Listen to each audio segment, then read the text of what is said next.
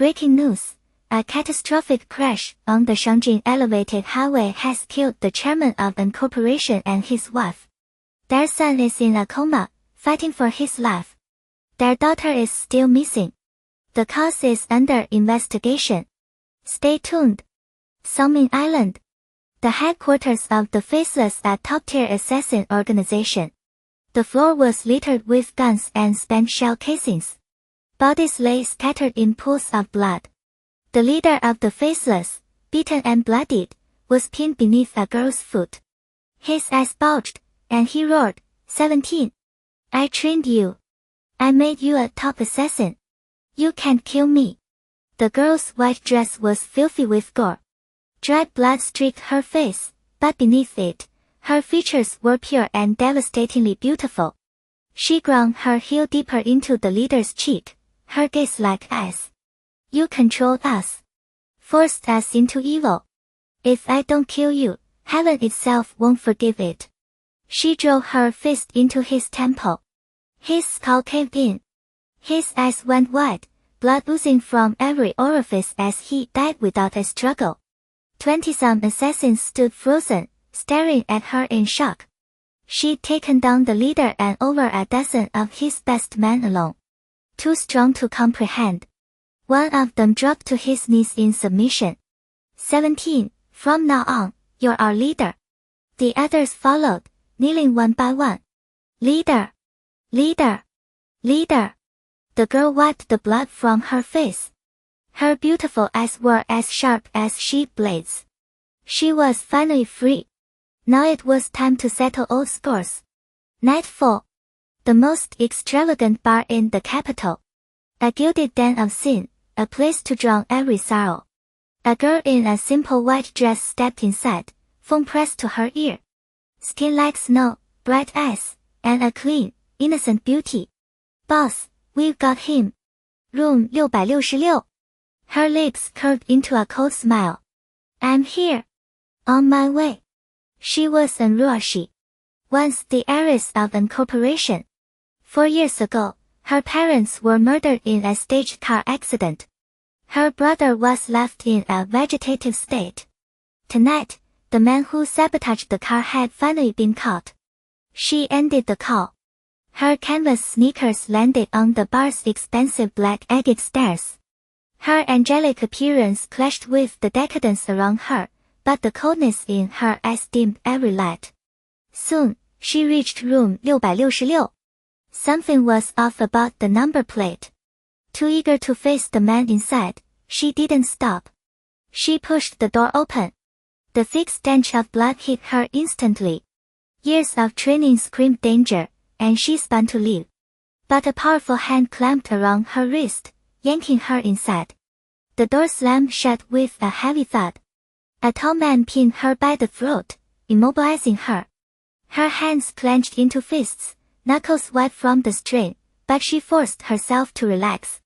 Not the time to act reckless. 6 bodies lay sprawled across the floor, all dead, blood pooling everywhere. On a velvet armchair against the wall sat a man. Sharp brow bones, chiseled features, a face carved like a work of art. He crossed his legs with restrained elegance, a black gold ring gleaming coldly on his left index finger. In the dim light, he looked like a demon king born from darkness, radiating a sinister, untamed arrogance. And Ruoxi's brows drew together almost imperceptibly. She didn't recognize the man. But she recognized that ring. It belonged to the sovereign of the Xiao Corporation, the empire's most powerful financial conglomerate. Rumor said the head of the Xiao family had killed his own parents at age 8. At 22, he carved a bloody path to seize control of the corporation. Ruthless. Decisive. Merciless. The most dangerous man in the entire empire. Great. Just great. She'd been back less than a day and she'd already run into death himself. Beside him, a man in a suit and gold-rimmed glasses, hair slicked back with gel, bowed slightly. Mr. Xiao, what should we do with her? The man in the chair let his narrow eyes drift lazily over an Ruoxi.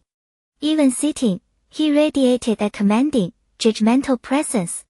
His lips parted, a flicker of cruelty in his eyes. Kill her. The man with glasses gave a nod to the one holding an Ruoxi. The grip on her throat tightened. Wait. She forced the word out. The man with glasses hesitated, then waved his hand. The pressure on her throat eased slightly. She sucked in a desperate breath and quickly put on a pitiful, innocent expression. Sir, I'm here to meet a friend. I swear I won't say a word about what happened tonight. She raised her right hand and held up 3 fingers for emphasis. She wasn't afraid of these people. The ones in this room wouldn't even amount to a snack for her. But this man named Xiao she did not want to mess with him. She had revenge to finish. Tangling with him would be one giant headache. The man twisted the ring on his finger, a cold smile playing on his lips, but his whole being radiated menace. Only the dead keep secrets. As soon as he spoke, a suffocating pressure slammed into an Ruoxi. Her porcelain face flashed red. She clawed at the hand around her throat, struggling for air. Clearly, reasoning with this bloodthirsty devil was pointless. She needed another way out. An idea sparked. She forced out the words one by one. I have a rare blood type. The seated man's eyes flickered with murderous interest. He rose slowly and walked toward her. His tall, imposing frame loomed over her like a shadow. He raised his right index finger and flicked it. The hand around her neck vanished instantly. Then his own hand closed around her throat. Damn it. If it weren't for the trouble it would bring, she'd break every hand that ever touched her. He looked down at her with a vicious, unnerving intensity. Who sent you? She could feel it. This grip was far more dangerous than the last. One wrong word and this terrifying man would crush her slender neck to dust. She was beyond annoyed. Couldn't he just pretend he'd never seen her? He'd killed plenty of people before. But her life was on the line, so she scrambled for any lifeline. Her mind raced. How could she erase his suspicion? Then it hit her. Her eyes reddened, filling with tears. She reached up and gripped his arm with soft, boneless hands. Mr. Xiao, I'm your admirer. 4 years ago, my brother was hospitalized after a car accident. I was taking care of him. You were injured too, in the same hospital. I saw you by accident, and I fell in love at first sight. When the doctor said you had a rare blood type, I even donated a bag of blood to you. Today, I really did just come to meet a friend. I walked into your room by mistake. Don't you think this is fate? Surely a man wouldn't slit the throat of someone who admired him, someone who once saved him. The hand around her neck loosened a fraction. 4 years ago. He had been hospitalized for an injury. He looked down at the girl. Her eyes were watery, clear, seemingly honest. An admirer. Rare blood type. Interesting. He released her throat. A glint of curiosity sparked in his dark eyes. Not a bad blood bag. He turned to the suited man. Take her to Taiping Mountain. What? And Ruoxi froze. What did he mean by that?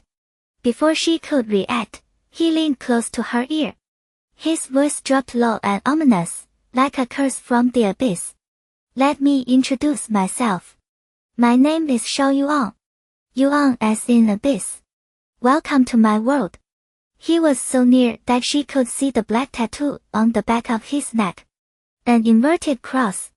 Her breath caught. The black inverted cross, the symbol of Satan. Evil. Misfortune. Depravity. And the refusal of redemption. The silver-gray Koenigsegg tore through the city streets. Xiao Yuan sat in the passenger seat, arms crossed, eyes shut, stealing a moment of rest. The car's soft ambient light carved shadows along his sharp jawline, radiating a cold, untouchable presence. The man driving wore a tailored suit and gold-rimmed glasses. His name was Suiza, Xiao Yuan's assistant. He glanced sideways at the man beside him. Even with his eyes closed, Xiao Yuan's commanding aura was undeniable. Suiza knew he wasn't asleep, so he spoke quietly. CEO Xiao, I can't shake the feeling that girl's bad news. Xiao Yuan's eyes opened slowly.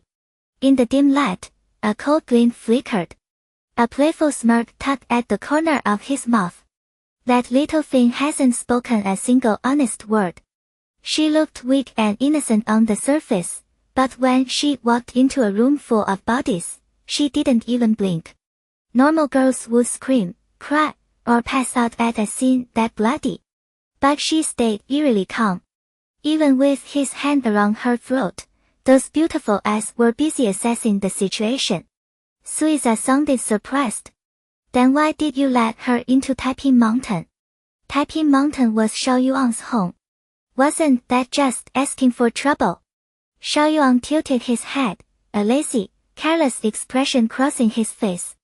Keep your enemies close, and you'll see their real intentions.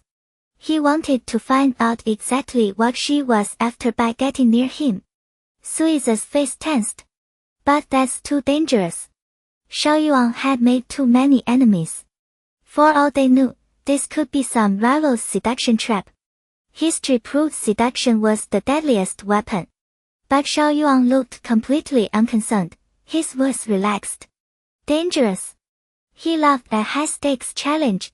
Taiping Mountain rose to the east, the tallest peak in the capital. From the summit, you could see the entire city sprawl below. And Ruoxi was escorted up by the mercenaries. She stared at the brilliantly lit golden complex in front of her. Against the pitch-black night sky, it gleamed like a jewel set on the eastern edge of the capital. Even during the incorporation's glory days, they couldn't have bought an entire mountain. She'd been right not to provoke Xiao Yuan today. The empire was controlled by 6 major conglomerates. The Xiao Corporation used to rank at the bottom. But Xiao Yuan took over at 22, and he was only 25 now. In 3 years, he'd amassed this kind of wealth. This man was even more terrifying than she realized. As she was processing that, a sports car's roar echoed in the distance. Moments later, a brand new Koenigsegg pulled up beside her. Xiao Yuan climbed out of the passenger side. The night wind swept through, ruffling a strand of hair across his forehead, making him look even more wild and untamed. He had that cool porcelain skin, sharp features, and deep-set eyes. In the shadowy darkness, he looked almost godlike. When he caught Ruoxi staring at him, frozen, his lips parted slightly. Shocked you'll be living with me. Ruoxi instantly deflated. Godlike. Yeah, right. Insufferable narcissist. Xiao Yuan walked inside without waiting. Wherever he went, the doors slid open automatically. But Ruoxi stayed rooted to the ground. She had a feeling that once she stepped inside, getting out would be impossible. She still had something critical to do. She couldn't afford to get trapped here. When Xiao Yuan didn't hear footsteps behind him, he turned around, his voice dark with impatience. Should I have you knocked out and carried in? Ruoxi gritted her teeth and followed quickly. Just you wait. They entered the main house. The moment they stepped through the door, dozens of servants stood lined up on both sides in an elaborate display. When they saw Xiao Yuan, they all bowed deeply. Mr. Xiao. Xiao Yuan walked in with a blank expression. Ruoxi followed, visibly annoyed. It was probably the first time Xiao Yuan had ever brought a woman home, because the servants' eyes widened with surprise when they saw her. But anyone working in Xiao Yuan's house had gone through rigorous training. In a heartbeat, their faces went neutral again, as if they hadn't seen a thing. A woman in her 50s, dressed elegantly, approached them with a warm smile. "Oh Yuan, you're back." Xiao Yuan gave a slight nod. Wu Mao, set up a room for her. Only then did Wu Mao notice Ruoxi behind him. A flash of surprise crossed her eyes before she smiled. Of course. Xiao Yuan said nothing else. He walked to the elevator and went upstairs alone. Wu Mao came up to Ruoxi. "What should I call you, miss?" Ruoxi was already irritated about being forced to stay. She replied coldly, and Ruoxi. At her impatient tone, Wu Mao's eyes flickered. Follow me. And Ruoxi followed her to the third floor. Wu Mao pointed to a door. You'll stay here. And Ruoxi was in a rush to make a call, so she didn't respond. She twisted the handle, stepped in, and slammed the door with a bang. Wu Mao stared at the closed door, her expression shifting instantly. She spat to the side, her look turning haughty. TCH, who does she think she is? She rolled her eyes and stormed off. Inside the room, and Ruoxi immediately pulled out her phone and dialed. Hey, Xiao. A loud voice came through the line. Boss, why aren't you here yet? I've been waiting so long I'm wilting. And Ruoxi was irritated. Are you sure you're in room 666? Xiao paused. Yeah, that's right. I just checked again. And Ruoxi thought back to the first door she shoved open. No wonder that 666 had looked a little off. She guessed Xiao Yuan's room had been 999. During the fight, they must have slammed against the door and knocked a number loose, turning it into 666.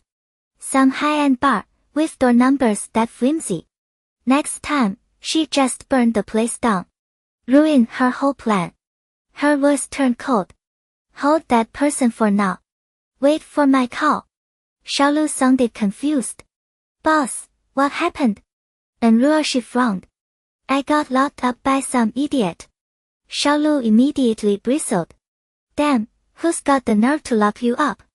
Aren't they scared of your fists? And Ruoxi rubbed her temples. Her head was throbbing. I'll tell you later. Wait for my call. She hung up without another word. After the call, she flung herself onto the bed and stared blankly at the ceiling. She had to find a way out. She got up and walked to the room's balcony. It was a huge open terrace. From here, she could see the entire capital at night. Brilliant lights sparkled like stars, breathtaking. For a moment, and Ruoxi forgot to think. She sat down on a rattan chair and stared in one direction. Over there was the An family home. Her home. But everything had changed. Her parents were gone. Her home was gone. She hugged her knees, looking toward the house, and slowly her eyes turned red. She stayed like that deep into the night. And Ruoxi couldn't sleep at all. She remembered when she was little, how she played too hard during the day and couldn't fall asleep at night. Her mother would sit by the bed, hold her, and sing a lullaby. The tune still echoed in her ears. She found herself humming softly. Little one, go to sleep soon. I'll be with you in your dreams. Laugh with you, share your tears. I'll always be near. Little one, go to sleep soon. How many times will you dream of me? With me, dreams are sweetest. And comfort you when you wake. Next door, in the master bedroom, Xiao Yuan lay in bed with his eyes closed. He suffered from severe insomnia and relied on medication to fall asleep. But tonight, for some reason, even after taking his pill, sleep refused to come. Suddenly, a soft, melodic voice drifted into his ears. Little one, go to sleep soon. I'll be with you in your dreams. He slowly curled his body, like a child in the womb. In his sleep, a trace of wetness gathered at the corner of his eyes. Mom. And Shuli didn't sleep. Not a single minute. By the time dawn broke, she was so hungry she felt hollow inside. Food. Now. She took the elevator down to the first floor and stopped one of the maids. Is there food? The maid's gaze slid sideways. I'm not sure, miss. And Shuli frowned. What kind of answer was that? Either there was food or there wasn't.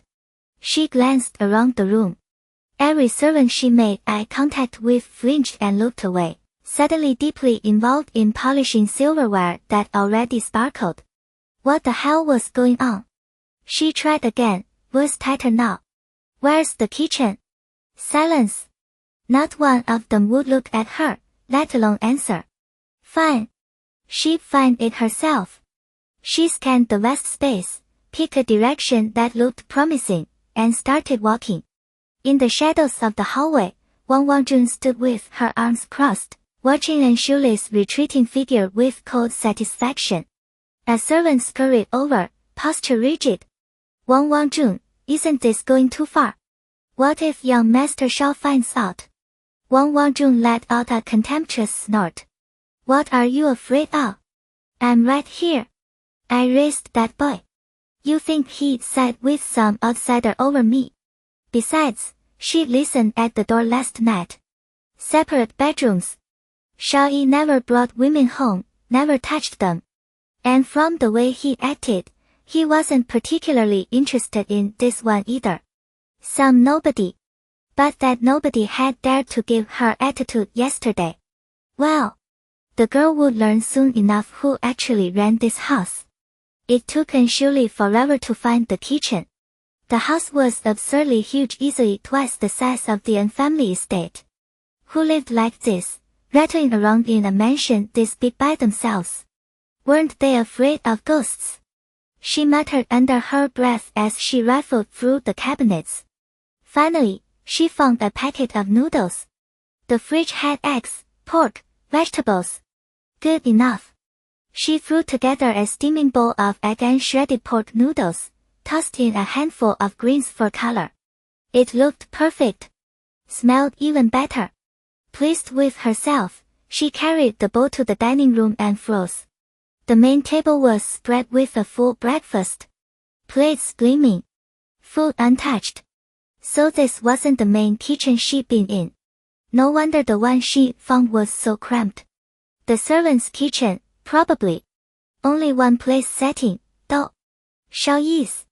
So rich, yet so damn stingy. Whatever. Who wanted his food anyway? She muttered something rude, went back to the little kitchen for chopsticks, and returned, practically buzzing with anticipation. Her noodles had a new owner. Shao Yi sat in her spot. Her fork in his hand. He was about to take the first bite. She reached out. Hey! Those are mine. He lifted his eyes to hers. Something flickered there. Amusement, maybe. Rare on that cold face. Making me noodles first thing in the morning. He twirled a bite onto the fork. Not bad. He ate. Slurped, even. And somehow, on him, the cheap bowl of noodles still looked refined.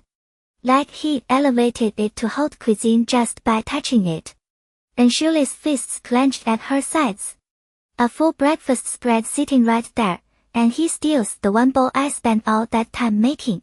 He took a few more bites, then glanced up as if he only just noticed her still standing there. Sit. I'll allow you to have breakfast with me. Allow me. Allow me. Furious, Anshuli dropped into the chair farthest from him and snatched a sandwich, biting down hard. Hell, it was good. She was too hungry to stay angry, so she let herself enjoy it, eating with an enthusiasm she didn't bother to hide. Shao Yi finished the noodles. Every last strand. Then he drank the broth, set down the bowl, and wiped his mouth with a napkin so wet it practically glowed. Just average. She stared at the empty bowl broth and all and rolled her eyes so hard she nearly gave herself a headache. Who finishes a bowl of just average noodles? Why didn't he choke? She was almost done anyway. She grabbed her milk and took a long swallow. Shao Yi's attention drifted to the milk mustache above her lip. Her skin was fair, delicate. Clear, bright eyes. That innocent, unguarded look, paired with the milk mustache, something about it snagged his attention. His Adam's apple mood. His dark gaze shifted. Don't get any ideas about seducing me. I'm not interested. Anshuli blinked. Was this guy clinically insane? What had she even done? She needed to get out of this room. Away from him. Because right now she was genuinely afraid she might punch his head clean off. Shao Yi stood. Took 2 steps toward the door. Then paused, turning back, his eyes going sharp and cold. Stay put. If you try to run, I'll break both your legs. She ground her teeth together and smiled. A tight, plastic smile. Of course, Mr. Xiao. Her docile obedience seemed to please him. The corner of his mouth tucked upward. Behave yourself, and I might consider giving you a chance. Then he was gone. A moment later, the roar of a sports car tore through the morning quiet outside. And Shirley sat there, processing. A chance. By chance, did he mean a chance to be with him? Oh my God. What had she gotten herself into? C Corporation. The tallest building in the capital. Dark blue tempered glass sheet every inch of it, catching the sun and gleaming cold and untouchable. Xiao Yi walked into his office. Xie Mingyu was already waiting. Xiao Yi settled into his chair. His secretary materialized with a cup of strong black coffee. He waved it away. Not today. The secretary withdrew. Xie Mingyu's eyebrow lifted. Xiao Yi usually needed the strongest coffee he could get just to pry his eyes open after a night of chronic insomnia. Looked like he'd slept well. Xie Mingyu stepped forward. We have intel on the assassins from last night. Xiao Yi leaned back, posture lazy, but his eyes were razor sharp. Who sent them? We haven't traced the mastermind yet. But the hitmen were Blood Moon. Their fees are astronomical. There aren't many people with both a grudge against you and the kind of money it takes to hire that many of them at once. Something cruel and cold moved through Xiao Yi's eyes. Keep digging. 6 top-tier killers, sent all at once. Someone was in a hurry to put him in the ground. He'd love to find out who was so eager to meet their own end instead. Xie Mingyu wasn't finished. About the girl from last night. I found some things. Xiao Yi's interest sharpened. That fast? Good. Xie Mingyu set a slim file on the desk. And Shirley. 20 years old. Daughter of old Master N, former chairman of the N Group. 4 years ago, after the N family car accident, you happened to be in the same hospital with a gunshot wound. She was there. She did donate blood to you. But shortly after, she and her comatose brother vanished without a trace. Now she's resurfaced in the capital. But the last 4 years. He shook his head. Completely blank. We can't find a single thing. Blank. Xiao Yi clasped his hands on the desk, a deep, intrigued light kindling in his eyes. Interesting. Xie Mingyu's expression was troubled. Mr. Xiao, Miss N probably didn't come back with good intentions. Maybe you should consider letting her leave Taiping Mountain. Xiao Yi raised an eyebrow, the gesture somehow both lazy and predatory. What's the rush? If she wants to play, I'll play with her. The moment Xiao Yi was out of sight, and Shirley bolted for the master suite on the 3rd floor. She stepped onto the balcony and scanned the grounds below. From this height, she could see nearly every inch of security wrapped around the main building. Taiping Mountain's peak held only one estate, and every visible foot of it crawled with mercenaries. High-end surveillance units sat on top of every structure. Getting out without being seen. Not happening. She watched for a long time. No gaps. No blind spots. Frustration simmered low in her chest. Just how many enemies did this guy have, to turn his home into a goddamn fortress? And if she did run, would Xiao Yi hunt her down? A rapid series of beeps cut through her thoughts. She glanced toward the front gate. An idea clicked. And Shirley wandered back downstairs. The living room smelled like lemon polish. Several maids were dusting vases and wiping down every polished wood surface inside. Her gaze landed on one who looked about her age, carefully cleaning a piece of Ming Dynasty porcelain. She walked over and tapped the girl's shoulder. Hey! The maid startled. The vase tipped. Her face went pale as it slipped from her fingers. And Shirley lunged, old reflexes firing. She caught the vase an inch before it shattered against the marble floor. The maid let out a shaky breath. She took the vase back with trembling hands, I sweat with relief. Mason, thank you. Thank you so much. No problem. The maid placed the vase back on its stand with the care of someone defusing a bomb. That piece is worth 3 million. If I had broken it, I couldn't have paid for it even if I sold myself. You seriously saved me. And Shirley tilted her head, and a slow smile curved her lips. Then do me a favor. The maid blinked. What kind of favor? Anything I can do, I'll do it.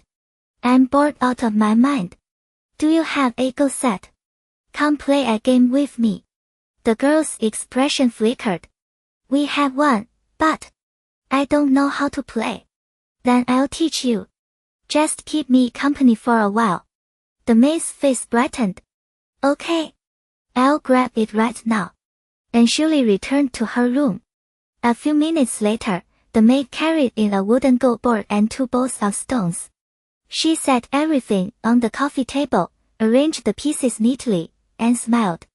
Ready when you are, Mason. And Shirley walked over. She didn't sit. What's your name? The maid gave her a simple, honest smile. Chen Yongqing. Something flickered in Shirley's eyes. Guilt. Sharp and fast. Yongqing. I'm sorry. Confusion crossed the girl's face. Before she could ask, a sharp jolt of pain lanced through the back of her neck. Everything went black. And Shirley caught her before she hit the floor. She pulled a small pill from her pocket and slipped it into the girl's mouth. She'd be up for at least 5 hours. And Shirley worked fast.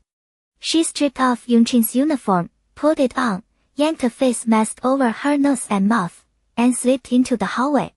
She moved quickly toward the kitchen. A voice called from behind. Yongqing.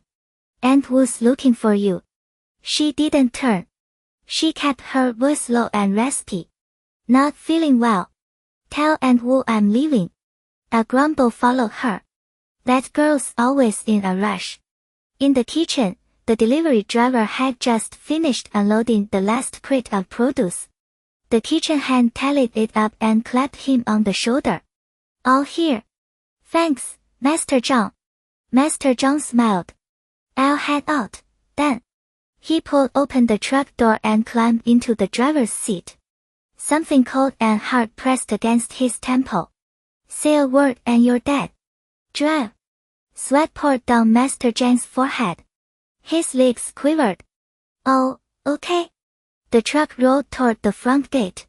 Outgoing vehicle. Familiar face. The mercenary barely glanced inside before waving him through.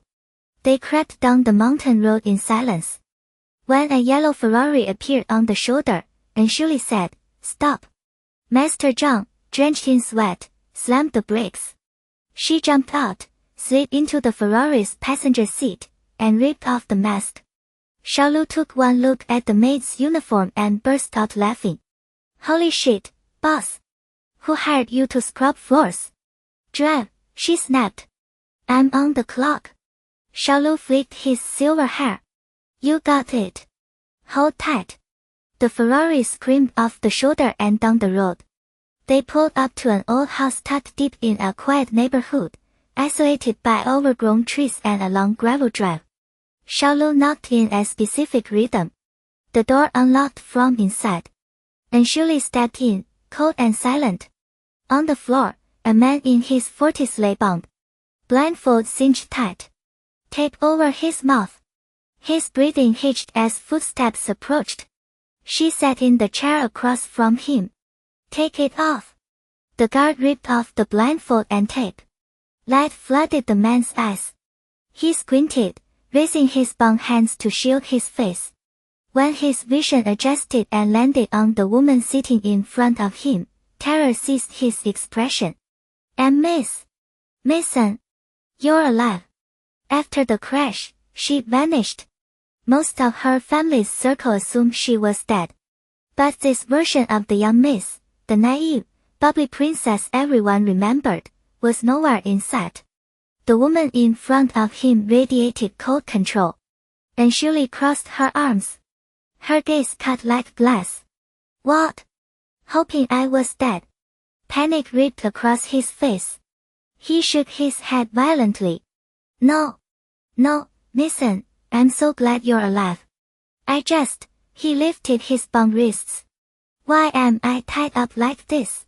She watched him play innocent, disgust curling in her throat. Her smile was ice. Uncle Lu, you really don't know what you did. His heart hammered, but he kept his face slack with confusion. He dropped his gaze. Mason, I don't know what you mean. And Shuli's eyes went arctic. Xiao Lu couldn't hold back. Oh, you old bastard, want me to loosen those bones for you before you start talking? He lunged in, fists and boots flying. And Shuli didn't flinch. She didn't stop him. She sat perfectly still, watching as Xiao Lu beat the man's face bloody. Split his temple open. Swelled his nose into a purple, swollen mess. His sobs filled the room. Finally, he broke. Mason, I'm sorry. I'm so sorry. They forced me to do it. She leaned forward, voice dropping to a near whisper. Forced you? Uncle Lu, my father trusted you for 20 years. You stood at his side while his body was still warm. You called me family. Tears and blood streaked his face. They threatened my son. They said they'd kill him. And you chose my daughter. Her voice splintered, just for a breath. You chose to take her from me. He sobbed harder. I had no choice. And Shuli stood. She looked down at him the way someone looks at a stain on the floor. You had choices. You just made the wrong one. She nodded to the guard. Keep him breathing. I'm not done with him yet. She walked out without looking back. Xiao Lu fell into step beside her, brushing off his knuckles. What now? Now we figure out who gave the order. He grinned. I was hoping you'd say that. And Shuli slid into the passenger seat of the Ferrari and stared out the window as the engine growled to life. Somewhere out there, her daughter was waiting. And for the first time since the crash, she had a thread to pull. She just prayed it wouldn't snap before she reached the end. And Ruoxi stared at the man's swollen, piggish face. Tears, snot, blood, and grime smeared together into something barely human. She felt a flicker of satisfaction. But not much. She stood and walked toward him slowly, her voice pure as. Uncle Lu. 8 years ago, when your wife was dying of cancer, my father flew in foreign specialists. He spent over 10 million yuan to save her. When your son was 10, he beat a kid so badly the family wanted criminal charges. My father handed you 300,000 to keep him out of juvenile detention. And that house you live in. My father couldn't stand seeing you crammed into that slum, so he gave you a place in the suburbs outright. All these years, has my father ever wronged you? And you tried to murder my entire family. The man collapsed, sobbing and pounding his forehead against the concrete. Miss, I'm sorry. They forced me.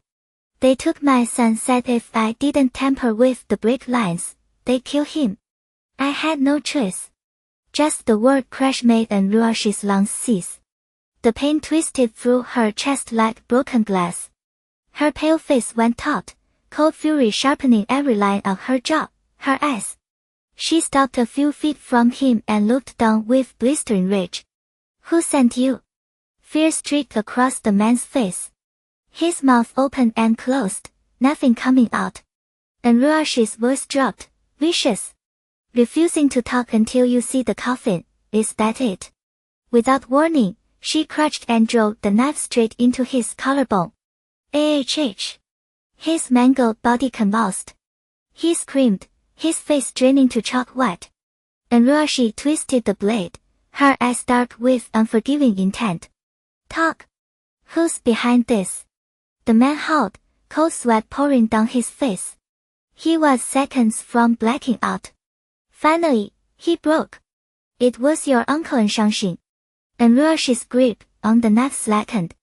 No shock flickered in her expression, no surprise. Just a brief flash of pain that vanished as fast as it came. She rose to her feet. Xiaolu was already there, pressing a wet wipe into her hand. She cleaned the blood from her fingers, slow and deliberate. After the crash that nearly killed her parents, Uncle and Shangxin had swooped in like a vulture and seized control of the incorporation. He hadn't even bothered to check whether they were alive or dead. She already suspected he was the one pulling the strings. But hearing it spoken aloud still twisted the knife deeper. Still made her blood boil. Was money truly worth that much? Worth murdering your own brother and his family? The man kept blubbering for mercy. Miss, I was cornered. Please, I've got old parents, young kids. Spare my life. I'll pray every single day for your father and mother's souls to find peace. And Ruoxi tossed the bloodied wipe onto the floor, her glare freezing enough to cut. So you're innocent, is that it? He nodded frantically. I'm innocent. It's all on Shangxin's fault. And Ruoxi let out a cold, withering laugh, her mouth curving into a cruel smile. Really? Then where'd you get the money to party at a high-end club like Night Tune? The man's body went rigid with terror. Miss! She didn't let him finish. She snatched the gun from Xiaolu's holster, aimed, and fired. Bang! One shot. Dead center between the eyes. Fast. Clean. Remorseless. A neat hole opened in his forehead. His eyes stayed wide, frozen in death. And Ruoxi stared down at his horror-struck face, hatred bleeding from every pore. Don't you dare call me that with your filthy mouth. You make me sick. With the man dealt with, she walked to the window and lifted her gaze to the bright, cloudless sky. It was so clean. So impossibly pure. Even a bird cutting across it felt like a stain on that untouched blue. Her eyes reddened. Her voice splintered. Dad, Mom, did you see? The people who hurt you, I'm sending every last one of them to hell. Xiaolu was usually all jokes and swagger, but seeing and Ruoxi so right through him completely. He growled, Boss, don't be like that. Say the word and I'll put that bastard and Shangxin in the ground tomorrow. We'll avenge Mom and Dad. And Ruoxi wiped the corner of her eye and buried the grief. She tossed the gun back to Xiaolu, her face settling into something still and frozen as a winter lake. Killing them would be a mercy. I'll destroy their reputations. Strip them of everything they have. They'll die in pain and they'll die regretting every choice they made. Xiaolu asked, Boss, what's the plan? I'll walk through fire for you. And Ruoxi stared at that spotless sky overhead. It's time to go meet my heartless uncle face to face. The imperial capital was about to be shaken. Taiping Mountain. Wu Mao had just risen from her afternoon nap. She lounged on the living room sofa, savoring a bowl of bird's nest soup. An older maid hovered beside her, kneading her shoulders with a fawning smile. Wu Mao, how is it?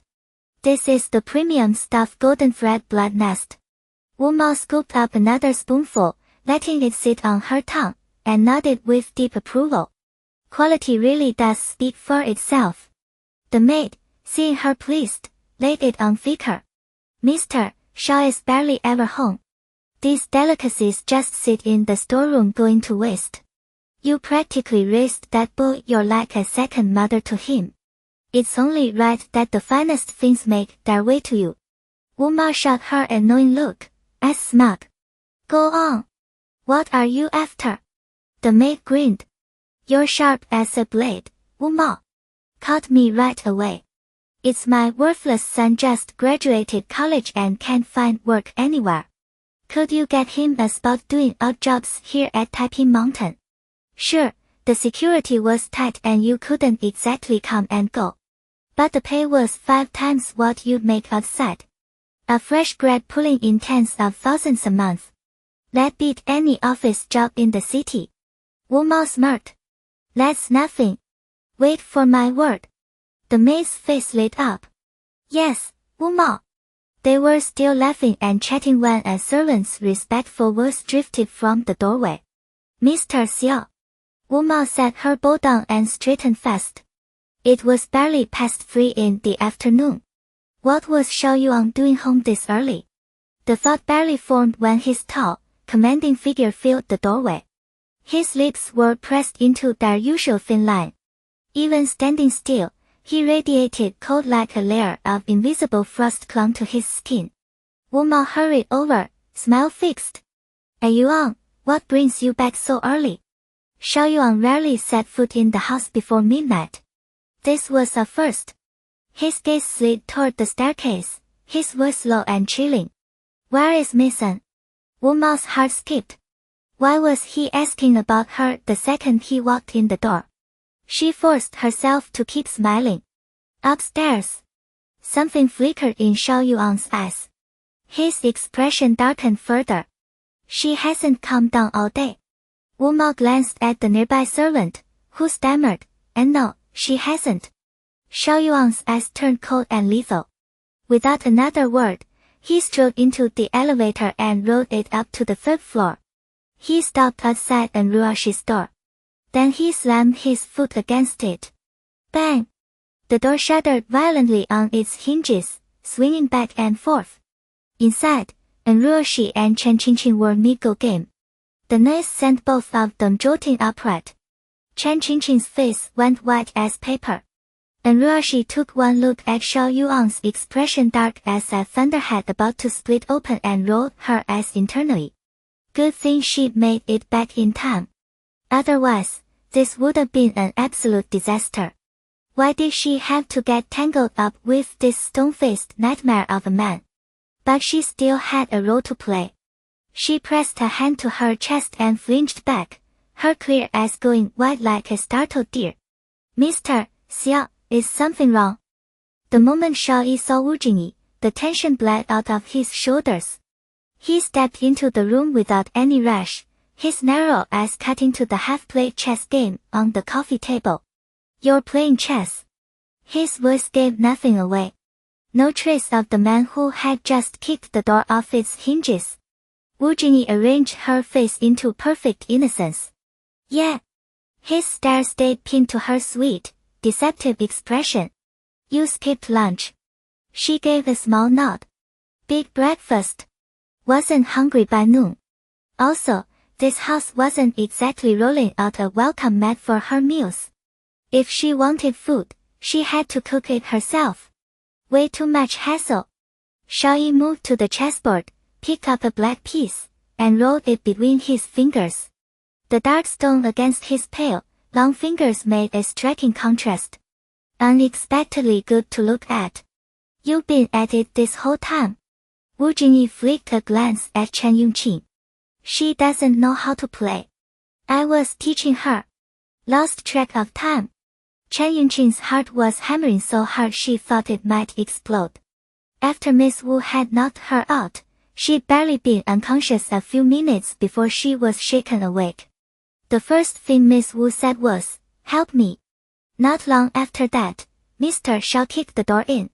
She was terrified, but Miss Wu had helped her before. She owed her. Chen Yongqing swallowed hard and nodded fast. Why yes.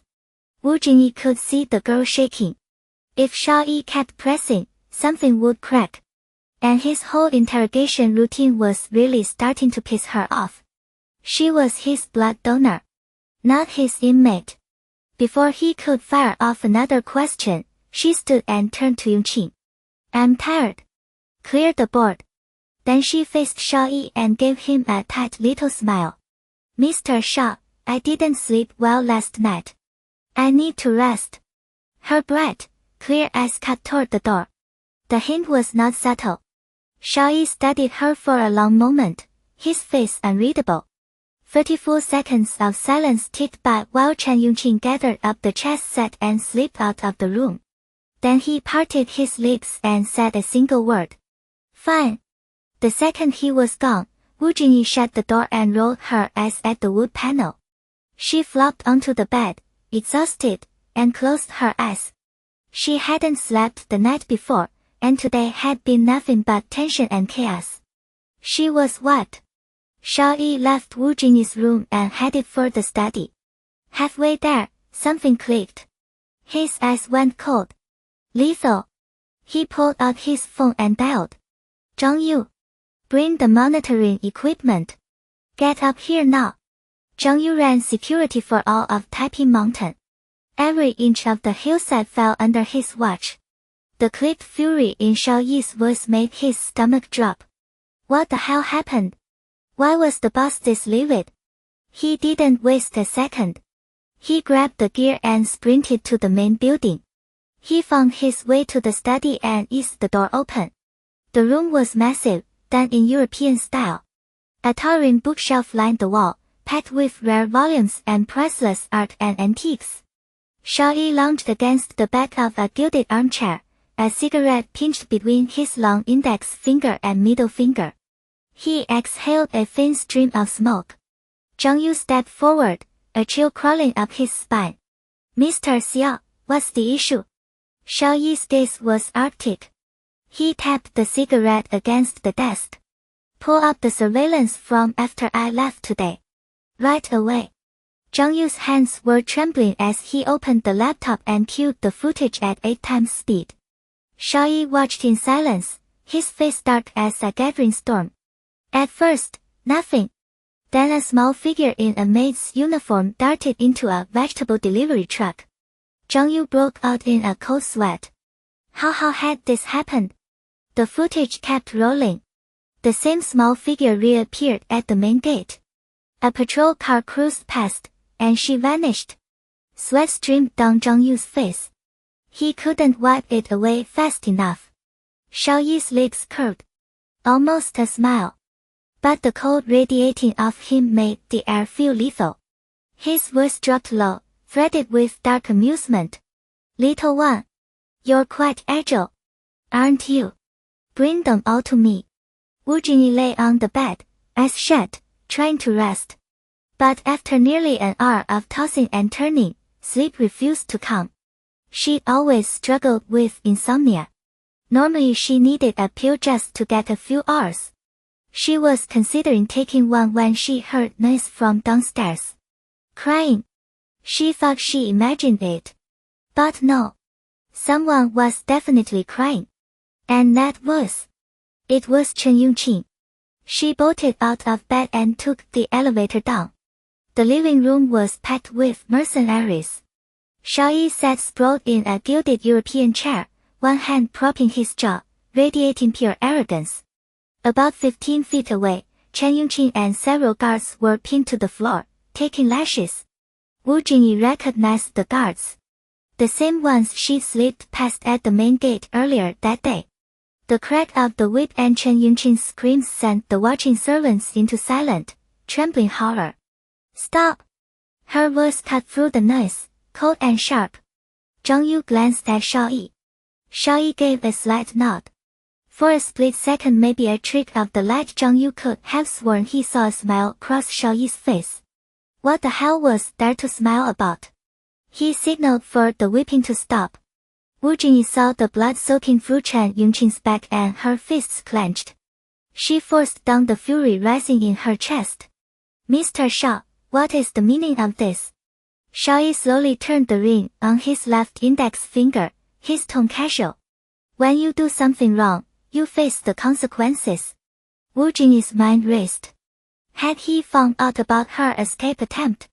What gave her away? She walked toward him, her face tight. What did they do wrong? Xiao Yi's eyes slanted upward, lazy and dangerous. You know exactly what. Wu Jingyi froze. So he did know. She pulled in a deep breath. She couldn't take this anymore. She really couldn't take this anymore. You're insane, Xiao Yi. She yelled. I'm your blood donor, not your prisoner. What gives you the right to lock me up?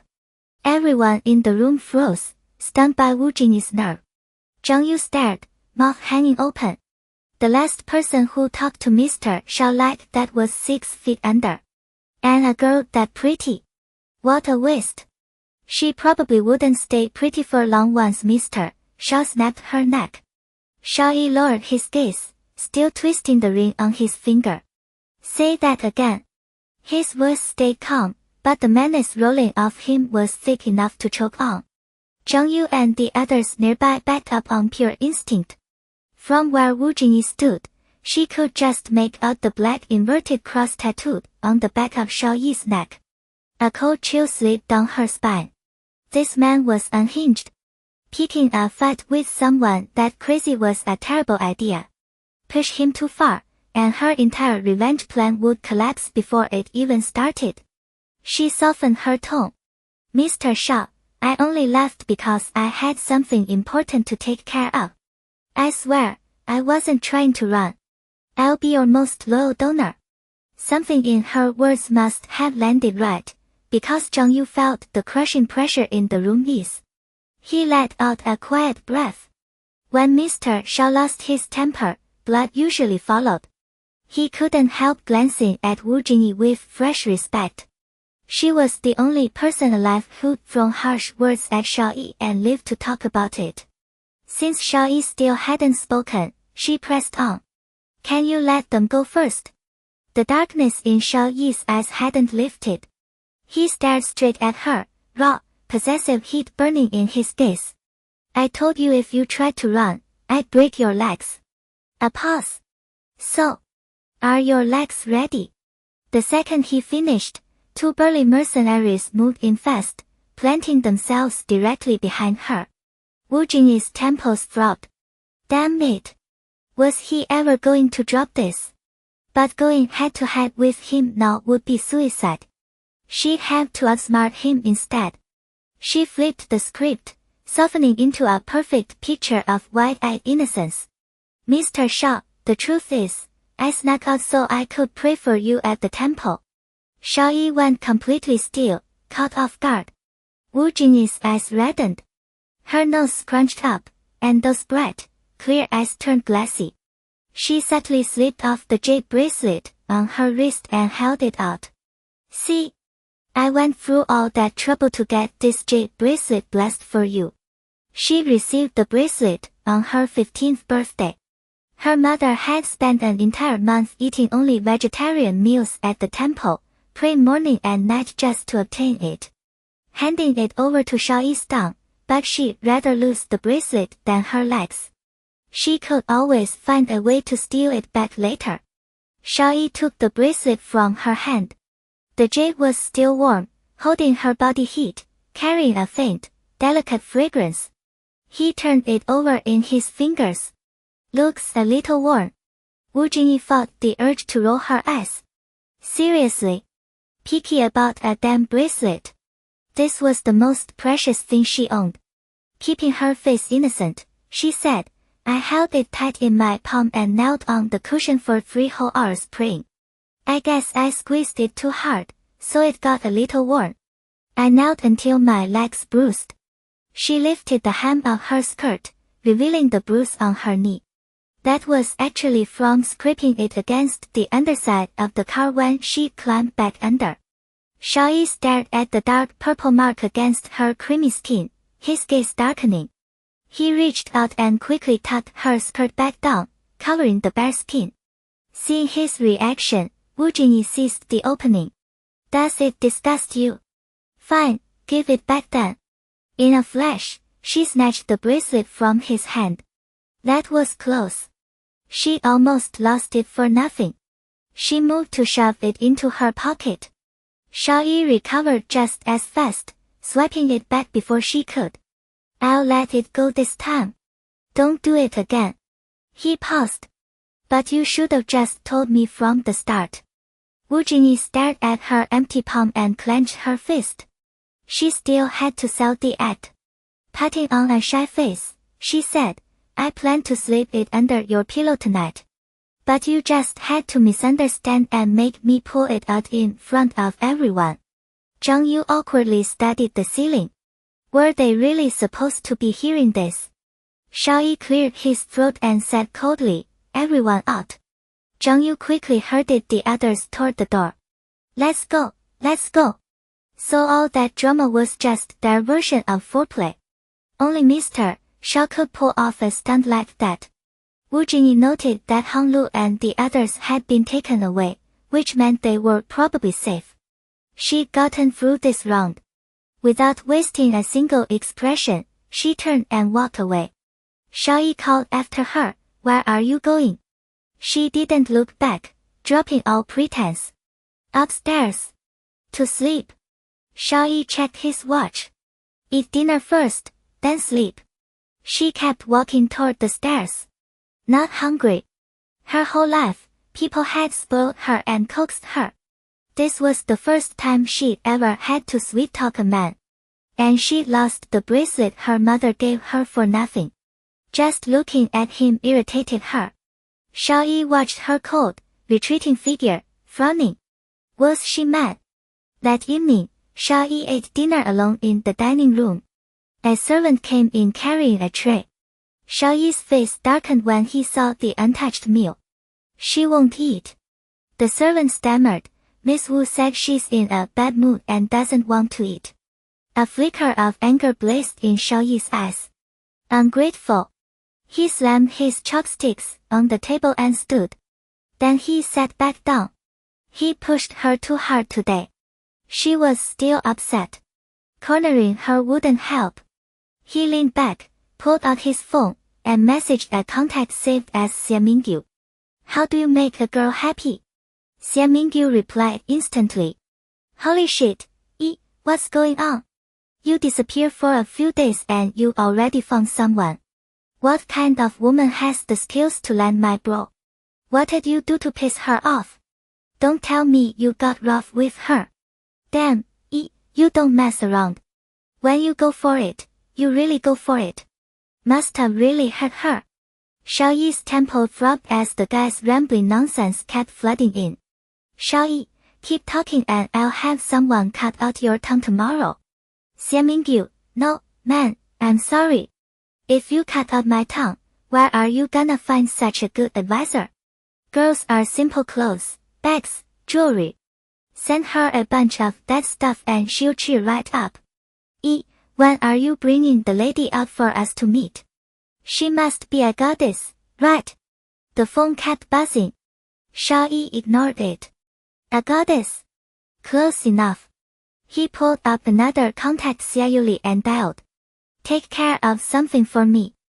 And Shuli retreated to her room and pulled out every bit of medicine she had on her.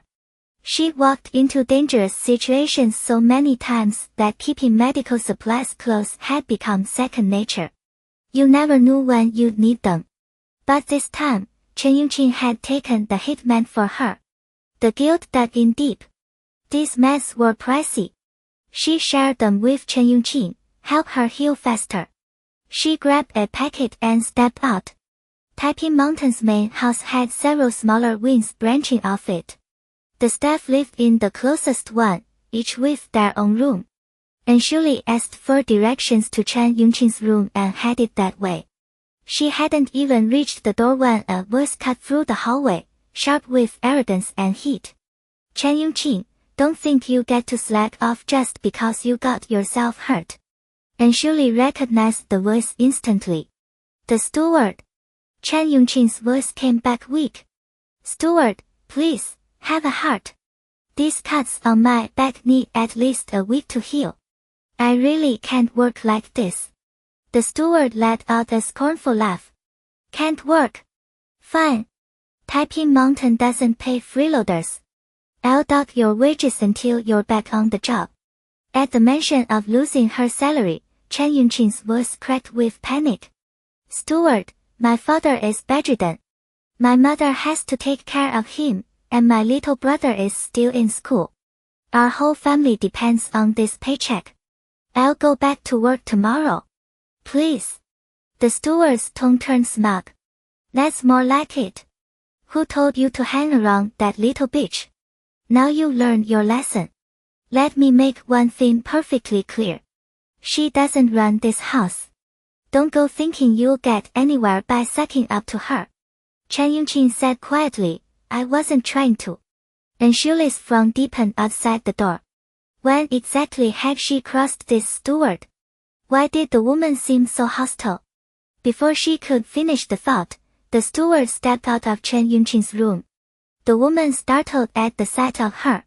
A brief flash of embarrassment crossed her face. But she recovered fast.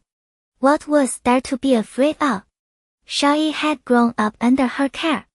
Did she seriously believe he'd side with some outsider against her? She shot Enshuli a condescending look, said nothing, and walked off. Enshuli stepped into Chen Yongqing's room, medicine in hand. Chen Yongqing was lying face down on the bed. The moment she spotted her, she scrambled to sit up. "Missy, what are you doing here? Don't get up." Enshuli gently eased her back down. She held up the packet of powder and smiled. "I'm here to treat your cuts." Chen Yongqing's face flooded with gratitude. "Thank you, Missy." Enshuli began lifting the hem of her shirt. "Don't thank me. I dragged you into this. You didn't deserve that whipping." Chen Yongqing rested her head on her arms. "Missy is a good person. I'm sure you had your reasons for everything that happened." Enshuli's hands paused. A good person. Her hands had far too much blood on them for that title. She let out a dry laugh. "You're awfully naive, girl." Chen Yongqing laughed too. "My mom always says I'm lucky to be simple. Otherwise I never would have landed a job at Taiping Mountain." Enshuli didn't answer. She focused on Chen Yongqing's back. Several whip marks crisscrossed the skin. They looked ugly, but they were only surface wounds. No deep tissue damage at all. Xiao Yi had held back. He'd used Chen Yongqing to send a message. She sprinkled the powder gently across the cuts. "Keep the area dry for a few days. 2 days of bed rest and you'll be fine." Chen Yongqing said. "I have to work tomorrow. The steward won't let me off." Thinking of the steward, she added, "Missy, if you're planning to stay at Taiping Mountain long term, you should try to get on the steward's good side. She said you were terribly rude to her when you first arrived. She's livid. She told the kitchen not to cook for you, and she ordered all of us to steer clear. This is Mr. Zhao's house, but he's always busy and never home. The steward runs everything around here. Mr. Xiao was raised by the steward. She's practically a second mother to him. If you get on her bad side, I'm afraid things will get very hard for you." Enshuli let out a soft laugh. So that was it. She somehow offended the steward when she arrived. She didn't even remember doing it. But the steward acting like she owned the place because she helped raise the master. That was a step too far. She folded up the leftover medicine and set it on Chen Yongqing's nightstand. "Thanks for the warning. But tell me, do you want good food and drink every day, an easy job, and double the pay?" Chen Yongqing's eyes went wide. "More than anything. But how would I ever get something like that?" Enshuli smiled. "I'll make it happen tomorrow." Chen Yongqing looked at that confident smile and somehow believed her. She nodded, her own grin spreading wide. After leaving Chen Yongqing's room, Enshuli went to shower. When she finished, she wrapped herself in a towel and stepped barefoot onto the thick carpet. Her freshly baked skin held a delicate pink glow, soft as a petal rising from water. She scooped up her dirty clothes and carried them to the balcony, stuffing everything into the washing machine.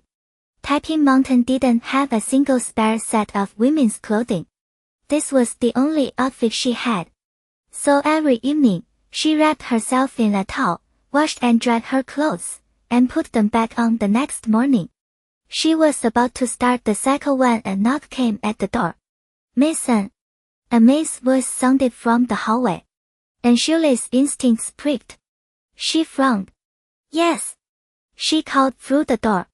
"Mr. Xiao is requesting your presence downstairs. He says he needs to see you." "What now? At this hour?" "Irritating." "I'll be there," Enshuli said, clipped. She went back to the washing machine, pulled out the clothes, and put them on again. So much for that shower. Irritating. Once dressed, she opened the door and took the elevator down to the living room. As she stepped out, she saw a cluster of smiling saleswomen standing there. Each had a display rack in front of her, loaded with luxury brand clothes, shoes, bags, and jewelry. Xiao Yi was seated in the living room. When he heard the elevator, he looked over. Under the glittering crystal chandelier, and Shuli walked slowly toward him. She was still in that white dress and white shoes, her long black hair falling over her shoulders like sea foam. The chandelier's light caught the curve of her fair cheeks. There was something startlingly clean about her, almost too pure. No heavy makeup. No flashy jewelry. Just her, standing there, and it was impossible to look away. Xiao Yi felt his breath catch. This little thing. She really knew how to work her seduction. He tilted his head with a crooked grin. Come here. A flicker of irritation crossed Shuli's face, but she moved toward him obediently. Her eyes swept the items in front of the saleswomen. She estimated it was worth at least several million. What was Xiao Yi playing at, sending such expensive gifts? Then a terrible thought struck her. He wasn't satisfied with her being his blood source.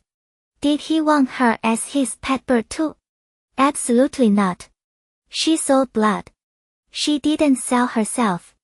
And Shuli dropped onto the sofa, pressing as far from Xiao Yuan as she could. She tipped her chin toward the saleswomen. Mr. Xiao, what is all this? Xiao Yuan leaned back, loose-limbed and arrogant, a smirk tugging at the corner of his mouth. See if you like any of it. Her brow furrowed. A man doesn't give gifts like this without wanting something. She didn't move. Mr. Xiao, I don't take things for free. What's the catch? Xiao Yuan had never bothered giving a woman a present before. And this was her reaction. A hot spike of irritation shot through him. His face went cold in an instant. He ran his tongue over his back teeth, slowly twisting the ring on his finger. Little one, I'm trying to win you over. Ungrateful brat. And Shuli blinked. He bought all this because she said she was in a bad mood. Since when? Still, this wasn't what she actually wanted. She thought for a moment, then said, Mr. Xiao, I don't like this. Try something else. A flicker of interest lit Xiao Yuan's dark eyes. Interesting. She was negotiating with him. He'd see what game she was playing. His lips curved, his low voice dripping with cold amusement. Go on. And Shuli met his stare dead on. I want to be able to come and go freely. Impossible. Xiao Yuan cut her off mid-sentence, his expression hardening. And Shuli gritted her teeth and pushed forward anyway. I swear I'll be back by 10 every night. I promise. She had things to do. She couldn't just rot inside these walls. Xiao Yuan's face darkened further, the air around him turning razor sharp. I told you. If you try to run, I'll break your legs. And Shuli could see there was no reasoning with a madman. She switched tactics. She shot to her feet. This is your idea of winning someone over. You won't even give me one small thing. Back home, my parents and my brother never told me no. They gave me everything. If you're not serious about this, then stop pretending. Just lock me in here and let me rot. Tears flooded her eyes. One slipped down her cheek. She hadn't meant to cry. But thinking about her family cracked something open. Xiao Yuan stared at her. Tears. His brow creased. Taiping Mountain has karaoke rooms, a movie theater, a swimming pool, a golf course. Every kind of entertainment you can think of. If you want something else, I'll have it built. Why do you need to leave? Was he even human? She wasn't a pet bird. And Shuli was exhausted from going in circles with him. She decided to put her cards on the table. My parents were murdered. My brother is in a coma. If you keep me locked up here, every single day will be hell. I have things I need to do. Xiao Yuan's expression eased, just slightly. There it was. The little fox finally shows her tail. So she came back to the capital after 4 years for revenge. She thought she could take on the group by herself. A scornful smile touched his lips. Overreaching. And Shuli ignored the mockery.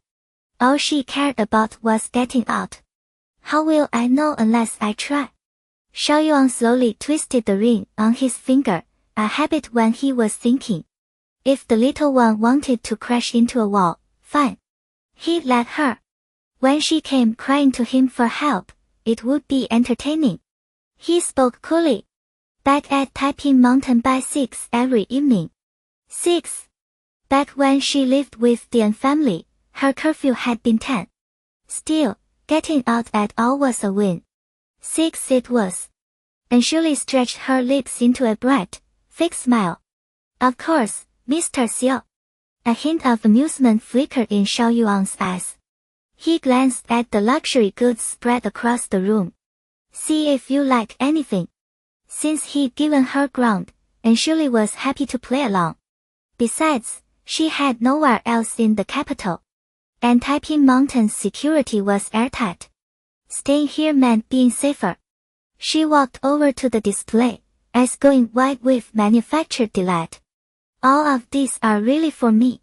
They're gorgeous. I love them. Xiao Yuan watched her smile and found his own lips curving in response. Much better. This look suits her. Luxury items kept flowing into Shirley's room. But someone was watching with envy. Wu Jingyi lurked in the shadows, watching the glittering jewelry pass by, frustration and anger coiling tight in her chest. What was Xiao Yuan thinking? Giving that woman so many things. How much had all this cost? Was he actually falling for her? No. If that woman became the lady of the house, Wu Jingyi would lose her position.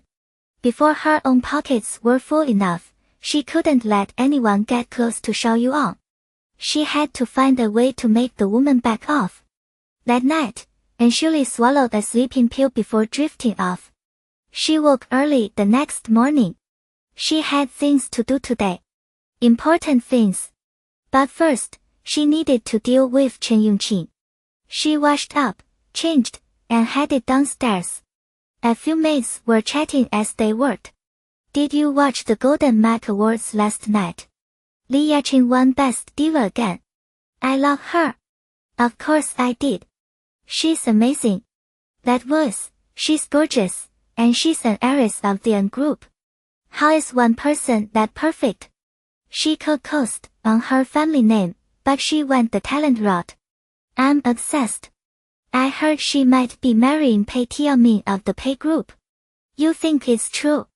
The Pei Group and the N Group are the two biggest conglomerates in the empire. It's probably real. Pei Tianming is a Best Actor winner. That girl is living the dream. Best Actor and Best Diva. My ship is sailing. I'm so happy. And Shirley listened from behind them, her innocent face turning to eyes. Pei Tianming. Her ex-fiancé. About to marry Li Yaqing. Perfect. Her enemies were all in one place. She could take them all down at once. She stepped forward. Is breakfast ready? The maids jumped, startled to find someone standing behind them. One of them shot her a filthy look. The staff at Taiping Mountain serve Mr. Shao. We don't care about anyone else.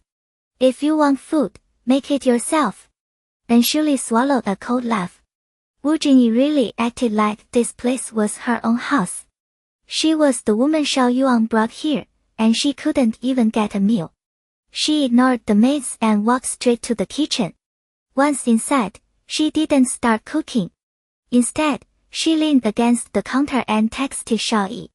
Come pick me up at Taiping Mountain. He replied instantly. On it. Kissy face. And Shirley smiled. Kid. She timed it. Xiao Yuan would be heading downstairs soon. She pulled out a compact mirror, touched up her makeup, then left the kitchen. Right on cue, Xiao Yuan was sitting at the dining table. He looked up. Come eat. Before he could finish, Shirley crumpled and hit the floor with a heavy thud. Xiao Yuan's eyes went wide. He shot up, crossed the room in seconds, and scooped her into his arms. And Shirley. Her eyes were shut, her face and lips deathly pale. Xiao Yuan's expression turned black as iron. He roared, get Xia Mingyu here. Now. Wei Xian was Xiao Yi's personal physician. He showed up a few minutes later, medical bag in hand, expecting to find Xiao Yi injured. Instead, he froze at the sight of a woman lying in Xiao Yi's bed. Holy shit! Xiao Yi had a woman. He honestly started to think the guy preferred men. Xiao Yi's face darkened with barely leashed fury. What are you staring at? Get over here and check her. Wei hurried to the bedside. The girl's eyes were closed, her face pale as paper. Even sick like this, she was stunning. So this was Xiao Yi's type, innocent looking. Xiao Yi caught him staring at Ruoxi's face and kicked him hard in the ass. Look at her again and I'll gouge your ass out. Wei stumbled, nearly falling, then forced a smile. I'm looking. He did a quick exam and relaxed. Nothing serious. Just low blood sugar. She passed out from it. Xiao Yi frowned at Ruoxi's pale face. She looks that bad and you're sure? Wei nodded. He could spot a simple case like this blindfolded. He pulled a bottle of oral glucose solution from his bag. Give her this, then get some food into her. She'll be fine. He cracked the seal and started to bring it to her mouth. Xiao Yi snatched it out of his hand. I'll do it. He sat at the head of the bed and pulled Ruoxi into his arms. First time holding a woman. Damn. Soft. And she smelled good. After he tipped the solution into her mouth, her eyes fluttered open. Those clear, almond-shaped eyes snapped into focus, and suddenly she was alive, beautiful in a way that made his chest ache. Wei smiled. She's fine now. Just make sure she eats regular meals. Xiao Yi still had Ruoxi cradled against him. He looked down at her pale face, annoyed. This is what you get when you skip meals out of spite. A flicker of hurt crossed her face. I didn't eat dinner yesterday because I was upset. But this morning I was hungry, so I went to get breakfast. The maids said they only serve you if I wanted food. I had to make it myself. I went to the small kitchen to cook something, but I got dizzy and headed back to my room to lie down. Next thing I know, everything went black. Xiao Yi's expression hardened. He pulled out his phone and called Li Feng. Get Wu Mao up here. Minutes later, both Li Feng and Wu Mao arrived. Wu Mao froze when she saw Xiao Yi sitting on the bed with Ruoxi weak in his arms. What the hell happened? Xiao Yi's voice was ice.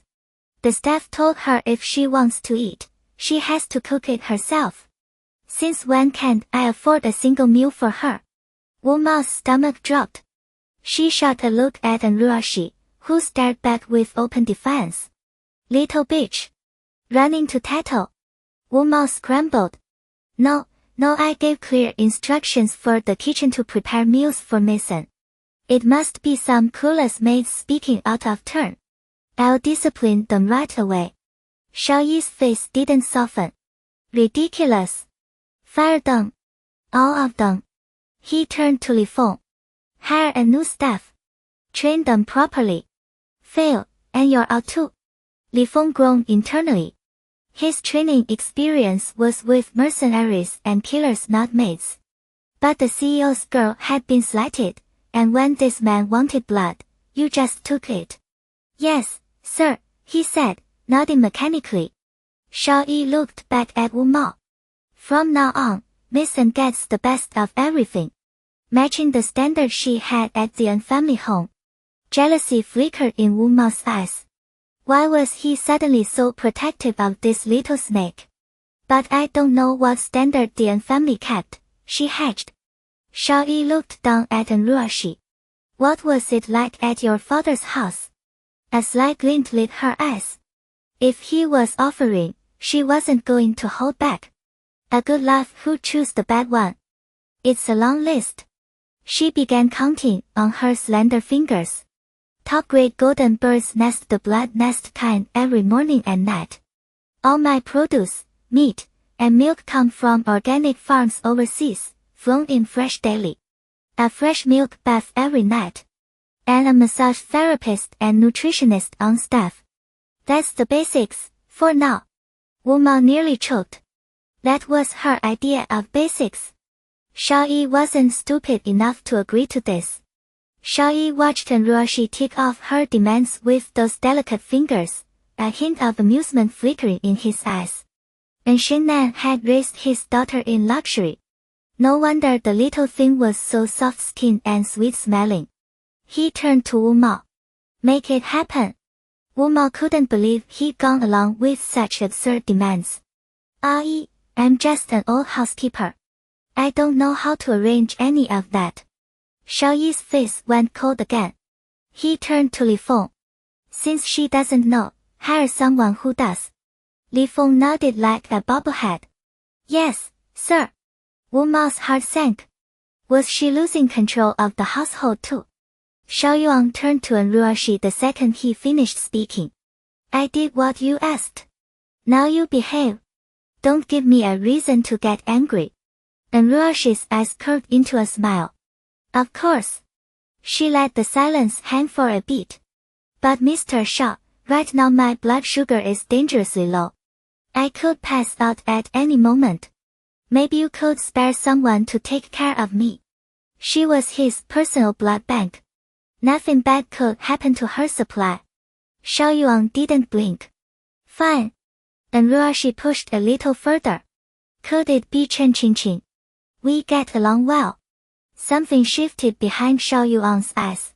Fine. She couldn't believe how smoothly this was working. Might as well keep going.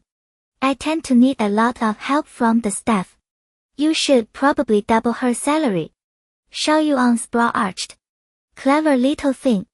She was testing every inch of his leash. But he was in a good mood. Fine. And Ruoxi beamed. It was almost too easy. Thank you, Mr. Xiao. She had to admit, she hated looking at his face slightly less now. Xiao Yuan settled her back onto the bed. Rest. I'm going. Before he walked out, he told Li Feng, Miss An has full clearance to come and go from Taiping Mountain. Effective immediately. Li Feng glanced at Ruoxi. Pure respect was already building in his chest. Yesterday the boss had been ready to kill her for trying to escape. Today he was casually handing over unrestricted access. How the hell did she pull this off? This was Xiao Yuan. The man was ice. Wei Xian followed Xiao Yuan down the stairs. Mr. Xiao, there's something I need to report. Xiao Yuan slid a cigarette from the pack, his knuckles sharp against the paper, thin lips closing around the filter. Go ahead. He cocked his head. Click. The metal lighter sparked blue. The tobacco crackled as it caught. Wei Xian measured every word. Miss An, she isn't actually hypoglycemic. She's faking it. Xiao Yuan took a long, slow drag, as narrowing as he exhaled a ribbon of smoke. Through the haze, his sharp features looked almost unreal. I know. Let her have her little games. It meant nothing. Wei Xian blinked. Of course Xiao Yuan already knew. No one slipped anything past this man unless he chose to let it slide. Probably just some kind of twisted couples foreplay. Damn. Wei Xian wanted to slap his own mouth. Shut up, you idiot. Next time, mind your own damn business. The moment Xiao Yuan was gone, Ruoxi bounced off the bed, full of energy. She headed straight for Chen Qingqing's room. Chen Qingqing was wrestling with her uniform, about to head to work. Her face lit up the second she saw Ruoxi. Miss An. Ruoxi nudged her back onto the bed. Let me put your medicine on first. Chen Qingqing shook her head. No, I need to get to my shift. She managed a small smile. That medicine works really well. My back barely hurts anymore. Ruoxi lifted an eyebrow. You're not on shift. From now on, you're assigned to take care of me personally. And your pay just doubled. Chen Qingqing's eyes went huge. She did it. Miss An really did it. Her eyes reddened. Thank you, Miss An. Ruoxi touched her cheek, gentle. You helped me first. You earned this. Chen Qingqing shook her head. I didn't do anything. But you don't understand how badly I needed this money. And Ruoxi had overheard about her family situation that day outside the door. Chen Qingqing was fighting just as hard for the people she loved. She wrapped her arms around her, soft and steady. We're going to be fine. Chen Qingqing pressed her face into Ruoxi's shoulder, tears falling, and nodded fiercely. After she finished with the medicine, Ruoxi left the house. She had Li Feng drive her to the base of the mountain. In the distance, Xiaolu's bright yellow Ferrari was hard to miss. She climbed out of Li Feng's car and slipped into the passenger seat of the Ferrari. Xiaolu was practically buzzing. Boss, everything's in place. What's the move? Ruoxi glanced at the overstuffed bag in the back seat, her gaze turning ice cold. First, I'm collecting some interest from the An family. Xiaolu hit the gas. Hell yes. The An family lived in a massive standalone villa in the heart of the city. It used to be Ruoxi's home. After her parents died in that car crash, Shangshin had swallowed up more than the An corporation. He took the house too. Directly across from the villa stood a mid-rise office building. Ruoxi and Xiaolu made their way to the rooftop. Through the binoculars, she spotted her aunt, Zhao Qingji, tending the garden below. The garden was overflowing with roses in full bloom. Ruoxi's mother had the character for rose in her name. Her father had scoured the entire country for over a dozen varieties, planting every corner of the garden just to make her smile. Every time Zhao Qingji had visited back then, she stared at those roses with naked envy. Now Zhao Qingji was squatting on everything her mother had built. She was probably feeling pretty damn proud of herself. Hatred burned hot in Ruoxi's eyes. She crouched, flipped open the case Xiaolu held up, and assembled the buried sniper rifle with fast, practiced hands. She raised the gun and braced it against the concrete railing. The whole motion was seamless. Fluid. Muscle memory. She squinted through the scope, the crosshairs locking onto Zhao Qingji's forehead. Then she dipped the aim slightly and squeezed the trigger. Bang! The watering can in Zhao Qingji's hand exploded, drenching her in water and metal fragments. Through the scope, Ruoxi watched her shriek and stumble backward toward the house. Her feet tangled beneath her and she face-planted straight into the flower bed. Ruoxi didn't stop. She fired another dozen rounds, each shot pounding into the dirt inches from Zhao Qingji's body. Zhao Qingji let out a scream that was pure terror. From this distance, Ruoxi watched a dark stain spread across the woman's pants. She pissed herself. Ruoxi's smile was ice. She lowered the rifle. Xiaolu stared, baffled.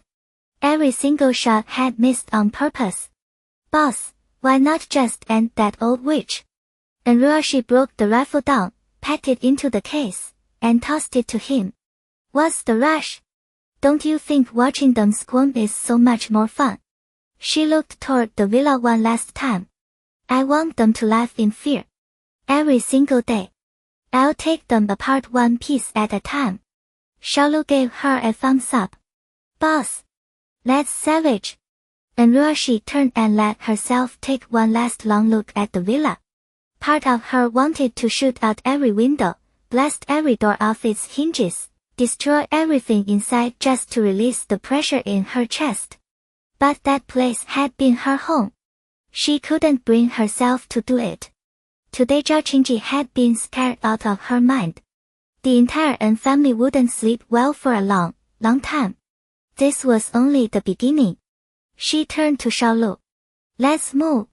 Xiaolu hoisted the barrel onto his shoulder and fell into step. Where to next, boss?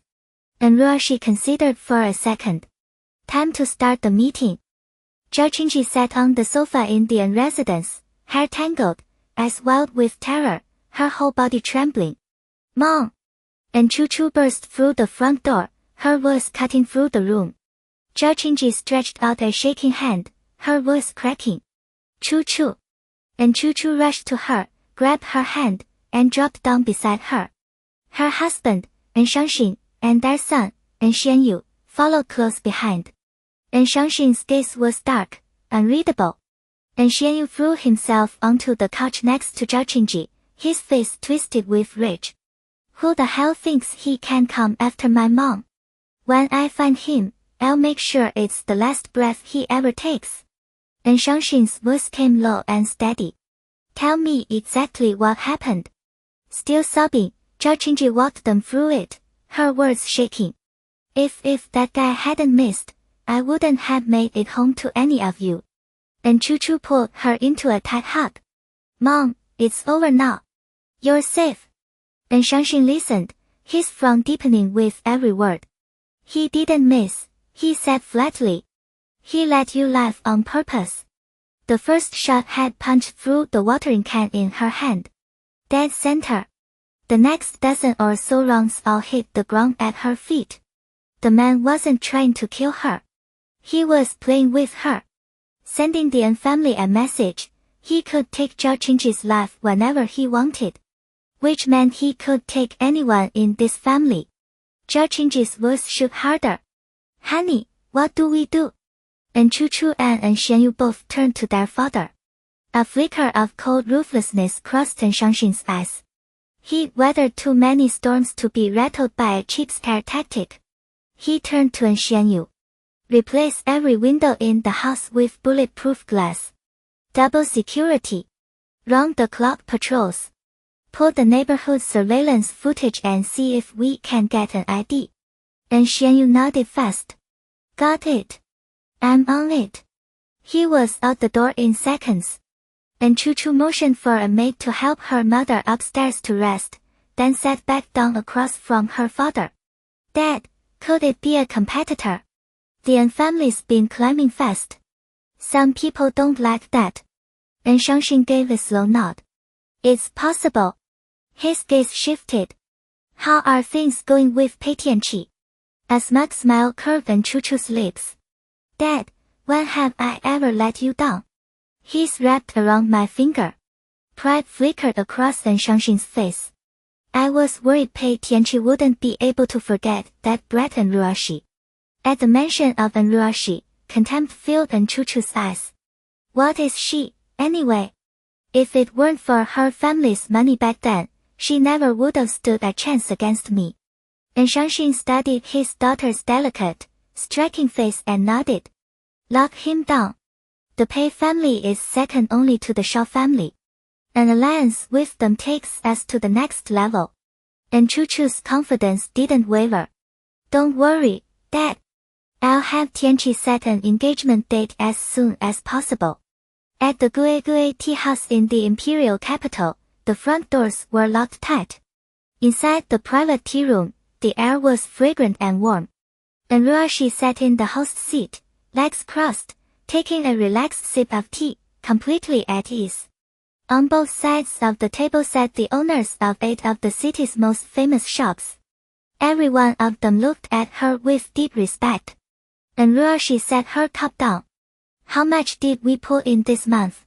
The man at the head of the table, a former steward of the household named Jinjinyan, smiled. Miss, I tallied it up before you arrived. 150 million total. The money will hit your account shortly. And Ruoxi gave a satisfied nod. The shops hadn't been open long. That number was respectable. Still, her expenses were enormous. This was nowhere near enough. She gestured for them to continue. Run me through each shop. I'm short on time, so keep it brief. The owners reported one by one. After each report, Ruoxi fired off a few sharp instructions. By the time the last one finished, it was nearly 5 in the evening. She checked her phone. She needed to get back to Taiping Mountain soon. Otherwise, that lunatic Xiao Yuan would lose his mind again. She stood. That's it for today. Call me if anything comes up. Xiao Ying, who ran the luxury clothing store, jumped up and looped her arm through Ruoxi's, swaying her slender waist playfully. Miss, I haven't seen you in forever. Stay for dinner, please. The others looked at her with hopeful eyes, nodding. Yeah, miss, what's so urgent you can't even eat with us? And Ruoxi said. She wished she could stay. But she'd gotten herself tangled up with a possessive control freak. She patted Xiao Yuan's hand. Next time, okay? I really can't today. Xiao Yuan had the kind of dangerously beautiful face that was pure charm and seduction. She pouted, not letting go. Then give me a kiss before you leave. And Ruoxi laughed, leaned in, and planted a quick peck on her cheek. Happy now? Xiao Yuan touched her cheek, beaming. Now that's more like it. And Ruoxi was about to leave when Zheng Jinyan remembered something. Miss, Tianhuang Imperial Banquet launches a new menu in 3 days. Would you like to come and give your input? And Ruoxi shrugged. I'll see. She turned to leave again. Zheng Jinyan added with a knowing smile, Pei Tianqi reserved a table. He's throwing a birthday party for an Chu. And Ruoxi paused. Well, in that case, I wouldn't miss it for the world. Zheng Jinyan bowed his head. We'll be expecting you, miss. Taiping Mountain was a long drive from the city center. Shaolu drove like a maniac, barely getting an Ruoxi back before 6. He watched her scramble out of the car, baffled. Boss, why are you so scared of him? If it came down to it, we might not even lose. Why let him push you around? And Ruoxi flicked his forehead. Can you stop being so impulsive? I'll leave this place eventually. Just not yet. Shaolu didn't like seeing his boss trapped here, but he trusted her judgment. He pouted. Fine. But if things go south, call me. And Ruoxi laughed and slammed the car door. Get lost. She watched his car disappear down the mountain road, then turned and headed inside. Doors opened in front of her one by one, then closed again behind her. By the time she reached the main building, her phone buzzed with a bank notification. 150 million deposited. She opened the app and hit transfer. Typed 140 million. Then paused, changed the 4 to a 5. Entered the password. Transfer successful. Account balance, 258 yuan. She let out a soft sigh. So poor. After the transfer, she opened WeChat and sent a message to a contact named Dr. Jin. Sent you 150 million. Hurry up with the drug research. Dr. Jin sent back a huge smiley face. Got it, my sugar daddy. She pocketed her phone, walked through the living room, and took the elevator upstairs. In the living room, Uma stood with a dark expression, watching Ruoxi's back disappear. No. This woman couldn't be allowed to take everything from Xiao Yuan. She had to find a way to get rid of her. Frowning, Uma fought hard. Then her eyes lit up. She had an idea. Back in her room, Ruoxi laid out all the bags and jewelry Xiao Yuan had given her. If she sold everything, she could probably pull in 1 million or so. She'd take a few pieces to Xiao Yuan tomorrow and have her help offload them. Right now she was flat broke. She needed cash, fast. She barely finished setting aside the pieces she planned to take when a maid knocked. Mason, dinner is ready. She called out a reply and headed down to the dining room. Apparently, Xiao Yuan's word was law. The table was spread with a king's feast. She ate alone, happily, until she was full. After dinner, she returned to her room and found the maid had already drawn a bath of fresh milk. She hadn't had a milk bath since her parents died. Funny how the person who made it happen was that insufferable Xiao Yuan. She pulled a pair of pajamas from the closet. Same brand she used to wear. Nothing special about the label except the price tag. Back home, her parents and brother had always given her the best of everything. She squeezed the fabric, her eyes stinging. Her chest tightened. But she blinked the tears away and pulled herself together. Mom, Dad, and her brother would be devastated if they knew she cried. She took the pajamas into the bathroom. After her shower, she sat on the bed and sorted through her thoughts. The empire's 6 major conglomerates, Shao, Pei, Xie, Shen, and Zhou. They collaborated when it suited them, but each one wanted to knock the others down and climb higher. Shangxin's plan was to marry Chuchu to Pei Tianqi and latch onto the Pei family. Ruoxi had some dirt on Shangxin, but nothing fatal. The best move was to wreck that engagement and turn them against each other. If she could get the Pei family to go after the An family, she'd get twice the results with half the work. She ran through the intel she had. She already had a plan. Tomorrow she'd go pay Pei Tianqi and Chuchu a visit. She glanced at the time. Almost 11. It was late. Xiao Yuan still wasn't back. Guess running the empire's biggest conglomerate wasn't a cushy job. She took a sleeping pill from the nightstand, dry swallowed it, and lay down. Just as she closed her eyes, a commotion broke out outside her door. She rolled over, irritated, and pressed her hands over her ears. Bang! Bang! Bang! Heavy pounding. Mason, are you asleep? She wanted to pretend she hadn't heard. But the noise would have woken a deaf man. She frowned, dragged herself out of bed, and opened the door. What is it? Li Feng stood there, face panicked. Mr. Xiao is injured. And Ruoxi blinked. Xiao Yuan. Injured. A man as untouchable as a god could actually get hurt. Li Feng said, Mason, please go see him. She didn't move. If he's hurt, call a doctor. I'm not one. Why would she go see him? Li Feng froze. Aren't they a couple? When the boss gets hurt, shouldn't she be at his side? She didn't look the least bit worried. Just then, a head poked out from Xiao Yuan's doorway. Li Feng, Mr. Xiao needs a transfusion. Li Feng turned. On it. And Ruoxi understood now. Li Feng had called her over because she was his walking blood bank. She headed toward Xiao Yuan's room. Let's go. Li Feng was even more confused. She didn't want to come a second ago. Now she was walking over on her own. Women were impossible to read. He didn't follow her. Instead, he turned and ran downstairs. And Ruoxi entered Xiao Yuan's room. The thick, metallic smell of blood hit her as soon as she stepped inside. He'd lost a lot. She wondered how much they'd take.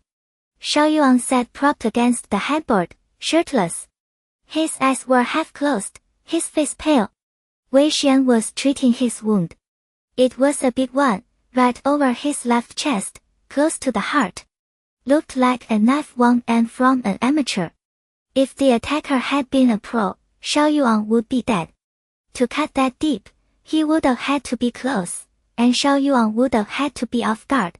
Someone he knew. Betrayed by someone he trusted. Or maybe a woman stabbed him while they were in bed. She'd seen plenty of that back when she was a killer. Then staring. Get over here. And Ruoxi was deep in thought when Xiao Yuan's voice cut through, weak but sharp. His eyes were fixed on her. She looked left and right. No one else around. Fine. He meant her. She shuffled toward the bed inch by inch. He watched her slow movements, his gaze turning grim. What? You get a free look at my body and now you're shy? Get over yourself.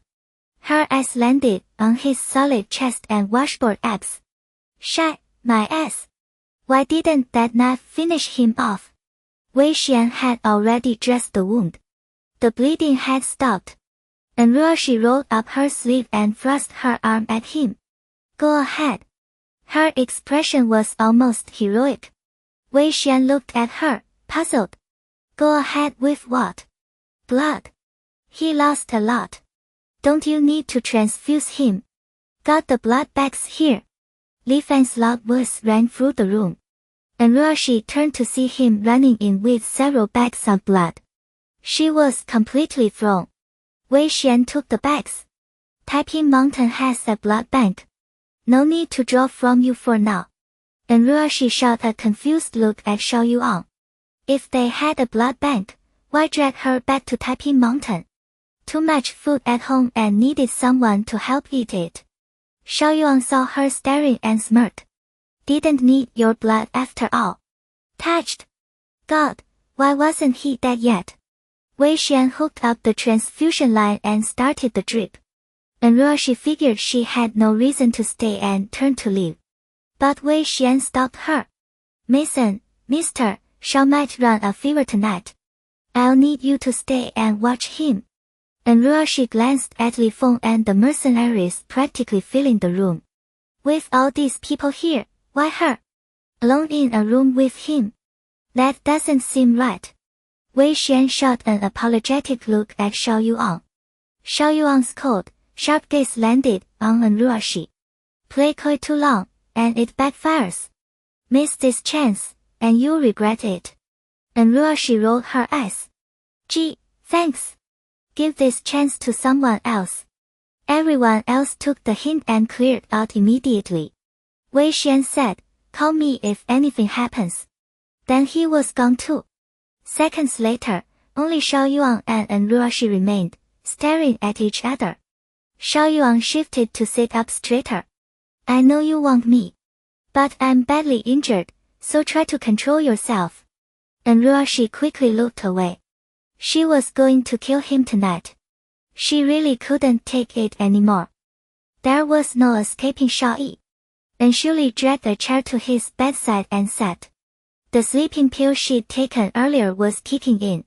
Her eyelids drooped. Her head dipped forward. Shao Yi had already stretched out across the bed. He noticed her about to nod off and reached over, pinching her cheek. So soft. Don't sleep. The patient was wide awake while the caretaker was about to crash. Unacceptable. And Shuli jolted at his touch, instantly alert. Her desire to commit murder hit an all-time high. But Shao Yi missed the homicidal glare entirely. Help me sit up. I need a cigarette. She dragged in a breath, forcing herself calm. She shelved the hatred for the moment. Gritting her teeth, she cupped his head and eased him upright. Just as he was almost there, she let go. His back hit the headboard with a solid thunk and a pained grunt. Face pale, he pinned her with ice-cold eyes. What, planning to knock me unconscious so you can have your way with me? And Shuli fisted her hands. If you're that worried, I'll find someone else. Shao Yi gave her a knowing look. Forget it. You've been dying for a shot like this. I'll suffer through it and let you take advantage. She couldn't even talk to him anymore. Where's the cigarette? She practically shouted. Maybe smoking would shut him up. He pointed at the side table. Over there. And Shuli snatched the pack and lighter and tossed them onto the bed beside him. Shao Yi slid out a cigarette, placed it between his lips, and said, light it for me. She flicked the lighter. A flame sparked. Her gaze dropped straight to his carved 8-pack abs. She had to admit it. The bastard had an incredible body. So focused on his stomach, she didn't register that the lighter was still nowhere near his cigarette. Shao Yi didn't feel like moving. He reached out, wrapped his hand around her wrist, and guided the lighter up to his lips. Skin on skin, he shot through her. A tingle raced up Shuli's arm. She yanked her hand free and pulled away. Shao Yi held the cigarette between his lips, watching her flustered face with a dark, seductive look. You lit my cigarette. I'll let you touch my abs. One feel. No thanks. And Shuli turned away, awkward, and set the lighter and pack back on the table. He blew out a stream of smoke, his grin wicked. You sure?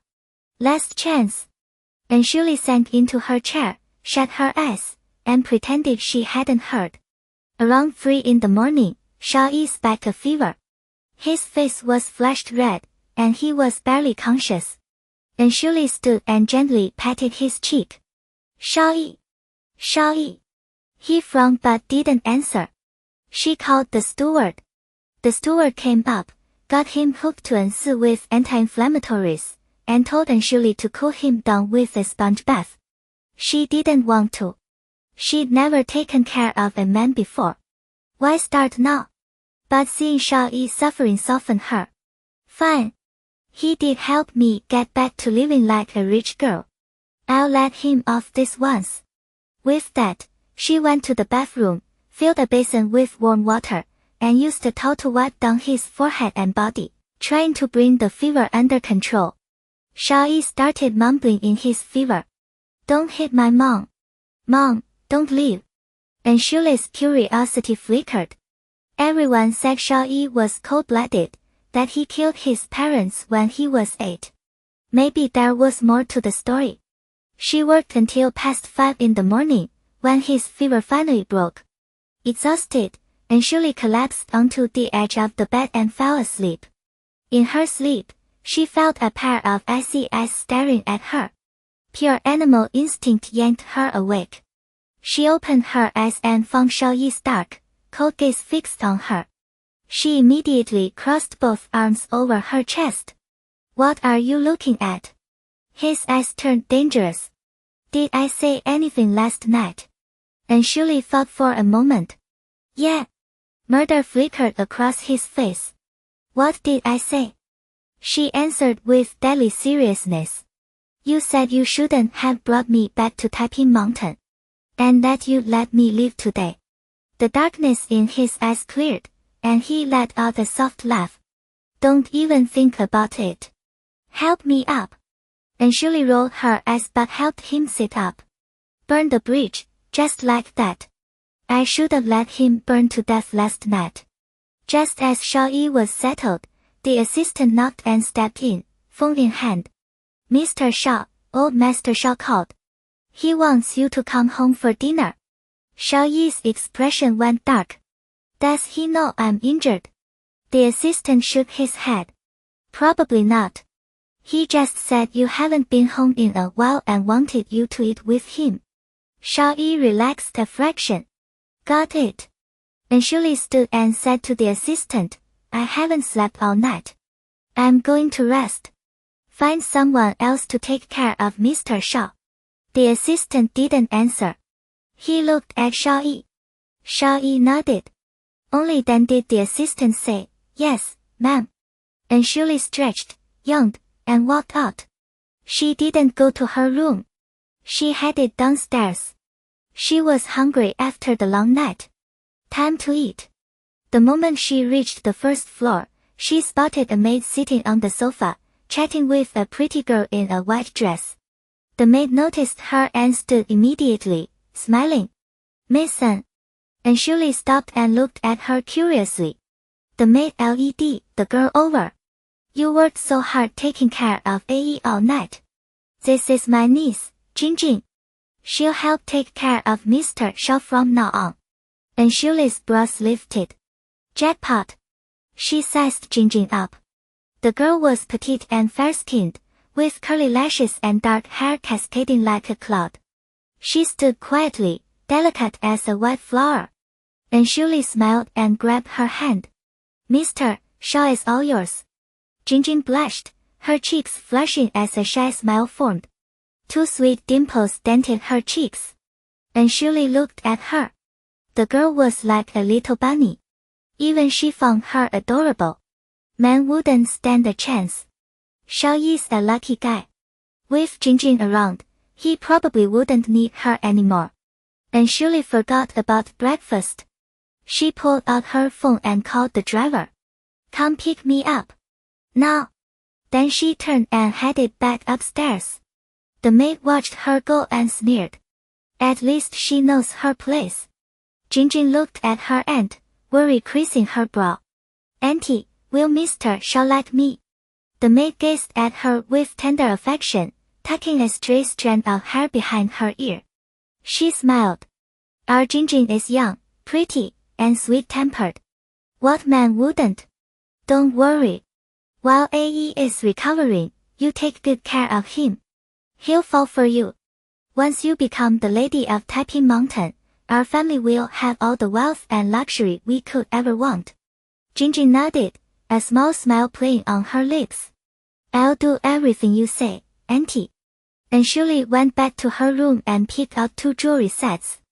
Tizzy had rented a place nearby ever since he'd learned she was staying on Taiping Mountain. He showed up within minutes of her call. She climbed into the car, and Tizzy hit the gas, heading down the mountain. "You're staying in the capital a while now, boss. You really need your own car," he said. "What if something comes up and I'm not around? Nobody to pick you up?" And Shuli sighed internally. It wasn't that she didn't want to buy one. She just couldn't afford it. She was so broke she was about to sell off the jewelry Xiao Yuan had given her. Before she could answer, Tizzy added, "How about I give you my car? I'll just buy another one." "No," and Shuli refused. "Save your money for finding a wife." Tizzy's face flashed. "Boss, I'm only 19. What wife? Seriously, just take the car." And Shuli didn't give in. "We'll see." Tizzy had saved up some money back in the Blood Moon Assassin organization, but that was cash earned risking his life. Since he followed her to the capital, he'd only been spending, not earning. And Shuli wasn't about to take his car. They drove to a women's boutique in the heart of the city. The storefront was huge, the lights dazzling, the decor dripping with luxury. One glance told you nothing in there was cheap. And Shuli walked up to the front desk. "I'm here to see Li Jiao." The receptionist was a tall young woman with flawless makeup. She looked and Shuli up and down and let out a faint snort. "Our boss is busy. She doesn't see random strays off the street." And Shuli frowned. She was dressed in casual wear and white sneakers today, looking ordinary, but every piece was insanely expensive. How had Li Jiao ended up hiring a salesgirl who couldn't spot quality if it hit her in the face? She didn't bother arguing. She pulled out her phone and called Li Jiao. "I'm at the store." Li Jiao's voice came through, brimming with cheer. "Be right there." 5 minutes later, Li Jiao swept in. The salesgirl's face went pale when she saw that a single call from Anshuli had summoned the boss. Li Jiao spotted Anshuli and pounced on her with a bear hug. "Princess, what brings you here today?" Anshuli smiled. "Need your help with something." Li Jiao let her go, but kept holding her hand. "What is it?" Anshuli didn't answer directly. Instead, she tilted her chin toward the salesgirl. She said, "You're too busy to see random strays off the street." The smile vanished from Li Jiao's face. "Who do you think you are, talking about my princess like that?" She snapped. "You're fired. Get out. Now." The salesgirl slunk away, face burning with shame. Li Jiao turned back, grabbing Anshuli's arm with a laugh. "Don't be mad, princess. She's new, hasn't been trained yet. I promise it won't happen again." Anshuli let it go. "I have something for you." Li Jiao tugged her toward the lounge. "What is it?" Anshuli sat down on the couch and pulled out 2 velvet boxes. "Help me sell these." Li Jiao took them, opened one, and her eyes lit up. "Whoa! Limited edition. These aren't easy to get. A guy give them to you?" Anshuli's gaze flickered. "Something like that. Just sell them." Li Jiao smiled, all charm. "No wonder. That man must be crazy about you, princess." Anshuli thought of Xiao Yuan's insufferable arrogance and rolled her eyes. "Not a chance. He's just got too much money." Li Jiao just smiled knowingly. Princess didn't see what was right in front of her. "Don't worry. I'll take care of it," she said. Then Li Jiao switched gears. "Oh, by the way. Those designs you gave me last time. They sold like crazy. Made a killing. When can you whip up some new ones? Let's cash in while the momentum's hot." Anshuli had been too busy to sketch lately. "I'll see what I can do." Li Jiao checked the time. Almost noon. She slid over and wrapped her arms around Anshuli's arm, pouting. "Princess, it's been forever since we ate together. Do me the honor of lunch today." Anshuli laughed. "Sure, my beautiful boss lady." Up on Taiping Mountain, Xiao Yuan hadn't let his injury stop him from working. Xiao Yuan had brought in a stack of documents for his signature, and several top executives had trekked up specifically to report in person. By the time the assistant knocked and came in, it was nearly lunchtime. "Mr. Xiao, time to eat and rest." Xiao Yuan glanced at the clock. He'd been at it for hours. He closed the folder in his hand and handed it to Xiao Yuan. "Follow what I said. Come to me if there's a problem." Xiao Yuan took the stack with a respectful nod. "Understood." He turned and left the room. Xiao Yuan looked at the assistant. "Tell Anshuli to bring me lunch." The assistant's mouth opened, then closed. He beat back whatever he'd been about to say and just answered, "Yes, sir," before heading out. Anshuli was long gone. Let someone else take the heat. No way was he walking into that minefield. Xiao Yuan leaned back against the headboard, flipping through a word proposal. About 10 minutes later, the door opened. Without looking up, his voice was cold and irritated. "Are you a turtle? Takes you that long just to bring food?" "Mr. Xiao," a soft, timid voice filled the room. Xiao Yuan's head snapped up. Liang Xini stood at the foot of the bed, tray in hand, looking nervous. His gaze sharpened. "Who let you in? Where's Anshuli?" Liang Xini's cheeks flushed at the sight of his handsome face. Auntie never said he was this good-looking. More handsome than any man she'd ever seen. She gathered her courage, took a few steps closer to the bed, and offered a gentle smile. "Sister Anne had to go out. She asked me to take care of you." Xiao Yuan's face darkened like a thunderstorm. "Anshuli sent you?" Liang Xini nodded, smiling. "That's right." She set the tray on the nightstand, picked up a bowl of soup, scooped a spoonful, and held it to his lips, her expression sweet and tender. "Mr. Xiao, have some soup. It'll help your wounds heal faster." The starry sky-themed restaurant was designed for romance, and tonight it delivered. Anshuli and Xiao Yin sat by the window, the table spread with exquisite dishes. Shuli did most of the eating. Xiao Yin propped her chin on one hand, swirling red wine with the other, looking effortlessly seductive. She watched Shuli with pure adoration. God, she loved this girl. 6 months ago, when she first met the young lady, Xiao Yin had lost her business, was drowning in debt, and stood on a rooftop ready to end it all. She was completely broken, no reason left to laugh.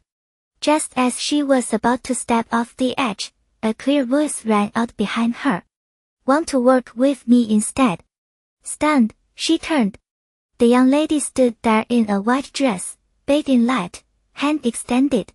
Her face was calm, her skin pale as snow, her eyes stunningly bright. She looked young, but something about her gave Xiao Yin a thread of strength. Almost in a trance, she reached out and took that slender wrist. In just 6 months, guided by the young lady, Xiao Yin had paid off every debt. Now she was making money for her. The young lady was beautiful, smart, kind, adorable. She was exactly what her name meant, a ray of morning light piercing the darkness. Too bad she wasn't a guy. Otherwise, Xiao Yin would happily simp for her forever. Actually, no. Even as a woman, she'd simp for this girl forever. Watching Shuli eat so happily, Xiao Yin felt overjoyed. She smiled. "Young lady, is it good? Should I order more?" Shuli's mouth was stuffed like a little hamster. She shook her head. "No, it's too much. I'd waste it." Xiao Yin's eyes softened. "As long as you're happy, a little waste is fine. I've got the money." Shuli grabbed her juice, took a sip, and let out a satisfied burp. "I'm seriously full." Her phone rang on the table. She set the juice down and checked the caller. "Xiaozhu." She frowned. "Never good news." She answered, and Xiaozhu's wailing voice exploded through the speaker. "Mason, get back here. Something huge happened." Shuli was confused. "Then call Mr. Xiao. He's the owner of Taiping Mountain." "Why are you calling me?" Xiaozhu sobbed. It's Mr. Xiao who's in trouble. Shuli's patience thinned. What now? Mr. Xiao said. Xiaoju mimicked Xiao Yi's ominous tone, telling Shuli if she doesn't get her ass back here, I'll break her legs. A beat. Mason, he's furious. Please, come back. Shuli hung up, irritation flooding her face. How was this guy still full of energy when he'd been stabbed? Couldn't she have one moment of peace? What's wrong? Xiao Yuan asked, concern in her voice. Shuli wiped her mouth and stood. Nothing. The family dog is having a fit. Can you give me a ride? Xiao Yuan flashed a charming smile. My pleasure, young lady. Xiao Yuan sped the whole way back to Taiping Mountain. Shuli hurried upstairs to Xiao Yi's room. The instant she opened the door, a chill hit her. Not a good sign. She steadied herself and walked in. Xiao Yi was propped against the headboard, his face dark and murderous. His eyes were frozen blades. One look could flay you alive. On the floor beside the bed, Liang Xini sat crumpled, eyes red, tears streaming silently. She was covered in soup, pathetic and fragile. A real damsel in distress. Xiaoju and Sanxin stood in the room too, both pale as ghosts, like they just survived a bloodbath. This was worse than Shuli had imagined. She took a quiet breath and walked in as if nothing was wrong. What happened? Why is Xini on the floor? She stepped over and helped Liang Xini up. Xini shot her a grateful look, still trembling. Xiao Yi's sharp gaze locked onto Shuli, his eyes dark with fury. And Shuli, do I need to spell it out? You think you can play me like this? His voice was strong. That knife must not have gone deep enough. Shuli stared at him, confused. Play you? How the hell would I play you? Xiao Yi pointed at Liang Xini, his voice harsh. You tell me you fell in love at first sight, that you adore me, then you send another woman to take care of me, get close to me. What's your angle? Shuli's scalp tingled. Lion was going to kill her. Why had she made up that stupid story? And the worst part, Xiao Yi had actually bought it. If he found out she lied, she'd be in serious trouble. She wasn't afraid to fight, but she hated drama. And she still hadn't made an Shangxin pay. She had to keep playing along. In an instant, her eyes reddened. She pouted, her voice trembling. Why are you yelling at me? I was worried about your wound. I ran all over town getting you medicine. I asked Xini to look after you because I didn't want you alone. Is that so wrong? Xiao Yi didn't answer. He just stared at her, cold. Clearly not buying it. Shuli kept spinning. I went to so many places to find good medicine. I worked my ass off. I didn't even stop for lunch. And you yell at me. She finished a little too fast and let out a burp. Quickly, she covered her mouth, turning away guiltily. Crap. She'd eaten way too much at lunch. Hope he didn't notice. Xiao Yi's deep eyes stayed fixed on her guilty expression. Damn, she was cute. The cold air around him began to fade. His expression softened. He asked, his voice low, where's the medicine? Relieved he hadn't caught on, Shuli pulled a small porcelain bottle from her pocket and handed it over. Here. Xiao Yi took the bottle, opened it to check, then looked up at her. It's been used. Shuli's gaze flickered. I tested it on myself first. Had to make sure it was safe. She paused. What, you don't want it? Fine, give it back. It cost me a fortune. She reached to grab it. This medicine was a rare blend of a dozen herbs from Dr. Jin. Only one bottle existed, incredible for external wounds. She didn't want to waste it on Xiao Yi. But he pulled his hand back, clutching the bottle tight. You apply it. Xiaozhu and Sanxin exchanged a look, then wisely dragged Liang Xini out of the room. As the door shut, they shook their heads.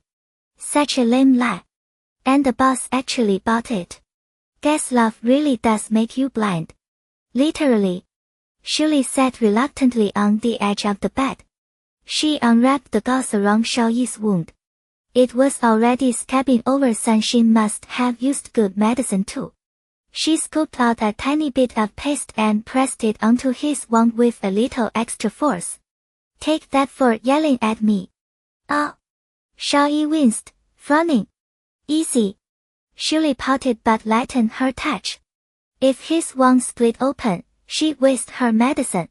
She stared at the wound, remembering her suspicion, and couldn't help asking, Mr. Xiao, was it a woman who stabbed you? Xiao Yi said nothing. Shuli glanced up. His face was dark, lips pressed tight. She smiled. She guessed right. As she continued applying the medicine, she murmured, Mr. Xiao, last is a blade. Before she could finish, his cold voice cut her off from above. Shut up. Lu Jinxian stood at her window, eyes locked on the main building. Liang Xini had gone in to bring Xiao Yuan his dinner over an hour ago. She still hadn't come out. Lu Jinxian's eyes lit up. Maybe the two of them were already tangled up in a blaze of passion. No, Xiao Yuan was badly injured. He couldn't manage that. Still, the fact that he hadn't sent her away meant something. He let Xini stay. And Xini was gorgeous. It only made sense Xiao Yuan would take an interest. Which meant the vast Xiao family fortune would end up in Lu Jinxian's hands after all. The thought lifted her spirits instantly. That move had been the right one. Liang Xini had a soft temperament. Taiping Mountain would stay firmly under Lu Jinxian's control.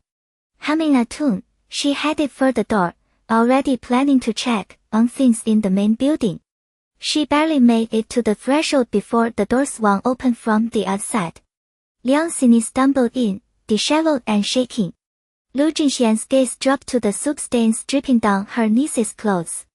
Xini, what happened? Liang Xini looked at her aunt, eyes reddening before she burst into tears. Auntie, Mr. Xiao is terrifying. I can't handle him. One look told Lu Jinxian exactly what had happened. He kicked you out. Liang Xini shook her head, still sobbing. Xiao Yuan had knocked the soup aside and then completely ignored her. But the energy radiating off him in that room was too much. Crushing. She would have preferred he'd thrown her out. At least then she wouldn't have had to endure over an hour of that silent torment. Lu Jinxian patted her arm. If he didn't throw you out, you still have a chance. Use your sincerity. Soften his heart. Liang Xini shook her head frantically, tears streaming. Auntie, I really can't do this. I want to go home. Please, I just want to go home. She was still trembling. This place terrified her. She didn't want to stay a single second longer. Lu Jinxian studied her, saw the genuine fear, and accepted the obvious. This pawn was useless now. Alright. I'll have someone take you home. Go take a bath first. Change your clothes. The moment Liang Xini disappeared into the bathroom, Lu Jinxian's face went dark. Useless. That pretty and she still couldn't handle one man. She'd have to find another way. She walked to the sofa, sat down, and folded her arms, thinking hard. Then she sat up straight. Got it. After she'd applied the ointment that first time, the job of changing Xiao Yuan's bandages fell entirely to Shuli.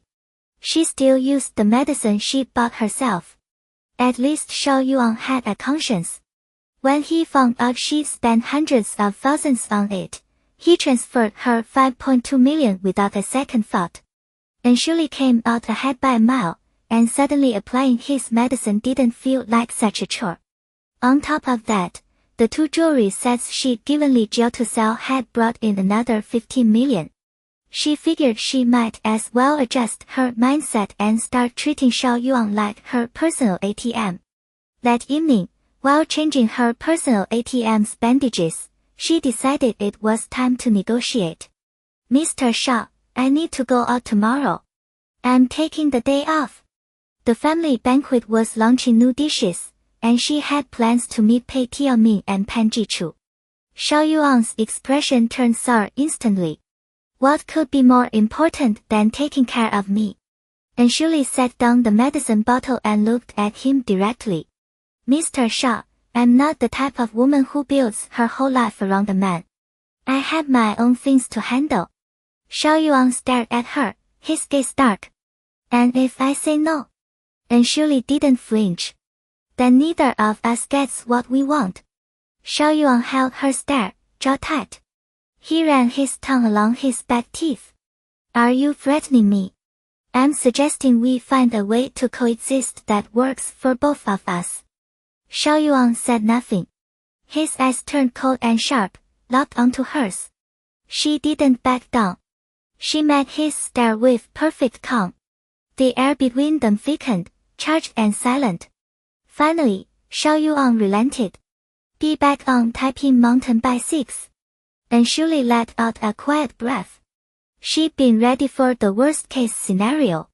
Him flat out refusing. Having to force her way off this mountain. She nodded. Okay. Xiao Yuan added, sleep with me tonight. Still riding the high of getting her way, and Shuli nearly nodded without thinking. The word okay was halfway out before she caught herself. Her arms flew up, crossing tight over her chest. I saw my blood. Not my body. Xiao Yuan reached out and tapped her forehead with his index finger, hard. Annoyance flickered across his face. Where is your mind going? That kind of good fortune. I wouldn't waste it on you. And Shuli kept her arms crossed, nose scrunching. Good fortune. What exactly was he implying she'd be lucky to get? Then what do you mean? Xiao Yuan tucked the blanket up to his chest like he was afraid she might suddenly covet his body. I don't sleep well at night. You stay. Fetch me water when I need it.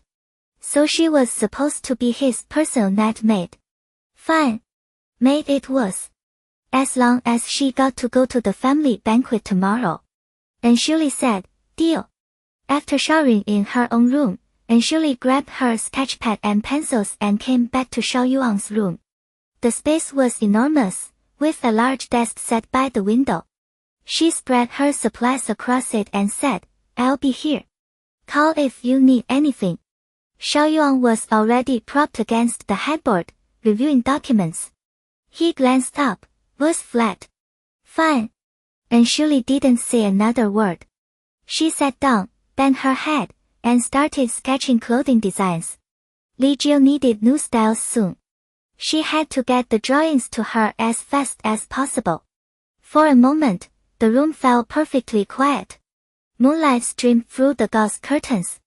The chirp of insects mingled with the soft breeze drifting through the window, filling the silence with something alive. Every so often, Xiao Yuan lifted his head to look at her. His gaze would linger on her focused silhouette for a bit before dropping back to the documents in his hands. A faint smile tugged at the corner of his mouth. He didn't even notice it. The night deepened. The insects gradually fell quiet. Xiao Yuan closed his folder and looked up. His lips parted. And Shuli. I'm thirsty. Oh. Come in. She set down her pencil, poured him a glass of warm water, and handed it over. Once he drank, she went straight back to the desk and immersed herself in her sketches. Xiao Yuan watched her back, fingers tapping lightly against the blanket. Casually he asked, What are you drawing? And Shuli didn't turn around. She didn't even lift her head. A drawing. Dismissed. Just like that. Xiao Yuan's brow darkened. I want to sleep. Oh. She reached up and switched off the main light, leaving only the warm glow of the small desk lamp. Go ahead and rest. I won't disturb you. She bent over her design again immediately. Xiao Yuan frowned, hard. What kind of sketch was so important it couldn't wait? His voice came out flat. And Shuli. I can't sleep. Sing me something. The hand holding the pencil tightened. She could tell exactly what he was doing. Picking a fight. But small sacrifice, bigger gain. She reminded herself, personal ATM. Then she put on her most patient smile, walked over to the bed, and sat beside him. What song do you want to hear? Xiao Yuan kept his eyes closed. Whatever. Biting back her irritation, and Shuli started humming a lullaby. One her mother used to sing her to sleep with. Little baby, sleep so tight, I'll be with you through the night. Laugh with you, share your strain, by your side I will remain. As she sang, her eyelids grew heavier. Gradually her voice softened, faded, until it stopped entirely. She slumped against the headboard, fast asleep. Xiao Yuan heard the song dwindle into silence. He opened his eyes. He turned onto his side, cheek resting on his hand, gaze tracing the shape of her in the dim light. The night breeze stirred the curtains, sending a strand of hair sliding across her forehead. Xiao Yuan reached out and brushed it gently aside. The pad of his finger grazed her warm skin. It felt like touching a flower blooming alone in the dark. A small smile touched his lips. Good night, and surely. He closed his eyes, and slowly, he drifted off. That night, no nightmares came. Maybe the darkness wasn't the enemy after all. The next morning, Xiaolu pulled up at the foot of Taiping Mountain and waited. It didn't take long. The heavy iron gates opened with a low groan, and Ruoxi stepped out. She wore a white dress so sheer it floated around her like fresh snow. The square neckline revealed the elegant line of her collarbones, and the gathered waist made her slender figure look effortlessly refined.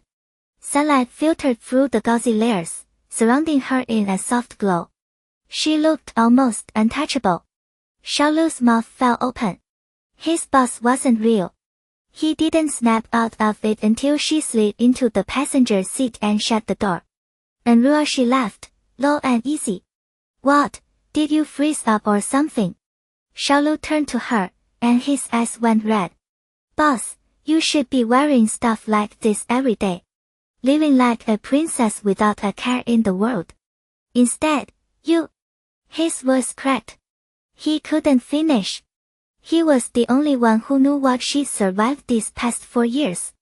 The kind of hardship most people could never endure. She was supposed to be the pampered heiress, but she gritted her teeth and built her own road anyway. And Ruoxi reached over and patted his shoulder, her smile still in place. I'm not upset, so what are you getting emotional for? I like my life the way it is. She clawed her way to power.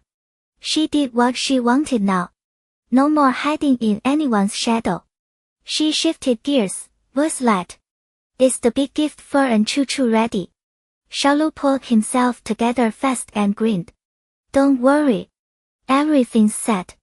She's going to have a birthday she won't forget anytime soon. A cold gleam flickered through Ruoxi's eyes. Her revenge started with Choo. In Xiao Yuan's room, Wei Xian and Li Feng knocked once and stepped inside. Wei Xian blinked. Xiao Yuan was already standing by the window. Wei Xian hurried over. President Xiao, what are you doing up? That wound needs more time to heal. Xiao Yuan didn't turn around. His gaze was locked on something outside, and his voice came out flat. I know my own body. Wei Xian knew better than to push. At least let me change the bandage. Xiao Yuan didn't move. His eyes narrowed, his expression darkening. All dressed up like that just to run errands. Something was off. His voice dropped. Li Feng. Find out where Ruoxi went. Li Feng's mouth curved. No need. I asked before she left. She said she's having lunch at Tianhuan Royal Banquet. Tianhuan Royal Banquet. Xiao Yuan frowned. That place requires a membership and a full asset verification. Can she even get through the door? Li Feng shrugged. No idea. Maybe somebody's treating her. Xiao Yuan's gaze went cold. So that explained the dress. He turned from the window. Bring the car around. We're going to Tianhuan Royal Banquet. Wei Xian stepped forward. President Xiao, your injury. Xiao Yuan was already moving toward the walk-in closet, completely unconcerned. I'll laugh. On the outskirts of the city, Tianhuan Royal Banquet rose like a palace. 4 floors, but they only served 3 tables a day, 1 per upper floor, the ground level kept empty. It was legendary for imperial level service, ingredients worthy of a museum, and a chef who once cooked for state banquets. Minimum spend per person, 100,000 yuan. The priciest dining in Imperial City.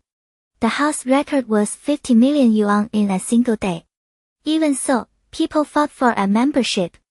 Dining there wasn't about the food. It was proof you arrived. Xiao Lu went to park the car while Ruoxi waited by the entrance. A black Rolls-Royce glided to the curb, and 3 women in elegant gowns stepped out. Ruoxi watched them approach, a cold smile curling at the corner of her mouth. Showtime. She knew all 3. Center was her dear cousin, Chu Chu. To her left, Jiang Yan, the Jiang family's second daughter. To her right, Susie Hang, the Su family's eldest. The 2 of them had been Chu Chu's shadows since their school days. The trio stopped at the entrance, and Jiang Yan's eyes went huge as she took in the ornate facade. Chu Chu, you're a member here. That's insane. I heard the asset verification requires over 2 billion in liquid funds. And Chu Chu tipped her head with a practiced, demure smile. It's not me. Brother Tianqi invited me. For my birthday. Susie Hang let out an envious sigh. Chu Chu, you are seriously the luckiest person alive. A top pop diva at your age, a movie star fiancé who's crazy about you. You have everything. And Chu Chu lifted her chin, smug. Tianqi isn't my fiancé yet. We haven't formally gotten engaged. Jiang Yan leaned in. Please. You're the new queen of pop, gorgeous, from an elite family. Every major corporation in Imperial City is probably lining up for a marriage alliance with the An family.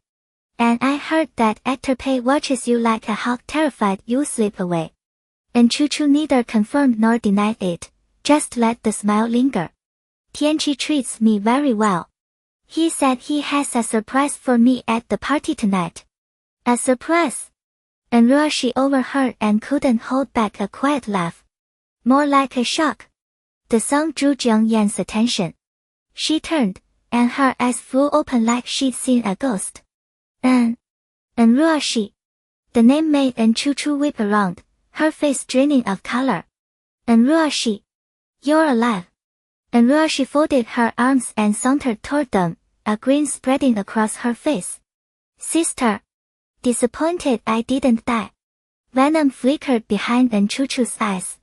That little bitch. So stubborn. After 4 years, she'd assumed Ruoxi was dead and buried. But one lone survivor wasn't enough to threaten her. She forced a chilly smile. What are you talking about, little sister? We're family. Of course I'm happy you're alive. And Ruoxi looked her over, taking her time. That expression on your face doesn't exactly scream happy. Jiang Yan and Susie Hang both knew the family history. They'd been careful in the past, never daring to cross Ruoxi because of her status. But now Chu Chu was the heiress of a group, and Ruoxi was just the fallen daughter. Jiang Yan stepped forward, voice sharp.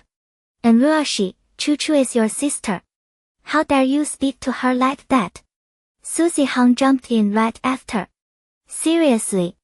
She's genuinely worried about you, and you throw it back in her face. What is wrong with you? And Ruoxi lifted a finger and made a lazy show of digging at her ear. Whoa. You hear that?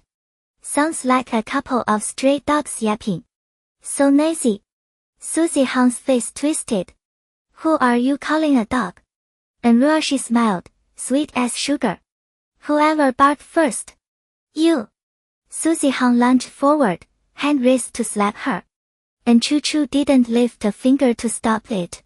She just watched, lips pressed into a thin, contemptuous sneer. Go ahead.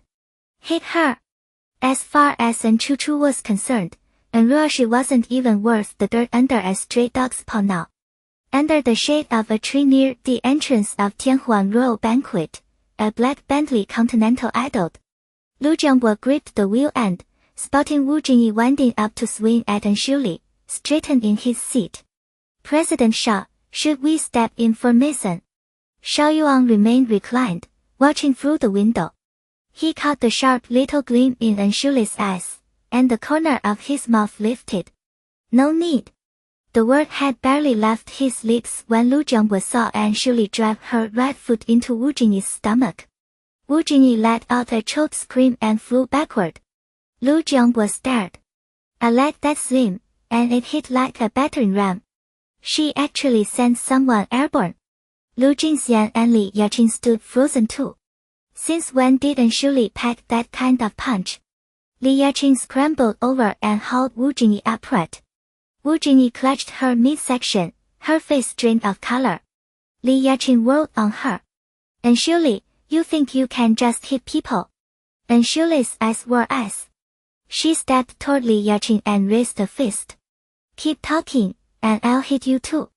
That kick had already rattled Wu Jingyi. She shrank behind Li Yaqing without a sound. Li Yaqing met Anshuli's flat stare. Something in the girl's presence had shifted, and she backed up 2 steps without meaning to. Lu Jingxian watched Anshuli strut like she owned the sidewalk, her own fists clenching, her gaze poisonous. Jingxian. A gentle male was cut through. Pei Tianming had arrived. He wore an expensive custom white suit, tall and lean, his features distractingly handsome. He carried himself with that polished, gentlemanly ease. In a heartbeat, Lu Jingxian's whole demeanor flipped. She became the picture of poised elegance every inch the refined young lady. She lifted her eyes to Pei Tianming and breathed, Brother Tianming. Pei Tianming noticed Wu Jingyi clutching her stomach. He frowned. What's wrong with her? Is she not feeling well? Lu Jingxian glided to his side and threw a timid glance at Anshuli. My sister hit her. I was so relieved to see she was alive.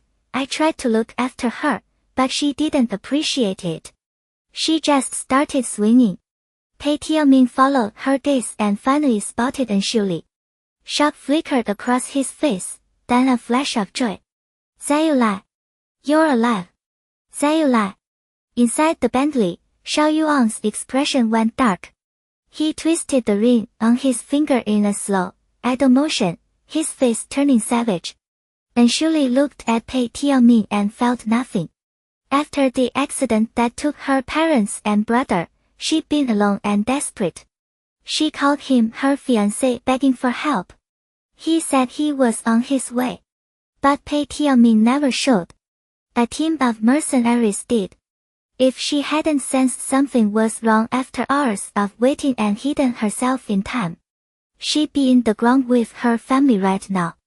After she returned to Imperial City, she learned that not long after she disappeared, Pei Tianming had taken up with Lu Jingxian, an old master and swift takeover of the An group that had Pei Tianming's fingerprints all over it.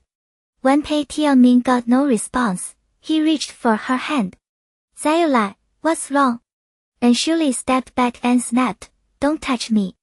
Lu Jingxian watched them, grinding her teeth so hard her jaw ached. That bastard still had feelings buried for this bitch. But what was Anshuli now? Pei Tianming was hers. She grabbed his arm, her face a mask of concern. Brother Tianming, be careful. Sister's been through a lot. She's not herself. She might hit you. Still cradling her stomach, Wu Jingyi jumped in. Yeah, Pei, look what she did to me. My stomach is killing me. Lu Jingxian said quickly, I'll have someone take you to the hospital. Wu Jingyi put on a pained, apologetic face. Jingxian, I'm sorry I can't stay for your birthday. I'm honestly in agony. Lu Jingxian looked guilty. I'm sorry on my sister's behalf. She's young, she doesn't know any better.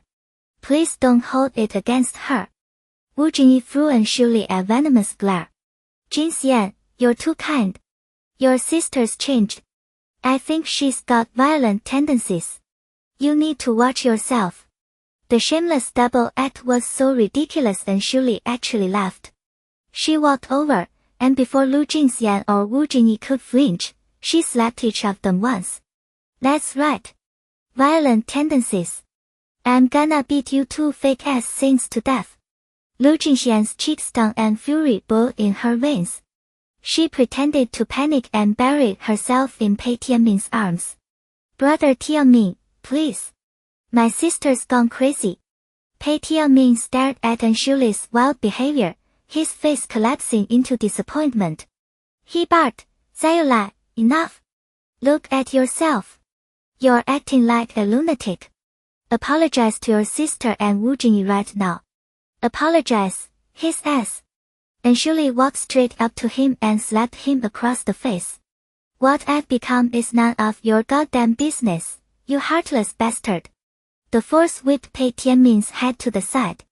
He cupped his cheek, staring at her in disbelief.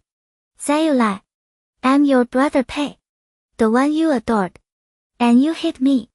Lu Jingxian heard that and panicked that old feelings might stir. She said quickly, Brother Tianmin, it's my birthday.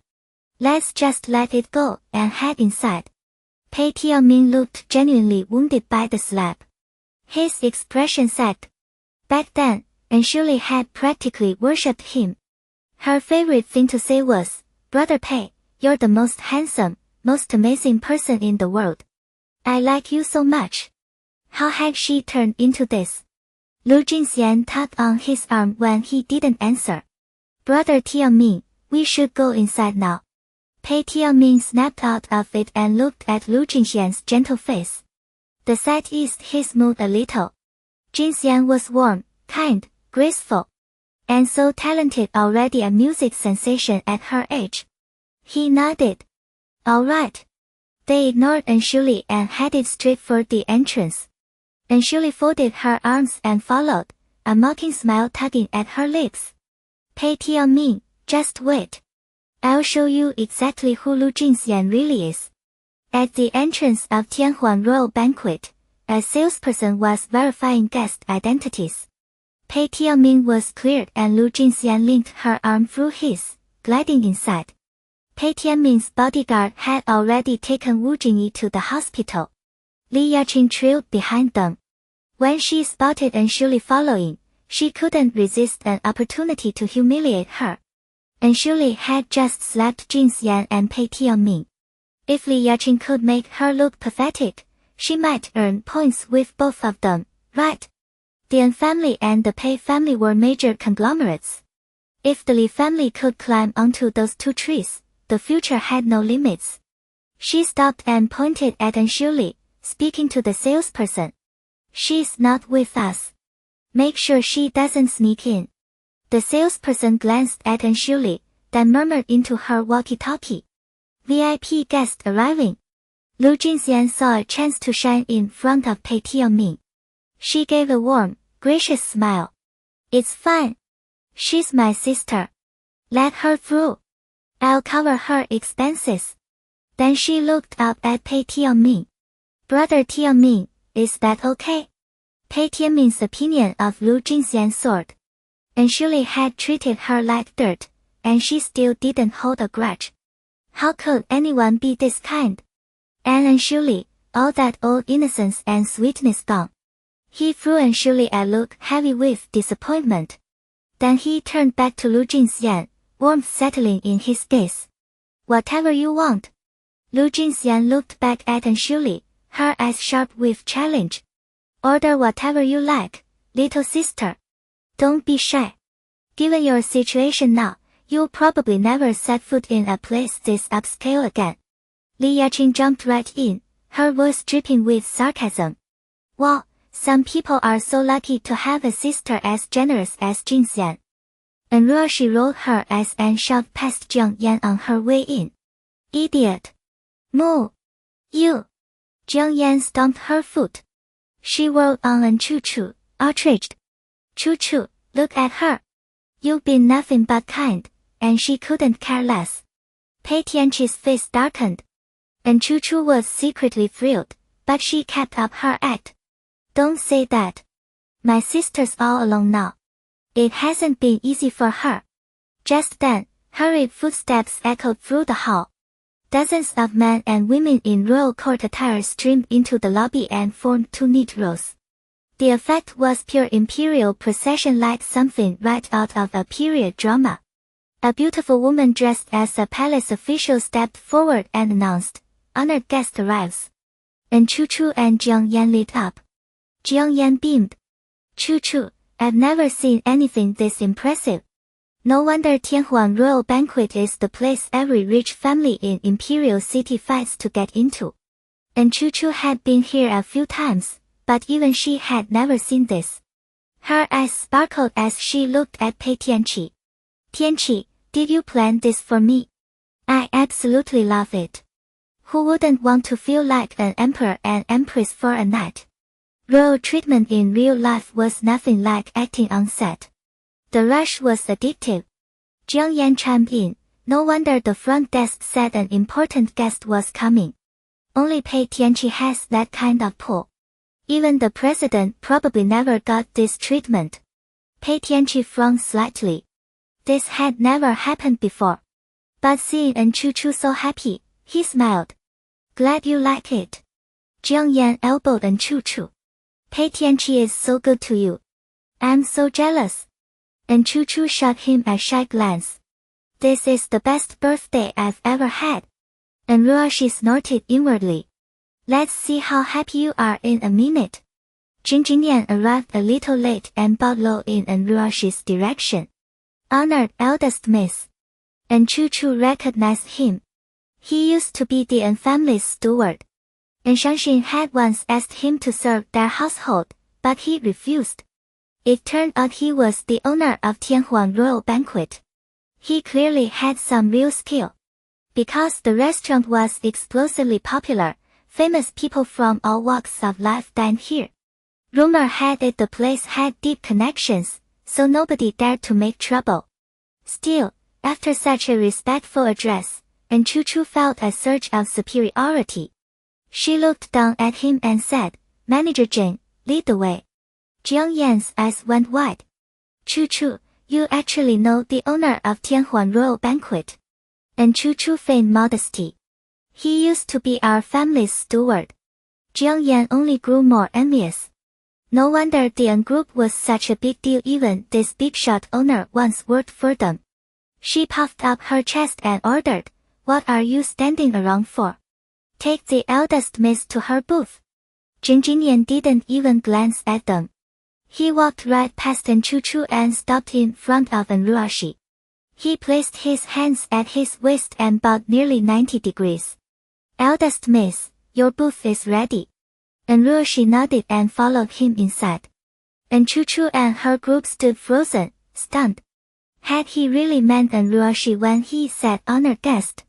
Impossible. She was just a penniless, washed-up heiress. Jiang Yan couldn't hold back. Hey, are you mixing people up? The family's real eldest miss is Chu. Who the hell does Ruoxi think she is? Jinjinyan turned around, his face stern. The eldest miss is the owner of this restaurant. Show some respect. Pei Tianqi was taken aback. How did Ruoxi have the clout to run a place like this? Chu was equally shocked. She couldn't stand the thought of Ruoxi climbing over her right now. Her face went cold. Do you know who we are? Aren't you afraid of offending the Pei family and the family? Zheng Jinyan showed no fear. You can try. Then he added, and for the record, I am the family's steward, but I serve only one master, Shen Nan. If you don't want to eat here, feel free to leave. With that, he bowed again to Ruoxi, his attitude completely transformed. Eldest miss, right this way. Ruoxi shot a defiant look at Chu and followed Jinjinyan toward her private booth on the first floor. The staff in the hall dispersed after they left. Chu's mask finally cracked. Her face twisted with frustration. Jiang Yan fidgeted nervously. Chu, what now? I didn't expect Ruoxi to be the owner of this place. Should we leave? This was her first time eating here, maybe her only time ever. She'd already bragged to everyone she knew. If she walked out without tasting a single dish, She'd never be able to show her face again. And Chu Chu was furious and wanted to bolt, but she had to maintain her gracious image. So she decided to let Pei Tianqi make the call. She put on a hurt expression. Tiankai, it's all my fault. I didn't realize my sister hated me so much. I've dragged you into this too. Should we still eat here? Pei Tianqi's face was tight, but there was a deposit to consider. He'd already put down 5 million. If they left now, that money was gone. Money wasn't the real issue. He had a surprise planned for Chu Chu. Don't let Ruoxi ruin your birthday party. I've got a surprise for you. We'll stay here. Hearing how much he cared, Chu Chu felt better. She smiled sweetly. I can't wait. Inside Tianhuang Royal Banquet's small booth. The room wasn't huge, but it was exquisitely decorated and luxurious. Ruoxi sat in the main seat, a chair carved from golden silk enamel. Jing Jingyan stood beside her, personally serving her. The door opened, and a waitress in traditional costume came in carrying a tray. On it sat a celadon bowl with intricate floral patterns. Jing Jingyan took the bowl and carefully placed it in front of Ruoxi. Eldest miss, this is bird's nest soup made with snow fungus harvested from 1000-year aloeswood and golden blood swallow nest. Please have some to soothe your throat. Ruoxi's eyes were fixed on the large TV screen in front of her. Okay. The TV was showing surveillance footage from another booth. On the screen, Chu Chu and her party had just entered their private room. Ruoxi picked up the bowl and took a spoonful of the soup. A cold smile flickered in her eyes. Chu Chu, after today, your reputation will be ruined across the entire imperial city. Pei Tianqi had reserved the third-floor private room. 300 square meters. The largest VIP space in all of Tianhuang Royal Banquet. Beyond the dining area, it boasted a sprawling dance floor. When Chu Chu pushed open the door, a series of loud pops went off. Streamers and confetti rained down from the ceiling. Happy birthday, baby Chu! Dozens of voices shouted in unison. Chu Chu's eyes lit up with delighted surprise. These were her top fans and fansite organizers, the heavy hitters in her fandom. Celebrating her birthday with them would do wonders for her popularity and her commercial value. She turned to Pei Tianqi, her voice warm. Tianqi, did you arrange all of this? Getting this many people together in one place wasn't easy. It took serious planning. The dance floor was covered in red roses, ribbons, and balloons. Someone had clearly gone all out. Pei Tianqi smiled and nodded. You like it? Chu Chu was so moved she threw her arms around him, her voice trembling. Tiankai, thank you. I love it. The rumored relationship between Chu Chu and Pei Tianqi had been trending for years. Both were attractive, talented, and kept their private lives spotless. The fans had gradually accepted they were together, and by now, the CP fans outnumbered the solo stans. Seeing their intimate moment, plenty of people pulled out their phones. A real couple is the sweetest. Pei spoils baby Chu rotten. Seriously, this is Tianhuang Royal Banquet 6 figures ahead, easy. He flew in 50 of her top fans for a birthday party. That's tens of millions. They're both from powerhouse conglomerates. It's like a real-life prince and princess. Just watching them stand together makes the air feel sweeter. With those looks and that status, they're the ultimate power couple in entertainment. Can you imagine their kids? They'd be stunning. Today is a holiday for CP fans. Chu Chu blushed at the compliments, but inside, she was flying high. With this many witnesses to her love story with Pei Tianqi, a proposal had to be coming soon. And once she was tied to the Pei family, the family business would explode. Ruoxi ran nothing but a tiny restaurant now. She wouldn't be so smug for long. In the smaller private room, the table was heaped with exquisite dishes. Xiao had parked the car and slipped inside. He stared at the spread. He couldn't name half the things on the plates and practically drooled. He turned to Jinjinian, who stood nearby. What are all these dishes called? Jinjinian smiled and started introducing them one by one. This one is Dragon's Cry Beyond the Clouds. It's made with Himalayan ice snow lotus and the belly of deep-sea bluefin tuna. This one is gold in aged sand. The meat comes from the pressed 6 ounces of golden neck cut, taken from a 20-year-old black pig raised on Spain's Billion Peninsula. And this one. Enough. And Ruoxi cut him off. She shot Xiaolu a look. Just eat. You wouldn't understand it anyway. Xiaolu grinned. Boss is right. I don't have much schooling. As long as it tastes good. He grabbed a piece of bluefin tuna and popped it in his mouth. His eyes went wide. Boss, this is incredible. Did you develop all these recipes? And Ruoxi ignored him, completely unimpressed by his awe. Jinjinian answered for her. Most of the signature dishes here were developed by the eldest miss. She's been eating fine cuisine since she was a child. Her palate is unusually sensitive. The old master used to say she has a king's tongue. She can tell good food from bad in a single bite. She put a tremendous amount of work into opening this restaurant. Xiaolu gave and Ruoxi a thumbs up between mouthfuls. You're the best, boss. And Ruoxi said nothing.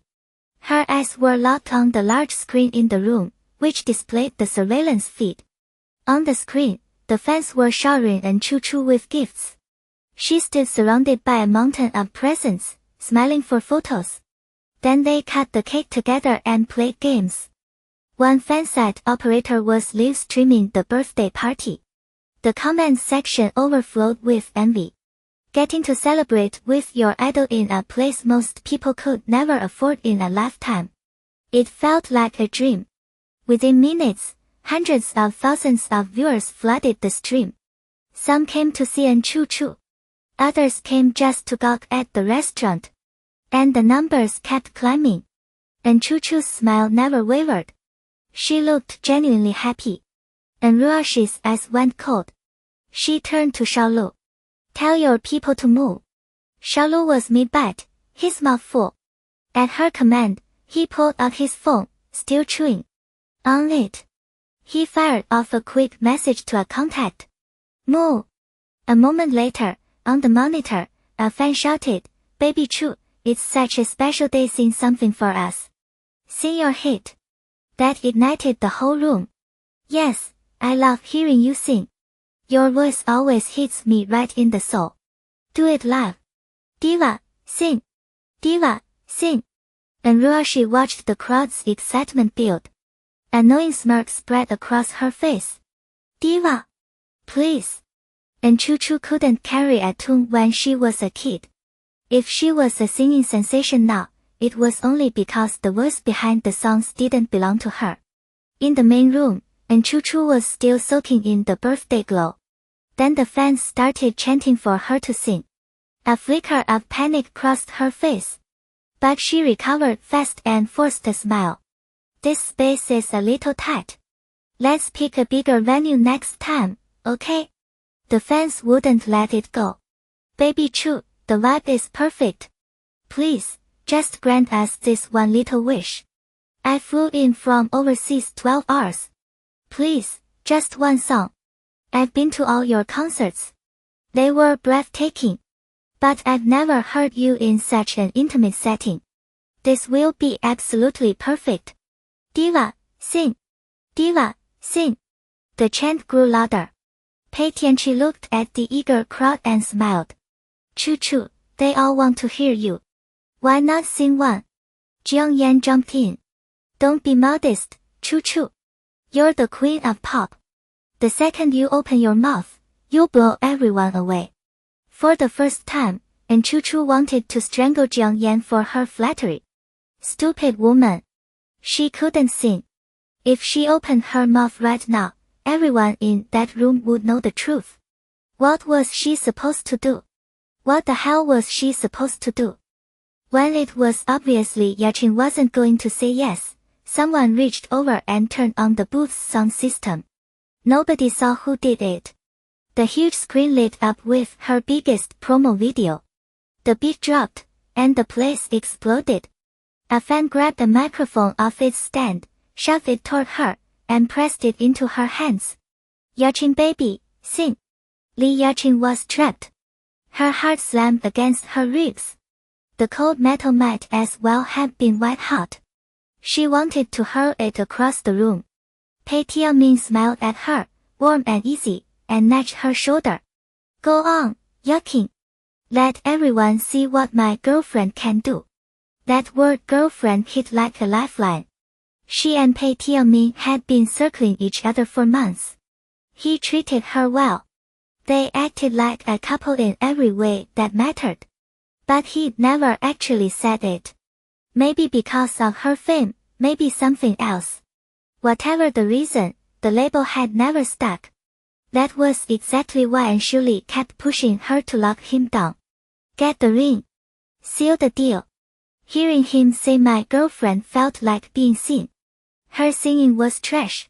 Everyone knew it. But she had performed this song hundreds of times.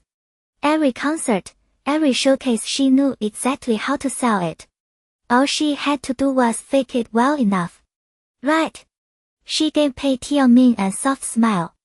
Okay. I'll sing. The fans erupted when she finally gave in. The room hummed with cheers and clapping along to the beat. On the fan forum's live broadcast, the comments started rolling in. There it is, Yaching baby's angel voice. Been waiting for this all night. They say other singers cost money, but Yaching baby costs lives. Her voice literally stops your heart. Li Yaching lifted the mic, caught the rhythm, and let her voice drift out. Someone lights the fireworks.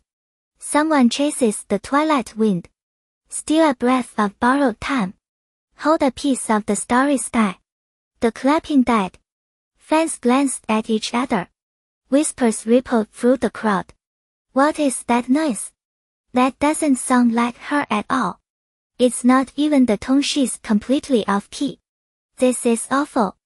Over on the broadcast, the chat went dead silent for a full second. Then it detonated.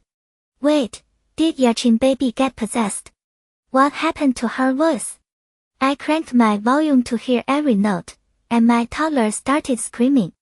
How does someone singing just fall off a cliff? Can someone explain this?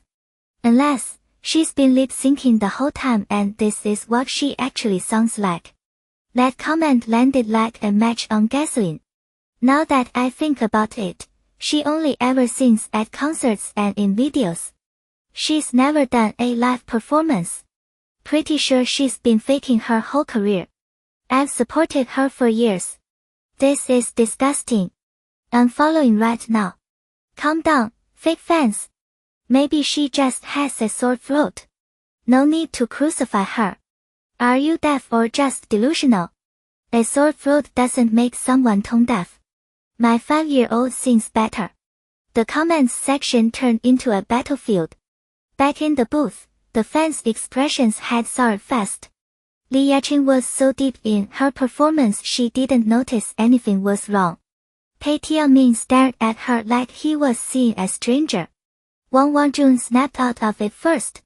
She grabbed Li Yaching's arm. Every time Li Yaching lip-synced, she got completely lost in it. That was why fans always believed she was singing live, because she believed it herself. This time, she'd actually been singing, and she delivered the exact same performance.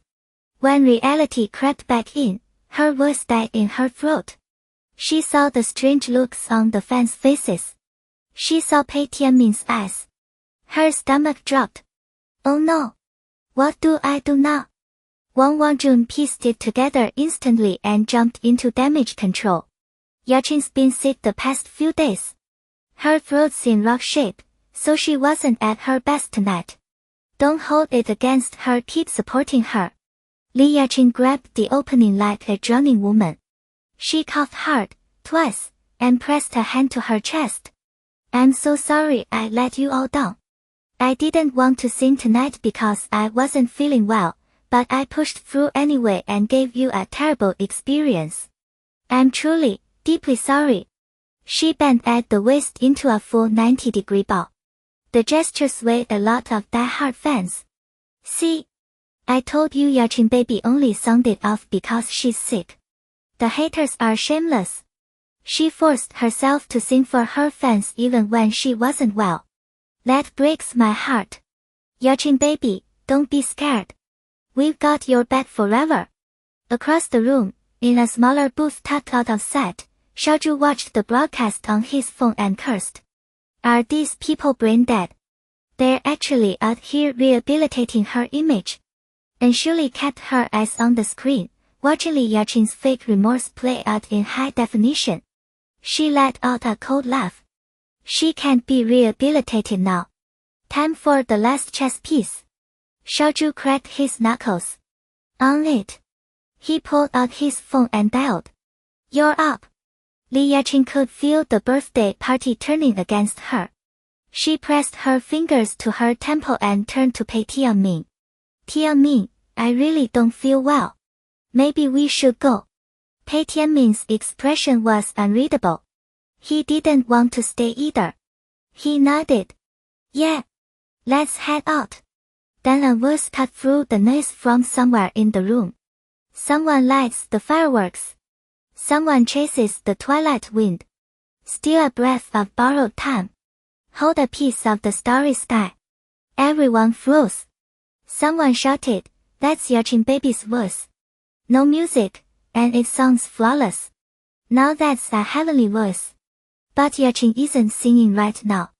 Li Yaqing's face drained of color. She's here. Panic spiked through her chest. She grabbed Pei Tianming's arm. Tianming, I really need to go. Now. Pei Tianming finally understood exactly what was happening. He looked at her, his expression complicated, and said nothing. Before they could move, the booth door swung open. A girl walked in wearing a white t-shirt and jeans, her hair pulled back in a ponytail, her face completely bare. No makeup. No filter. Just her voice filling the room. Every fan stared, dumbstruck. Her voice was a perfect match for Li Yaqing's. Which meant Li Yaqing had been lip-syncing the whole damn time. And Chu practically fled her own birthday party. Her superfans and fansite admins surrounded her, shouting over each other, demanding answers. But the evidence was already everywhere. What was she supposed to say? Bodyguards formed a wall, holding back the furious crowd. Pei Tianqi and Jiang Yan moved in tight, one on each side, and steered her toward the exit. As they passed the front desk, the receptionist stepped forward with a smile polished to perfection. Your total tonight comes to 32 million. Will that be on a card? 32 million. Jiang Yan's face went white. Why don't you just hold us up at gunpoint? The receptionist's smile didn't flicker. All of our ingredients are top grade. Any guest who has dined here can confirm that. And your event had over 50 guests. Jiang Yan wasn't letting it go. Show me the itemized bill. The receptionist printed a receipt and slid it across the counter. Jiang Yan's eyes swept the charges, and she jabbed a finger at over a dozen line items. We never ordered these dishes. The receptionist kept her smile. Those were for our eldest miss. This gentleman informed us that anything our eldest miss ordered would be added to your bill.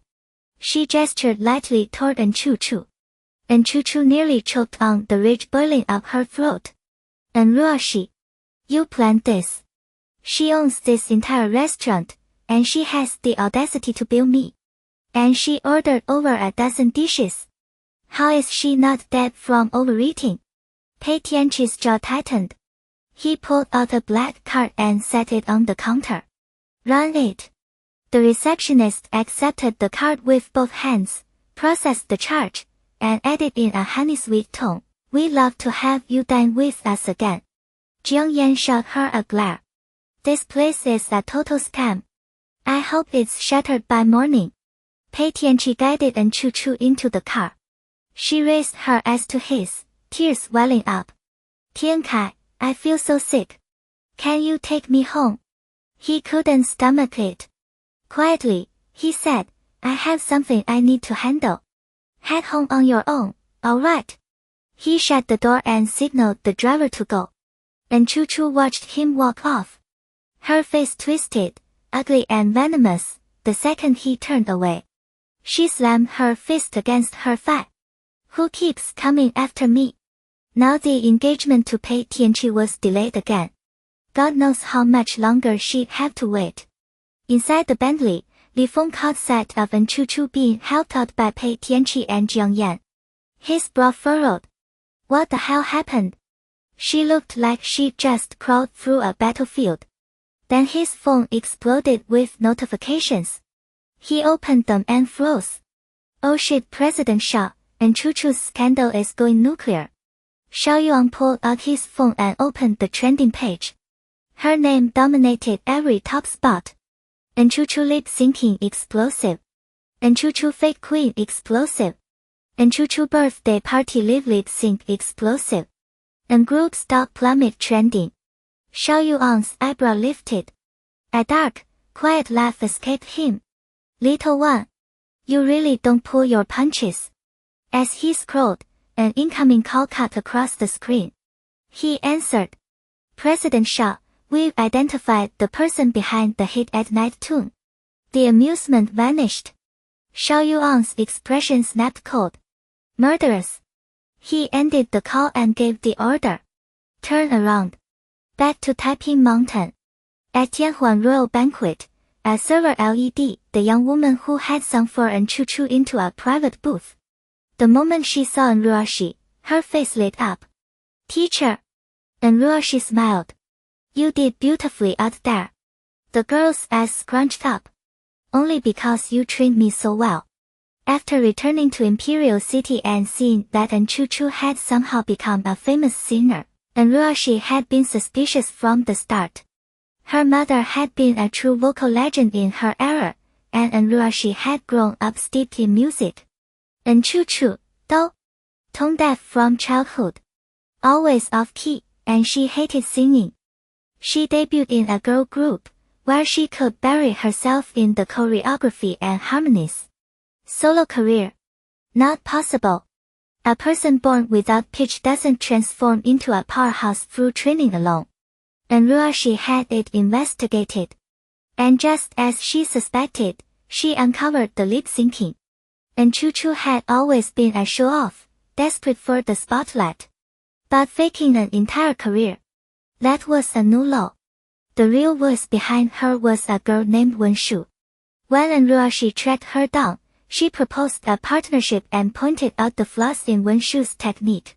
After a few lessons, Wen Shu helped Chu Chu snatch the title of Queen of Pop. In gratitude, Wen Shu insisted on calling Ruoxi teacher. Now Ruoxi said, my people will protect you in the coming days. I'll find you an entertainment company to sign with. With all the heat from Chu Chu's scandal, your name is about to explode. Wen Shu's eyes glistened. Thank you, teacher. Once I make it, I'll repay everything. Ruoxi smiled. Alright. Wen Shu left with Ruoxi's people. Ruoxi checked the time. Still a little before 6. She turned to Xiaolu. Take me to Dr. Jin's lab. Xiaolu grinned. On it. They walked side by side to the parking lot. Xiaolu said, you're due for your antidote shot soon. Ruoxi only nodded. He knew these visits were on her, so he didn't push. He just drove. On the way, Ruoxi stopped to buy 2 bouquets of sunflowers. At the lab, she pressed her eye to the iris scanner. The outer security door clicked open. They passed through 2 more heavy reinforced doors before entering the research wing. Xiaolu hammered on a door with his fist. Oh Jin! Open up! We're here. A man in his 60s emerged, white lab coat, hairline retreating, a small punch above his belt. He took off his goggles and gloves, squinting at them with a warm smile. Well, look who it is. Big Money and Little Six. Ruoxi asked, how are my brother and sister-in-law doing? Dr. Jin said. Same as always. Ruoxi didn't answer. She carried the flowers down the hallway. 2. Jin clapped Xiaolu on the shoulder. 6. You put on some muscle since I last saw you. But Xiaolu's smile dropped. His gaze followed Ruoxi until she disappeared around the corner. He turned back, frowning. Oh Jin, is your medical skill even worth a damn? It's been this long, and they're still not getting better. 2. Jin smacked him on the head. You think I'm some kind of miracle worker? Keeping them breathing this long took everything I've got. Xiaolu rubbed the sore spot.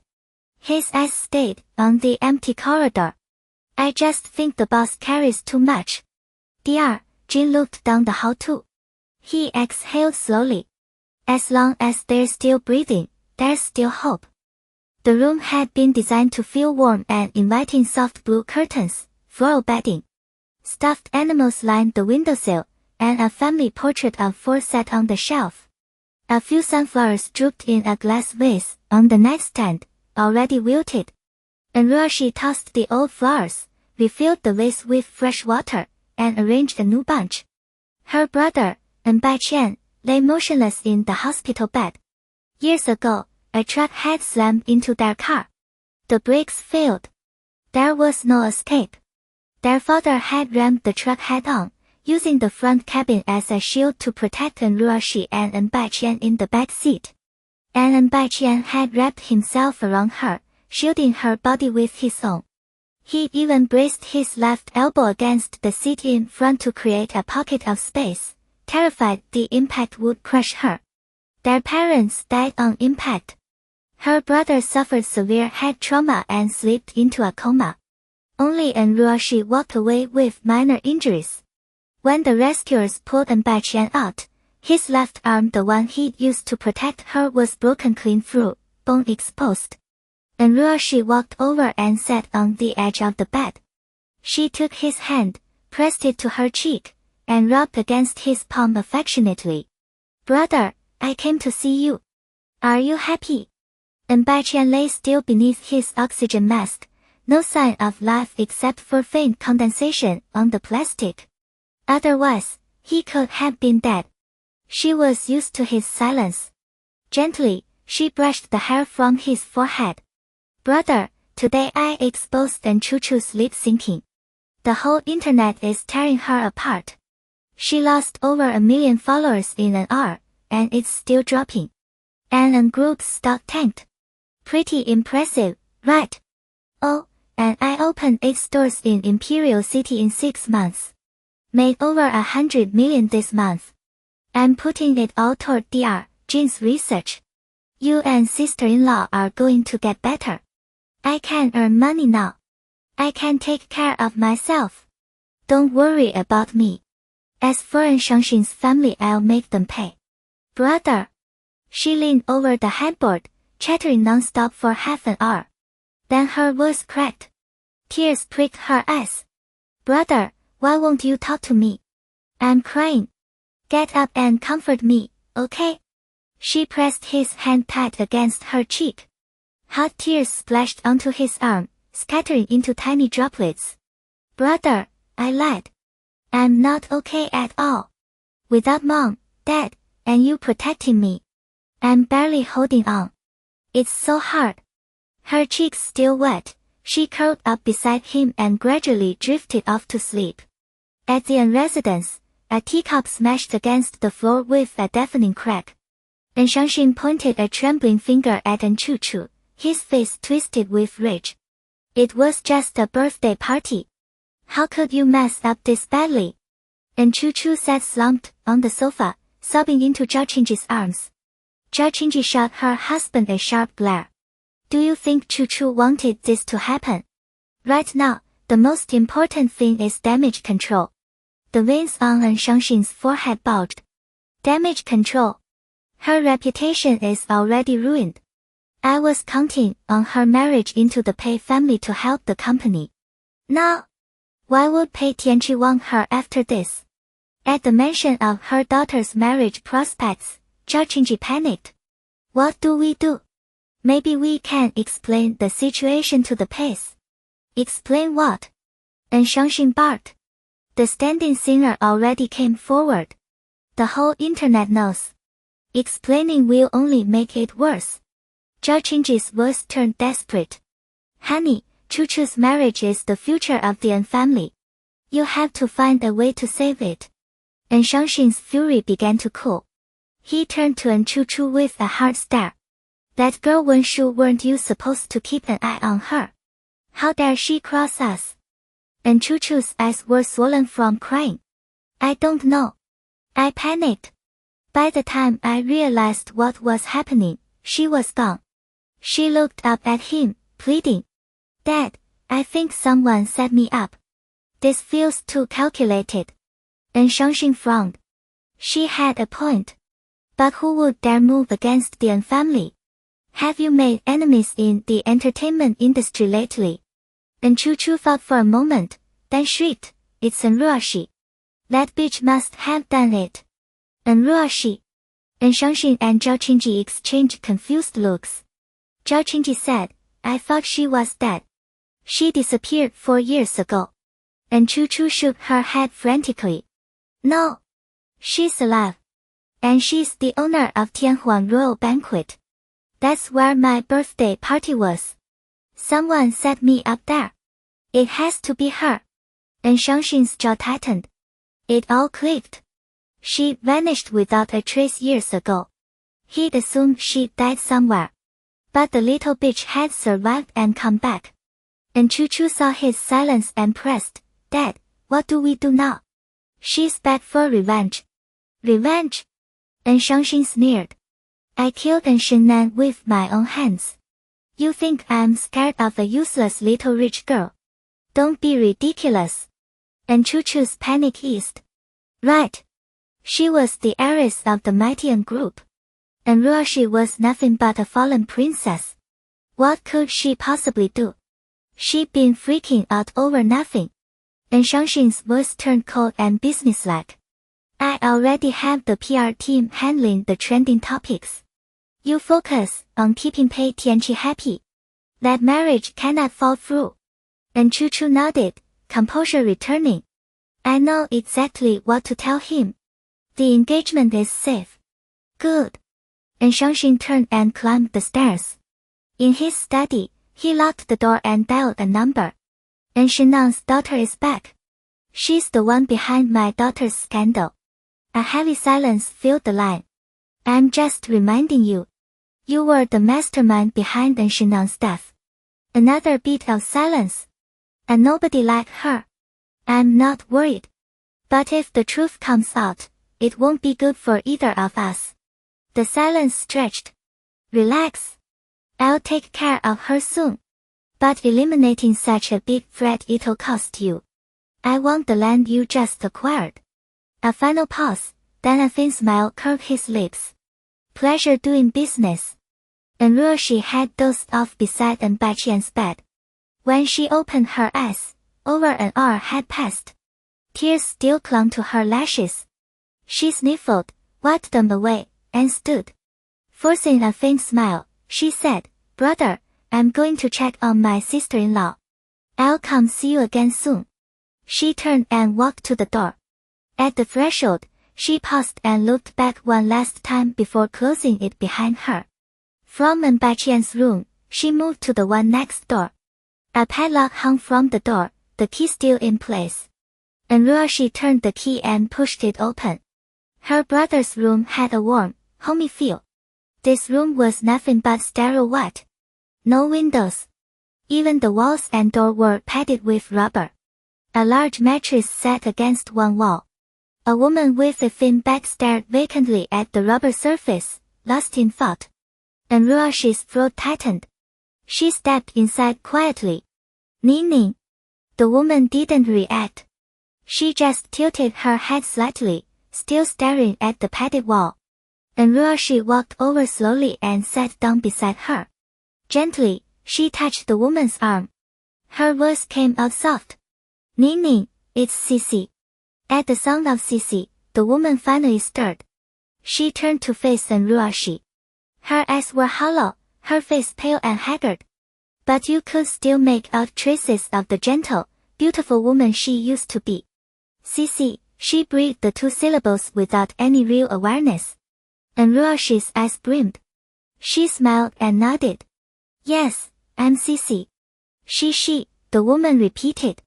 Then, as if something triggered her, terror flooded her expression. She thrashed wildly, screaming, Sissy, run. They're coming for you. She. Don't look back. Run. Over and over, the same words telling Sissy to run. And Ruoxi's tears finally broke. She lunged forward and wrapped her arms around the woman, holding tight. Ning, I'm fine. I got away. I'm okay. Really? I'm okay. She held her for several minutes until the woman slowly calmed. A bit of clarity returned to Jiangning's gaze. She cupped Ruoxi's face, smiling gently. Be good, she. I'll make you strawberry cake. And Ruoxi choked back a sob and hugged her tighter. Okay. I want the strawberry cake you make, Ning. It's the best cake in the world. The woman was Jiangning, the eldest daughter of the Jiang family. Jiang Yan's older sister. And Bai Qian and Jiangning had been together since college. They'd never had a formal engagement, but Ruoxi had always thought of her as her sister-in-law. After the car crash, Bai Qian was rushed to the hospital. Jiangning was the only one who showed up. And she sensed the accident wasn't random. Once Bai Qian's condition stabilized enough to move him, she arranged for him to be transferred somewhere safe. Meanwhile, Ruoxi remained in Imperial City, letting everyone believe she was the last one standing. After she reached out to pay Tianqi and got a squad of mercenaries instead of help, Jiangning decided it wasn't safe for her to stay either. She planned to send her away. But the night Ruoxi tried to escape, someone leaked the plan. They came for her. To buy Ruoxi time, Jiangning disguised herself as Ruoxi and led the pursuers away. That night, Ruoxi got out clean. But Jiangning was locked up by her own family. Jiangning's mother died early. Jiang Yan was the daughter of their father and his second wife. Jiang Yan had always resented that Jiangning would marry into the An group. She made her life hell at every turn.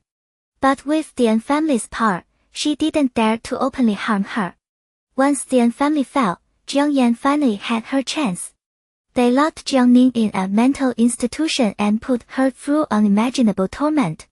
And Ruoxi only found out after returning to Imperial City what the Jiang family had done, how cruelly they made Jiangning suffer. She did everything she could to get Jiangning out and brought in Dr. Jin to treat her. But the beatings and the drugs had permanently damaged Jiangning's brain. She had episodes of madness, of self-harm. Full recovery was nearly impossible. Dr. Jin could only use medication to ease her symptoms and lessen her pain. And Ruoxi helped Jiangning wash her hair and take a bath. She dressed her in clean, comfortable clothes and blow-dried her hair. Jiangning seemed happy. She played with the fallen strands and hummed a soft tune. And Ruoxi recognized the song, the one Jiangning and Bai Qian had sung together at their graduation party. She combed Jiangning's hair gently as she spoke. Ning, don't worry. The people who hurt you, I'll make them pay 10 times, 100 times over. I've given Dr. Jin a lot of money. He'll find a way to cure you. When my brother wakes up, you two can be together again. And Ruoxi said these words as much to herself as to Jiangning. After leaving Jiangning's room, she went to find Dr. Jin. He took one look at her swollen eyes and knew she'd been crying again. He tried to comfort her. I've been developing a new drug. It suppresses Jiangning's symptoms well. Aside from being out of it mentally, she eats and sleeps fine. She's not in pain. You don't need to worry so much. And Ruoxi smiled gratefully. Thank you, Dr. Jin. He patted her shoulder, his laugh easy. What's there to thank me for? I'm getting paid. You're the most generous client I've ever had. I've done pretty well myself. And Ruoxi smiled but said nothing. She knew he was just trying to make her feel better. The money she'd given him after buying equipment, funding research, and sourcing rare medicinal ingredients, there wasn't much left. She patted his shoulder too. Don't worry. I'll give you even more in the future. Just then, Xiao walked over. He pressed a cotton swab to his arm and said, Boss, it's time for the antidote injection. And Ruoxi nodded and headed to the injection room. After escaping Imperial City, she'd been taken in by the head of an assassin organization and brought to Songming province. Before training their killers, the organization injected them with a serum. The serum rewired the brain, making you razor sharp. It also enhanced physical abilities, speed, agility, combat power. But the effect varied from person to person. And Ruoxi had the most dramatic response ever recorded. The serum made you stronger, but it had a fatal flaw. Every month, you needed an antidote injection. Without it, the bones of anyone who'd taken the serum would feel like they were being crushed. The pain was unbearable. The organization's leader had used this serum to create and control his killers, forcing them to do things they never wanted. After Ruoxi took down the leader, the responsibility of making the antidote fell to Dr. Jin. So Dr. Jin wasn't just treating Baiqian and Jiangning, he was also making antidotes for over 20 assassins. And Ruoxi had tested him with one more thing, develop a permanent cure. The money she'd given him was barely enough to cover expenses. There was no profit. She needed to find a way to earn more. That would speed up Dr. Jin's research. And Shuli transferred everything before she left the research institute. All 15 million from the jewelry, plus the 5.2 million Xiao Yi had given her. Dr. Jin stared at the total on his phone screen. 20,200,000. His jaw tightened. You gave me all of it. Again. And Shuli just smiled. Don't worry about me. I won't starve. He didn't smile back. He set the phone down and looked at her directly. This isn't about food. You're a young woman. Keep something for yourself. Go shopping. Buy a nice dress. Watch a movie. You can't spend every waking minute on revenge and saving everybody else. His voice dropped, gentler now. Life has more to offer, Shuli. Fall in love. Find a man. Taste what that feels like. I know. She'd heard this speech before. Dr. Jin liked to fuss. She didn't argue. She just nodded and headed for the door. I've got things to do. I'm going. She turned and walked out. Behind her, Dr. Jin called after her. Remember what I said? She didn't look back. She lifted her right hand and waved, casual, brushing him off like it was nothing. Fall in love. Every night, the second her eyes closed, her parents were right there, dying in front of her. She could still feel her brother's blood dripping onto her face. Still see Jingjing losing her mind. Until that blood debt was paid in full, love wasn't a word she got to know. Taiping Mountain. The interrogation room. Whips. Electric chairs. Spiked clubs. Branding irons. Heavy hammers. Bayonets. Every instrument had its place against the concrete walls. In the dim light, Xiao Yi sprawled across a black leather sofa. Legs crossed, face blurred in shadow. His fingers tapped the armrest, slow and deliberate. The air itself seemed to tighten, bending under the weight of his presence. Across from him, a man knelt in a pool of his own blood. He dragged himself toward Xiao Yi's boots, lifting his ruined face. His voice cracked. Brother. I'm your own flesh and blood. I swear, I'll never do it again. Please. Just let me go. This one time. Xiao Yi laughed. Low and cold. The kind of laugh that made your skin crawl. He looked at the man like he was watching a dying insect. Bored. And utterly lethal. An illegitimate bastard like you calls me brother. You hired an assassin to kill me. You knew damn well there was only one way this would end. The man's fear twisted into fury under Xiao Yi's dark, unblinking stare. Xiao Yi, you monster. You killed your own parents. You're a fucking animal. You rot for this. You'll die screaming. Xiao Yi rose from the sofa, a smile curling at the edge of his mouth. A smile that promised pain. I don't know about dying screaming. But I do know you die in agony today. He slammed his boot into the man's face. Bone shattered. Blood sprayed. A wet, sucking sound, and a mouthful of teeth scattered across the concrete. The man screamed, then immediately started begging again, the words slurred through torn lips. Brother. Please. For grandfather's sake. Spare me. I'll renounce everything. I won't fight you for the Xiao family. I won't. Xiao Yi's expression iced over. He drove another kick into the man's shoulder blade. Crack. Another bone gone. You think you could ever beat me? The man howled, thrashing against the floor. Xiao Yi. You're going to hell. Straight to the deepest pit of hell. Xiao Yi leaned forward. The inverted black cross tattooed on the back of his neck looked monstrous in the low light. His grin was savage. I'm already in hell. He drove his foot into the man's throat. A choked gurgle.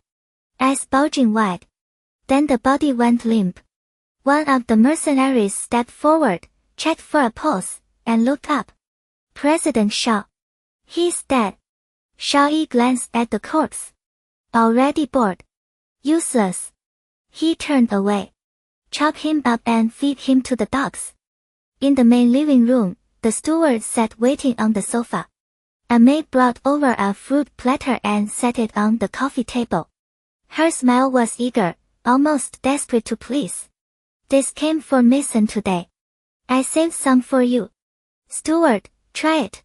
Tell me if it's sweet. The steward ate the fruit like it was poison. Not long ago, everything good on Taiping Mountain was hers. Now she was scraping for leftovers. And Xiao Yi had actually gone and hired a top-tier private chef, just for shoeless meals. Premium ingredients every day. Expensive supplements. All for that girl. If this kept up, there wouldn't be a place for the steward here at all.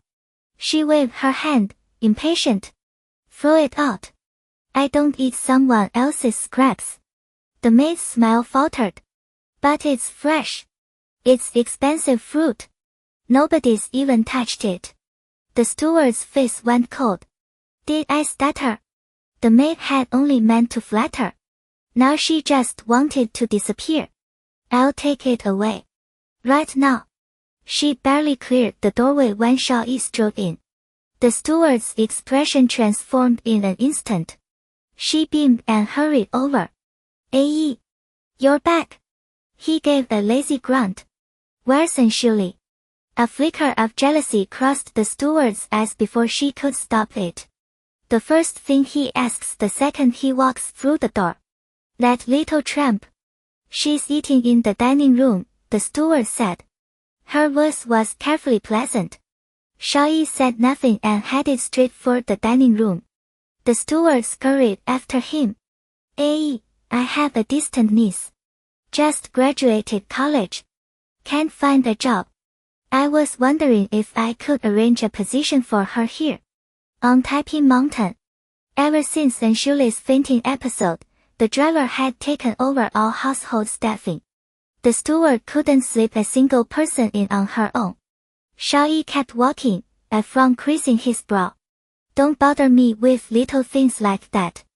The steward called after him. So I'll have her start tomorrow. He didn't answer. He just disappeared into the dining room. The steward knew that silence meant yes. A slow, satisfied smile spread across her face. This niece of hers was nothing like that weak, simpering Hanglu. She had the kind of body that made men stupid. A waist you could span with your hands. Hips that swayed with every step. A mouth that knew exactly what to say. Soft. Tempting. And she understood men. How to string them along. How to make them beg. She was only 21, and she already had wealthy men circling. But she wanted the biggest prize of all. So she kept every last one of them at arm's length, never giving anyone a real commitment. Before, Xiao Yi had shown zero interest in women. Only men around him. The steward had actually wondered if he preferred it that way, so she'd never thought to send a girl his direction. Now that she knew he liked women, she wasn't about to let this chance slip. This news would sink her claws into Xiao Yi fast. And Shuli might as well start packing. She'd be off Taiping Mountain before she knew it.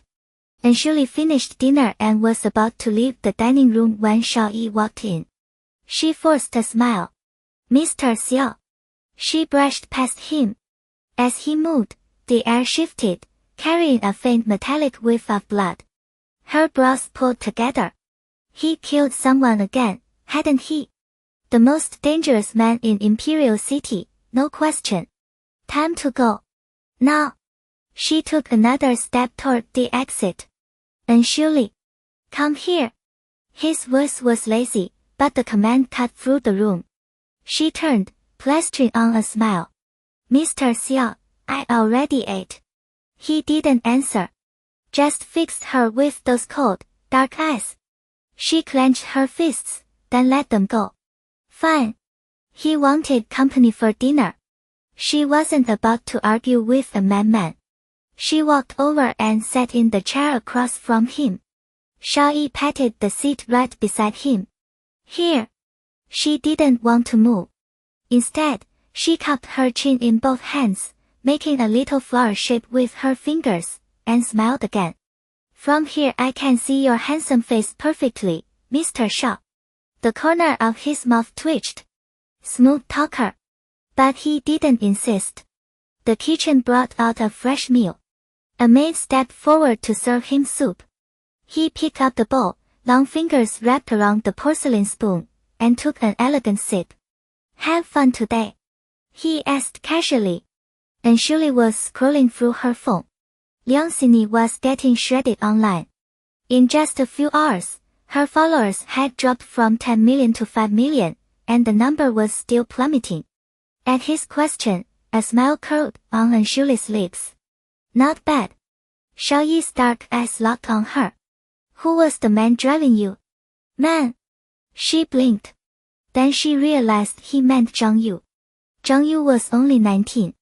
Barely out of diapers. Hardly a man. Just a friend.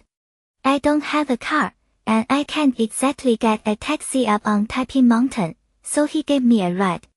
Xiao Yi said nothing. He barely touched his food. Less than 5 minutes later, he set down his chopsticks, wiped his mouth with a napkin, and said, Let's go. A rush of relief flooded through her. She followed him out of the dining room and made a beeline for the stairs. She'd barely taken one step when Xiao Yi grabbed the back of her collar and yanked her backward. This way. At 6'3" to her 5'5", he looked like an eagle snatching a chick. She frowned. Let go. He released her collar and looked her up and down. Not tall, but long legs. Fast, too.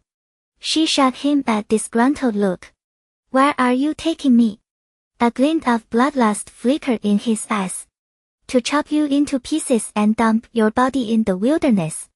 Scared. She knew he was capable of it. But she wasn't about to play his game. She grinned, eyes bright. Really? Sounds fun. Let's go. A flicker of amusement crossed his face. This little one. Soft on the outside, all steel on the inside.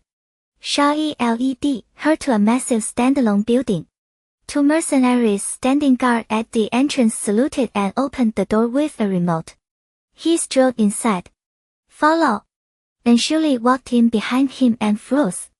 It was an enormous indoor parking garage. At least 10 stories high, and every floor was packed with luxury cars. Supercars. Sedans. SUVs. Everything imaginable. Limited editions. Discontinued models. Her family used to own plenty of expensive cars, but this garage made them look like a used lot. Just how rich was this man? He watched her stunned expression, something oddly pleased shifting in his gaze. He pulled out a cigarette, lit it, took a drag, and blew a perfect smoke ring. Pick one. She stared at him. For me. The cigarette dangled from his lips as he smirked. Don't want one. Yes.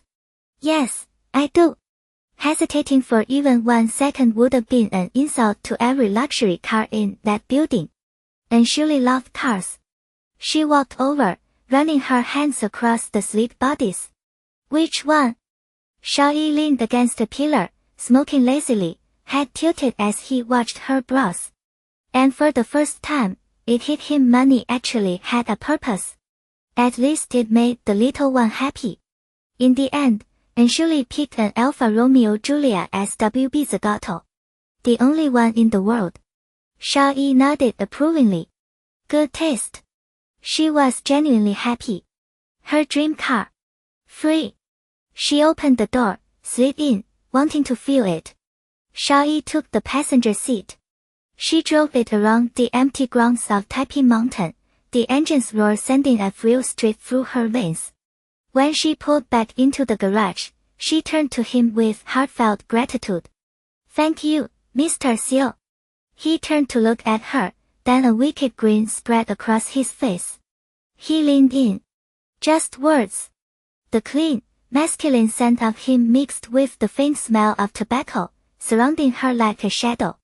And Shirley tensed, pressing back against the seat, hands gripping the seatbelt. What do you want, then? His deep gaze traveled from her clear eyes down to her soft lips. His voice dropped low. Sleep with me tonight. The joy drained from her face, replaced by a hot flicker of anger. She seriously considered punching him in the head. But Xiao Yi raised his right hand, bent his middle finger, and flicked her hard on the forehead. Where's your head? I just think your singing actually helps me sleep. Don't worry. I'm not interested. With that, he opened his door and got out. Be in my room at 10. Or I take the car back. He walked off without a backward glance. And Shirley huffed as she climbed out. Helps him sleep. Her voice was heavenly, thank you very much. Philistine. She glanced back at the Alfa Romeo. So gorgeous. She couldn't bear to part with it. Fine. She be his lullaby. Back in her room, her phone rang. Zhang Yu. She grabbed her pajamas from the closet and headed to the bathroom for a milk bath. His voice crackled through the speaker. Boss, we got something good on Lu Jiangbo. Want to see? Interest peaked. Send it over. She set the phone on speaker. The video came through. And Shirley watched, a slow smile spreading across her lips. Interesting. She said, check if the Su and Jiang families have any events coming up. Zhang Yu sounded like he'd already read her mind. Already checked, boss. In 3 days, Susie Han's engagement party. Besides those 3 families, most of the powerful clans in Imperial City will be there. And Shirley let out a cold laugh. Perfect timing for a big occasion. Let's turn their celebration into a funeral. And Shirley knocked on Xiao Yuan's door just before 10. When she heard his voice, she pushed it open and stepped inside. The room was empty. He wasn't there. She frowned. He just answered. Where the hell was he? Looking for me. The voice came from behind her, deep and charged with something that made her stomach tighten. She spun around. Xiao Yuan stood there with nothing but a white taoslanglo around his hips. He just showered. His skin was still damp, water beading on the hard planes of his chest and shoulders. Broad up top, narrow at the waist. The muscle definition was sharp, the kind that came from money, genetics, and a trainer who cost more than most people's rent. A droplet traced the grooves of his abs, slowed at the deep V-line above the towel, and disappeared beneath the loose edge. The corners of his mouth lifted just slightly. Lazy. Knowing. Dangerously sexy. And Shirley swallowed. Bastard. At least his body was immaculate. Xiao Yuan caught her staring. He reached out and tapped her forehead with one long finger. Keep looking, and I'm charging you for it. The smugness on his face made her want to throw something. She knew exactly what he was doing. He'd known she was coming at 10. He timed that shot on purpose. She folded her arms, took her time dragging her eyes from his face down to his feet and back up again, and let out a pointed little scoff. This? You think you can charge for this? His expression flickered. Then the wicked grin was back. He rested one hand on the towel's edge and stepped toward her. Slow. Deliberate. Sounds like you want the paid content. And Shuli backed up a step. She was wearing a white lace nightgown, long-sleeved, falling just above her knees. No makeup. Her face was bare and impossibly lovely. Xiao Yuan's throat moved. Something dark pulled in his eyes. His voice dropped, low and rough, sinking into her. I guarantee the dimensions won't disappoint. His fingers pushed the towel down an inch. The V-line deepened. Another inch. Panic flared in her chest. What the hell are you doing? His smile curved wider, previewing the highlights. His hand yanked downward. And Shuli slapped both hands over her face and whipped around. Xiao Yuan, have you got no shame at all? Behind her, a rough, low laugh rolled through the room. It had the same texture as a cello, rich, dark, suggestive. Relax, little one. I'm teasing. My treasure isn't something just anyone gets to see. She spun back, furious, and there he was, tall perfectly in place, strolling toward the bed as if nothing had happened. If it weren't for that damn sports car, she'd beat his arrogant head in.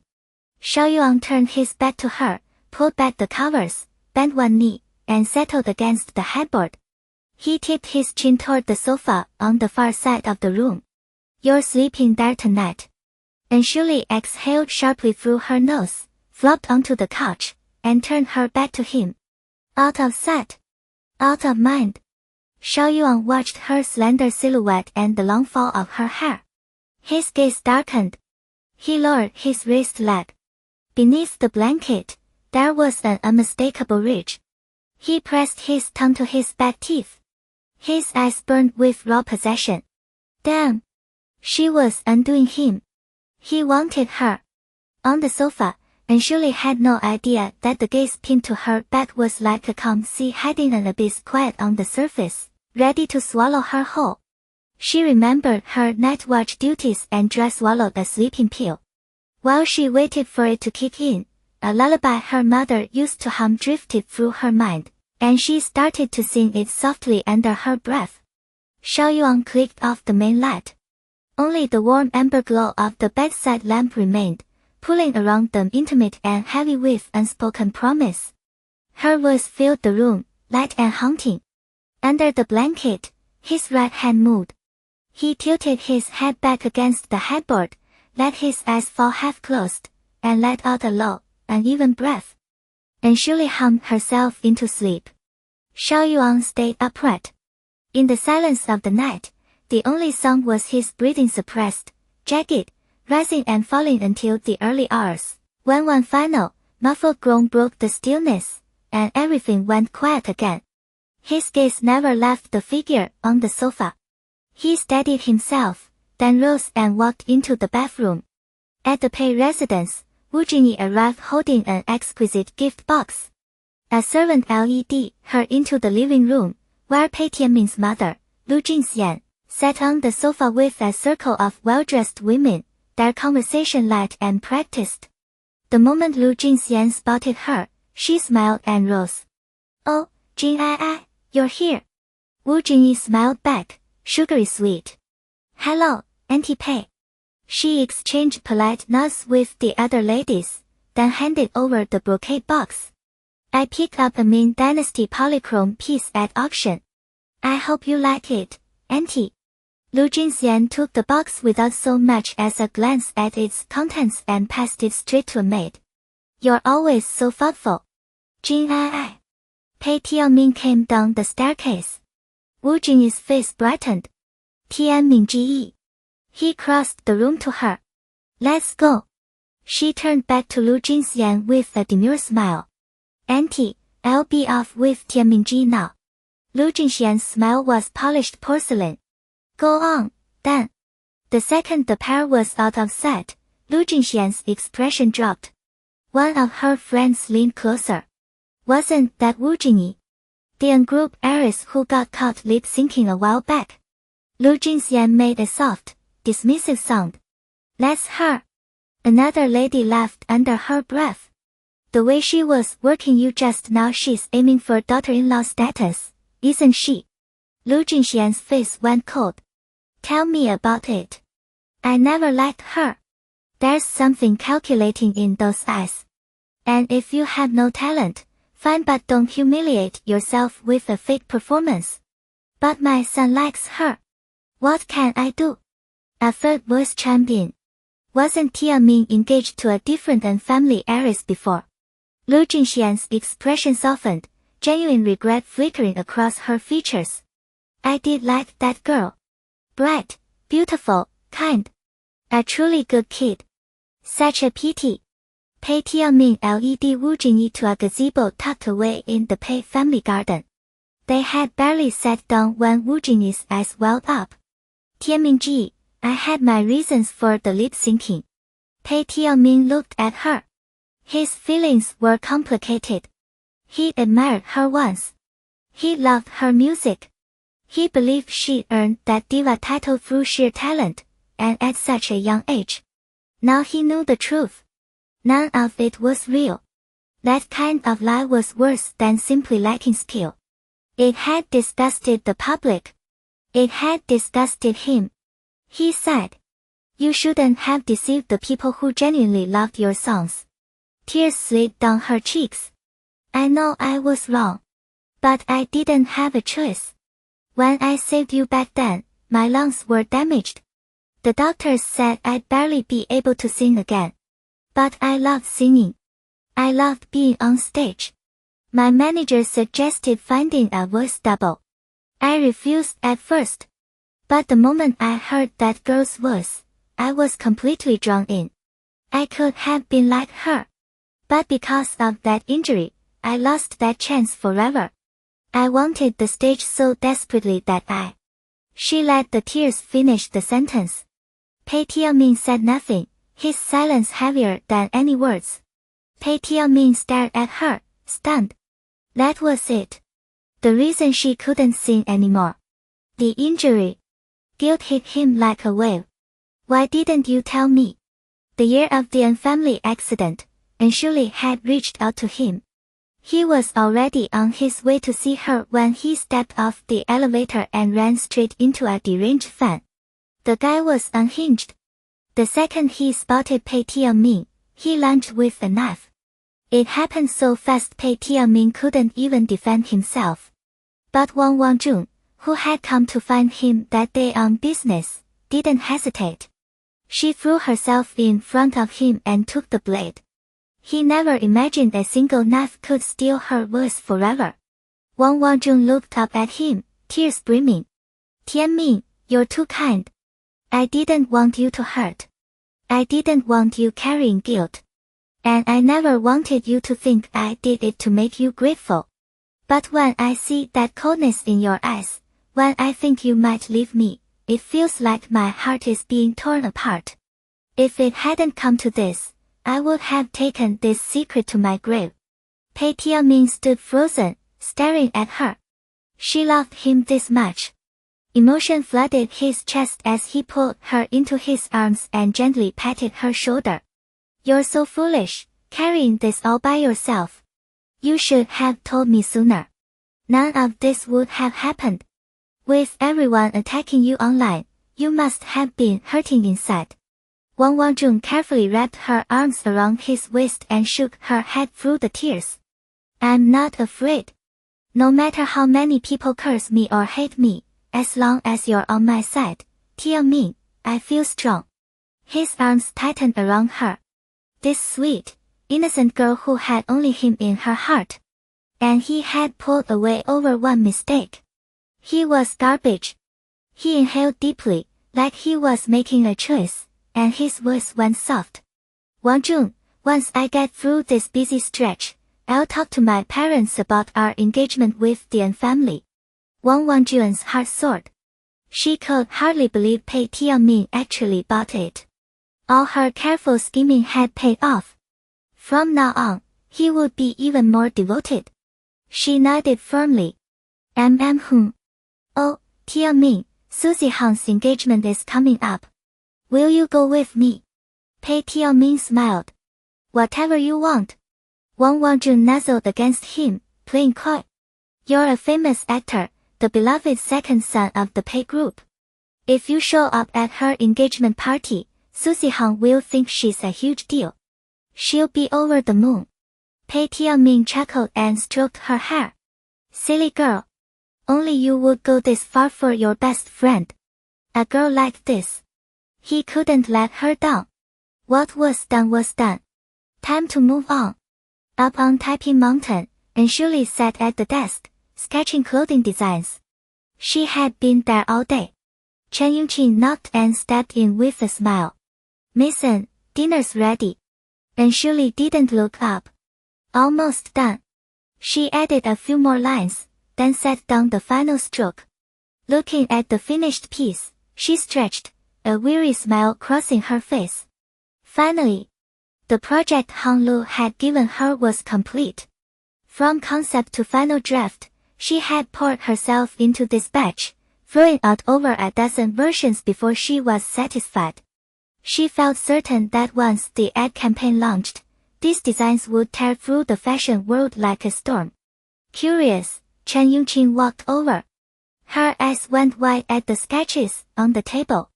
Miss An, you're incredible. I have never seen such beautiful, original designs. If you entered a competition with these, you would win first place. No question. Anshuli picked up one of the sketches and studied it with a faint smile. First place. She had won that years ago. Top in the world. Back then, she had entered for the $3 million prize. She had jotted down a sketch on a whim and grabbed first place. The youngest winner in history. But after that, she had been too busy as an assassin to draw. Plus, she was afraid of exposing her identity. When she decided to return to the imperial city, she realized it could be a moneymaker. So she had Han Lu register a clothing brand. Blood Moon. She designed. Han Lu handled production and sales. Within 6 months, the store had exploded. It became the label for the imperial city's elite women. At the thought, Anshuli stood and smiled. Let's eat. I'm starving. She massaged her stiff neck as she walked out. Chen Yongqing followed, admiration shining in her eyes. Something about Miss An set her apart. She was not ordinary. In the dining room, Anshuli's personal steward stood at attention, impeccably dressed in a suit and white gloves. When he saw her, he pulled out her chair and smiled. Miss An. Anshuli sat down and returned the greeting. Steward. The steward began reciting the evening's menu. For the appetizer, Alba white truffle shavings with Hokkaido sea urchin and Iranian almas caviar. The main course is bluefin tuna belly and French breast pigeon. Anshuli looked at the exquisite, decadent spread, a flicker of emotion crossing her face. She had thought Xiao Yuan was just going through the motions, treating her like a blood bet without ever actually taking a drop. But who could have guessed? Day after day, she ate better than she ever had at the family table. The lengths he was going to for her blood. If he ever got hurt, she would step up and donate. Eagerly. Because if he thought he had wasted his money and stopped feeding her like this, what would she do? As she enjoyed her dinner, Anshuli pulled out her phone. She had silenced it to focus on her designs and missed several messages from Xiaozhu. Boss, Susie Han's engagement invite is going to be tough to get. The main problem is that she knows you. And you are way too recognizable. A fake or using someone else's name would be way too easy to catch. Anyway, you can get her to send you an invitation. And Shuli had been so absorbed in her designs she had forgotten to tell Xiaozhu she already had a plan. She quickly typed a reply. Concentrate on your own work. Leave the invitation to me. Not only will I get one, I'll get a VIP invitation. A heart-eye emoji popped up from Xiaozhu. That's my boss. Legend. But Susie Hong is your arch-rival. How are you going to swing a VIP invite? And Shuli sent back a smiley face. You'll see. The engagement party is going to be very, very interesting. Night Tune. A luxury private booth. The crystal chandeliers threw a dim golden light across the room. Zhou Hong, crown prince of the Zhou group, lifted his glass. Rare to have our brother Yuan grace us with his presence. Everybody, raise a glass to Yuan. The men and women in the booth scrambled to their feet. To Yuan. Xiao Yuan sat at the center, sprawled deep in the leather sofa with the careless ease of a predator at rest. His suit jacket was off. He wore a black silk shirt, 2 buttons undone, a sliver of collarbone showing carved from marble. He swirled his whiskey once. A faint smirk touched his lips, then he took a slow sip. The amber liquid caught the light, splintering against the ice cube. The sight was impossible to look away from. One of the women striking, dressed to kill stared. God, he's gorgeous. His aura was terrifying, yes, but that face, that bone-deep aristocratic elegance, every other air in the room might as well have been a shadow. Her pulse quickened. She swayed toward him on her heels, one hand trailing down her own hip as she leaned in. She tossed her long waves over one shoulder. Her eyes dripped honey. Brother Yuan, I've heard so much about you. Let me toast you. She dipped lower, arching her back, one hand braced on the coffee table, the other offering her glass. Her black slip dress plunged into a deep V. The position put her assets on full display, generous, impossible to miss. Xiao Yuan's gaze slid to her. Cold enough to cut bone. Zhou Hong felt a cold sweat break out. Stupid woman trying to get herself killed. He crossed the room fast, grabbed her arm, and pulled her back. Moo! Who do you think you are, toasting my brother Yuan? Trash like you doesn't belong in his orbit. He lowered his voice. Get out now if you want to keep breathing. She saw Zhou Hong's face. Then she glanced at Xiao Yuan. His whole presence had shifted, something dark curling around him like smoke. Her legs nearly gave out. She fled. Zhou Hong dropped onto the sofa next to Xiao Yuan, apologetic. Forget her. A blind little nobody. Don't let it bother you. He waved at the others. Do your own thing. Leave my brother Yuan to his drink. The others were regulars in Zhou Hong's circle. They'd seen Xiao Yuan before. He only ever showed up when he wanted to drink alone, and they knew better than to crowd him. The interruption faded from everyone's mind. Someone teased Zhou Hong. Hey, I heard your bastard half-brother is getting engaged. To the eldest miss of the Su family. Zhou Hong knocked back a drink, tossed a pistachio in his mouth. Yeah. Knock her up.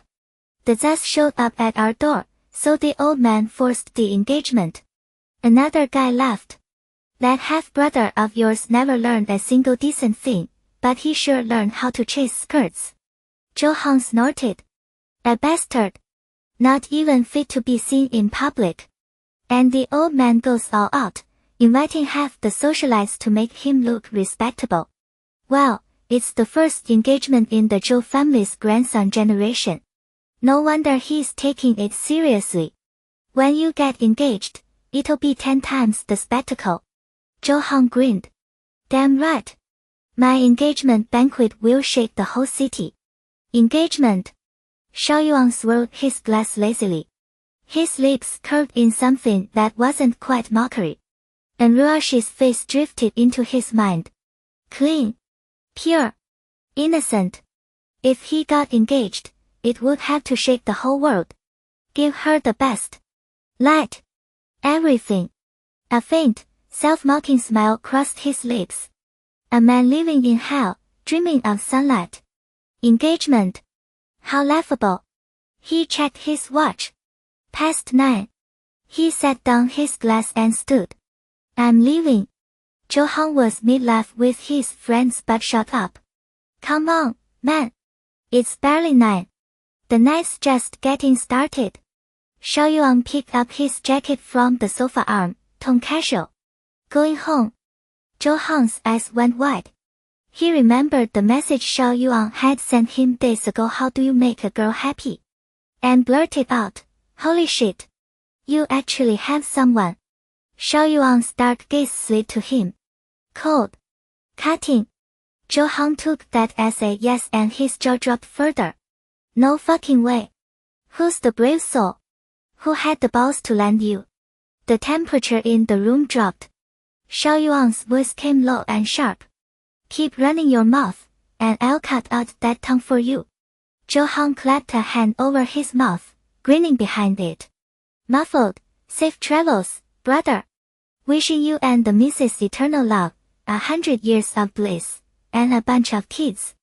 Xiao Yuan's expression softened a fraction. That sounded more like a human being. He made it home just past 10. He pushed open the bedroom door and found Ruoxi standing on the balcony in a white nightgown. The night wind lifted her hair.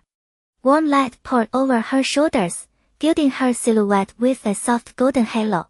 Even the moonlight seemed dim beside her. She turned at the sound of the door, a faint smile on her face. Her skin gleamed, pale and flawless, brighter than silver. You're back, Mr. Xiao.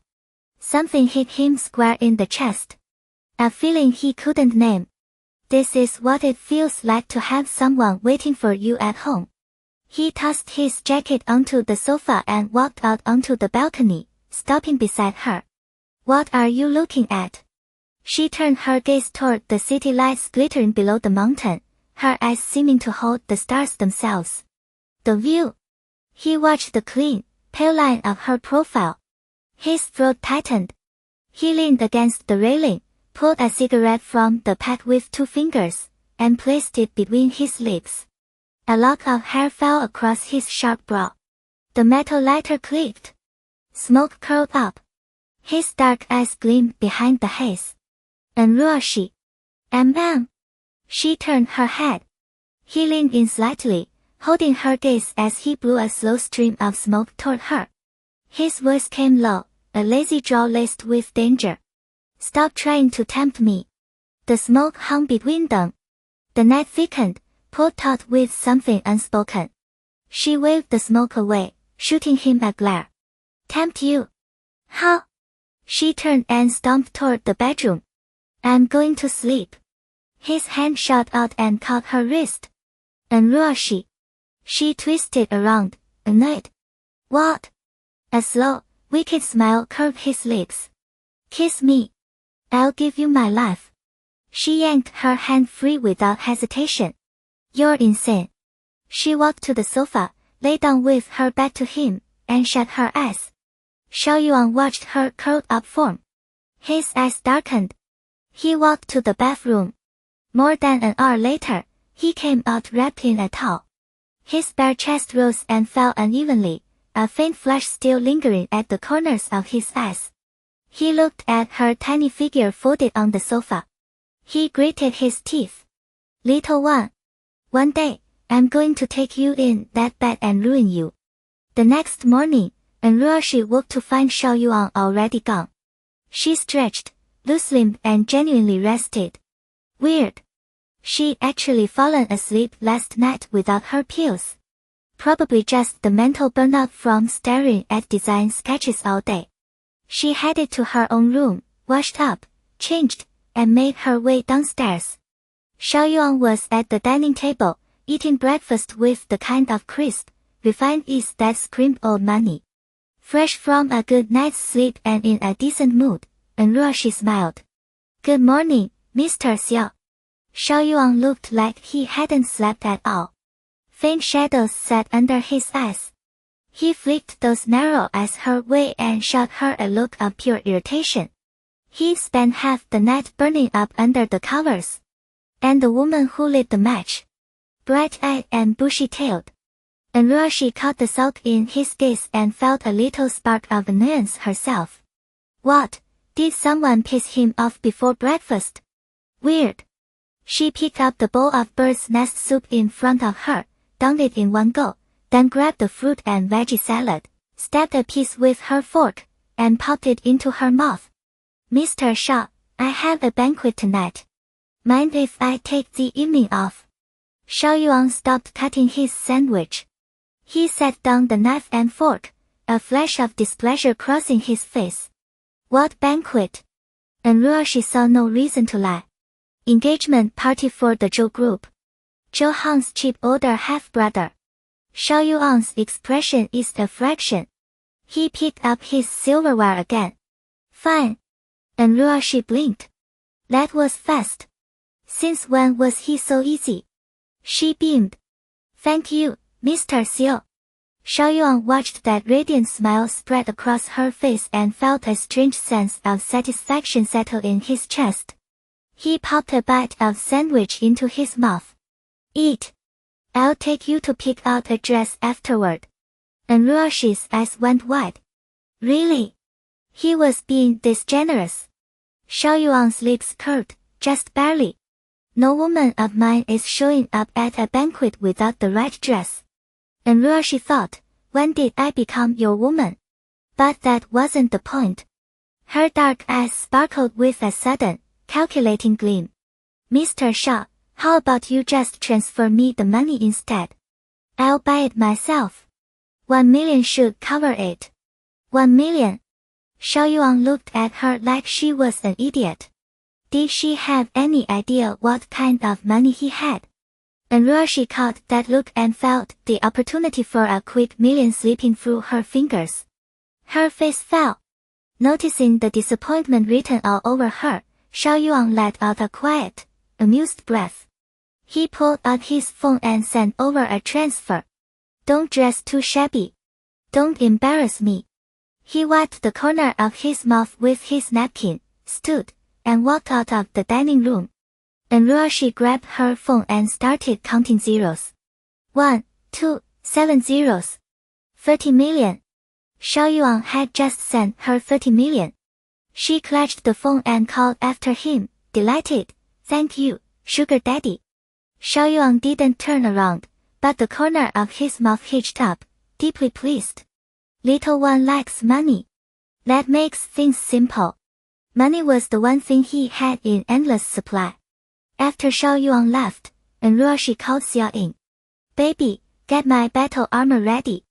Xiao Yin's voice came through the line, sweet and sultry. Already done, boss. I promise, tonight you're going to destroy everyone. And Ruoxi hung up and immediately transferred the 30 million to Dr. Jin. Her account balance now. 258 yuan. She set down her phone, and a cold smile curled her lips. Tonight, Imperial City's elite would learn one thing, and Shenan's daughter, and Ruoxi, was back. At his corporation, Xiao Yuan called Zhou Hang. Send me an invitation to your family's engagement party tonight. Zhou Hang's voice came back heavy with disappointment. Bro, you're really going to show up for that illegitimate son? Xiao Yuan leaned back in his chair, a lazy smirk tugging at his mouth. I'm going to watch the show. Zhou Hang paused. Show? Tonight's engagement party, Xiao Yuan said, is going to be very interesting. Zhou Hang's senses went on high alert.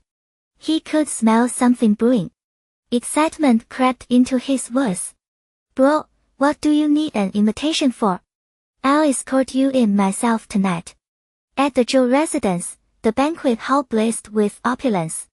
Luxury cars lined the driveway in droves, perfume hung thick in the air, and high society mingled in sleek evening wear. Reporters swarmed the edges, camera flashes firing non-stop, turning night into day. A black Rolls-Royce Phantom pulled slowly to the base of the red-carpeted steps. Pei Tianqi stepped out of the back in a white tuxedo, the sharp cut accentuating his tall, lean frame. He looked polished and cool. Smiling, he bent and offered his hand into the back seat like a true gentleman. And Chu Chu smiled and placed her hand in his. She rose from the car and linked her arm through his, her floor-length black gown plunging at the neckline and glittering with tiny diamonds that set off her fair skin. She looked stunning. The journalists swarmed the moment they saw the pair. Get the shot. It's Best Actor Pei and the fake queen. And Chu Chu's smile froze. Her teeth clenched. Damn and Ruoxi. This is all her fault. That humiliation is stuck to me now. She tightened her grip on Pei Tianqi's arm. Brother Tianqi, let's go inside. Pei Tianqi kept his expression smooth. He nodded with a practiced smile. They were about to walk into the banquet hall when an engine roared through the night. A peacock blue sports car tore up the drive toward them. One reporter's eyes went huge. Holy crap, that's the Alfa Romeo Giulia SWB Zagato, one of a kind. Who's the big shot driving that thing? In a heartbeat, every reporter spun and sprinted toward the car, cameras up. Pei Tianqi stopped walking. He stared at the car, pure admiration on his face. He tried to snag that model during pre-order, and someone else had beaten him to it. He always wondered who owned it. The sports car didn't slow. It shot straight toward Chu Chu and Pei Tianqi. Chu Chu screamed and threw herself into Pei Tianqi's arms. Pei Tianqi's mind blanked with terror, his legs locked up, unable to move. The car screeched to a halt, stopping a centimeter from Chu Chu's body. Every heart in the crowd lurched. And then, grudging admiration rippled through the guests. That was some insane driving. In the stunned silence, Ruoxi pushed open the door and stepped out. She wore a cloud-like princess gown, layers of tulle cascading like wind-swept clouds. The ivory silk shimmered with a subtle mother-of-pearl glow under the lights. As she moved, large hand-embroidered black roses bloomed across the skirt, as if dancing along the hem. The reporters forgot to breathe. Forgot to take photos. A fairy tale princess, walking right out of a dream. Too beautiful, too pure, and yet, there was something darkly captivating about her. And Chu Chu saw her, remembered her own pathetic reaction seconds before, and fury burned through her veins. And Ruoxi, you did that on purpose.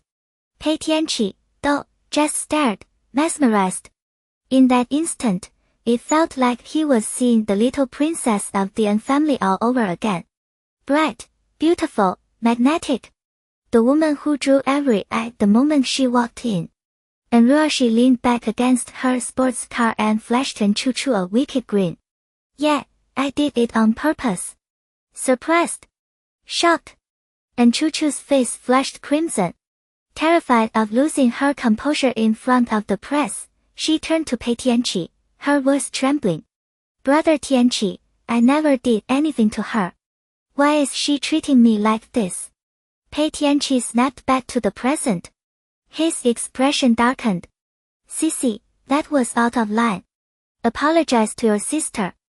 And Shuli let out a sharp, humorless laugh and tossed her keys to the valet. She turned, her gaze locking onto Wu Jinyi like a blade. Who the hell do you think you are? I don't recall giving you permission to speak to me.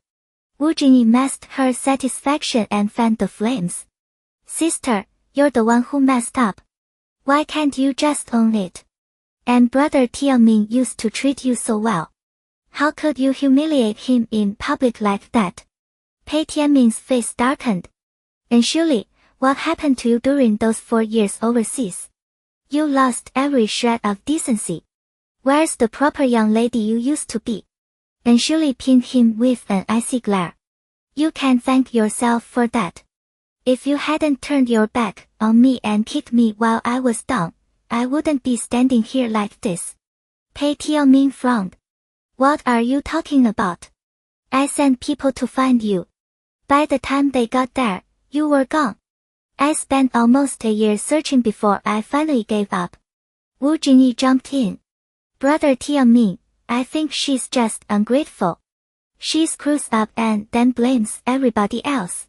Pei Tianming figured she had a point. Ever since they'd crossed paths again, and Shuli's behavior had baffled him. She wasn't the innocent little princess who used to orbit around him 4 years ago. Now she was wild, irrational, impossible. She couldn't hold a candle to Wu Jingyi. And surely didn't want to stand here another second. If she did, she might lose control and beat the living hell out of both these backstabbing cheats. Besides, without them, tonight's show wouldn't be complete. She rolled her eyes, muttered, idiots, and gathered her skirt to climb the stairs toward the banquet hall. Wu Jingyi watched Pei Tianmin's livid face and smirked inside. Keep going, and surely make him hate you more. Soon enough, he'll be mine.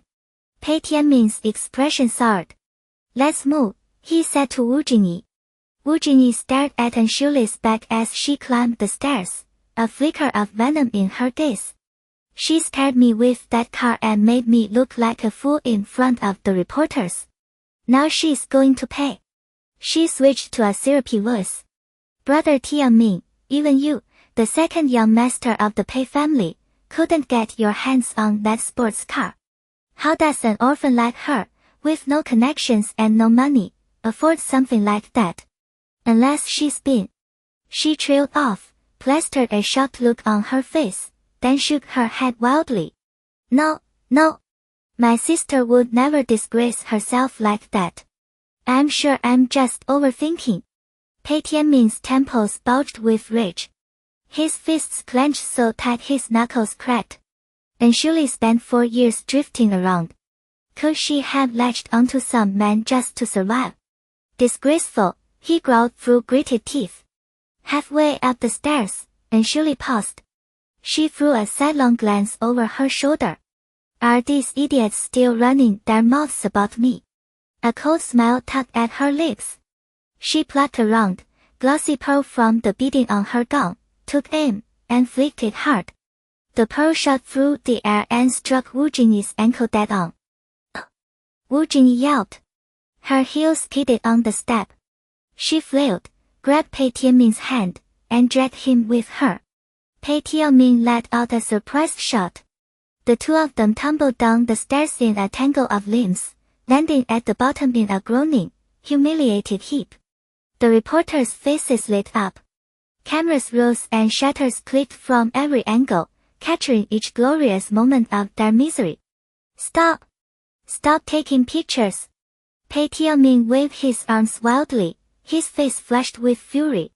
In all his years in the spotlight, he'd never been this embarrassed. And it was all Wu Jingyi's fault. The woman couldn't even watch her own feet. And Shuli glanced back at the pathetic scene and smiled. Her mood considerably lighter, she continued on.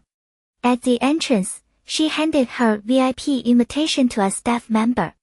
He scanned it, gave a respectful bow, and gestured for her to enter. And Shuli. Before she could step inside, a sharp voice caught her. Li Yaqing, on her way out, had spotted her. She'd heard Wu Jingyi was having trouble outside and was planning to go meet her. She never expected to find Shuli at the door. Who let you in? Li Yaqing demanded, her face like ice. And Shuli crossed her arms, perfectly at ease. I have an invitation. Obviously I can come in. Li Yaqing didn't believe a word. She snapped at the staff member. Let me see her invitation. He handed it over. Ma'am, this lady's VIP invitation is authentic. Li Yaqing lifted her chin. Did I ask you? I didn't invite her. She must have stolen it from someone. The staff member, afraid of angering her, lowered his head and said nothing. And Shuli looked at Li Yaqing's feigned ignorance and laughed, cold and sharp. Ever occurred to you that someone else might have invited me? Someone else? Li Yaqing's alarm bells blared. And Shuli, you whore! Did you seduce my fiancé? And Shuli snorted. Seems like you don't trust your fiancé very much. No basic faith between you two. But relax. I have exactly zero interest in a second-hand piece of trash like him. What did you say? Li Yaqing's voice shook with fury. And Shuli watched her like she was observing a circus act. I'd advise you to let me inside. Otherwise, you'll regret it. What's going on here? Li Yaqing's fiancé, Xie Mingyu, strolled over. Li Yaqing jabbed a finger at Anshuli. Did you invite her? Xie Mingyu's gaze landed on Anshuli, and his eyes lit up. And who might this stunning lady be? Li Yaqing studied his face. He didn't seem to be faking. You don't know her. Xie Mingyu let his eyes read over Anshuli, a lecherous grin spreading across his face. Why don't you introduce us? His obvious lust made Li Yaqing's expression curdle. She's nobody. She turned to Anshuli, her voice dropping to ice. My engagement party does not welcome you. Get out. Now. Anshuli remained completely calm. Are you sure about that? Don't come crawling back later, begging me to stay. Li Yaqing let out a contemptuous scoff. What, do you think you're still the heiress of the An family? You're nothing but a pathetic, helpless piece of trash. Do you honestly believe a party hosted by Xia Group is the place for garbage like you? Anshuli's expression turned arctic. A chilling aura radiated off her. Li Yaqing, you're the one with no shame. You climbed into somebody's bed to worm your way into the Xia family. Who the hell are you to judge me? A crowd had gathered, lured by the commotion. She slapped her way into the Zhou family. That's how she begged a rich husband. You didn't hear. She was pregnant before the wedding. Stormed the Zhou mansion, threw a fit. That's the only reason they agreed to this charade. But look at her, so aggressive, so entitled. She thinks she's royalty now that she's perched on a high branch. Too bad she doesn't know the real crown prince of the Zhou group is Zhou Han. Zhou Han has zero power. Still, this is the Zhou family's banquet. That girl is about to get humiliated.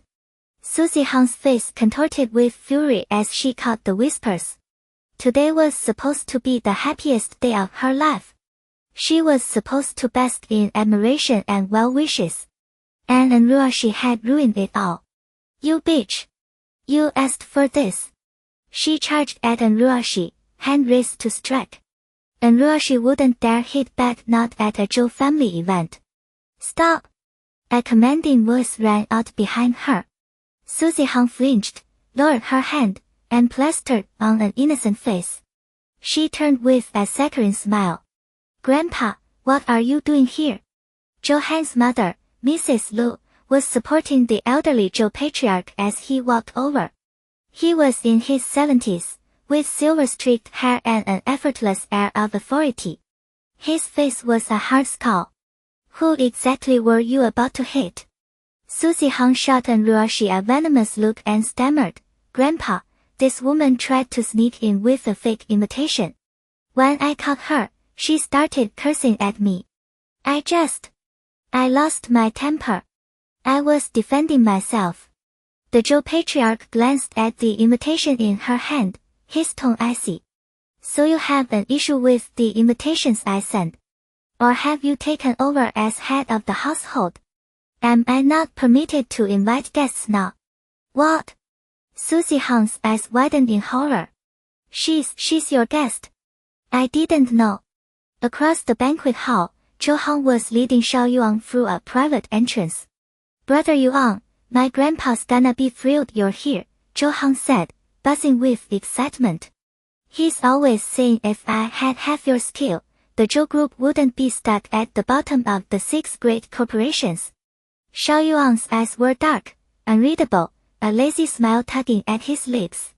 He was barely listening. His mind was elsewhere, wondering if his little one had gotten in yet.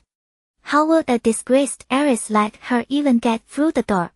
Zhou Han kept babbling. Brother Yuan, don't give Zhou Han too much face tonight, okay? Otherwise, his ego will explode, and he'll forget I'm the real crown prince. So what's this big show you mentioned? Give me a hint. They stepped into the main hall. Zhou Han instantly noticed everyone staring at the entrance. A crowd had formed. What's going on? He asked. Xiao Yuan spotted the dazzling figure at the center the moment he entered. A flicker of warmth lit his eyes. So his little one had already made her move. Zhou Hang's gaze locked on Ruoxi. He jolted like he'd been electrocuted. Brother Yuan. I'm dead. I think I'm in love. I finally found her. My fairy. Xiao Yuan's face darkened. A lethal glint sharpened his gaze. Did you just call her your fairy? Zhou Hang pointed at Ruoxi without thinking. The one next to my grandpa. Then he felt a chill crawl up his neck. He turned and met Xiao Yuan's eyes cold, murderous. He shuddered. Be brother Yuan, what did I do? Don't look at me like that. You're freaking me out. Xiao Yuan clicked his tongue. She's your sister-in-law. Sister-in-law. Zhou Hang's jaw dropped. No wonder brother Yuan had fallen for her too. He backpedaled fast. I mean, of course. A fairy like her who wouldn't be captivated. But you two brother Yuan, you're the perfect couple. Brain and beauty. Made for each other. A match made in heaven. Seeing Xiao Yuan's face fall a fraction, Zhou Hang exhaled in relief. That was close. He glanced back at Ruoxi, still radiant. Such a shame.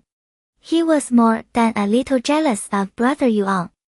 Back at the entrance, Susie Hang's knees nearly buckled when she realized Ruoxi was the Zhou patriarch's personal guest. When she barged into the Zhou mansion with her demands, everyone objected to the engagement except the old man. He was the sole reason it happened. If she crossed him now, her dream of marrying into the Zhou family would be finished. She spun to Ruoxi, her voice dripping with fake remorse. I'm so sorry. I had no idea you were Grandpa's guest. Can you overlook my rudeness? Ruoxi sneered inside. Too little, too late. She wasn't leaving without making Susie Hang pay. She turned to the Zhou patriarch with a wounded expression. Mr. Zhou, Miss Su is right. I'm nobody. A pitiful orphan with nothing. Someone like me doesn't belong at a Zhou family event. I should go. The old man's hands shook with anger. He pointed at Susie Hang, his voice low and quivering. This is what I get for allowing a petty family's daughter into my home. Even if Xixi weren't my guest, even if she were a total stranger, you have no right to insult her like this. Where the hell did you learn manners? Susie Hang paled. Grandpa, I promise I've learned my lesson.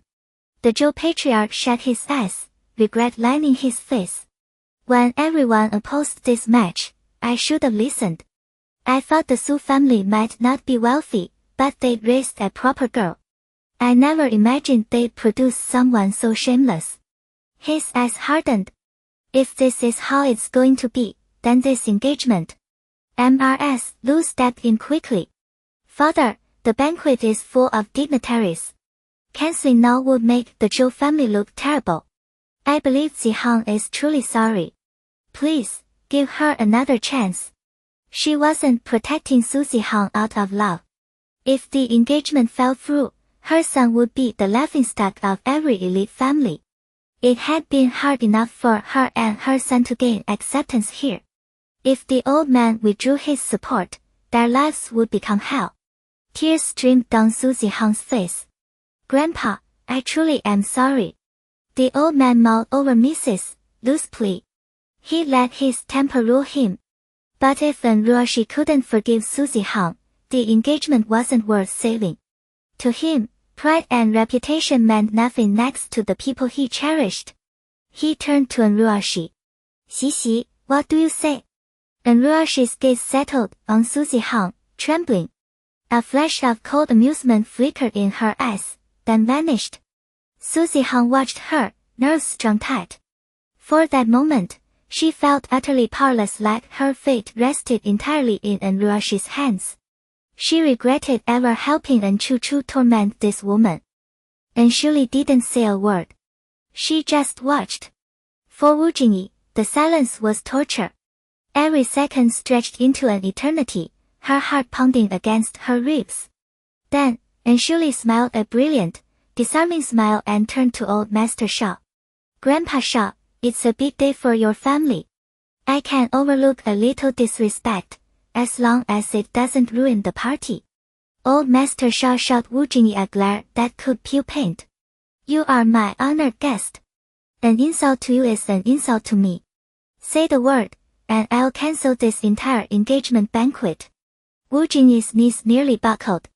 If this banquet fell apart, no one in the Empire's elite circles would ever accept her. She'd be finished. Her parents would kill her. She lunged forward and grabbed Anshuli's hand, her fingers trembling. Miss An, please, I'm begging you. Forgive me just this once. I swear I'll never bother you again. Please, give me a chance. Anshuli watched her grovel, a flicker of dark satisfaction warming her chest. This was only the beginning. The real punishment was still waiting. But for now, she had a part to play. She kept her smile soft and turned back to old Master Xiao. Grandpa Xiao, let's just drop it. She didn't mean any harm. Give her another chance. Old Master Xiao chuckled, his stern face cracking into a wide grin. As you wish, my dear. He turned to Wu Jingyi, the smile vanishing in an instant. Learn from Sisi. That's what a real heiress looks like. Wu Jingyi nodded like a frightened bird. Yes, Grandpa. The tension in the room dissolved. Old Master Xiao addressed the crowd with a light laugh. Just a little squabble among the young ones. My apologies for the disruption. Then he began introducing Anshuli to his guests, his voice booming with pride. Everyone, this is Anshuli, daughter of my late, dear friend old Master An. She's also the owner of Tianhuan Royal Banquet, the hottest, most impossible to get into restaurant in the empire. I expect all of you to treat her with the utmost respect. A ripple of whispers spread through the ballroom. Wait, that's old Master An's daughter. The prodigy who aced the national exam. She's absolutely stunning. No wonder he kept her hidden from the public for all those years.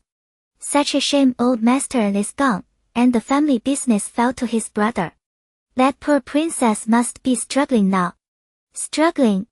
Did you miss the part where she owns Tianhuan Royal Banquet? Do you know how deep that place runs? The people who eat there, you and I could only dream of ever meeting them.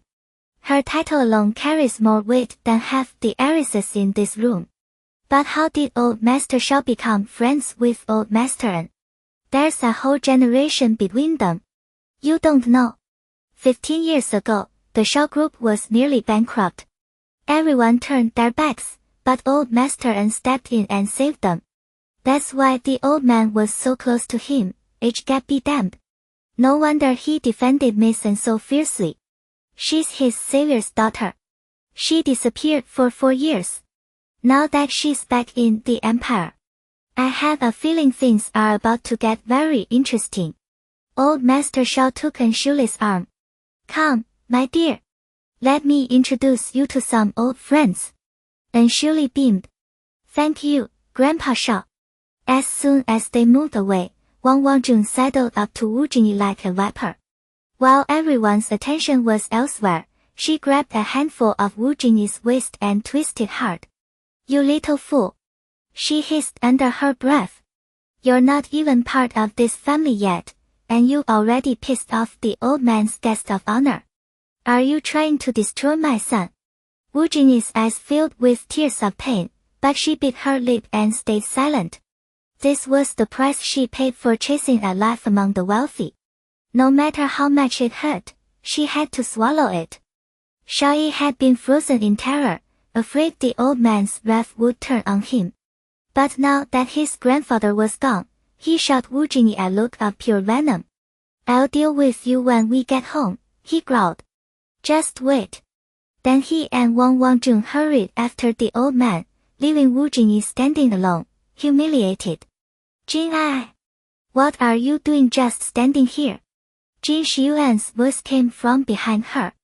Wu Jingyi quickly pulled herself together. This was supposed to be her big day.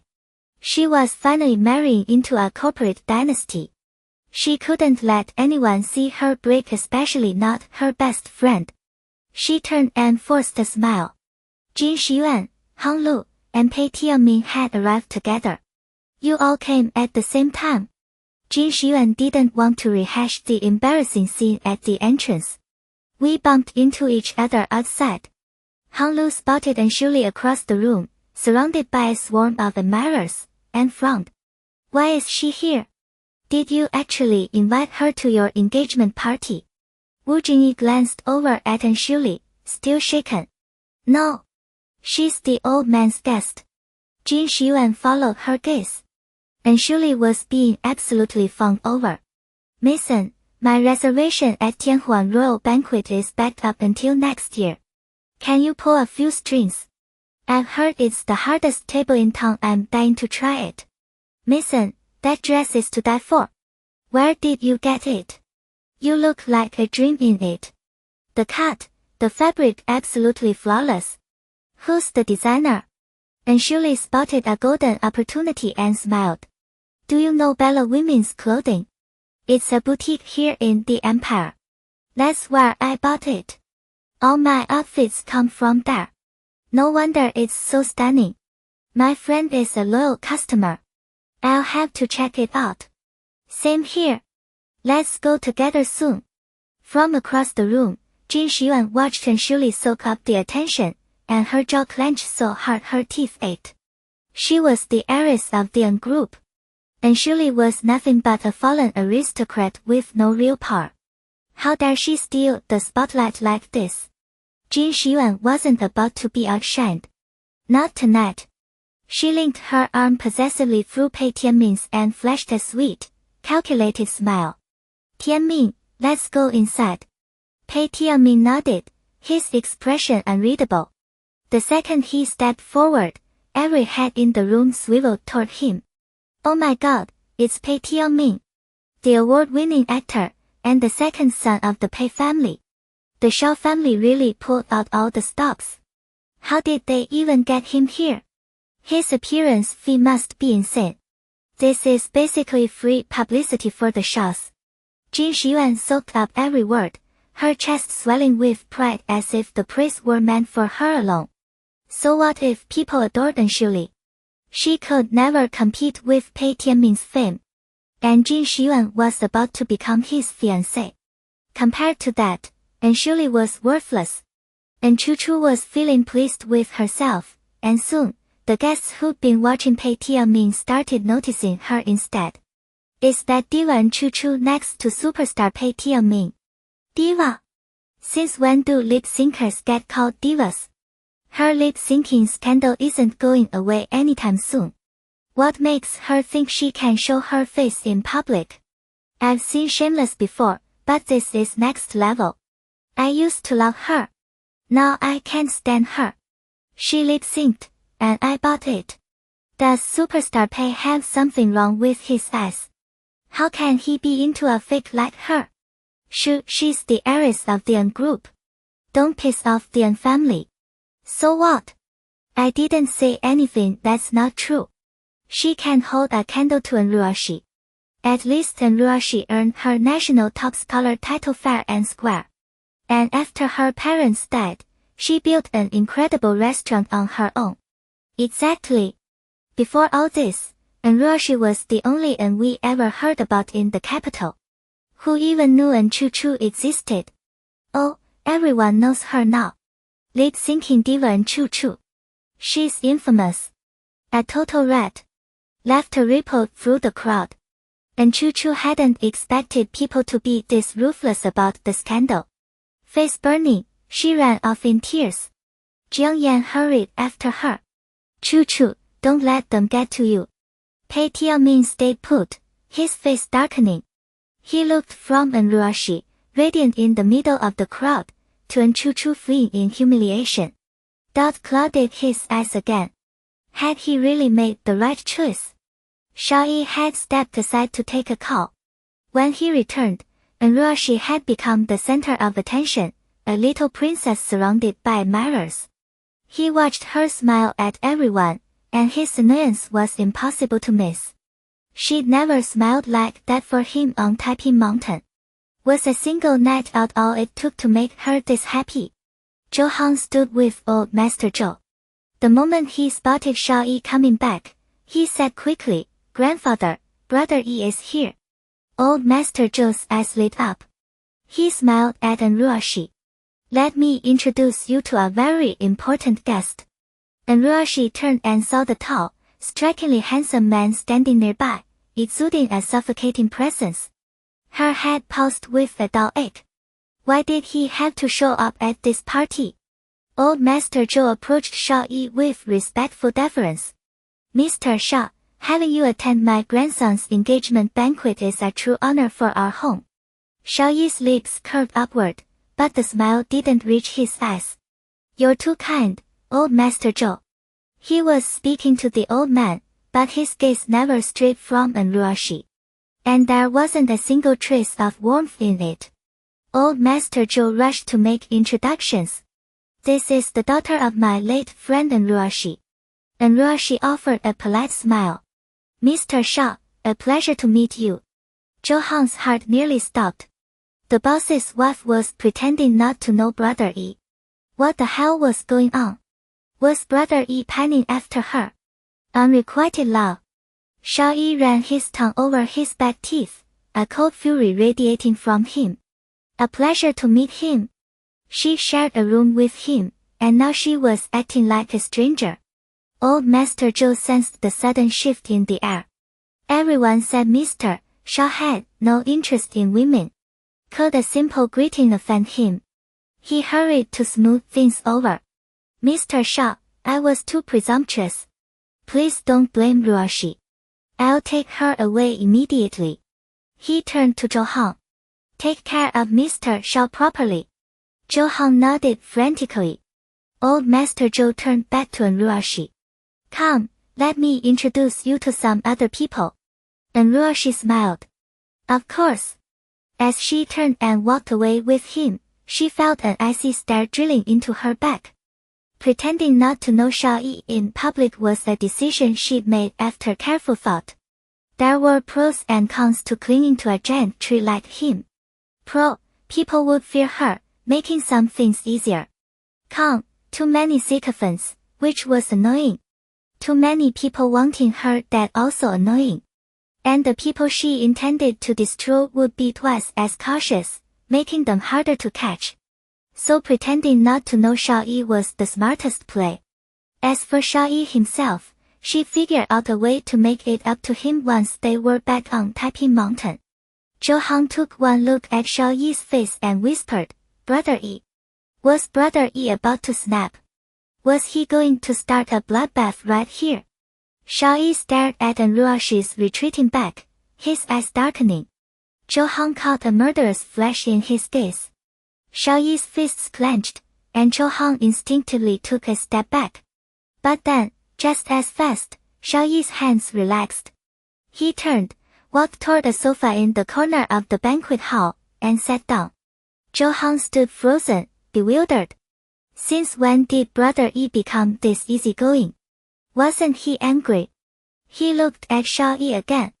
The man's eyes were still cold, like blades dipped in ice sharp enough to strip flesh from bone. Brother Yi wasn't calm. He was just holding it in. Damn.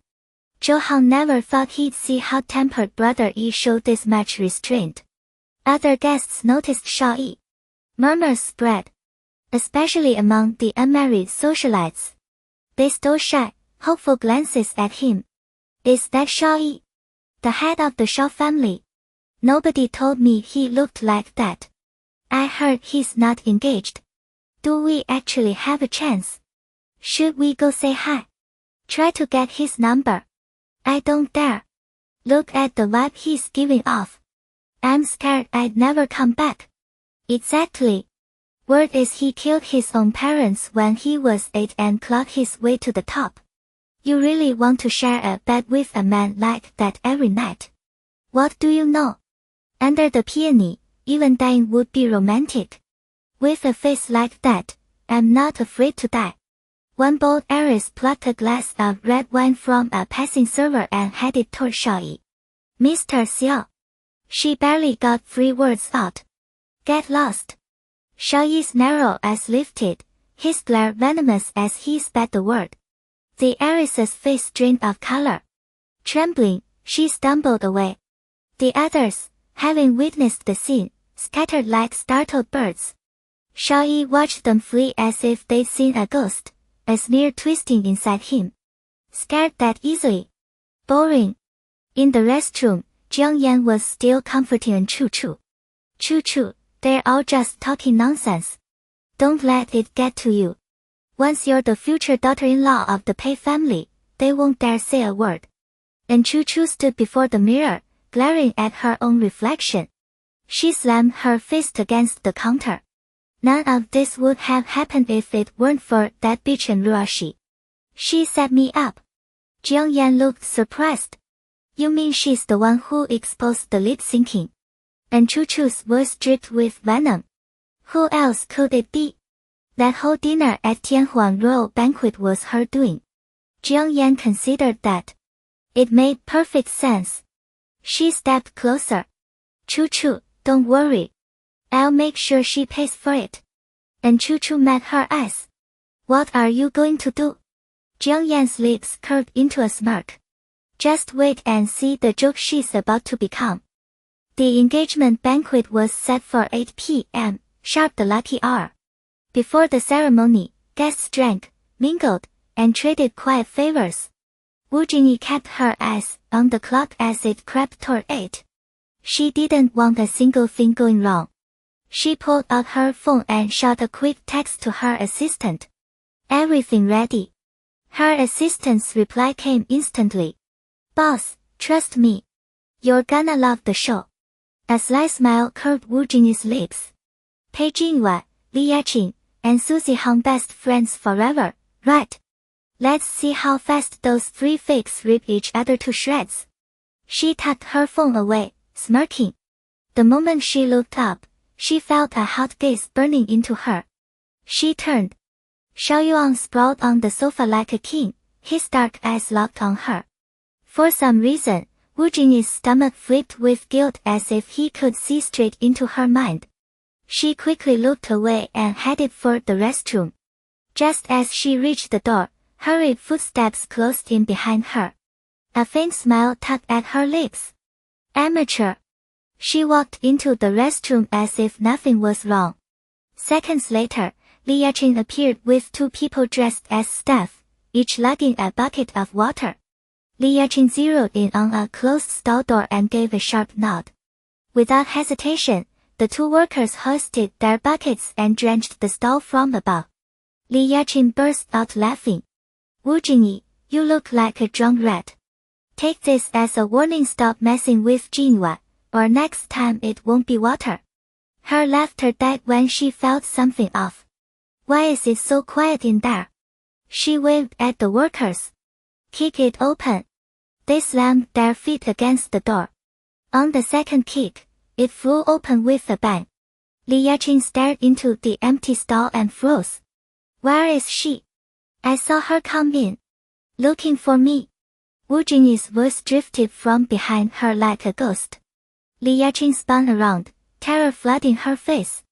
How did this bitch get behind her? Before she could move, Wu Jingyi kicked her straight into the stall. The 2 workers followed, shoved in right after her. Then Wu Jingyi dumped a bucket of ice-cold water over all 3 of them, drenching them where they huddled together. Smooth. Clean. No wasted motion. Li Yaqing stood there soaked to the bone and screamed, Wu Jingyi, I'll kill you. But Wu Jingyi calmly pulled out her phone and started snapping photos. Click. Click. Click. A dozen shots in seconds. She grinned as she snapped. Pretty sure you'll be the one dying first. Tomorrow, pictures of the second Miss Li having a wet and wild threesome in a bathroom with 2 men will be all over every major media outlet in the country. Can't wait to see how you handle that. Li Yaqing shoved the workers aside and lunged.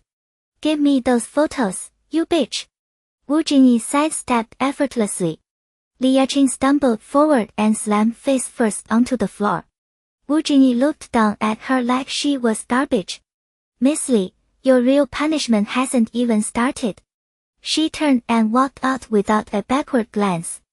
Li Yaqing scrambled to her feet, soaked and humiliated. She stormed after her, but the long corridor was already empty. In just a few seconds, the woman had vanished. Where the hell did that bitch go? Was she some kind of ghost? Back in the banquet hall, the engagement ceremony was already underway. The MC stood on stage delivering the opening remarks.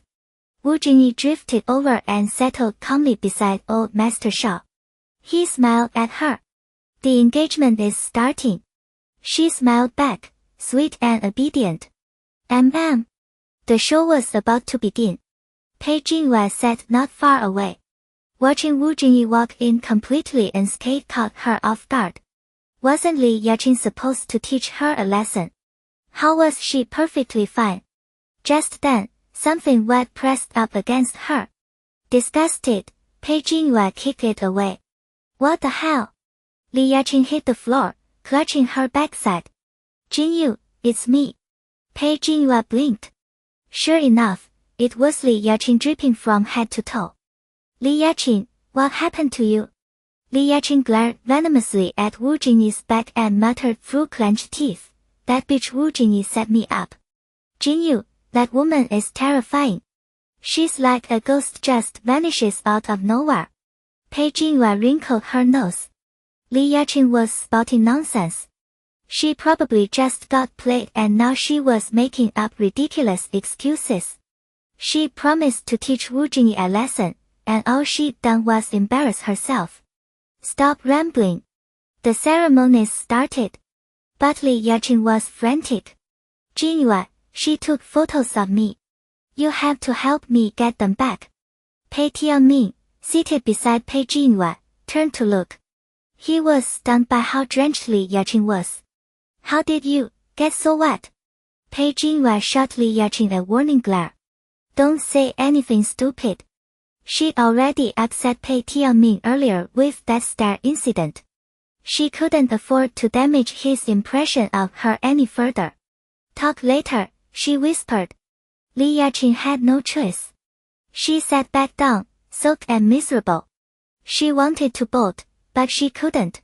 Wu Jingyi had those photos. She had to get them back. On stage, Xie Mingyu and Susie Hang stood under the lights. Susie Hang wore a radiant smile. After today, she would officially be the future granddaughter-in-law of the Xie family empire. The Su family was a minor player in the country. Marrying into a corporate dynasty meant a massive jump in status. No more living in Pei Jingyue's shadow. She'd finally be on equal footing.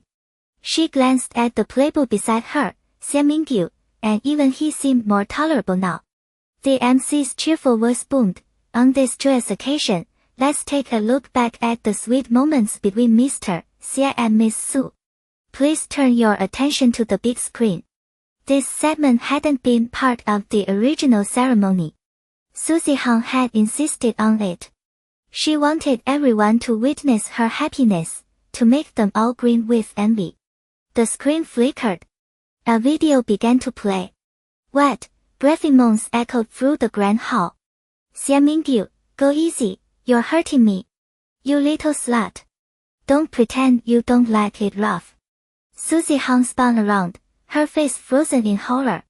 She stared at the massive screen, her mind refusing to process what she was seeing. Johan screamed, turn it off. Turn that damn thing off.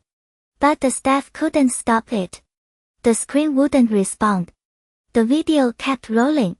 After a few breathy moans, the dialogue cut through the hall. Joe, do you like her better, or me? You're so hot. Of course I like you. Then why are you marrying Susie Hang instead of me? My grandfather's forcing my hand. Trust me, in my heart, you're the real wife. She's just a concubine. Not even worthy of warming my bed. Joe, you're so bad. You're the bad one. Stealing your best friend's fiancé. Don't you love it, Joe? Hell yes, I love it. Jiang Yan sat frozen in the audience, every drop of color drained from her face. She was shaking. The entire room was stunned. And every single person in that video was standing right there in the hall. Holy shit. We get to watch this for free. I never thought the second Miss Jiang would be this shameless.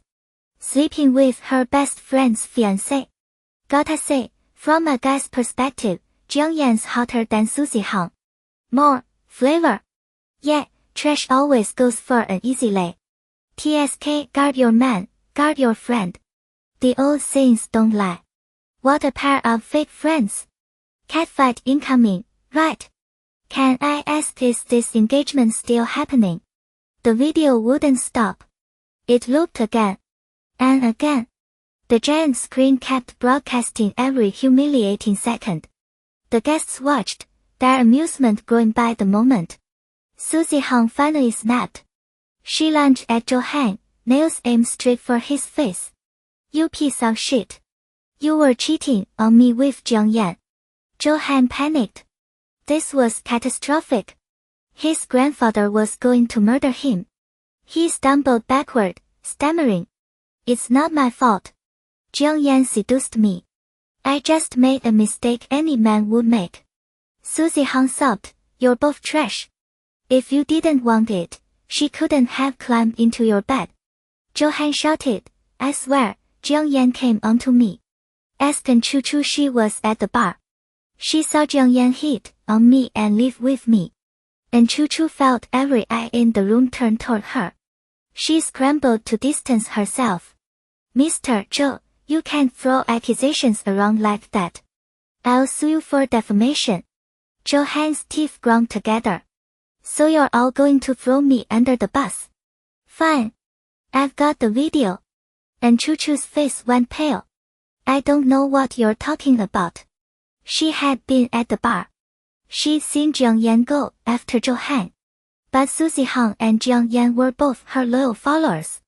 She didn't want to offend either one, so she looked the other way.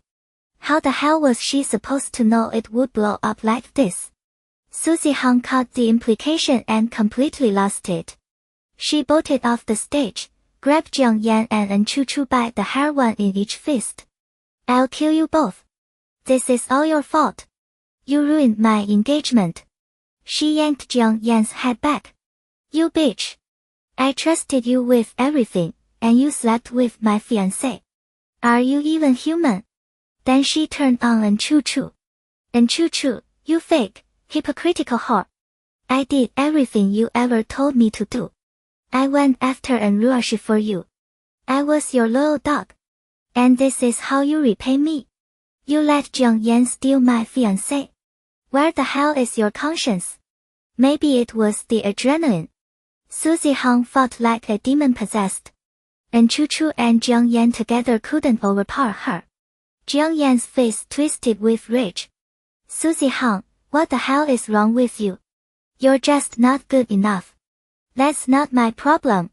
If you hadn't faked a pregnancy to trap him, Zhou Han never would have agreed to marry you. I was supposed to be the hostess tonight. And Chu Chu felt like her scalp was being torn clean off. She shrieked, Susie Hang, let go of me. Old Master Zhou watched the chaos unfold, his face purple with fury. He swayed, nearly collapsing. He barked at the security guards, separate them. Now. The guards scrambled in, but these were daughters of wealthy families.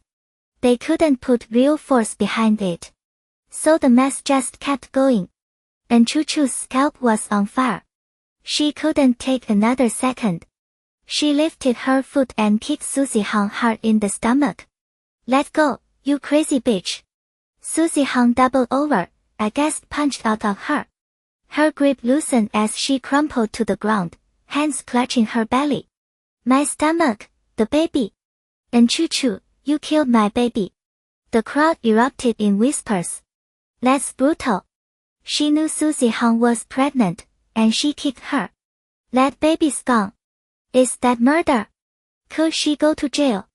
Some best friend. What a joke. A woman who lip syncs to cheat millions of fans. What did you expect?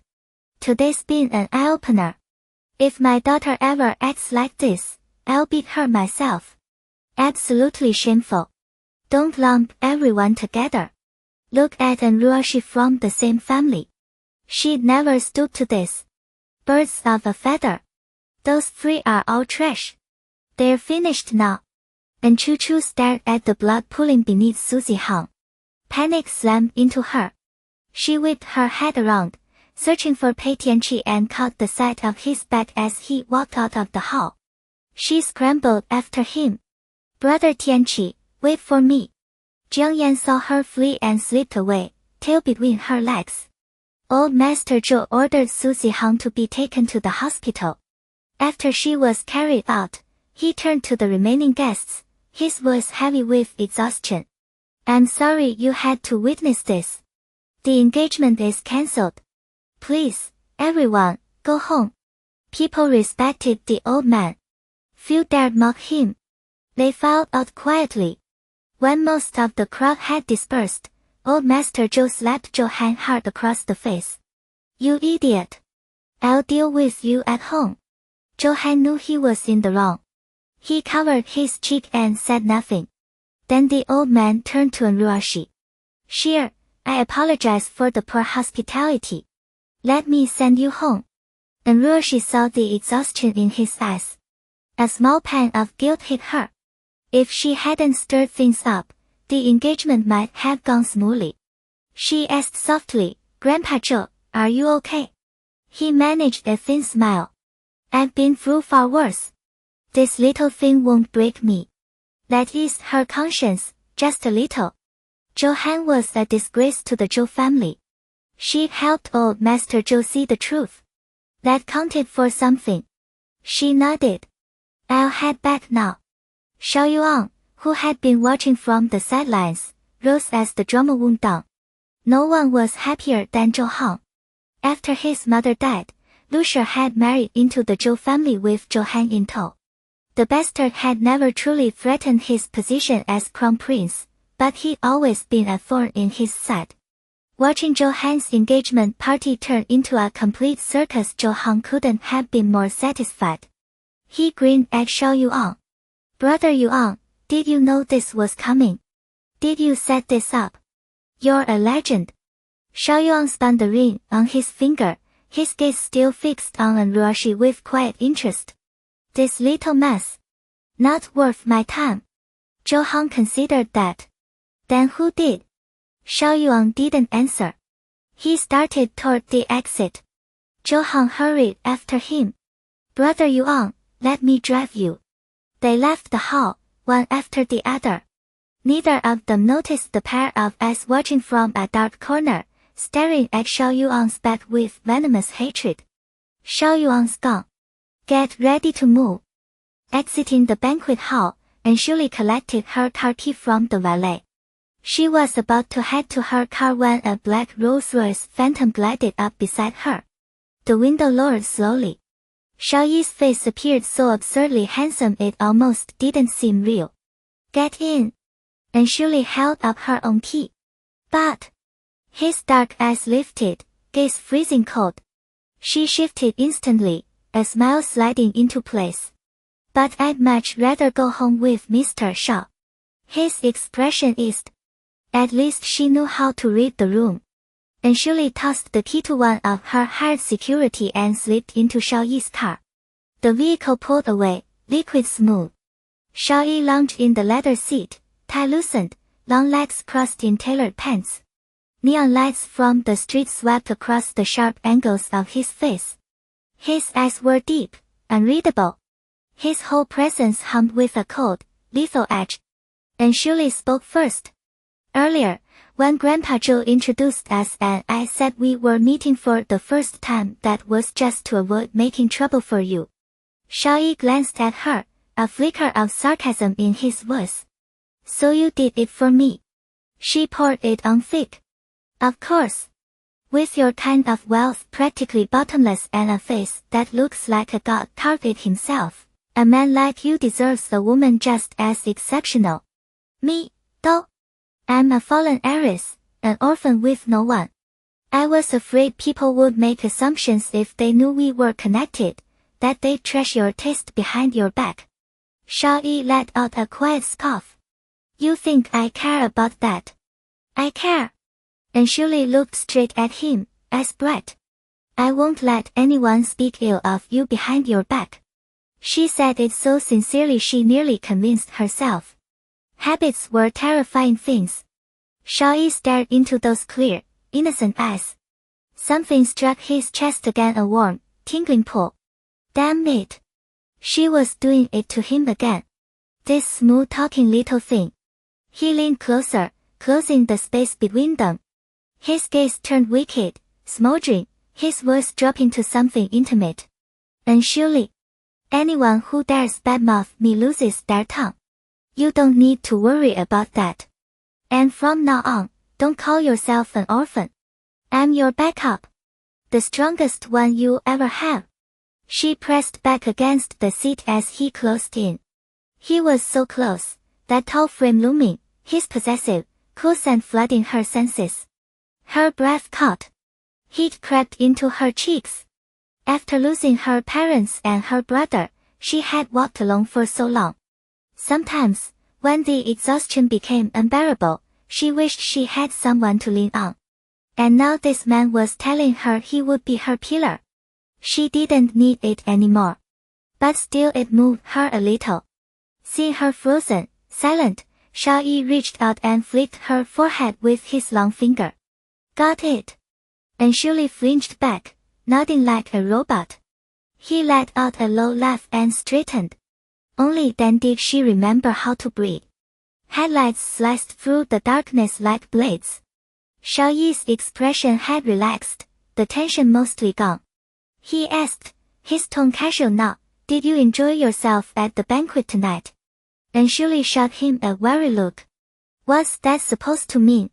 He glanced at her, one eyebrow lifting slightly. Still playing dumb. Don't tell me that explicit video at the engagement party had nothing to do with you. A chill raced down her spine. She managed a half smile. Mr. Xiao, are you planning to expose me? Her prickly reaction seemed to amuse him. He turned the ring on his finger slowly. I don't care about anyone else's life or death. But don't lie to me. Understood. And Shuli thought, I've lied to you plenty of times already. She buried the coat inside her, propped her arm on the window, and said with forced lightness, what happens if I do lie? Xiao Yi turned his head. In the dim cabin light, his handsome face held something bloodthirsty. Try it. I just don't know if you can handle the consequences. The smile dropped from her face. She lowered her arm, crossed both over her chest, and turned away from him. Crazy bastard. The car sped through the night toward Taiping Mountain. Silence settled between them. Then Anshuli caught something in the driver's rearview mirror. Her expression hardened. Mr. Xiao. Speed up. He spoke at the exact same moment. So he'd already seen it too. They were being followed. More than one car. And they weren't friendly. The driver hit the accelerator. The force shoved them back into their seats, the engine's raw power unmistakable. The tailing vehicles realized they'd been spotted and panicked. In the mirror, Anshuli saw heads lean out of the rear car's windows. Her eyes narrowed. They were about to open fire. Right on cue, bang, bang, bang. Bullets slammed into the car body. But it didn't leave a scratch. Bulletproof. Not rocket-proof, though. The thought had barely crossed her mind when a rocket launcher extended from the back car's window. You have got to be kidding me. Xiao Yi saw it too. He barked at the driver, into the trees. And Shuli had to hand it to him. He stayed as calm. Once they hit the woods, the attackers wouldn't dare use the rocket launcher. The blast would draw too much attention, and the tree cover would absorb some of the shock. But there was a trade-off. Slower speed meant they could get surrounded and shot to pieces. After a grinding, bumpy ride, they made it into the tree line. Xiao Yi said, stop the car. And Shuli stared at him. What are you planning? The car was bulletproof. They could hold out inside until backup arrived. That gave them better odds. Xiao Yi pulled a gun from the compartment behind the back seat and chambered a round with practiced, fluid precision. His face was dead serious. Stay in the car. Do not get out. He opened the door and stepped out. And Shuli watched, stunned, as his figure vanished into the dark woods. Was he seriously going to draw them off alone? Xiao Yuan and the driver got out, leaving the car to look empty. Seconds later, a dozen mercenaries in camouflage charged past, AK-47s ready. They didn't spare the car a glance. They plunged straight into the woods. And Ruoxi watched, her brow furrowed, her eyes cold. 2 men with pistols against a squad of heavily armed mercenaries. Xiao Yuan and the driver were badly outgunned. Help him. Or let him die. Irritation skittered through her. If Xiao Yuan died in these woods tonight, she'd be free of Taiping Mountain. No more twisted games. But she remembered how he stepped out of the car without a second thought. If she hadn't been in that vehicle tonight, he never would have abandoned it to draw the pursuers away. And for all his insane control freak tendencies, he'd been good to her. He'd given her back a rich girl's life. Car. Money.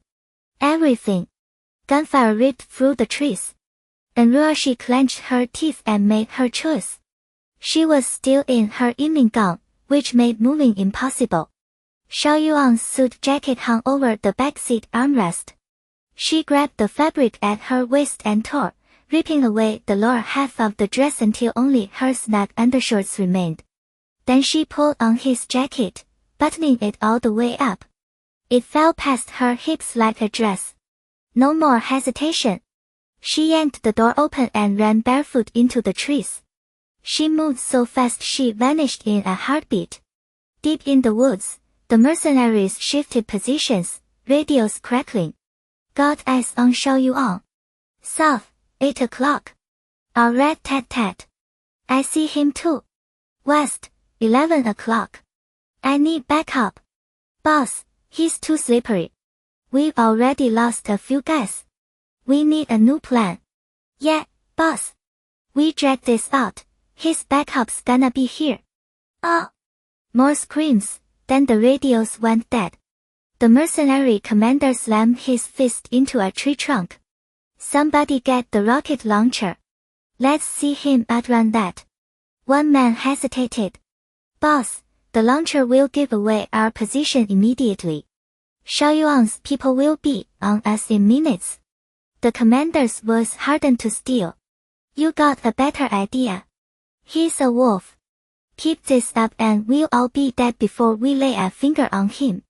On it. The subordinate sprinted off. The commander ordered the rest to push deeper into the trees. Then another radio call crackled through. This one came out wrong. What the hell? Ghost. Is that a person? How fast is it moving? Shit, are we haunted? Oh. 2 screams. Then silence. The commander's skin crawled. What the hell was in these woods? The 2 men beside him looked spooked. Boss, this forest is wrong. We're not finishing this tonight. Let's pull out. He punched the speaker in the face. I've never run from a fight. You think I'm walking away from $500 million? You okay with losing that kind of money? At the mention of the cash, the man's eyes went hard. One raised his rifle. Let's see what this thing is. Bullets move faster than ghosts. Been looking for me. A soft, feminine voice drifted down from above. All 3 men froze as a shadow dropped from the canopy. Before they could react, the loudmouth crumpled to the ground. The shadow vanished. They never got a shot off. The commander crept over to his fallen man and checked the body. The temple was grotesquely caved in, blood leaking from every orifice. A single punch to the head. Dead. How was that humanly possible? Terror finally seized him. Retreat. Everybody retreat now. Too late for that. The same sweet, ice-cold voice, right above him. Remembering the last strike, he dove sideways. Now he saw her clearly. Not a ghost. A woman. A stunningly beautiful woman. Damn you, I'll kill you. He raised his machine gun to fire. and Ruoxi smiled as she dropped lightly from the tree. Her bare foot barely touched the ground before she launched forward. Before he could squeeze the trigger, her foot slammed into his face. 250 pounds of muscle went flying, crashing into the remaining man. The commander lay still, blood streaming down his face. The man pinned beneath him stared in horror. Their boss, a killer who could take on 100 men alone, dead from one kick. Was she even human? Please. Mercy. He screamed. And Ruoxi stepped closer and bent down to meet his terrified eyes. A bloodthirsty smile spread across her angelic face. Family should stick together. Let me send you to join your boss. A single punch. His head snapped sideways. Blood leaked from every orifice. Footsteps approached from behind. The man with the rocket launcher was coming back. And Ruoxi's hearing was sharp. She tracked him from a distance. One left. She didn't feel like climbing another tree.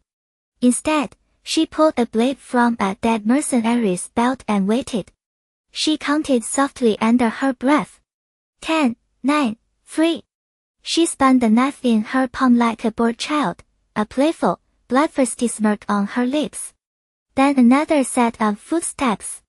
She frowned. Xiao Yuan. Should she reveal herself in front of him? She hesitated. The man with the rocket launcher appeared. Look out! Before she could decide, Xiao Yuan sprinted over and threw himself in front of her. His broad shoulders and tall frame swallowed her completely. A single gunshot. The mercenary's head snapped back before he could fire. Xiao Yuan's shot was clean. And Ruoxi pressed against his chest, catching the cold scent of him mixed with a trace of tobacco. For a moment, she felt dazed. She hadn't needed his protection. But he'd saved her anyway. The blade slipped from her fingers and clattered to the ground. She pressed harder against his chest, her voice trembling. Mr. Xiao. I'm so scared. Xiao Yuan looked down at the slight figure trembling in his arms, a flicker of unreadable emotion crossing his face. He released Ruoxi and frowned. Didn't I tell you to stay hidden in the car? And Ruoxi blinked up at him with wide, innocent eyes. It was too dark. I didn't want to be alone. Xiao Yuan studied her, his narrow eyes unreadable. And Ruoxi's heart skipped. Did he suspect something? If he ever found out what she was really capable of, would he kill her just to eliminate the threat? Should she bash his head in first strike before he did? But then Xiao Yuan's gaze dropped to her bare feet. His dark eyes grew even darker. Why did you get out of the car with no shoes on? What if you step on something sharp? And Ruoxi's pale feet shifted against the dirt. High heels are hard to walk in.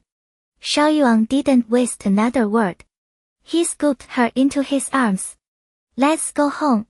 And Ruoxi had never been carried by a man before. Her whole body went rigid.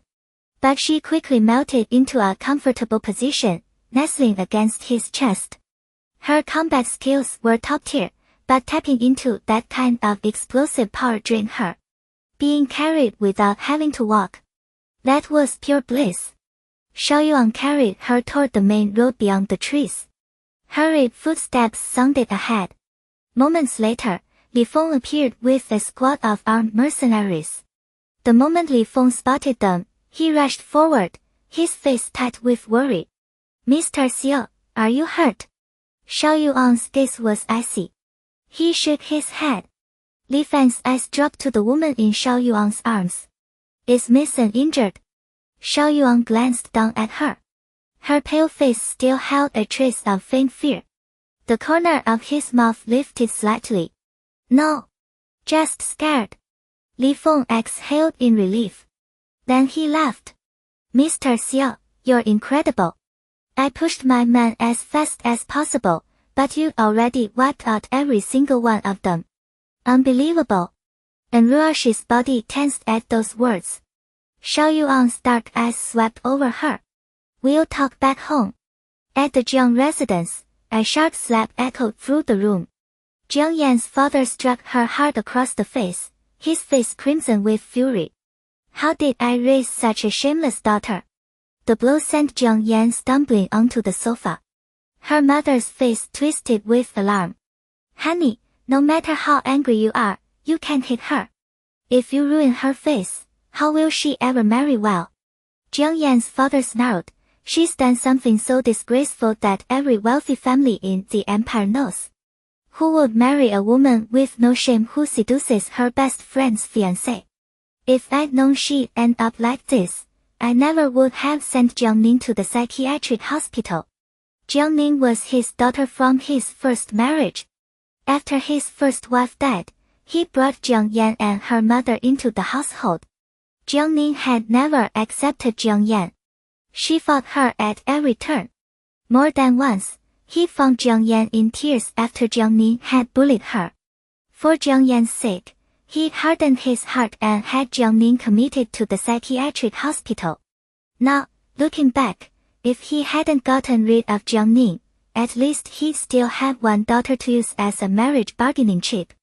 The mention of Jiang Ning sent Jiang Yan into a rage. She clutched her stinging cheek and shot up from the sofa, hysterical. You think I wanted to seduce that you stopped Zhou Han?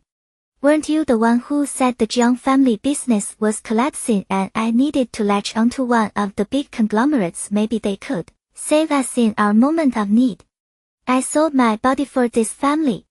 Now that I've been set up and exposed, you're suddenly singing Jiang Ning's praises.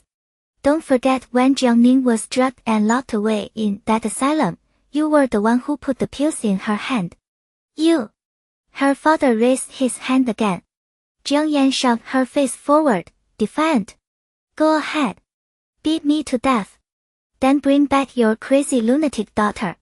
Let's see which wealthy family wants a madwoman. Seeing father and daughter at each other's throats, Jiang Yan's mother quickly stepped between them. She pulled Jiang Yan back down onto the sofa and turned to her husband, her eyes brimming with tears. Honey, what's done is done. Hitting Yan Yan won't change anything. The question is, what do we do now? Her father dropped heavily onto the sofa, still fuming. You think I wanted to hit her? The scandal is too big. Her reputation is destroyed. What can we possibly do to fix it? Her mother sobbed. So what? Our daughter's life can't be over because of this. Isn't there any other way? Jiang Yan's father glared at her. She brought this on herself. She has no self-respect. Who else can she blame? Jiang Yan listened to her father's words and felt only disgust. She'd always known he was useless. With him at the helm, the Jiang family was doomed no matter what she did. That was why she tried every angle to find a backer, even settling for that worn-out Zhou Han. She sat on the sofa with her arms crossed, her face cold. Don't worry. I've already figured out how to fix this. Her mother immediately wiped her tears. What is it? A smug smile played on Jiang Yan's lips. This year's World Fashion Design Competition is being held right here in the Empire. If I win the championship, I'll become a globally recognized fashion designer. Not only will the Jiang company be saved, my status will skyrocket. Who's going to care about a little scandal then? Her mother's heart eased. It was a solid plan. Yes, stealing a best friend's fiancé was ugly, but plenty of wealthy families had dirtier secrets. If Jiang Yan brought home a world championship, that scandal would be buried under her glory. But her father just laughed and poured cold water on the idea. Your design skills are decent, but a world championship. You think that's easy? Jiang Yan's eyes turned to us. I have my methods. Her mother beamed and hugged her. Good, good. That's my daughter. So ambitious. So much better than that weak, useless Jiang Ning. Her father's expression finally softened. He grunted, you'd better deliver. Jiang Yan's eyes glinted with cold determination. She would deliver. She had to. Xiao Yi carried Anshuli through the front door of the Taiping Mountain estate, the net at his back. Every light in the house was on. Chen Yongqing lay curled on the living room couch, half asleep. She'd been waiting up ever since Anshuli missed dinner and stopped answering her phone. The sharp click of footsteps on marble jolted her awake. She scrambled toward the floor. Her eyes went wide. Anshuli was curled in Xiao Yi's arms, swallowed by his jacket, both feet scraped raw and streaked with dried blood. What happened? Mason, are you okay? Anshuli managed a faint smile. I'm fine. Xiao Yi's was cut through. Get Wei Xian. Now. Chen Yongqing nodded, her hair bouncing. Okay. Okay. Xiao Yi carried Anshuli straight into the private elevator. Upstairs, he set her on the sofa in his bedroom and disappeared into the bathroom. A few seconds later he came back with a damp towel. He dropped to one knee beside the couch, lifted her bare foot, and began wiping the grime from her skin. Anshuli shifted. I can do it myself. Don't move. His fingers circled her ankle. Those narrow eyes lifted to hers. The head of the Xiao group, on his knees, wiping your feet. You're the first person who's ever gotten this treatment. You don't have to do this, she muttered. I'm not crippled. His face darkened. The look he shot her could have cut glass. Ungrateful. Anshuli shut her mouth and held still. Fine. She let him have this one. He had just come for her when things went bad. Xiao Yi finished cleaning her feet just as Chen Yongqing returned, Wei Xian hurrying in behind her. Xiao Yi tossed the soiled towel to Chen Yongqing and nodded toward Anshuli. Check her feet. Make sure there's no tendon or bone damage. Use the best medicine you got. I don't want scarring. Wei Xian glanced down at her injuries. Years of experience told him it was nothing. Superficial scrapes at worst. This from the same guy who barely flinched last time he got stabbed. He set his medical kit on the floor and crouched to examine her foot. His hand reached toward her ankle. Wait, Xiao Yi said. Wei Xian looked up. Xiao Yi frowned and nudged him aside with the side of his shoe. Move. Don't touch her. I'll do it. He dropped into a crouch beside Anshuli's feet. Wei Xian scrambled out of the way. Xiao Yi cupped her foot in his palm. What do you need me to do? How should I move it? Wei Xian cleared his throat. Turn it over. Rotate the ankle. Xiao Yi did exactly as instructed, flipping her foot to inspect the sole, then gently twisting the joint. Wei Xian leaned in. Mason, any pain? Anshuli found the whole production absurd. She bit back a laugh and shook her head. Wei Xian straightened. Nothing serious. Just surface wounds. Apply the ointment and they'll heal fine. Xiao Yi rose to his full height, looking down at her. Anywhere else hurt? She thought he was overreacting. But she played along. No. Wei Xian pulled a tube of ointment and a roll of gauze from his kit. Change the dressing once a day, keep it wrapped. Should heal in a few days. Chen Yongqing reached for the supplies. Xiao Yi took them first. You can go now. Wei Xian gave him a wounded look. Use a guy and throw him out. Stone cold. Still, he kept his tone polite. Of course. I'll see myself out. Xiao Yi dropped to one knee again and began spreading ointment over her feet. Chen Yongqing had the good sense to slip out of the room without a word.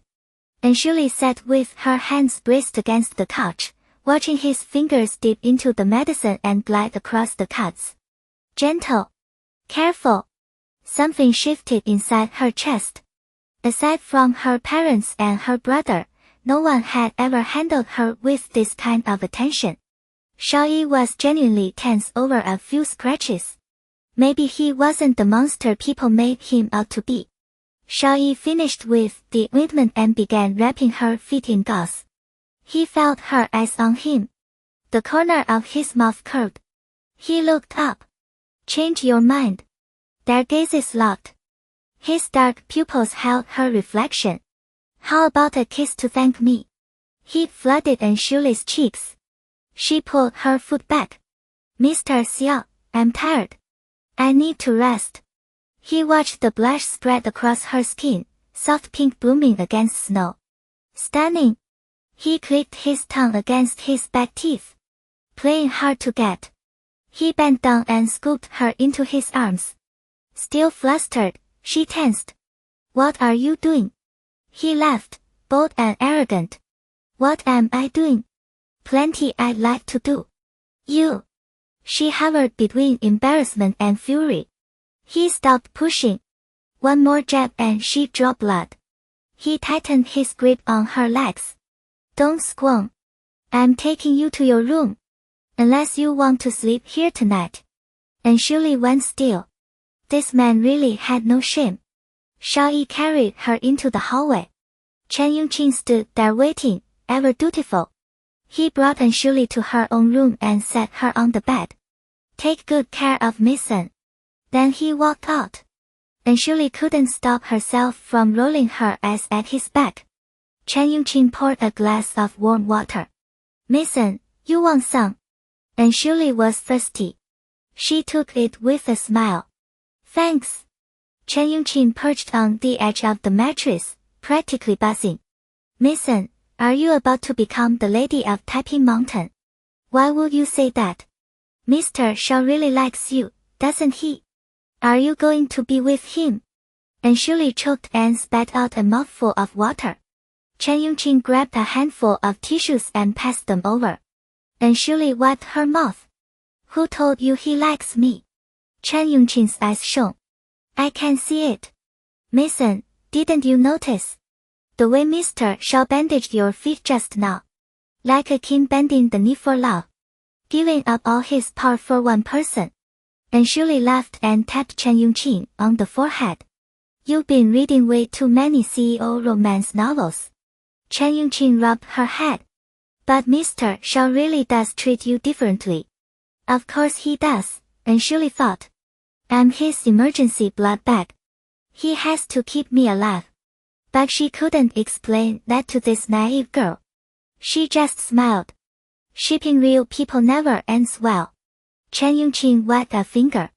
Oh no, shipping real people is the best kind. Anyway, I'm rooting for you too. Anshuli had no fight left. She slid under the covers. I'm going to sleep.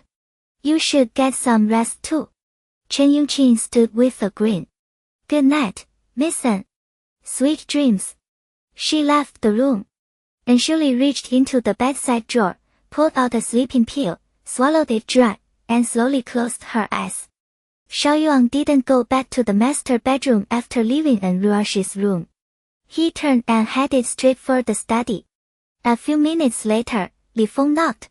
Xiao Yuan stood at the floor-to-ceiling window, the ember of his cigarette flaring in the dim light. Beyond the glass, the night looked heavy as wet ink. He stared into it, motionless. The pale smoke softened his sharp features, but it couldn't dull the cold, dangerous edge in his eyes. Mr. Xiao.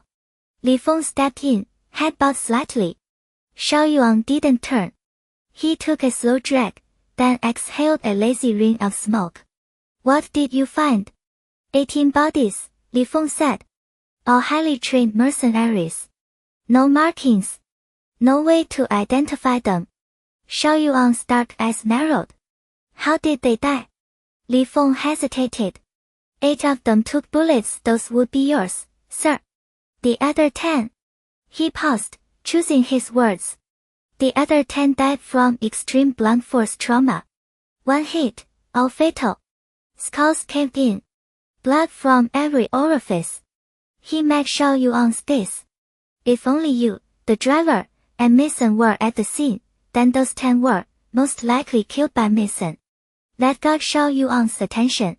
He straightened, walked to the desk, and crushed the cigarette into the ashtray. He pulled another from the pack. A flick of his lighter sent up a small blue flame. He tilted his head, lit it, and drew deep before he spoke again. Is that physically possible for a normal person? Li Feng frowned and shook his head. Those mercenaries were built like tanks. Even a 200-pound man couldn't kill one with a single blow and cause injuries like that. let alone a young woman like Mason. Xiao Yuan lifted his eyes. What kind of circumstance gives someone that kind of fighting ability? Li Feng thought for a moment. I've heard the assassin organization in Kenmin's Hall used to inject their killers with a drug. It reprograms the brain and pushes the body's limits to the extreme. He paused. The pain during injection is unbearable. Some die just trying to survive the early stages. The ones who make it through are incredibly lethal. But I heard they banned the drug a year ago. Xiao Yuan's hand, holding the cigarette, trembled slightly. His eyes went darker, deeper. You're saying an Ruoxi was injected with this drug? Li Feng nodded. It's possible.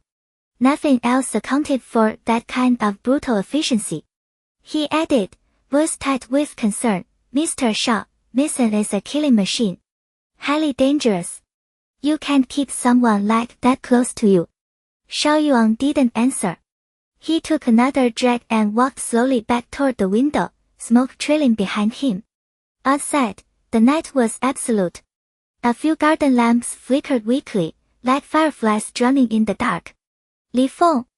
Xiao Yuan's voice was low, threaded with something raw. Tell me, a pampered young woman from a wealthy family, ending up like this, how much pain did she have to go through? Li Feng stood frozen. Was Mr. Xiao actually feeling sorry for Mason? This wasn't the time. Mason was dangerous. Keeping her close was like sleeping next to a live grenade. He tried again. Mr. Xiao, your position is unique. Too many people covet your wealth, your power. If one day Mason, he shook his head. It's too much of a risk. Xiao Yuan stayed silent a long bit. We'll deal with it when the time comes. But, enough. Xiao Yuan's tone left no room. Don't let an Ruoxi know you dug into those mercenaries. Li Feng couldn't believe it. The ruthless, bloodthirsty Mr. Xiao turning soft now, so reckless over a woman he didn't even care about his own safety. There was nothing else a subordinate could say. Understood, Mr. Xiao. And regarding who orchestrated last night's attack? Xiao Yuan's expression shifted. Brutal cold flooded his eyes. I know exactly who it is. I need you to handle something for me.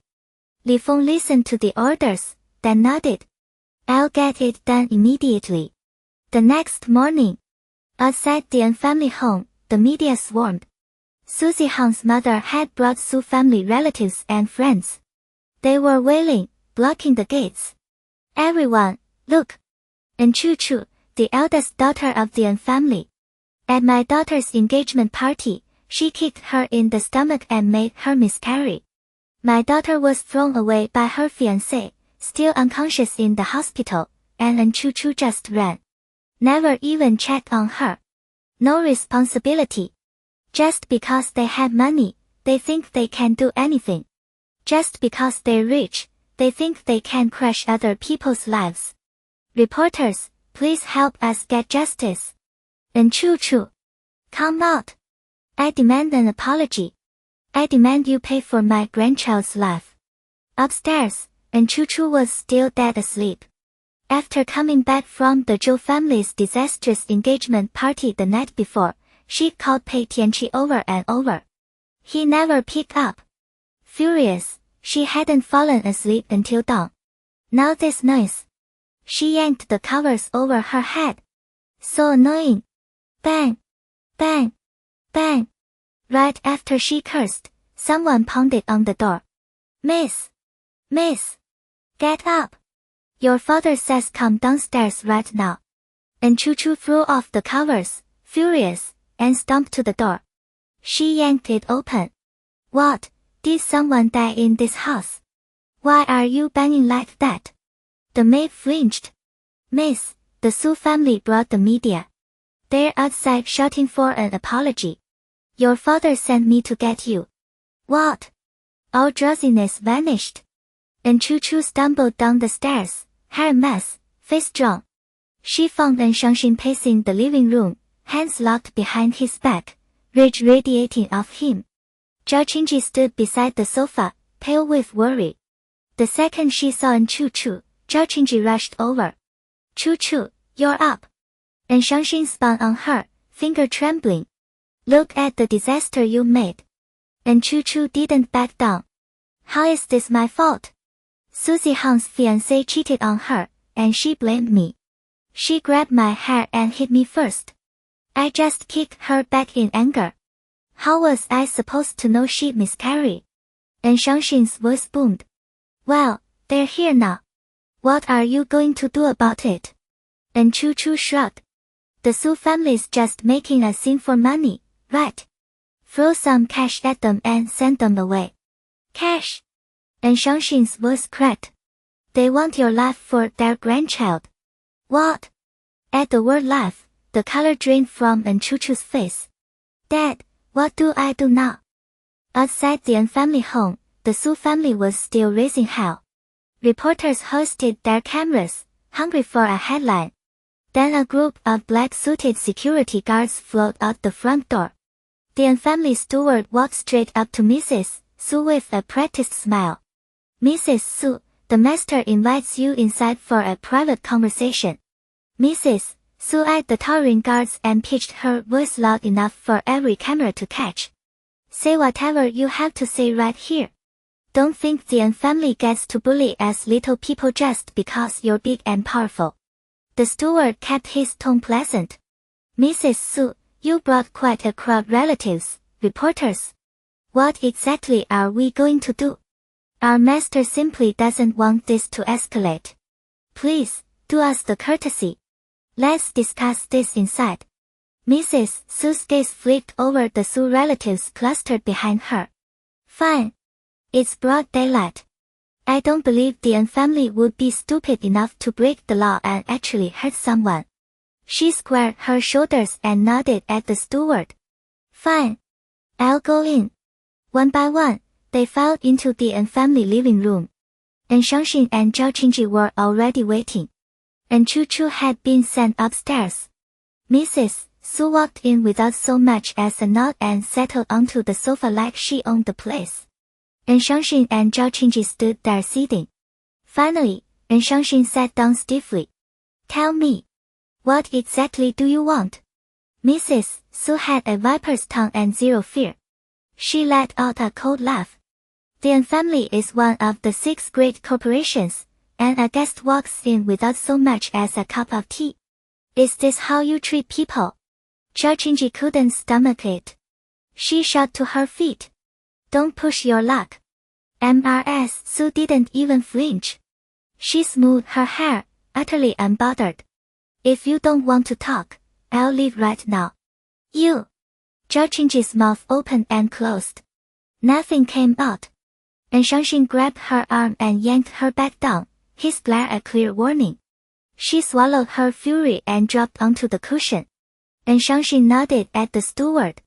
Moments later, a maid brought out tea and a tray of pastries. And Shangxin's face might as well have been carved from stone.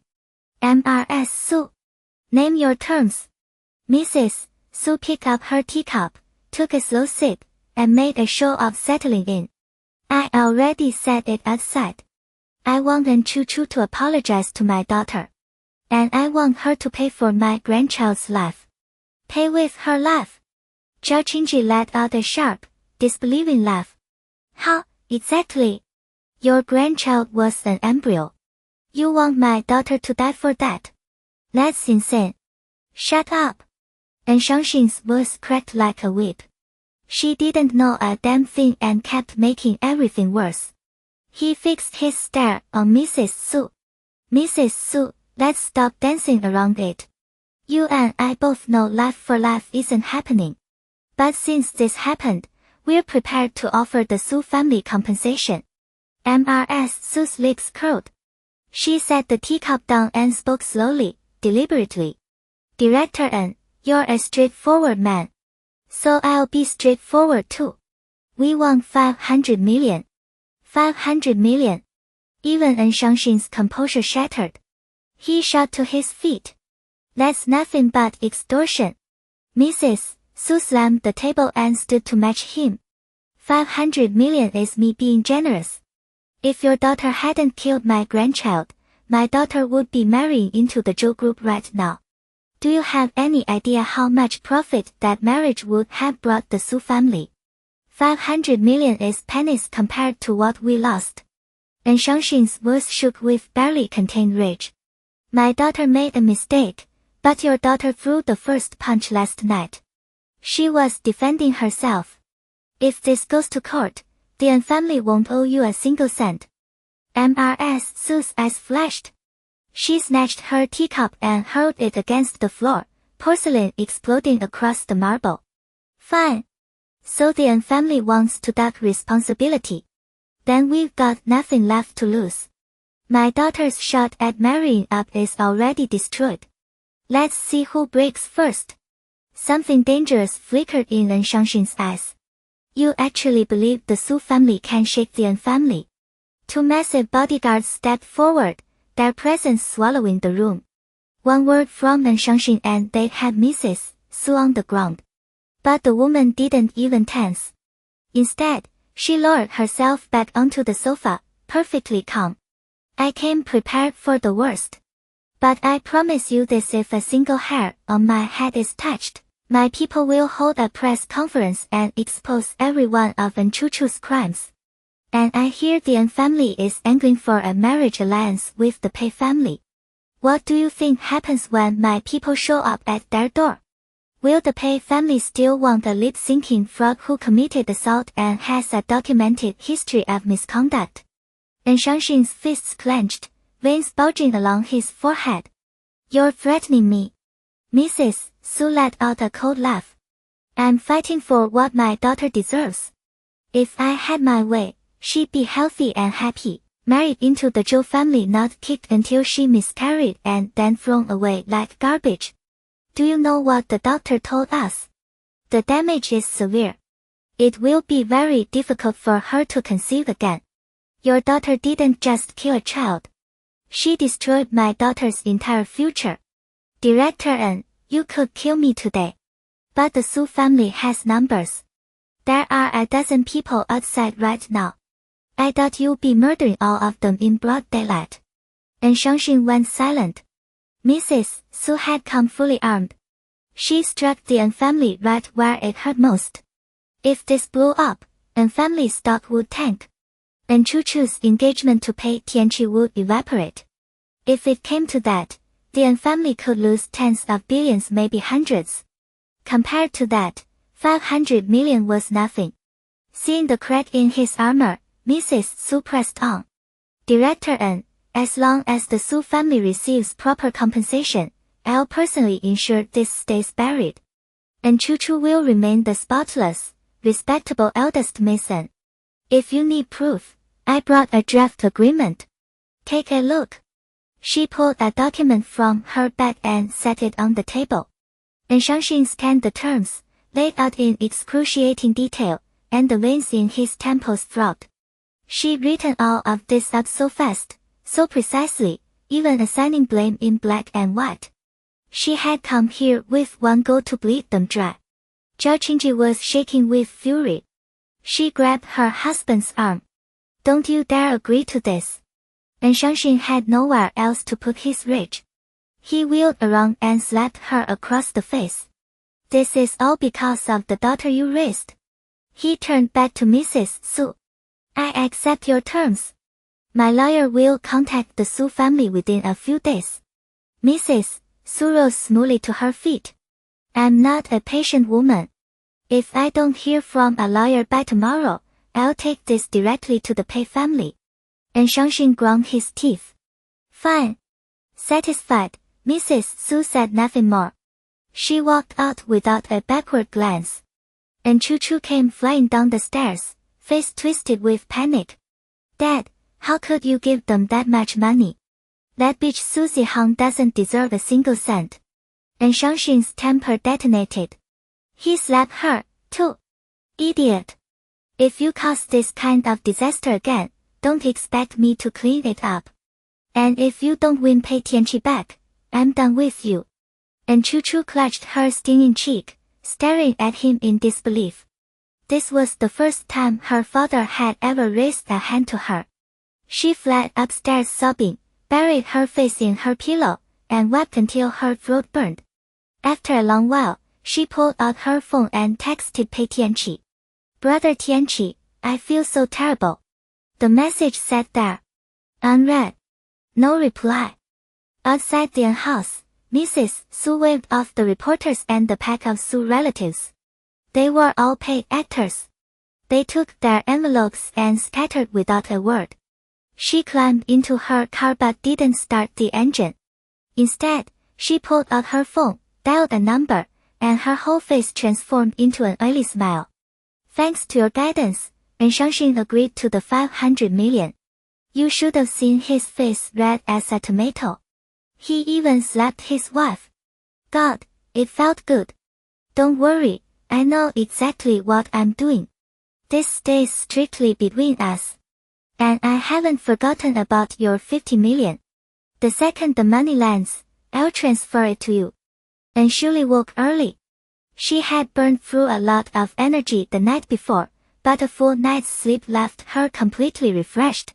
She washed up and headed downstairs for breakfast. The moment she opened the door, she slammed straight into Xiao Yi. He wrapped an arm around her waist, that signature smirk of his already in place.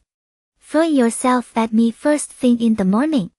She pushed free and straightened up, shooting him an annoyed look. You're the one lurking outside my door at dawn.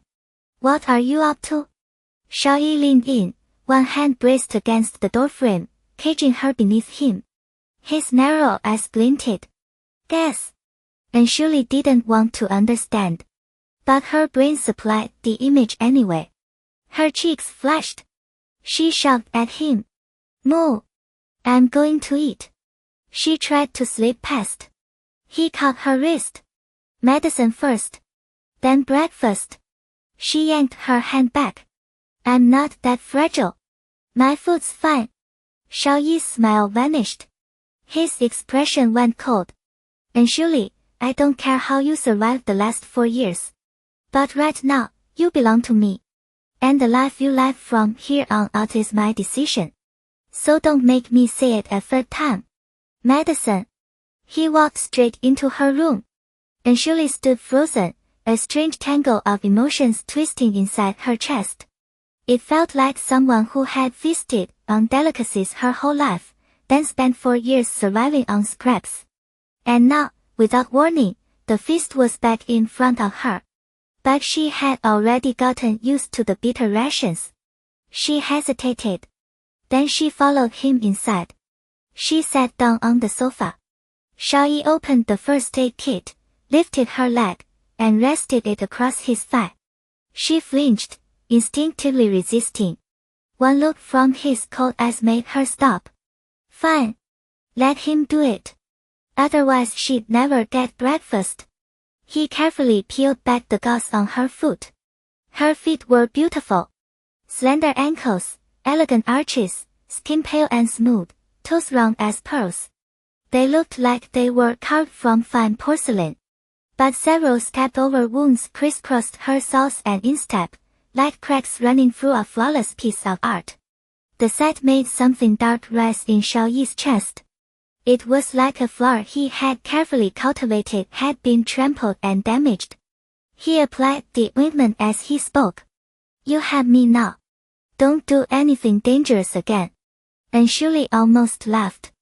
The things she planned to do from here on out would make last night look tame. She tilted her head, teasing. And just how far would, Mr. Shall go for me? Xiao Yi paused. He turned to look at her, those dark eyes deep as the ocean. And Shuli. Say the word.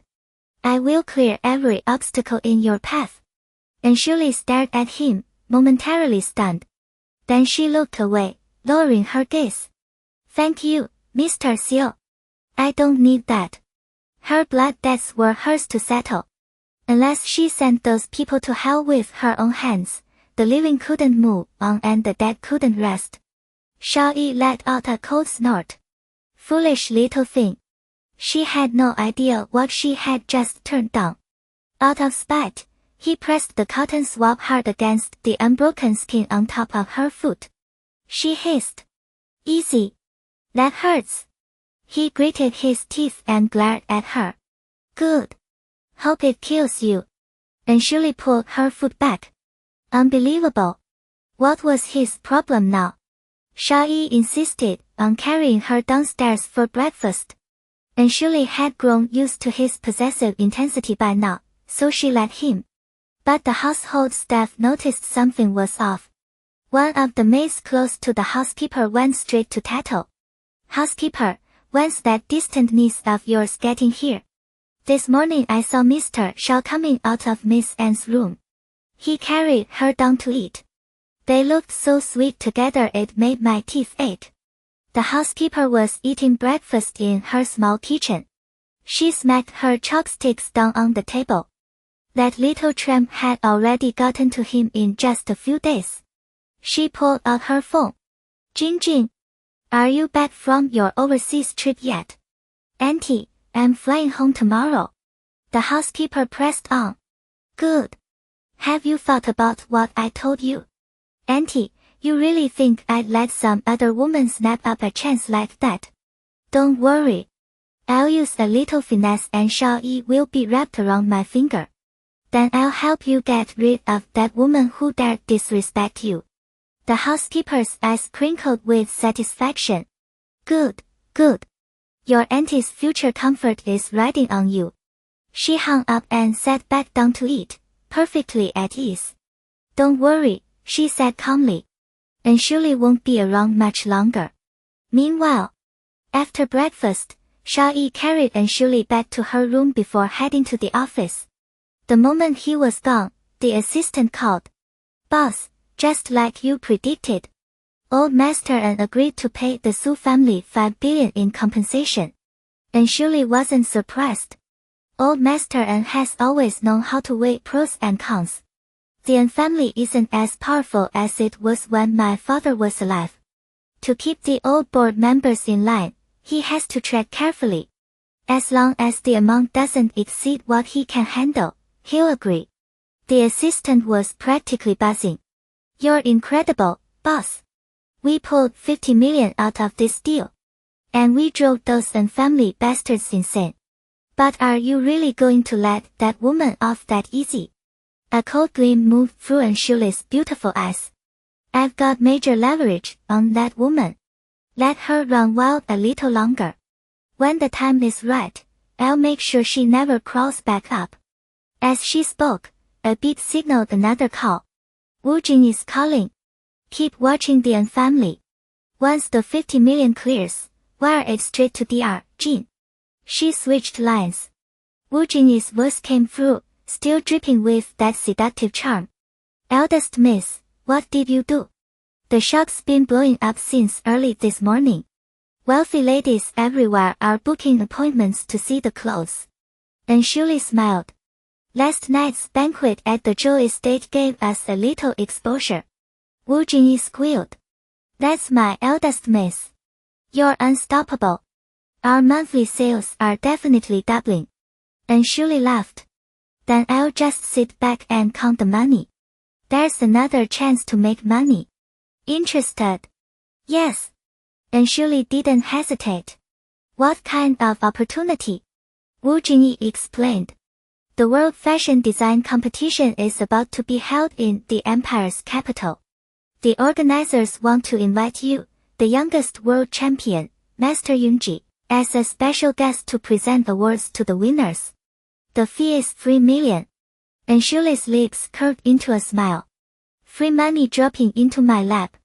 Of course I'm in. Xiao Group headquarters. The CEO's office took up the entire top floor of the tower. Xiao Yi stood at the floor-to-ceiling windows, tall and imposing, a cup of black coffee in hand. His cold, sharp features cut a silhouette against the sprawling skyline of the capital. From this height, the whole city looked like it belonged to him.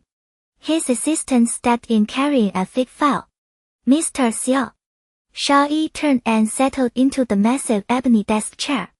The assistant laid the file in front of him, barely containing his excitement. Mr. Xiao, the quarterly numbers are in. Net profit jumped 30% from last quarter. Xiao Yi set down his coffee, leaned back, and flipped through the pages with an unhurried hand. Where are we on the 4 Pacific Coast ports? The assistant straightened. They're pushing for a 20% price hike. We walked away. Negotiations are still open. Xiao Yi's lips hooked into a cold smirk. 80% of the ports on that route are Xiao Group. Give them 3 days. Sell, or sit there and bleed. Yes, sir. The assistant nodded. Also, the land south of the city we acquired from the Xia Group, all the permits are cleared. When do you want to break ground? Xiao Yi shut the file and tossed it onto the desk. Something that small doesn't need my call. Handle it. Understood. And before he could continue, Xiao Yi's phone buzzed on the desk. He glanced at it, frowned, and flicked a hand toward the door. The assistant grabbed the file and left, pulling the door shut behind him. Xiao Yi leaned back and answered. Old Master Zhao's voice detonated through the speaker. You little bastard. Your half-brother's been missing for days. Phone's dead. Did you lock him up somewhere? Xiao Yi twirled a pen between his fingers. His voice stayed flat. I killed him. Same tone he used to say it might rain.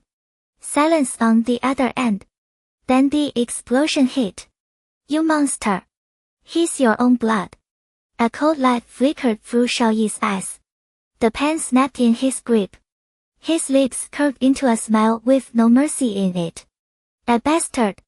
He doesn't get to call himself my brother. Old Master Xiao was breathing hard, the rage shaking his voice. Xiao Yi. Is there a single soul on this earth you actually care about? No. The word came out fast. Then he stopped.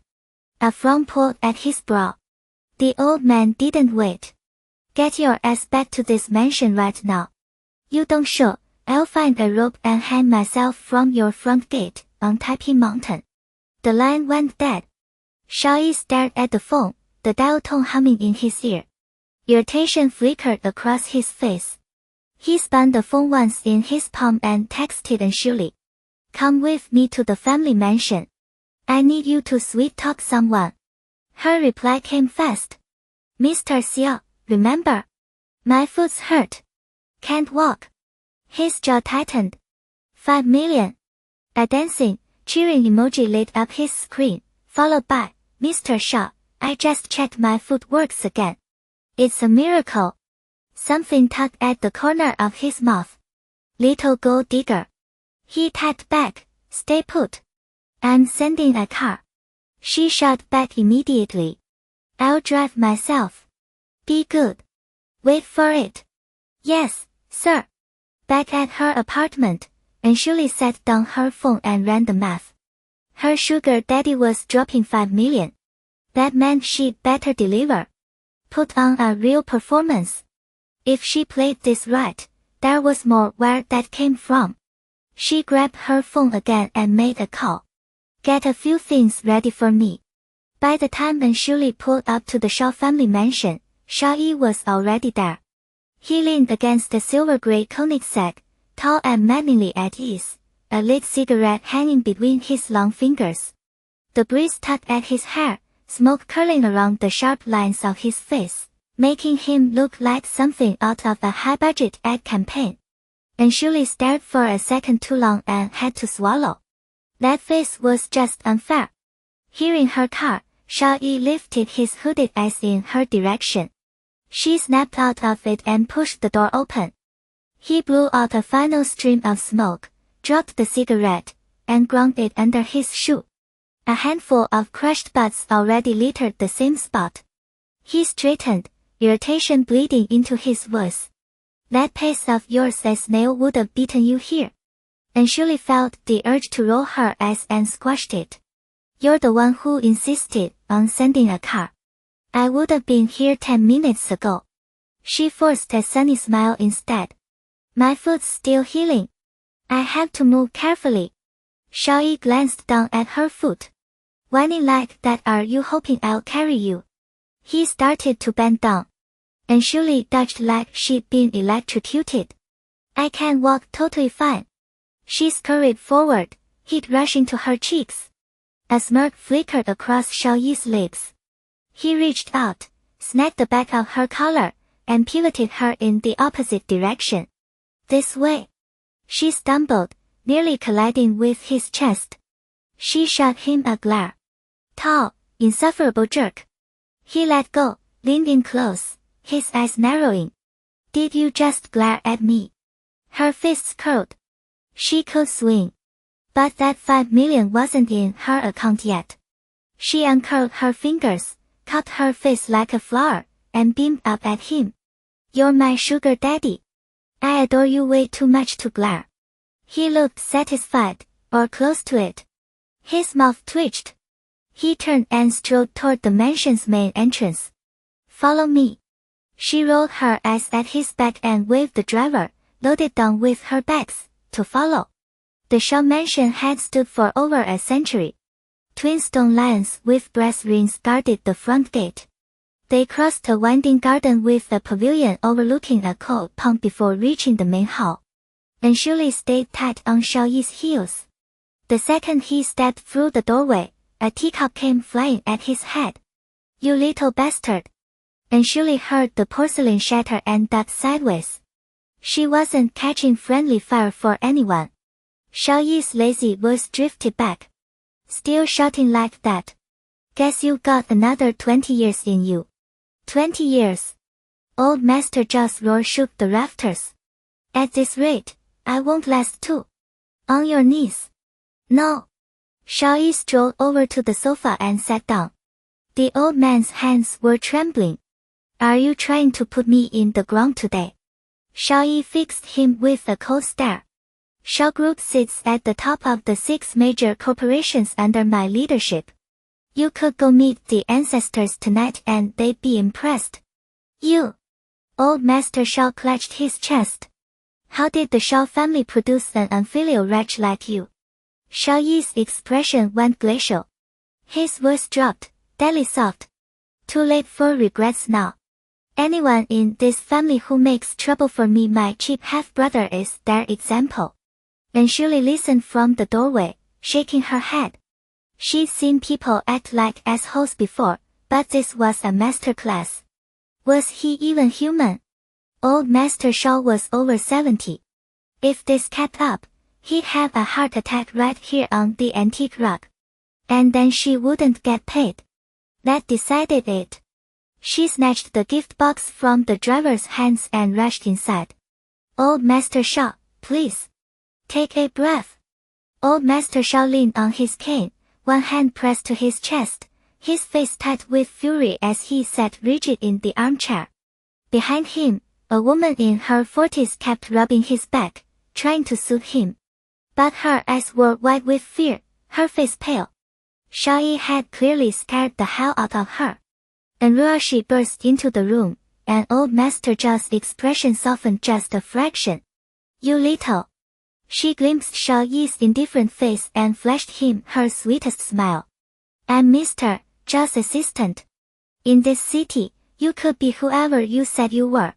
Xiao Yi's eyes slid over her and lingered. Little liar. Old Master Xiao looked baffled. He knew his grandson.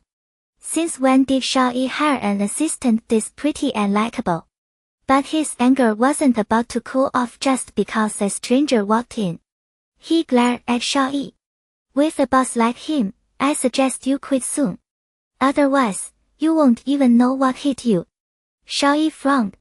Could the old man not cut him some slack in front of an outsider? But Ruoxi stepped forward, still smiling.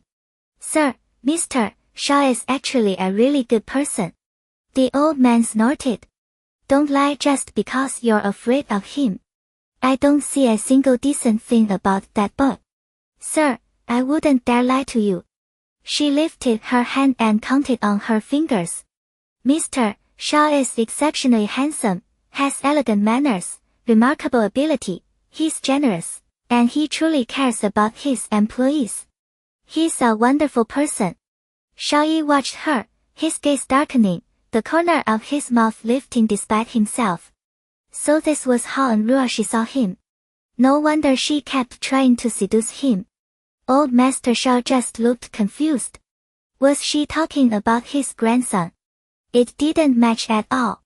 He scowled, ready to keep tearing into Xiao Yi. Then the smell of food hit him. It hooked him completely. His nostrils flared. What is that? Something delicious. And Ruoxi lifted the container in her hand. This is from Mr. Xiao. He had me pack the new dishes from Tianhuan Royal Banquet. Dragon's Pearl and Beyond the Clouds fresh. The old man's eyes lit up. He shot up from the sofa, his stomach growling loud. Tianhuan Royal Banquet has new dishes. Open it. Let me try them. Still smiling, and Ruoxi set the container on the living room table and carefully removed 2 plates. As the hidden owner of Tianhuan Royal Banquet, she knew the regulars inside and out. Old Master Xiao was one of them. He showed up every few weeks like clockwork to sample the new menu. These 2 dishes had just launched, so she had packed them specifically to win him over. Right now, the old man had eyes only for the food. He'd completely forgotten he'd been smashing things and looking ready to kill someone a few minutes ago. He grabbed the chopsticks and Ruoxi offered, eagerly took a bite, and chewed with a blissful shake of his head. Fresh. Tender. Fragrant. Perfect temperature. Melts right on the tongue. This skill is incredible. And Ruoxi pressed her advantage. Mr. Xiao knew he upset you, so he specifically asked me to bring this to make it right. Sir, won't you forgive him? The old man took another bite, smacking his lips in delight.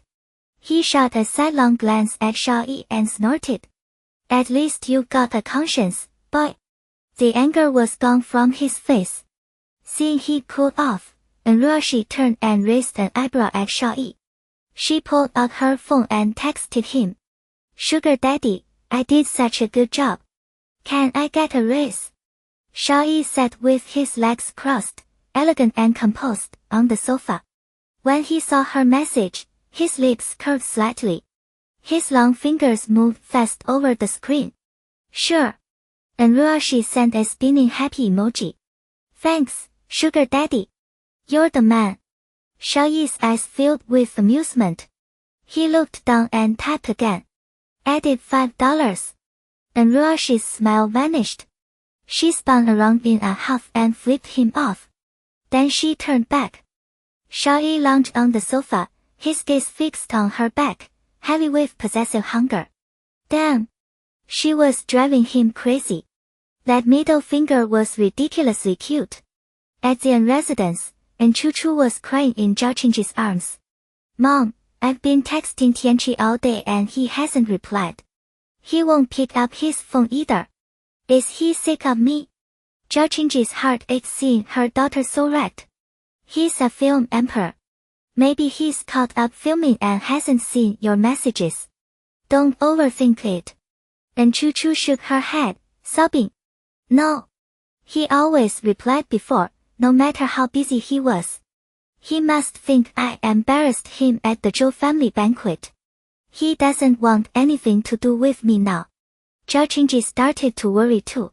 And Shangxing was counting on Chu to lock in that alliance with the Pei family.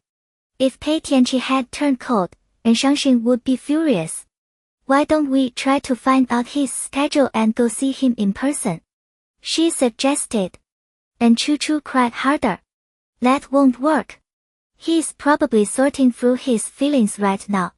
If I show up, I'll only push him further away. Zhao Qingji thought for a moment. Then the only way to win him back is to rebuild the image he has of you. And Chu lifted her red-rimmed eyes. Mom, do you have a plan? Zhao Qingji smiled. I do. She whispered her idea into Chu's ear. And Chu's face brightened instantly. That's perfect. Then her expression darkened. She grabbed Zhao Qingji's arm. Mom, I keep feeling like Ruoxi is behind everything this time. Every time she shows up, nothing good happens. Didn't Dad say he'd take care of her? Why hasn't he done anything? Zhao Qingji stroked her daughter's hair gently. Don't worry. Your father wanted to be careful, so he hired an assassin from Songming Prefecture. They'll be here soon. And Chu Chu twisted the edge of her shirt, her eyes venomous. When the assassin gets here, tell them not to let an Ruoxi die easy. I want her to suffer. The crystal chandelier blazed overhead, drenching the 12-foot marble dining table in hard light. Silverware gleamed, and a lavish spread of dishes covered the surface. Only 4 people sat down, Old Master Xiao, Xiao Yi, and Xu Li, and a woman in her 40s Wang Wangjun. While the old master chatted with Wang Wangjun, and Xu Li pieced it together. Wang Wangjun had been Xiao Yi's father's mistress, and she'd borne his illegitimate son. After Xiao Yi's father died, Wang Wangjun had appeared at the front door. The old master made the call and brought her and the child into the household. Wang Wangjun was clearly terrified of Xiao Yi. Around the old master, her expression almost relaxed, but the second Xiao Yi entered the room, she grew cautious, like someone walking on broken glass. The old master had already eaten the dishes and Xu Li brought earlier, so tonight he only had a light congee. When he was nearly done, he set down his chopsticks. You two will stay here at the old house tonight. Xiao Yi put his knife and fork down and dabbed his mouth with a napkin, every movement precise. No. I don't sleep well here. The old master's face went dark. He slammed his palm against the table. I could drop dead from sheer fury any minute because of you. You're barely ever home, and now you won't even give your old grandfather one night. Xiao Yi's gaze drifted coldly toward Wang Wangjun. Don't you have the bastard and his mistress to keep you company? If I stay, I'll just ruin your mood. You. The old master's face flashed bright red. And Xu Li saw how worked up he was. He was a major client at Tianhuan Royal Banquet. If he collapsed from anger right here, that would be a real loss for the restaurant. She turned to Xiao Yi, hands clasped in a begging gesture, eyes wide. Mr. Xiao, just one night. I've never stayed in a house this big. Can you grant me this one little wish? Xiao Yi's narrow eyes studied her. Was she saying the main house on Taiping Mountain was too small? But there was that eager look on her face, that cute little pleading expression, and he couldn't bring himself to refuse. He lowered his eyes and twisted the ring on his finger. Fine. For you. Both the old master and Wang Wangjun looked stunned.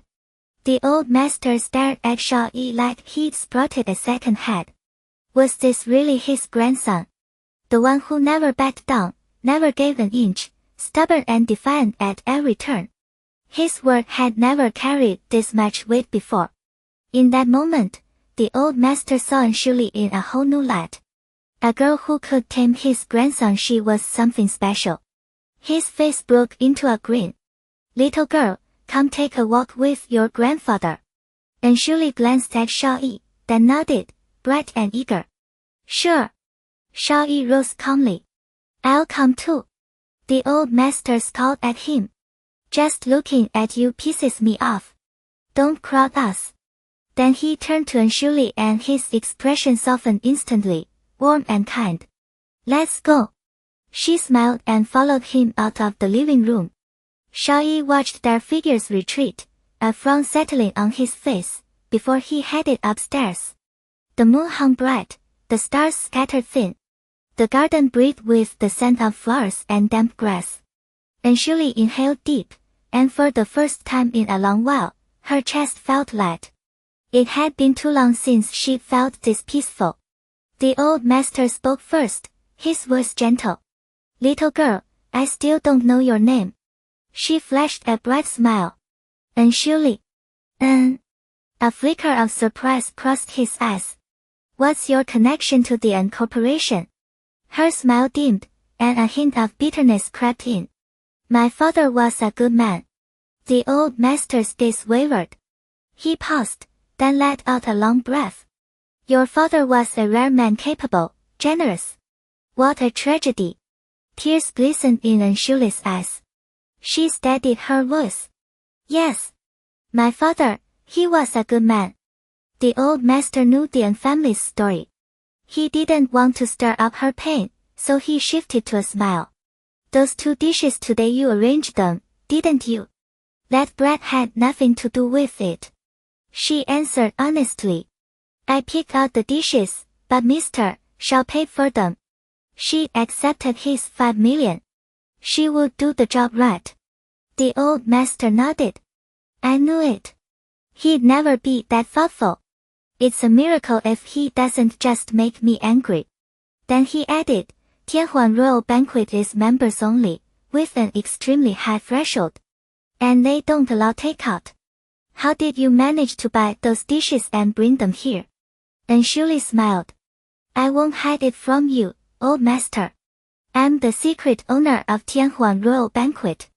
His eyes lit up with surprise. You're the secret owner. I was there on opening day.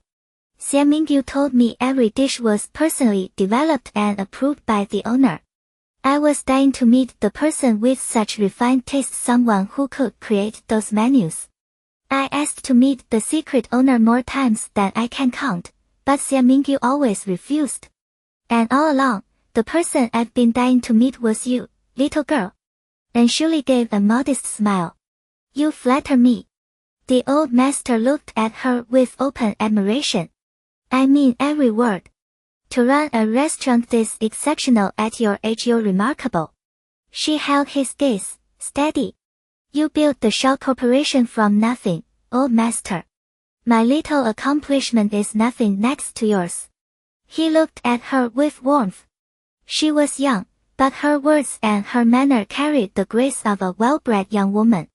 She was neither humble nor arrogant, never boastful, never restless. Modest and polite, smart and lovely. The more he looked at her, the more he liked her. That brat Xiao Yi must have stumbled into some incredible luck to find a girl this good. He chuckled. Come. Walk with Grandpa to the study. I'll show you something good. And Shuli's heart leaped. Was her flattery actually paying off? Was he about to give her some family treasure as a welcome gift? Anything from the Xiao family, resold, would fetch a serious price. More funding for Dr. Jin's research. At that thought, she slipped her arm through his with cheerful delight. Great. And Shuli followed old master and into his study. He gestured for her to take a seat on the couch, then turned and walked toward the wall safe. Her pulse jumped the second she spotted that massive steel door. Whatever he kept in there had to be serious. What was he about to hand her? She smoothed her expression into something calm and composed, refusing to look too eager. A soft click broke the silence. Old master and punched in the code and pulled the safe open. From where she sat, and Shuli caught a glimpse of several ornate brocade boxes tucked inside. The kind of boxes that held real treasures. He rummaged for a moment, retrieved something, then swung the door shut. And Shuli straightened, waiting. He crossed to the couch, settled in across from her, and handed the object over with a faint smile. She blinked down at it. A photo album. Not exactly priceless. She shot him a look. His smile softened. Open it. And Shuli flipped the cover. Her eyes went wide. Is this Xiao Yi's childhood album? Old master nodded, still smiling. It is. She turned a few more pages. Curiosity curdled into something colder. He was nothing like the man he is now. In every shot, the boy was beaming. Bright as a sunbeam, all messy hair and white smiles. But the man today. Dark, cold, ruthless. Not a flicker of that child left. Old master let out a heavy sigh. You find it strange too, don't you? How a warm, happy boy could become that. And Shuli finally understood. This was the good stuff he meant. The album. He wanted to tell her the secret behind Xiao Yi's transformation. She didn't want to know. She wanted to know if there was an actual gift. But she couldn't kill the mood. She hedged. A lot of kids change after they've been through something terrible. Just like her. She'd been a pampered princess once. Silk sheets, innocence, a life without edges. Then everything shattered. She'd hit the bottom and clawed her way through. She'd slept beside pigs, eaten rats, done things that stained her hands forever. The girl who'd never known cruelty had twisted herself into a woman who plotted revenge from the darkest corners. Old Master An's gaze drifted, his mind somewhere far away. Pain flickered across his face. But this boy changed too much. And surely played along. Did something happen to him? When he was young. He glanced at her, weighing his words. After a beat, he spoke. You heard the rumors. That Xiao Yi killed his parents at 8 years old. She nodded. Was there some misunderstanding? The last time Xiao Yi had burned with fever, he called out for his mother in his sleep. The longing in his voice had been raw. Real. How could someone like that have done it? Old Master An's face turned grave. No misunderstanding. He really did kill them. And surely went still. 8 years old. His own parents. What kind of child does that? But if it was Xiao Yi, some part of her almost believed it. Still, he'd been such a bright, smiling little boy. Seeing her shock, Old Master An hurried on. It wasn't really his fault. When he was 6, the Xiao group nearly collapsed. His father was a wreck. He started drinking, getting violent. Every time he came home drunk, he beat Xiao Yi and his mother bloody. When he turned 7, his mother couldn't take it anymore. She got involved with the Xia group and begged for a divorce. His father refused. Every time she brought it up, the beatings got worse. By 8, the house was a war zone. I got calls from the staff more than once. I'd rush over and find the place destroyed, blood smeared across the floors. His parents would already be gone. Xiao Yi would be huddled in a corner, shaking, covered in bruises. Then one stormy night, he called me at 4 in the morning. His voice was so calm. He said, "Grandpa, I killed them." I was horrified. I drove there faster than I've ever driven in my life. When I walked in, blood was everywhere. Soaking the floors. Especially the bathroom. The smell was poison. But I couldn't find their bodies. Xiao Yi stood behind me and said, "Mom and Dad, I dissolved them. I flushed them down the toilet." Old Master An paused, his voice dropping. I will never forget his face. Completely calm. And something else underneath. An excitement. Like something inhuman had crawled behind his eyes. And Shuli's mind went white. 8 years old. He hadn't just killed them. He dismembered them and flushed the remains. Every hair on her body stood up. She'd done things that still haunted her. But nothing like this. Old Master An went on. That was when he changed. He turned vicious. Cruel. Cold. Nothing mattered to him. No one. I took him to doctors. They said he might have an emotional disorder, and possibly. He stopped. The words seemed stuck. And Shuli's pulse spiked. She took the leap. A split personality. Old Master An met her eyes and nodded. The doctors believed the constant abuse and mental torture had fractured him. That another personality surfaced. That's why the shift was so violent. So complete. I spent a fortune keeping him out of trouble that year. I dragged him to every specialist I could find. Nothing worked. And the doctors told me he was like a drowning man. If no one pulled him out of that abyss, if he kept feeding the violence, it would eventually swallow him whole. He'd destroy himself. The Xiao family bloodline was thin. I thought maybe bringing the 2 bastards and Wang Wangjun home would give him some warmth. Some normalcy. It backfired. Xiao Yuan wanted Xiao Yi's position as head of the family. He sent assassins to kill him at the nightclub. When Xiao Yi found out, he ended him. And Shuli's mind snapped the pieces together. Those 6 dead assassins in the private booth. The night she first met him. They'd been sent by Xiao Yuan. And the reason Old Master An had been so furious with Xiao Yi today. He killed his own half-brother. Old master and must have believed Xiao Yi was beyond saving. That's where the rage came from. In the silence, he looked at her. His eyes were almost pleading. Today, I was ready to give up on him completely. But the way he treats you, it gives me something. A sliver of hope. You might be the one person who can pull him out of the dark. In the guest room of the old mansion, Xiao Yi stood at the window, a cigarette burning between his fingers. The night pressed against the glass, swallowing him in shadow. His phone rang. The assistant. He took a slow drag, then answered. The assistant's voice came through, clipped and respectful. Mr. Xiao, we've captured Xia Mingyu of the Xia group, as you ordered. What now? Xiao Yi exhaled smoke, his expression carved from ice. A pause. Lock him in the basement. Don't use force. Not yet. A hesitation on the other end. Understood. He ended the call. Took another deep drag. The cigarette tip flared red in the dark. In the heavy silence, his silhouette looked unbearably alone. Footsteps echoed down the hallway. They drew closer. He turned, his narrow eyes fixed on the door. And Shuli appeared in the doorway. She stood there in a white dress, her face clean and unreadable. Something flickered in her gaze.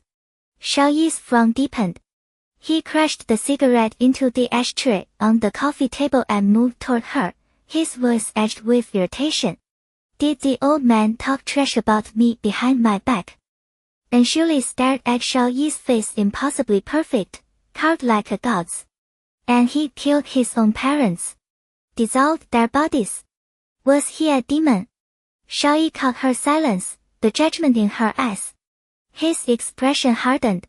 A flicker of something ruthless passed through his gaze, and the air around him turned dangerous.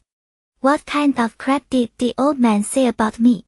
And Shuli's face broke into a brilliant smile.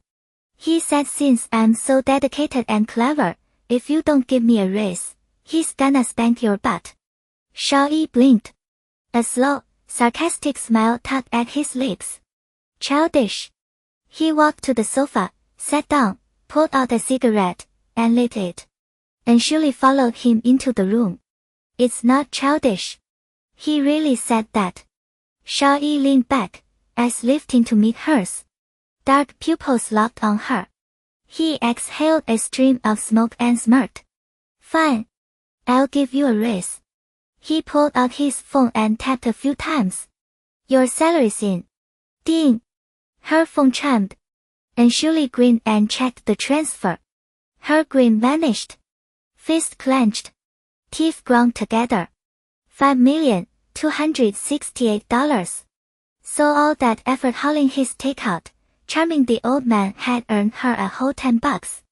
That was it. Her hard work was worth $10 lousy. Damn capitalist. Xiao Yi held the cigarette between his lips, watching her fume.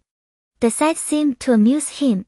He sat up straight, the cigarette pinched between long fingers, and flashed a wicked grin.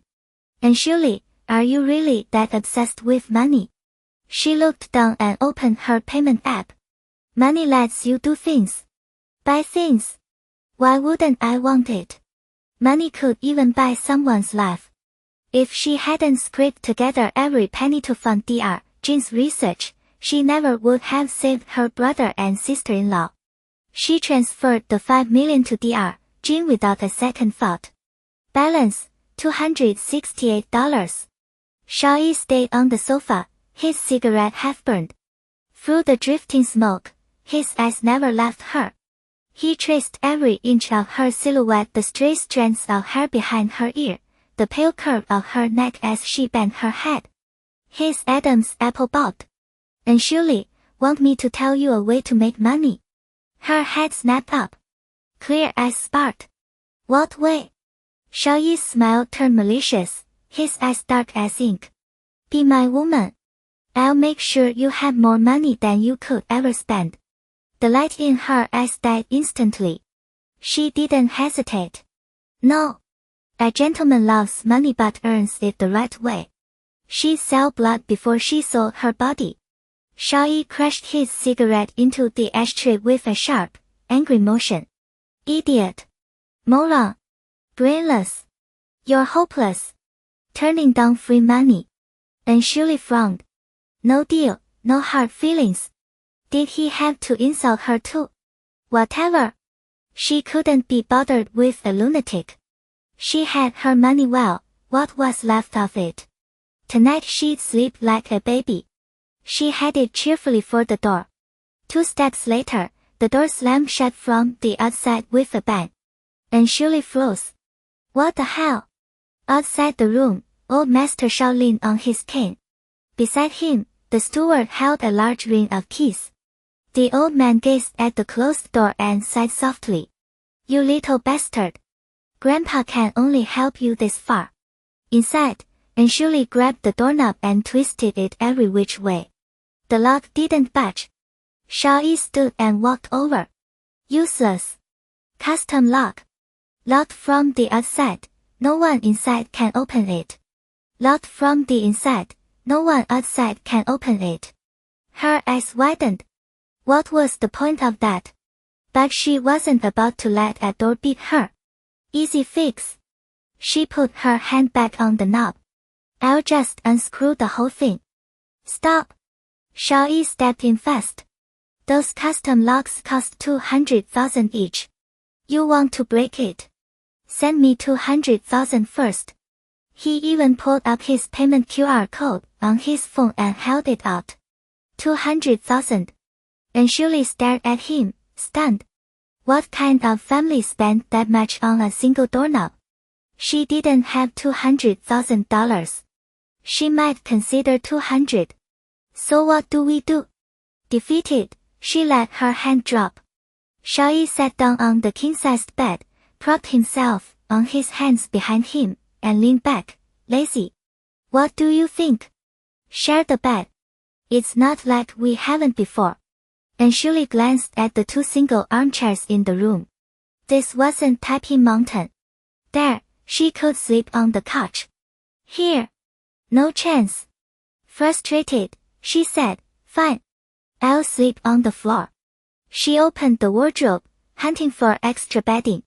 The room was barely used. Empty. No blankets, no clothes. Xiao Yi rose from the bed. The bed's big enough. Sleep on it. And Shirley immediately crossed her arms over her chest. What are you planning? His lips curved. Narrow eyes swept her up and down. Relax. I'm not into kids. He turned and walked into the bathroom. And Shirley shook her fist at his retreating back, muttering under her breath. You're the kid. Your whole family's kids. When Xiao Yi came out of the shower, and Shirley was already on the bed, fully dressed. She lay curled on the far edge, facing the door. 4/5 of the king-sized mattress sat empty. Xiao Yi chuckled quietly, killed the main light, and slid under the covers. In the dim glow of the night light, and Shirley's eyes snapped open. She clenched her fist. If Xiao Yi tried anything, she would beat his dog head in. Half an hour passed. He didn't move. Didn't even shift. Her grip loosened. She fished a sleeping pill from her pocket, swallowed it dry, and let the drug pull her under. In her dream, the temperature around her kept dropping. Instinctively, she sought warmth. Xiao Yi had just rolled over when a soft, warm body burrowed into his arms. The little thing smelled sweet, felt soft as a lazy cat. She nuzzled against him, found a comfortable spot, and settled into a deep sleep. He looked down and caught a glimpse of pale, tempting skin. Damn! She wasn't a kid after all. Heat surged through his veins, heading straight to one location. His breathing turned ragged. His Adam's apple bobbed. He ground his teeth and shifted away, trying to create a gap. The moment he did, the reckless little thing clung to him again. Her thigh brushed dangerously near a certain part of him. A low groan escaped his throat. He barely held himself in check. Dark desire churned in his eyes. His broad hand slid onto her slender waist. Xiao Yuan's breath turned shallow as he leaned down toward Ruoxi. She'd come to him willingly. He wasn't about to hold back. His mouth hovered just above hers, ready to taste that soft, sweet warmth. Mommy. Ruoxi murmured the word in her sleep, completely dead to the world. Xiao Yuan went rigid. Half the heat in his eyes flickered out. He dragged his tongue along his teeth and let out a low, hoarse breath. You little brat. I'll let you off tonight. Next time, I'll have you begging. He pressed a gentle kiss to her forehead, pulled her warm body tight against his chest, and shut his eyes. That night, Xiao Yuan nearly lost his mind. His shower lasted over an hour. And still, every time he climbed back under the covers, Ruoxi clung to him like a child desperate for comfort. She wouldn't let go. The next morning, Ruoxi woke up feeling completely refreshed. Xiao Yuan was already gone from the bed. She stretched with a satisfied sigh. She had to hand it to Dr. Jin. Those sleeping pills worked miracles. Every time she took one, she slept like a rock. She tossed the covers aside and headed for the bathroom. Just as she reached the door, Xiao Yuan stepped out. A towel hung low on his waist. Water dripped down his chest. Dark circles bruised the skin under his eyes. The look he shot her was more resentful than a vengeful ghost's. Ruoxi flinched back. What the hell crawled up his butt this early? Xiao Yuan scowled at her, kicked the bathroom door shut with a bang, and stalked toward the sofa. She watched him for a few seconds. Broad shoulders. Narrow waist. The muscles in his back cut like blades, every line carved and precise. Even the water beating down his skin moved with a kind of cold tension. Pure, raw masculinity shaped into a perfect body. She looked away fast. This was Xiao Yuan. Not something she could handle. A maid opened the bedroom door and called them down for breakfast. Old Master Xiao was already at the dining table. He watched them walk in one after the other, and a satisfied smile settled on his face. Turning down the air conditioning last night had been a smart move. Those two must have held each other tight all night long. But once they sat down, he noticed the contrast. Ruoxi looked bright, glowing, energetic. Xiao Yuan was a wreck. Dark expression. Eyes hollow. Completely drained. Old Master Zhao's heart sank. Was his grandson not functioning properly? Could the emotional disorder and the split personalities be affecting performance? The doctor never mentioned that. He signaled a servant. Have the kitchen prepare sea cucumber and oysters. Xiao Yuan lounged back in his chair, a smirk cutting across his lips. Still going strong at your age. Old Master Xiao shot him a look thick with disappointment. There for you. Useless brat. Xiao Yuan's face darkened. I'm perfectly fine. I don't need them. Old Master Xiao glared. Who are you calling old? If something was wrong, denying it wouldn't fix anything. Ruoxi couldn't hold it in. Milk sprayed from her mouth. She snatched a napkin and wiped her lips. Sorry. I'm full. Xiao Yuan had lost his appetite too. He shoved back from the table, kicking the chair in frustration. I'm done. Let's go. He started walking out. Stop right there. Old Master Zhao's voice cut through the room, cold and sharp. Then he turned to Ruoxi, his expression softening into a warm smile. Little one, why don't you wait outside for a moment? Ruoxi smiled and nodded. Sure. The second she stepped out of the dining room, Old Master Xiao spoke again. A thread of worry pulled through his tired eyes. I told her about your condition. Xiao Yuan's entire body locked up. His gaze went dark, cold, and razor-edged. Who gave you the right to tell her without my permission? That was the ugliest part of him. The most shameful secret. The one thing he never wanted her to know. How dare he? How dare he? Old Master Xiao saw the rage rising and feared it might trigger an episode. He spoke faster. I wanted her to help you. I don't need her help. Xiao Yuan's voice tore through the room. He didn't need anyone's help. Especially not hers. Even if the disease destroyed him, he didn't want her help. Didn't want her pity or her sympathy. Old Master Xiao rose from his chair and softened his voice. Aren't you even a little curious what she said? I don't want to know. Xiao Yuan's eyes went empty. His hands trembled at his sides. Now that she knew, she must be disgusted. She'd want to stay miles away from him. No wonder she said no without a second thought when he asked her to be his woman. No wonder she slept so far away last night, keeping her distance like he was venomous. One more second in this room and he'd break. He turned to leave. Old Master Zhao's voice came louder from behind him. She said, Grandfather, I don't think Xiao Yuan is sick. Xiao Yuan stopped mid-step. His head dropped, hiding his expression. The tremor in his hands grew worse. The old man didn't stop. He repeated every word. Grandfather, I don't think Xiao Yuan is sick. The people he killed were the ones who hurt him. They deserve to die. If someone hurt me, I would fight back without hesitating, too. If you spend your life being weak, people will bully you without mercy. I think he's fine. You don't need to worry so much. In the old mansion's garden, Ruoxi sat beneath the asmanthus tree by the waterside pavilion. She was happily tossing pebbles at falling leaves. Her aim was deadly accurate. Every stone landed. Sometimes she'd throw several at once and still pin every drifting leaf on the water. When Xiao Yuan stepped out of the main hall, Ruoxi tossed 10 pebbles in a single handful. Every single one hit. She threw her fist in the air. Yes. Xiao Yuan stood at a distance, watching her. Ruoxi stayed under the asmanthus tree. Sunlight bled through the branches and scattered shadows across her white dress. She was smiling, her eyes curved into crescents, tiny sparks of light dancing inside them.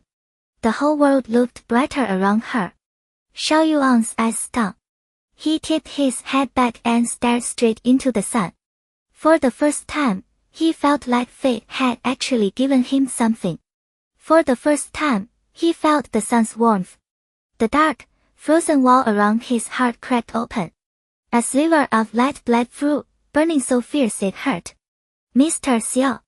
Ruoxi spotted him and called out. Xiao Yuan dropped his gaze to her. She was even more dazzling than the sun.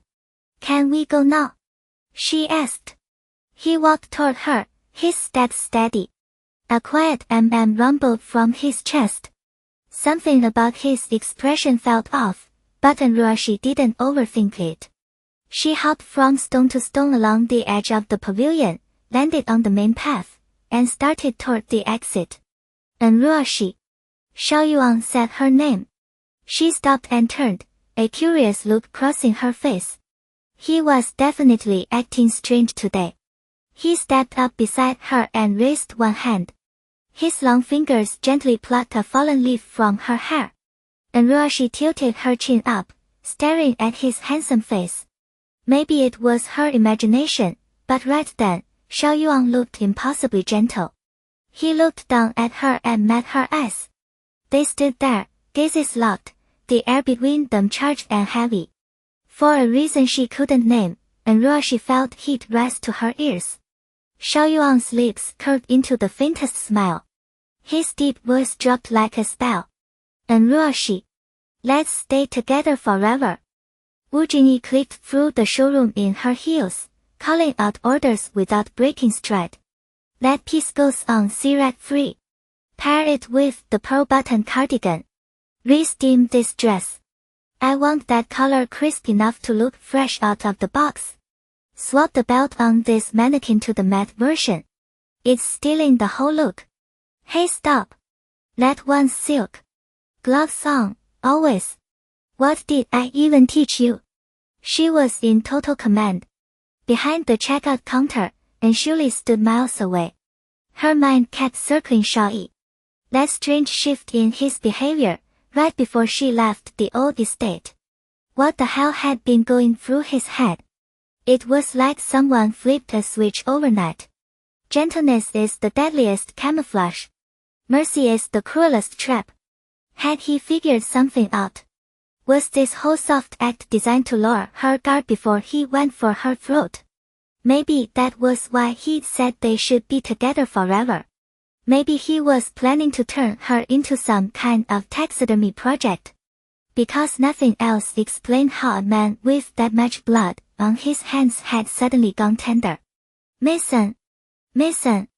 Wu Jinyi's hand sliced through Anshuli's line of sight. She jolted back to the present. Wu Jinyi gave her a slight grin. Mason, you wouldn't be thinking about a man, would you?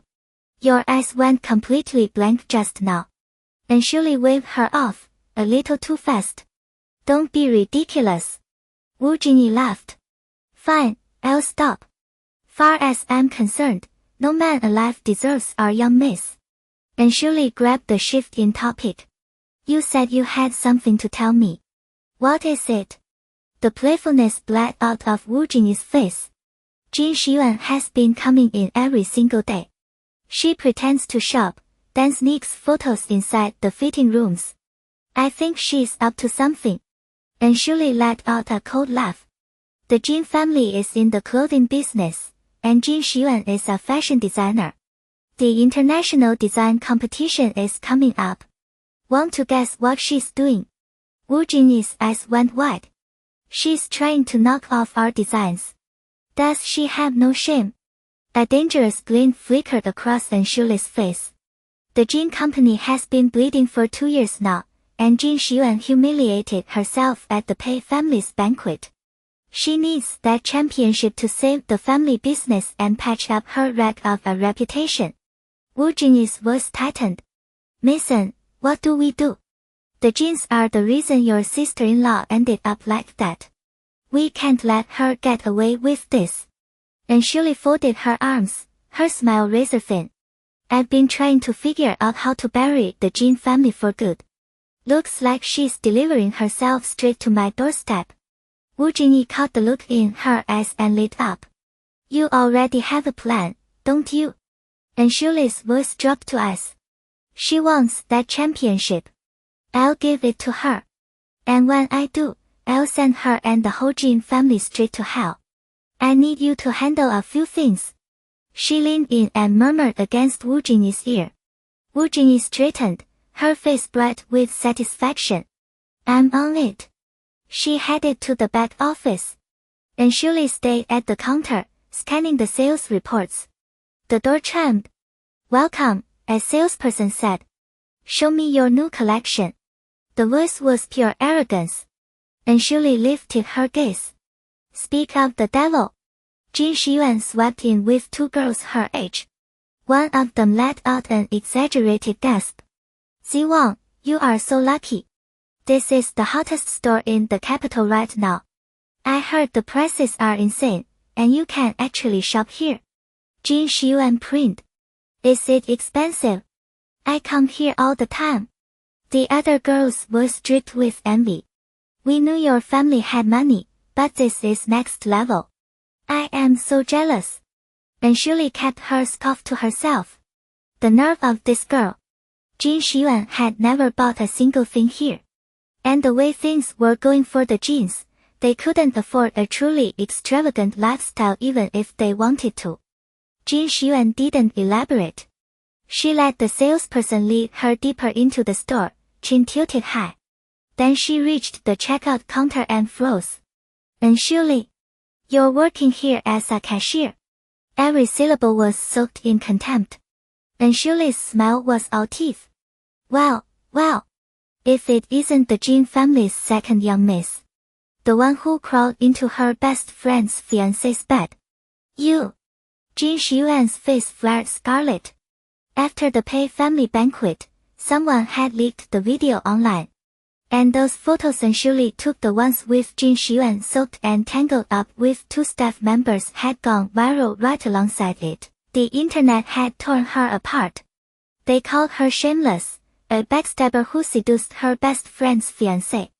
They called her cheap, a slut who spread her legs for security guards. She locked herself in the house for days, too humiliated to step outside. She nearly lost her mind over it.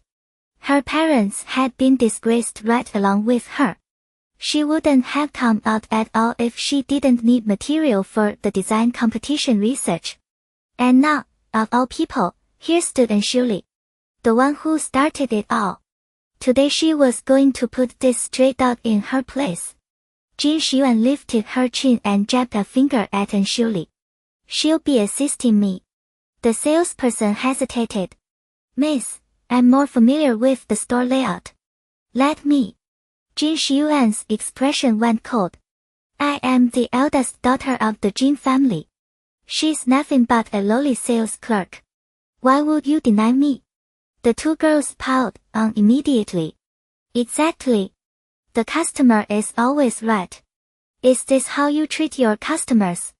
Xiao Yuan is one of your best clients. Offend her and she'll call your boss. You'll all be packing your desks by tonight. The salesperson frowned. But she is the... Fine. I'll assist Miss Jin the second. And Shuli cut her off before she could finish. If Xiao Yuan wanted to dig her own grave, who was she to stop her? Xiao Yuan shot her a dismissive look. First of all, fix your form of address. I am the eldest daughter of the House of Jin.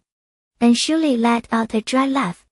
Strangers might not know better, but I do. The eldest daughter of the Jin family is your father's legitimate child. You're the bastard daughter of a mistress. Calling you second Miss Jin was already generous. The two girls exchanged a look. Mistress born.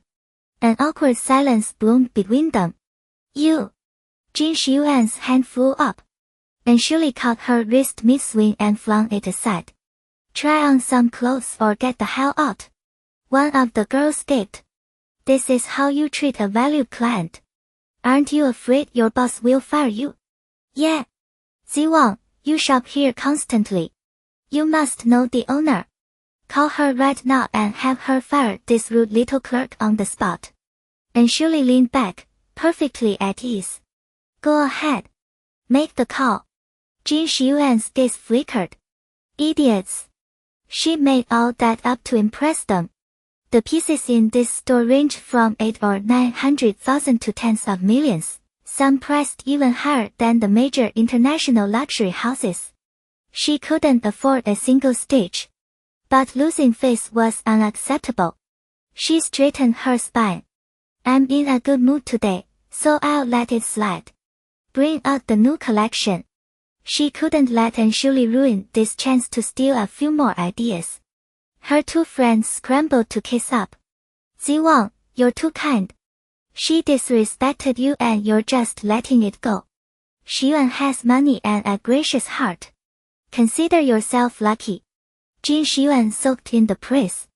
So what if things weren't perfect? She was still a Jin. And Anshuli. Huh? A plucked phoenix isn't even as good as a chicken. Here, on her knees behind a cash register, was exactly where Anshuli belonged. Xiao Yuan's impatient voice cut through the quiet boutique. Bring out the newest pieces. Now. Salesperson's lips curved into a cold smile as she led them to the most expensive section. She selected a modified silk dress and held it out to Xiao Yuan. The moment Xiao Yuan saw the dress, her eyes lit up. No wonder this brand was the darling of every elite wife and socialite in capital city. The fabric, the tailoring, the design, even the top international labels couldn't compete. Whoever designed for this store was a genius, their skill on par with the world's best couturiers. Xiao Yuan fought to keep the admiration off her face. She lifted her chin and said haughtily, hand it over. I'll try it on. She reached out to snatch it from salesperson's hands. Salesperson knew exactly what she was planning. She pulled the dress away. Since you want me to serve you, second Miss Jin, I'll serve you all the way. This way, please. A flicker of annoyance crossed Xiao Yuan's face. If salesperson came into the fitting room, how was she supposed to take photos? No need, she said coldly. I don't like people watching me change. Salesperson smirked. Aren't you a jean family miss? It seems no one at home helps you dress. So your standing as a jean daughter isn't exactly legitimate, is it? What did you say? Fat Yi snapped. Our Xiao Yuan has hundreds of servants at home. 10 of them assist her just getting out of bed in the morning. If you don't know anything, shut your mouth. Fat Tu chimed in. Exactly, Xiao Yuan. You're too soft. Let the help do their job. Salesperson almost laughed out loud. What a load of crap. All that hot air could punch a hole in the ozone layer. Xiao Yuan had no choice but to let salesperson follow her into the fitting room. Inside, a full-length mirror dominated one wall. The moment Xiao Yuan slipped into the dress, she was stunned by her own reflection. The dress was breathtaking. Her hand itched to pull out her phone. Salesperson caught the intent instantly and gave a cold snort before swinging the fitting room door open. Xiao Yuan's two facts swarmed around her, drowning her in praise. Oh my god, Xiao Yuan, are you a goddess? You're drop-dead gorgeous. This dress was made for you. It fits like it was custom-tailored. So stunning. Walk out in that, and every trust fund playboy and self-made millionaire will be on his knees. Xiao Yuan twisted and turned in front of the mirror, deeply satisfied. But she wasn't completely carried away. This store was way out of her budget. Her real goal today was to snap photos of the designs for inspiration. She made an excuse. You too, take a picture for me. I'll send it to my mom. The two thugs obediently raised their phones. Salesperson stepped forward immediately. I'm sorry, no photos are allowed in this store. Please understand. Xiao Yuan frowned. Why can't I take pictures? That's ridiculous. Salesperson pointed to the no photography sign on the wall and sneered. Exclusive copyright. If you want pictures, you'll have to buy the dress and take them at home. This dress is only 4,800,000. Surely second Miss Jean isn't too broke to afford that. 4,800,000. Xiao Yuan's eyes flew wide with shock. Why not just rob her? Seeing salesperson's attitude, Thug One scoffed. 4.8 million is nothing. Stop looking down on people. Our Xiao Yuan can definitely afford it. Fat R added, that's right. Xiao Yuan's family background isn't something a servant like you could even imagine. Xiao Yuan, just slap your black card in her face. Seriously. You're too nice, being polite to her like that, but as your friend, I can't stand this treatment. Xiao Yuan wanted to scream. She brought these two along to show off, but they had zero situational awareness. She didn't have that kind of money. Salesperson pressed her advantage. So, card or transfer? She was quick on the uptake.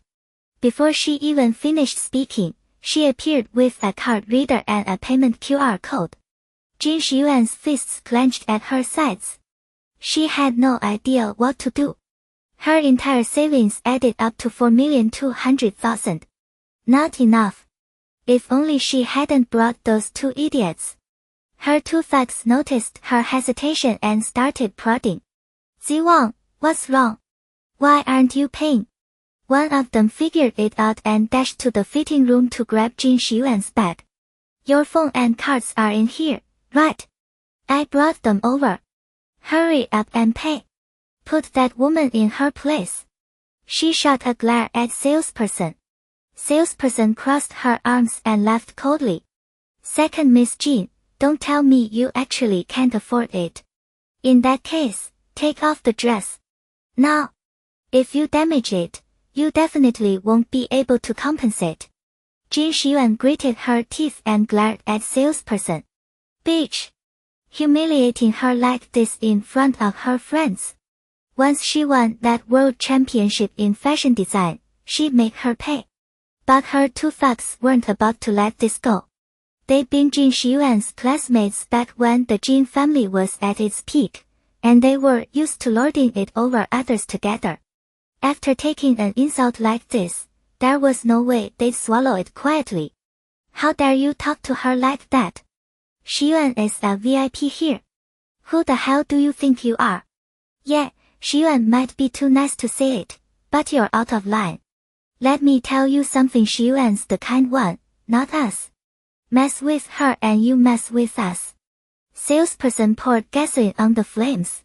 Then pay up and quit yapping. If you can't afford it, leave.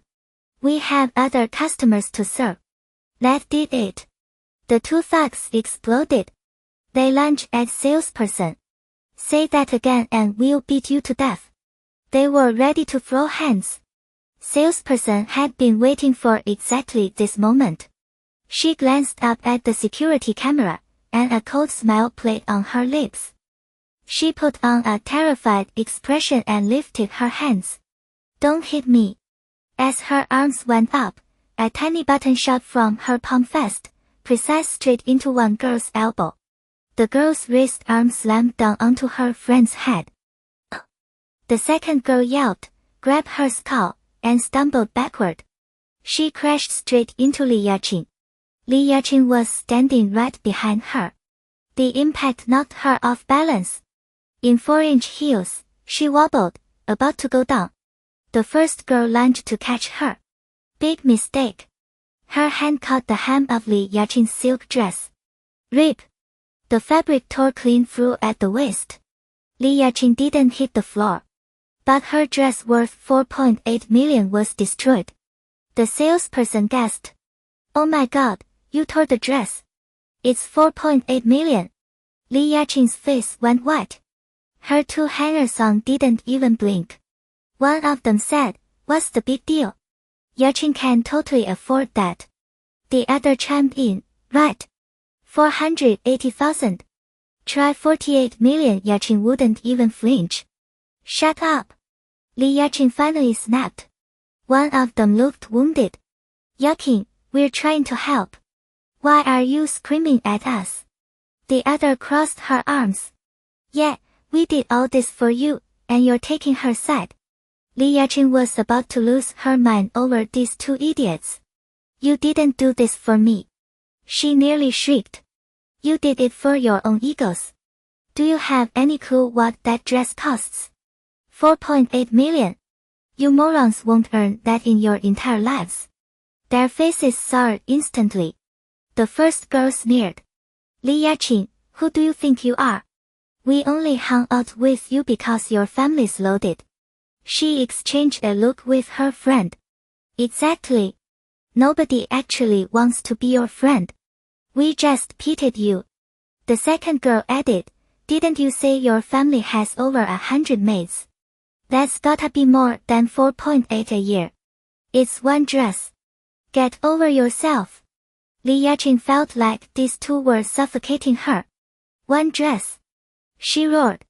Then you pay for it. If you two hadn't started this fight, the dress wouldn't be ruined. Her so-called friends turned on her in a heartbeat. The first one shot back, we don't have that kind of money. The dress got torn while you were wearing it. You pay.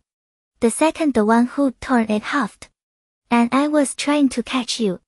If I hadn't, you'd be on the floor with a dirty dress, and you still have to buy it. Wang Wangjun cut through the noise. The dress is destroyed. Pay now, or I'm calling the cops. One of the hangers-on panicked. Deal with her. She was going to buy it anyway. The other blurted, we don't have any money. Li Yaqing jabbed a finger at the girl who'd ripped the fabric. You tore it. You pay. The girl's eyes widened. Li Yaqing, have you no shame? A rich girl trying to stiff her own friends. Just then, Wu Jinyi stepped out from the back. She took in the chaos and asked, what's going on here? Li Yaqing rushed to her. Boss, perfect timing. Your salesperson started a fight with my friends, and now the dress is ruined. What are you going to do about it? Her two ex-friends caught on fast, chiming in, yeah. If she hadn't provoked us, none of this would have happened. It's all her fault. Wu Jinyi glanced at the torn dress on Li Yaqing, then let out a sly smile. Oh, you got the wrong person. I'm not the boss here. She nodded toward Wang Wangjun. She is. Li Yaqing froze. She stared at Wang Wangjun in disbelief. You're the boss. No way. Wang Wangjun, a fallen heiress, own a place like this. Impossible. Wang Wangjun arched an eyebrow. Would you like to see the business license? It clicked for Li Yaqing all at once. You planned this. You deliberately set me up to destroy that dress so I'd have to pay for it. Wang Wangjun crossed her arms, a smirk playing at the corner of her lips. Careful. That's slander. I'll sue you for defamation. The whole thing's on camera. Try to weasel out of paying, and I'll call the police myself. All she'd done was flick a button. The cameras wouldn't catch that. Even if they did, who'd believe a tiny button caused that much damage? Everyone would assume it had just popped off during the scuffle. The word police sent Li Yaqing into a fresh wave of panic. She just survived a viral hate storm. If she ended up in a police station now, her life was over. She clenched her fists. Fine. I'll pay. She pulled a card from her bag. Ring it up. A flicker of satisfaction crossed Wang Wangjun's eyes. She nodded at the salesperson. The salesperson brought over the POS machine and swiped the card. Insufficient balance. She smiled politely. Ma'am, your card doesn't have enough funds. Do you have another? The two ex-friends jumped in. That's impossible. Is your machine broken? One demanded. It's only 480,000 Yaqing can totally cover it. The other added. Li Yaqing's face burned with humiliation. She was done with these idiots. No point saving face now. Her voice went cold. I only have 4.2 million on this card. The dress is 4.8. I'm short 600,000. What? The two girls gaped. You don't even have 4.8 million. All that big talk about your family's billions you've been playing us this whole time. We've been kissing your ass for months. You say jump, we ask how high. We fed your ego non-stop. And you're a fake heiress. 100 servants, designer clothes every week or less. Li Yaqing had already burned the bridge. No more pretending. You believed me. That's your own stupidity. Her ex-friends rolled their eyes. All talk, no money. More like a blind man blowing a trumpet all bluff. Please. A bet in chicken feathers, trying to pass for a bird. Li Yaqing's voice cracked. Who are you calling a bird? One of them scoffed, with a face that thick. Take a wild guess. The other flipped her hair. Whatever. You're not worth another second. They strutted out of the store. Li Yaqing made a move to chase them down and cast them out, but the salesperson stopped her. Ma'am, you still haven't settled the bill. Fine. I'll write an IOU. The salesperson looked to Wang Wangjun. Wang Wangjun nodded. Li Yaqing scribbled out the IOU, shot Wang Wangjun a venomous glare, and stormed out in her ruined dress. Didn't even bother to change. Wang Wangjun glanced at Wu Jingyi. Wu Jingyi's smile was pure charm. Don't worry, miss. Everything's in place. Our people are waiting for her along the way. A cold light flickered in Wang Wangjun's eyes. Li Yaqing. The show's just getting started. Xiao Yuan stood frozen outside the boutique, fists clenched, venom burning in her eyes. And surely, a washed-up heiress owning a store this exclusive. Unbelievable. Today she drained every cent of her savings and racked up 600,000 in debt, and she'd been humiliated in front of everyone. She wasn't letting that go. The second she won the World Fashion Design competition, she'd make and surely pay for every bit of it. Her expression went ice cold. She spun around and stormed off. She'd barely gone a few steps when two employees in boutique uniforms walked past, lugging a black trash bag toward a curbside bin. Their chatter drifted toward her. We're seriously tossing all this. Ugh, I know. Our designer is crazy picky. These are just rejects. Rejects? These sketches are better than most finished pieces I've ever seen. Right. That's exactly why every rich wife and socialite in the capital is dying to get into the boutique. True. Hey, did you hear the World Fashion Design Competition is coming to town? Think our designer's gonna enter? She'd take first place, no question. Nah. The boutique's killing it right now. She doesn't need to mess with contests. Plus, she hates crowds. No way she's competing. Bummer. I heard the prize money is insane. Please, her design fees are through the roof. What's she need prize money for? Hurry up, let's get rid of this. If the store manager catches us slacking. They heaved the bag into the bin and left. Xiao Yuan pressed herself into a doorway nearby, hard hammering. An opportunity had just landed in her lap. Inside the boutique, two salesgirls stood before Anshuli and Li Yaqin, heads lowered. Boss, manager, we said exactly what you told us to. Anshuli nodded. Good work. You can get back to your duties now. After they slipped away, Li Yaqin leaned in, voice anxious. You really think she'll fall for it? A cold smile ghosted across Anshuli's lips. She will. Absolutely. Xiao Yuan was desperate for that trophy. To turn her life around, restore the Jin family's glory, and scrub away her own shame, she'd grab at anything. Li Yaqin's face lit up. Then we just sit back and enjoy the show. I can't wait until the competition. Anshuli stared toward the window, as hard as steel. Soon. That day would end Xiao Yuan and the entire Jin family. Meanwhile, the second the street was empty, Xiao Yuan crept back to that same bin. She yanked the bag out like a thief, hailed a cab, and climbed in. In the back seat, she tore it open. A sour, rancid stench hit her in the face. Fighting back her gag reflex, she peeked through the mess and pulled out a clean sheet of paper. One glance, and she froze. It was stunning. These were rejects. The design was 10 times better than anything she could create. No wonder the boutique's designer was legendary. Xiao Yuan stared, mesmerized. When the taxi stopped, she forgot to pay. The driver had to shout 3 times before she snapped out of it.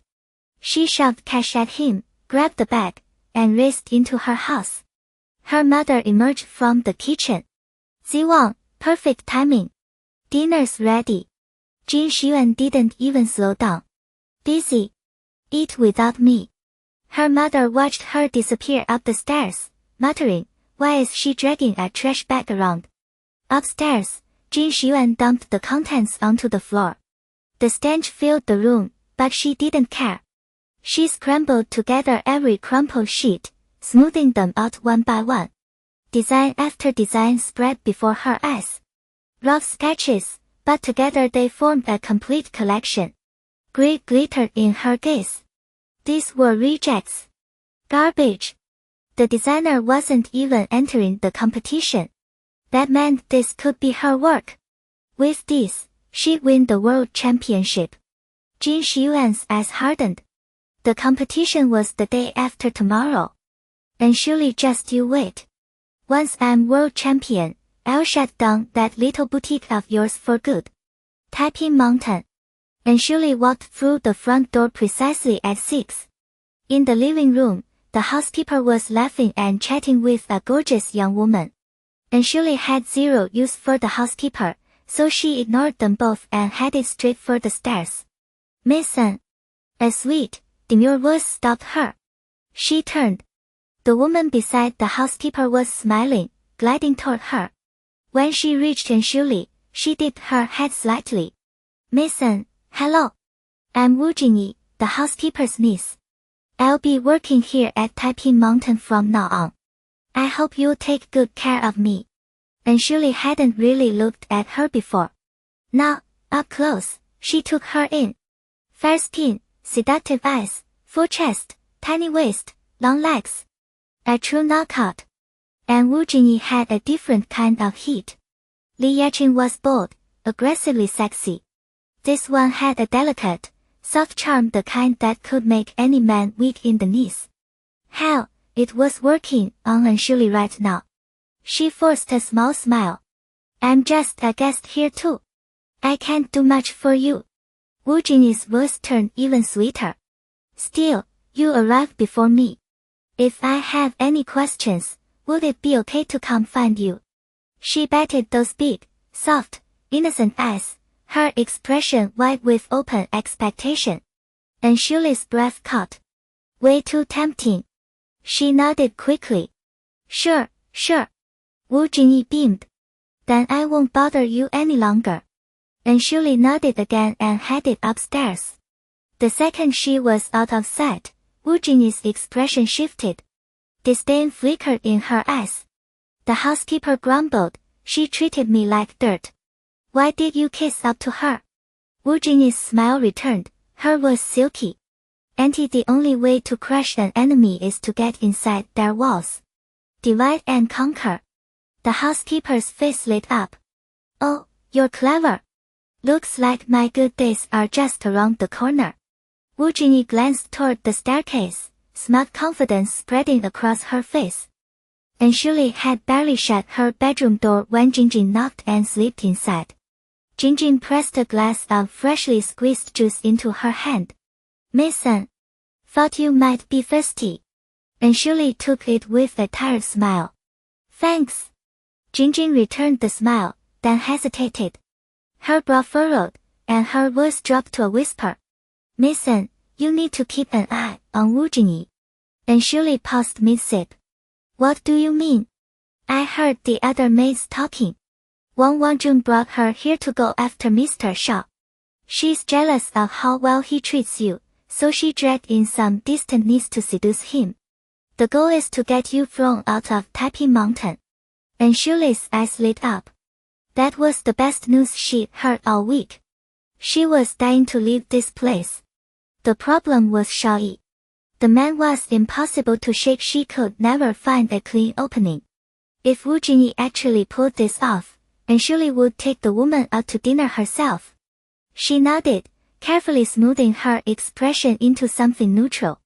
Got it. Thanks. A knock cut through the room. Mason. Mr. Xiao wants you downstairs. Anshuli frowned. He was home early. She swapped her clothes for a casual lounge set and headed down. Xiao Yi was sprawled on the living room sofa, legs crossed, absently turning the ring on his finger. Wang Wangjun and Wu Jinyi stood a few feet to his left, rigid as sentries. Across from him, the steward waited beside a man she didn't recognize. Anshuli walked up. What's this about, Mr. Xiao? He tipped his chin toward the stranger. Tell him what kind of house you want. She blinked. You're buying me a house. Xiao Yi's narrow eyes settled on her, amusement flickering at the edges. Didn't you say the Taiping Mountain house felt cramped? I'm having those 3 auxiliary buildings torn down. We'll build you something bigger. Wang Wangjun shot Anshuli a death glare. The estate was already obscenely large, and this woman still wasn't satisfied. Of course she wasn't greedy, grasping fox spirit. Give her another year and she'd drain Xiao Yi dry. Anshuli bit back a sigh. She'd never once complained about the size of this place. Why would she? This was temporary. She didn't care if the house was a closet or a palace. She kept her voice flat. That's generous, Mr. Xiao, but no thank you. His expression cooled. The displeasure was unmistakable. If you won't tell me what you want, I'll decide myself. The irritation prickled under her skin. He actually meant it, didn't he? That whole forever speech from earlier, he expected her to stay for life. As if that was ever going to happen. If there's nothing else, she said, I'll be upstairs. She turned to go. Wait. Xiao Yi's voice stopped her cold. He flicked a hand. The steward snapped his fingers, and a parade of boutique salespeople filed in, each pushing a rack loaded with clothing, shoes, handbags. The steward smiled. Mason, the latest from every major house. Mr. Xiao selected them personally. and Shuli stared at the glittering chaos of silk, leather, and gemstones. Her jaw tightened. Again. She shook her head. I don't need this much. Send it back. The displeasure in Xiao Yi's eyes sharpened into something harder. He rose from the sofa and crossed to her. His height swallowed the space between them, his shadow falling over her. And Shuli. Whether I give is my call. Whether you want it is yours. If you don't like it, throw it out. I can't afford the waste. She could hear the anger cold beneath his calm. Pushing him now would be stupid. Fine. He told her to throw it away. She sell it instead. She exhaled. Fine. The tension in his jaw eased. Better. He turned to the steward. Turn the 3 guest rooms next to Miss Anne's into walk-in closets. Move everything up. Yes, sir. One more thing. Xiao Yi's gaze swept the salespeople. From now on, every new arrival in her size comes straight to Taipei Mountain. Don't bother asking first. The salespeople practically bowed to the floor. Thank you, Mr. Xiao. Thank you, Miss Anne. Wang Wanjuan's knuckles cracked as her fists clenched. $1 billion a year. Minimum. All for that little gold digger.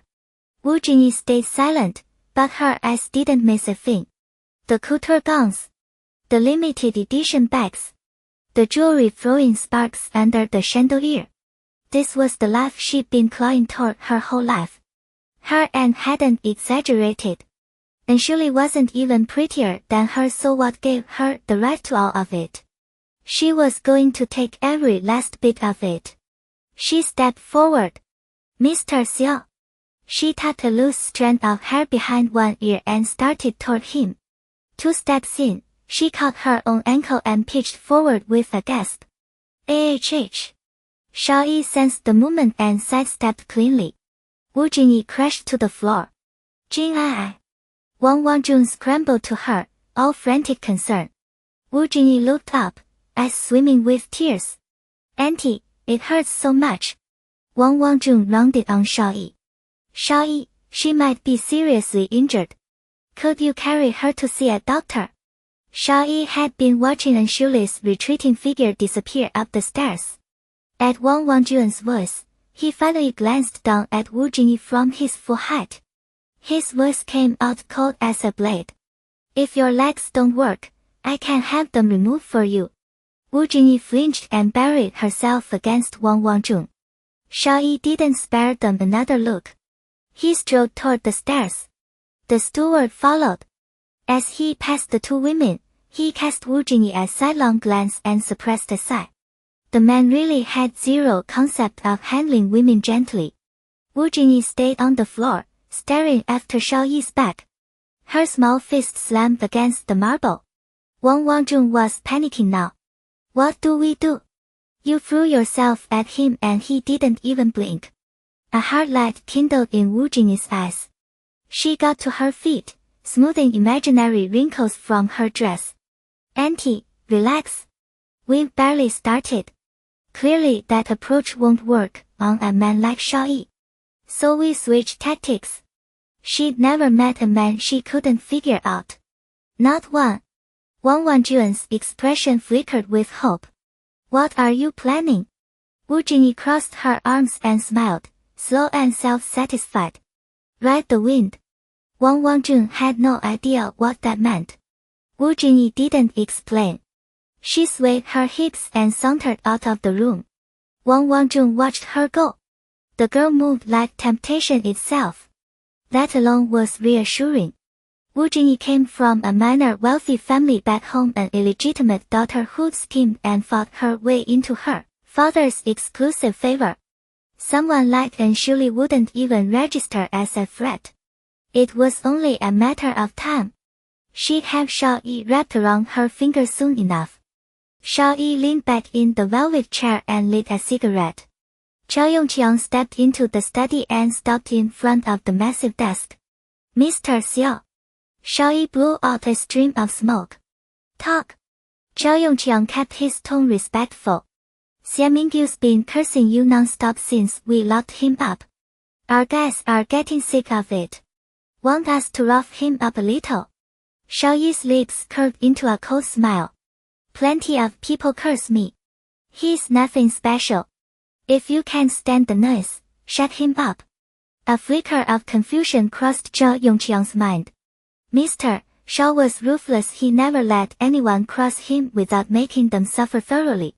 He knew the assassination attempt in the woods came from Xia Group, and he had Xia Mingyu in custody. So why hadn't he made a move yet? Why just lock him up? Was he worried about Xia Group? But at Xiao Group's current level, no one in the entire empire dared provoke them. As he was turning it over, Xiao Yi spoke again. What's Xia Group's reaction? Zhao Yongqiang snapped back to attention. Xia Mingyu's always been a plebei who never stays home. His people figured he was off on another bender when he went missing, so they sent out a few low-key searchers. So far, nothing's been traced back to us. But it won't be more than a couple of days before they catch on. Xiao Yi tapped his ash into the tray, saying nothing. Zhao Yongqiang stood in silence, waiting. When the cigarette was finished, Xiao Yi stubbed it out. From now on, feed Xia Mingyu once a day. Let's see if he still has the energy to curse. Zhao Yongqiang hesitated. A little hunger wasn't exactly punishment. Why was Mr. Xiao going so easy on Xia Mingyu? He didn't dare ask. He just bowed. Yes, sir. Then he added, what's your next move with him? Xiao Yi tapped another cigarette from the pack, tilted his head to light it, and took a deep drag. We'll wait and see. Zhao Yongqiang couldn't stop himself. Mr. Xiao, are you waiting for someone? The words were barely out before he wanted to slap himself. Idiot. You don't pry into Mr. Zhao's business. But Xiao Yi didn't look angry. He just said flatly, you can go now. Zhao Yongqiang left the study, still rattled. He'd taken maybe 2 steps when Wu Jingyi appeared around the corner, carrying a tray with a bone china bowl. The moment she saw him, she smiled sweetly. Brother Zhao. That voice sent a shiver down his spine. Zhao Yongqiang grinned. Miss Wu. Looking for Mr. Xiao? She nodded, all demure. Yes.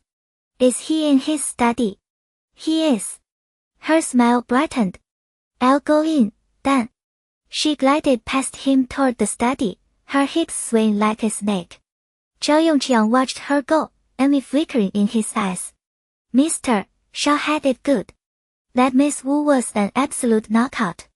Inside the study, Xiao Yi was reviewing documents when a knock came at the door. Come in. He didn't look up, his voice flat. Light footsteps approached, and then a wave of perfume hit him. Xiao Yi's head snapped up. Wu Jingyi stood before the desk, tray in hand. She wore light, natural makeup and a cream off-shoulder dress that had her curves, the cinched waist showing off a perfect silhouette. His eyes narrowed. What are you doing here? Get out. A flicker of embarrassment crossed her face and vanished. Then she smiled brightly. Mr. Xiao, Miss An was worried you might be hungry, so she asked me to bring you some nourishing soup. She set the tray on the desk. The displeasure in Xiao Yi's eyes softened, replaced by a hint of surprise. She actually asked you to bring this. Wu Jingyi bent to lift the bowl from the tray and placed it near his hand. Yes. Miss An cares about you a great deal. The soup's a little hot, let me cool it down for you. She leaned down as if to blow on it, bending just enough to offer a glimpse of cleavage, but not too much. Classy. Before she could start, Xiao Yi grabbed the bowl and pulled it toward himself. Get out. She froze. Get out. His voice had gone ice cold. Wu Jingyi straightened fast and forced a smile. Of course, Mr. Xiao. She turned and walked to the door, each step deliberate. Just before she pulled it shut, she glanced through the gap. Xiao Yi was drinking the soup. A smug smile tugged at her lips. Sure, she'd used Enshuli's name, but she'd gotten close to him. Step by step, she'd worked her way right to his side. She didn't leave the estate. Instead, she went straight to Anshuli's door. She pulled out her phone, opened the camera, and smashed her lipstick with her thumb.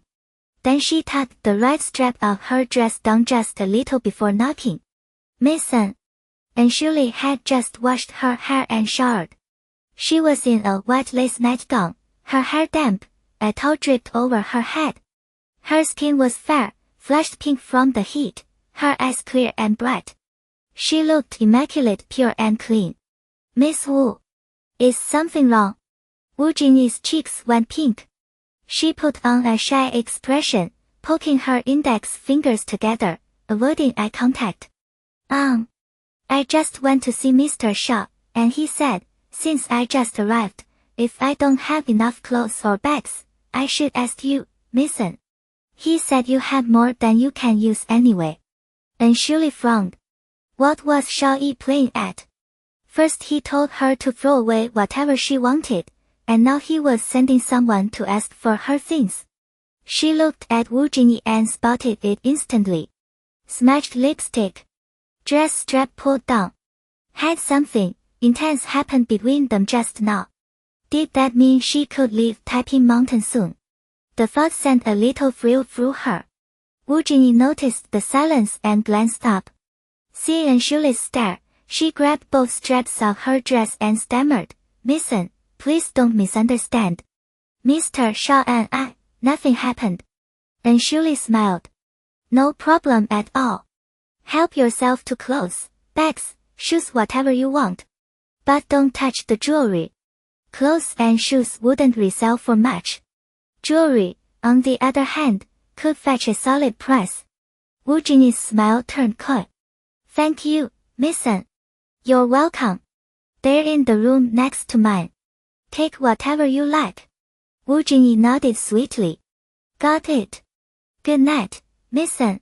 Anshuli patted her shoulder. Good luck. Then she closed the door. The instant the door clicked shut, Wu Jingyi's expression transformed. She wiped the spot where Anshuli had touched her, as if brushing off dirt, then turned and walked into the next room. She shoved the door open and flicked on every light. Her eyes went wide at the sight of the luxury filling the room. Her delicate fingers slid over the rows of clothes and shoes as if touching a dream she didn't dare wake from. She picked up designer bags one by one, trying them against herself, unable to resist. In front of the full-length mirror, she changed into a haute couture dress and held a limited edition Hermes bag. She stared at her reflection, suddenly elegant, suddenly rich, and her eyes gleamed with greed. Someday, all of this would be hers. The World Fashion Design Competition had finally arrived. Anshuli had stayed up all night, running through every scenario until her plan was airtight. She didn't crash until the early hours of the morning. When she woke, she was already late. She scrambled to get ready to rush out without so much as a bite of breakfast. Down in the dining room, Xiao Yuan had finished eating and was idly scrolling through his phone, bored. Wu Jingyi had appointed herself his personal server and now stood just a few feet away. Her gaze kept drifting to the sharp lines of his profile, a low burn of obsession simmering in her eyes. How could a man this flawless even exist? A face carved by the gods. And on top of that, the richest man on the entire planet. If she could spend her life with a man like him, wouldn't every woman in the world envy her? As she spun deeper into the fantasy, Xiao Yuan checked his watch with a scowl. That lazy slob Anshuli. What's taking her so damn long? Wu Jingyi darted forward, her smile already fixed in place. Mr. Xiao, let me go check on her. She hurried out of the dining room and reached the elevator just as Chen Yunqing came down from the upper floor. Wu Jingyi grabbed her arm, smile sweet as honey. Is Miss An still sleeping? Chen Yunqing didn't like her and made no effort to hide it. Save your breath. Miss An already left. Wu Jingyi's smile faltered at the sharp tone. Once she became mistress of Taiping Mountain, she'd deal with this one later. She let the act drop. Miss An left in such a hurry. Something important? Chen Yunqing snapped. What's it to you? Miss Anne's business is none of yours. She brushed past Wu Jinyi and walked off without another word. Wu Jinyi stared at her back, grinding her teeth. Chen Yongqing thought clinging to Anne surely made her special. Dream on. She'd be crying soon enough. Just then, the throaty roar of a sports car echoed through the living room. Wu Jinyi bolted to the front door. In the distance, a peacock blue car was speeding toward the mansion. Without a second thought, she charged out and blocked its path. And surely had her foot on the gas when a figure suddenly shot in front of her. She slammed the brakes. The tires shrieked against the pavement as the car skidded sideways to a stop. Wu Jinyi stared at the sports car, eyes burning with envy. Her aunt had told her all about Anne Shirley. A fallen heiress. Parents dead. Family assets stolen. How could she afford a car like this? It had to be a gift from Xiao Yuan. How did she get so damn lucky? Anne Shirley leaned her head out the window, clearly annoyed. Miss Wu, is there a problem? Wu Jinyi hurried to the window, her face carefully arranged into a mask of concern. Miss Anne, is something urgent? Why didn't you eat breakfast? It's so bad for your health. Anne Shirley frowned. I'm heading to the World Fashion Design Competition. I'm about to be late. The World Fashion Design Competition. Her. The clothes Anne Shirley usually wore were the plainest things imaginable. Zero fashion sense. She was definitely just there to warm a seat. Wu Jinyi felt nothing but contempt. But her mind was already spinning, and a scheme snapped into place. If Xiao Yuan saw Anne Shirley fail, saw that her skills were a joke, he'd be disappointed, wouldn't he?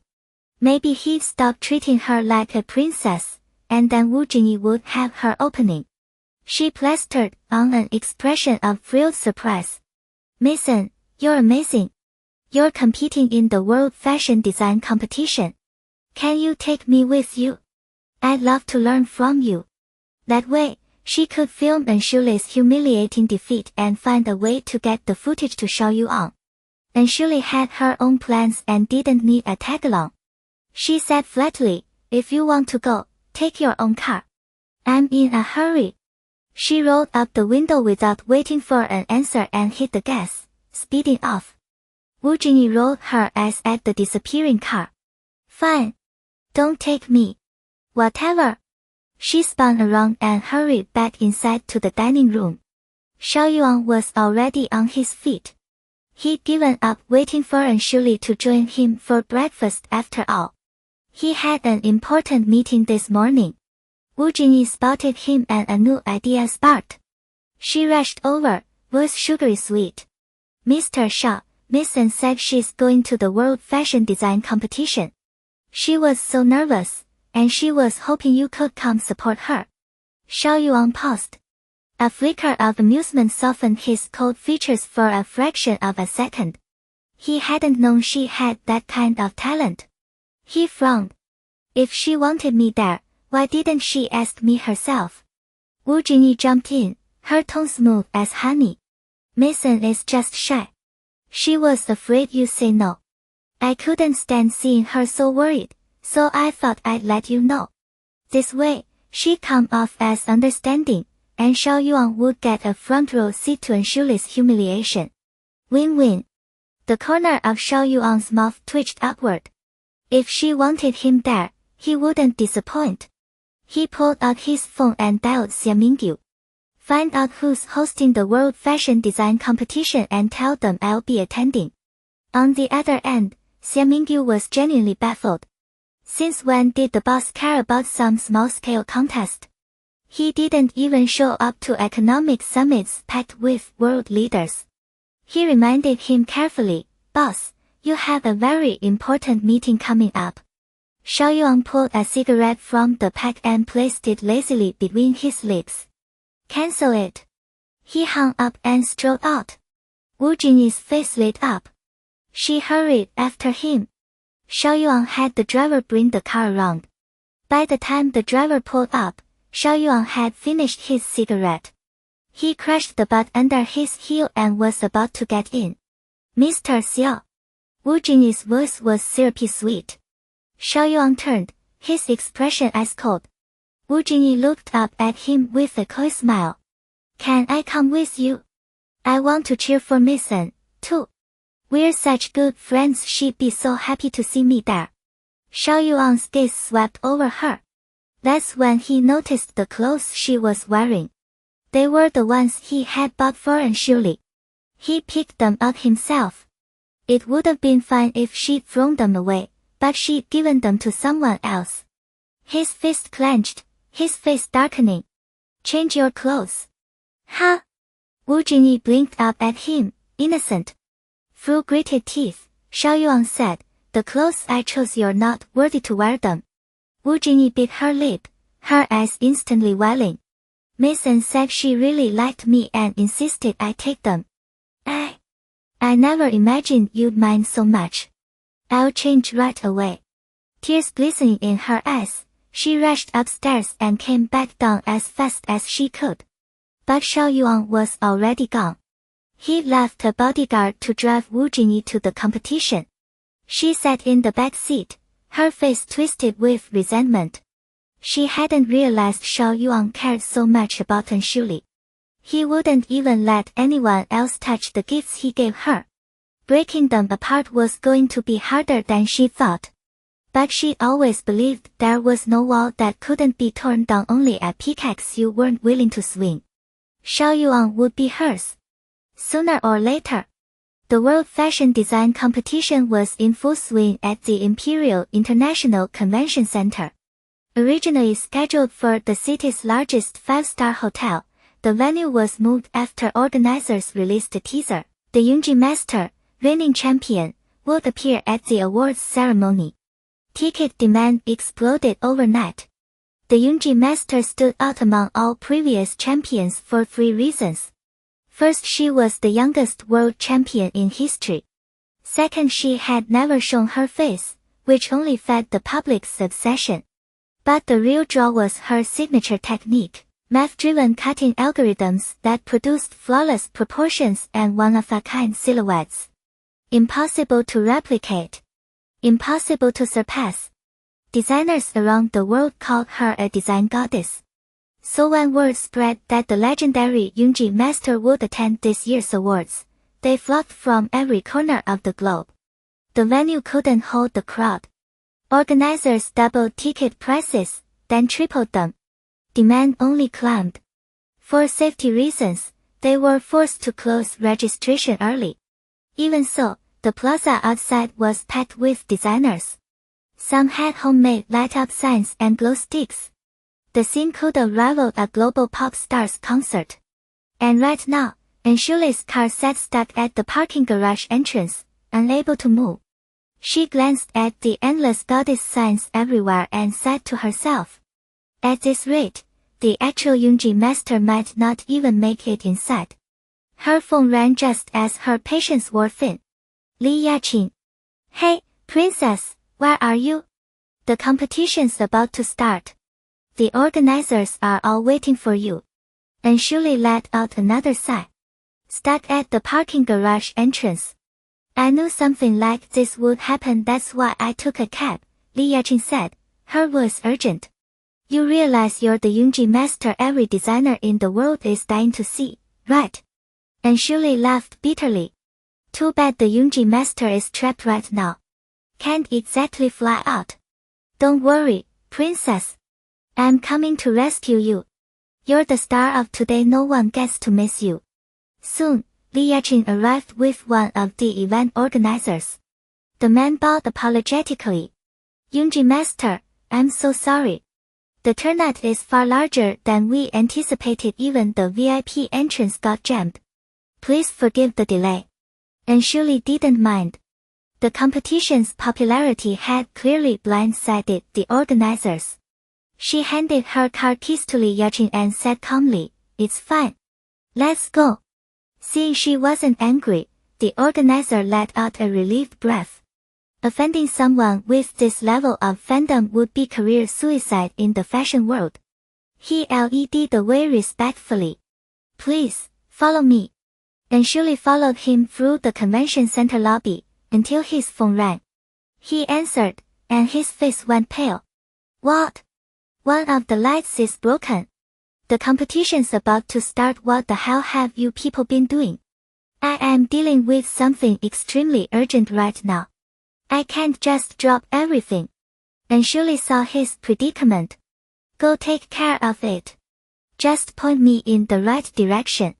The organizer covered the phone and shot her a grateful look.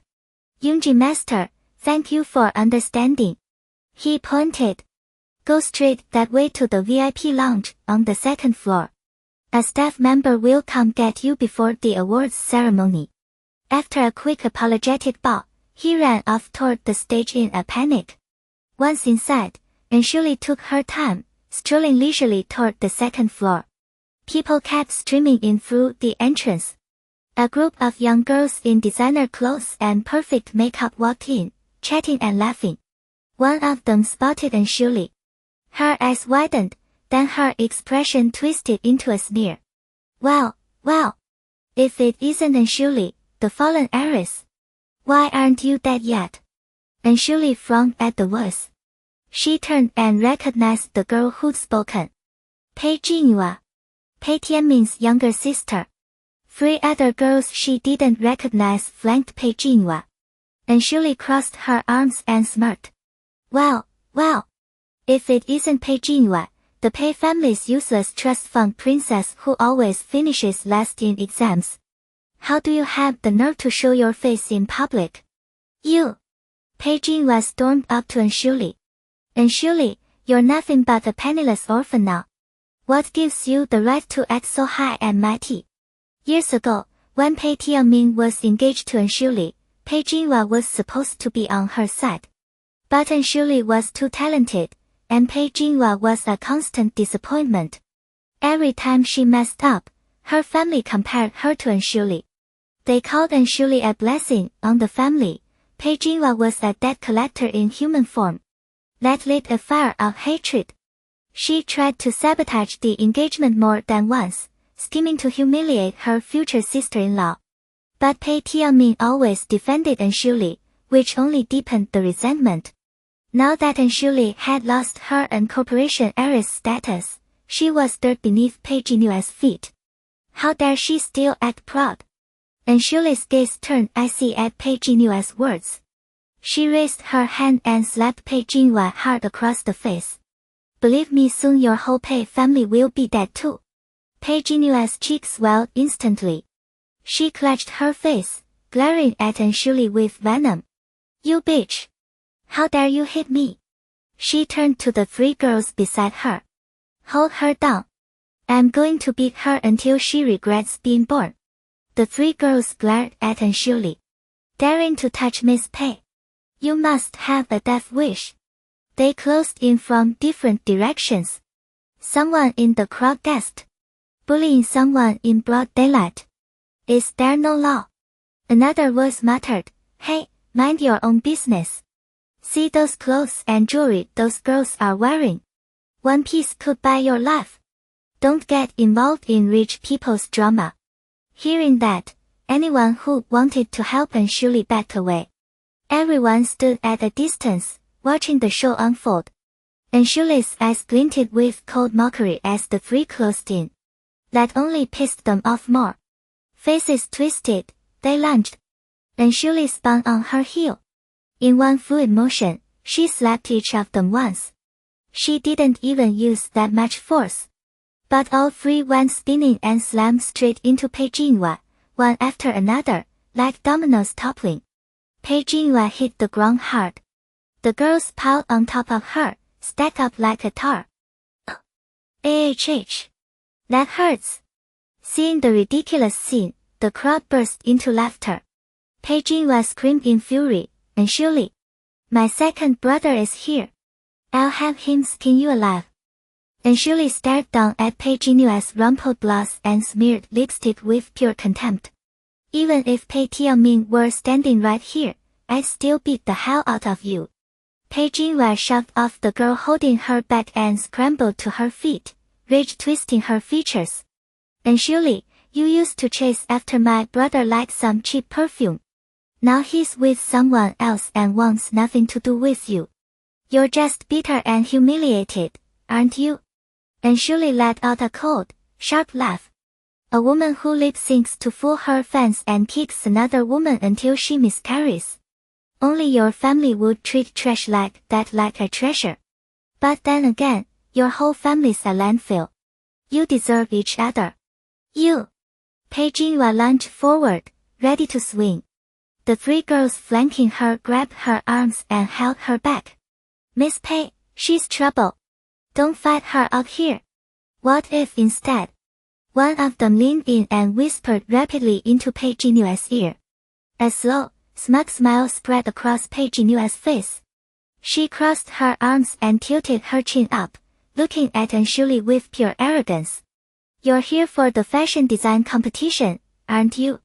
Anshuli weighed the question. Technically, she was here for the competition. The awards portion, anyway. Her voice stayed cold. What's it to you? Pei Jinhua let out a mocking puff of air. You probably don't know this, but my brother is one of the judges. If I tell him what just happened, you won't take home a single award today. You're clearly struggling these days, so I'm guessing you really need that prize money, right? Here's the deal. Kneel down and beg me, and I'll pretend none of this ever happened. And Shuli took in that blissfully stupid expression and couldn't stop the genuine laugh that burst out of her. What exactly makes you this reckless? Is it ignorance, or are you just that stupid? Did Pei Jinhua honestly believe Pei Tianming would torch his own reputation over something this petty at a competition this visible? You! Pei Jinua's face flushed a violent red. And Shuli, the Pei family is the second largest conglomerate in this country. Crushing you is easier than crushing an ant. Let's see how long you can hold on to that attitude. And Shuli opened her mouth to fire back, but her gaze snagged on the entrance. Xiao Yi was walking in with his entourage. She frowned. What is he doing here? Xiao Yi spotted her instantly and changed direction, heading straight toward her. Pei Jinhua, mistaking Anshuli's silence for fear, let her smile stretch wider. What's wrong? Already regretting it? Scared? If you kneel and beg right now, I can still be generous and let you off this once. Her voice rang out loud and arrogant, carrying easily across the lobby. Xiao Yi's expression went black. Behind him, Wu Jingyi's pulse kicked up with anticipation. That idiot Anshuli picked a fight with someone serious. Good. Let Xiao Yi watch her grovel. His assistant leaned in, voice low. CEO Xiao, it looks like Miss An has run into some trouble. Anshuli caught the storm gathering on Xiao Yi's face and felt a spike of alarm. If he got involved, this whole event could blow up. She threw out a clipped dismissal. I don't have time to waste on idiots. She turned and walked away. Being called an idiot to her back snapped something inside Pei Jinhua. You bitch! How dare you insult me? She lunged forward, hand raised to grab Anshuli's hair. Try touching her. The voice came from behind her. Low. Cold. Absolutely lethal. Pei Jinhua felt a frigid wave roll down her spine. She spun around and found herself staring at a man who looked like some dark god standing only a few meters away. Her eyes went huge. Who is he? He's impossibly handsome. Anshuli's stride hitched. But she didn't turn around. She kept walking. Xiao Yi watched her retreating back, the indifference of it twisting something violent inside him. Still pretending she doesn't know me. Pei Jinhua stood frozen for a long moment before she managed to collect herself. She looked at Xiao Yi, a note of shyness creeping into her voice. Sir, do you know Anshuli? No, he doesn't. Wu Jingyi answered before anyone else could. Xiao Yi cut a dark look her way. Wu Jingyi leaned in, her whisper quick and careful. I noticed Miss An didn't seem to want anyone knowing you two were acquainted. If you admit it, she might get upset, don't you think? Miss An is genuinely talented. Maybe she's worried people would assume she got special treatment because of your connections. Since Anshuli was stupid enough to walk away, Wu Jingyi was not about to let her use Xiao Yi's name as a shield. If the other contestants got spooked by his influence and went easy on her, the entire plan to humiliate and surely would fall apart. Xiao Yi listened, a cold light flickering in his narrow eyes. He didn't give a damn what other people thought. And Shuli was his woman. Protecting her was instinct. If she wanted it, he'd hand her a world championship. But then he remembered the way she'd drawn a hard line between them at the Zhou family banquet. He hesitated. A man who didn't fear death suddenly found himself afraid. Afraid to bet wrong. He was terrified of making Anshuli furious. Of leaving a bad taste in her mouth. Damn it. The three girls flanking Pei Jinhua caught the dangerous energy rolling off Xiao Yi and shrank back. They crowded in, voices barely a murmur. Miss Pei, the competition's about to start. Let's just go inside. We still need to find the famed designer. Pei Jinhua wasn't a designer herself, but she once stumbled across the famed designer's work online and fallen instantly, obsessively in love. She had even offered a fortune to commission a custom gown. But the famed designer had vanished after winning that award, impossible to contact. The disappointment had gnawed at her for ages. Now, hearing the famed designer would attend the awards ceremony, she begged her brother for front row seats just to be near her idol. Pei Jinhua nodded. Fine. The four of them turned to head toward the venue. But Xiao Yi was not finished. He had heard every thread she'd thrown at Anshuli. He rubbed the ring on his finger, his voice dropping to a frozen murmur. Teach them a lesson. The assistant nodded once and gestured to the two towering mercenaries behind them. The mercenaries stepped forward and blocked Pei Jinua's path. Pei Jinua's expression hardened. What do you think you're doing? The assistant's smile was pure cruelty. You were running your mouth pretty hard a minute ago. He gave no more warning. The mercenaries struck.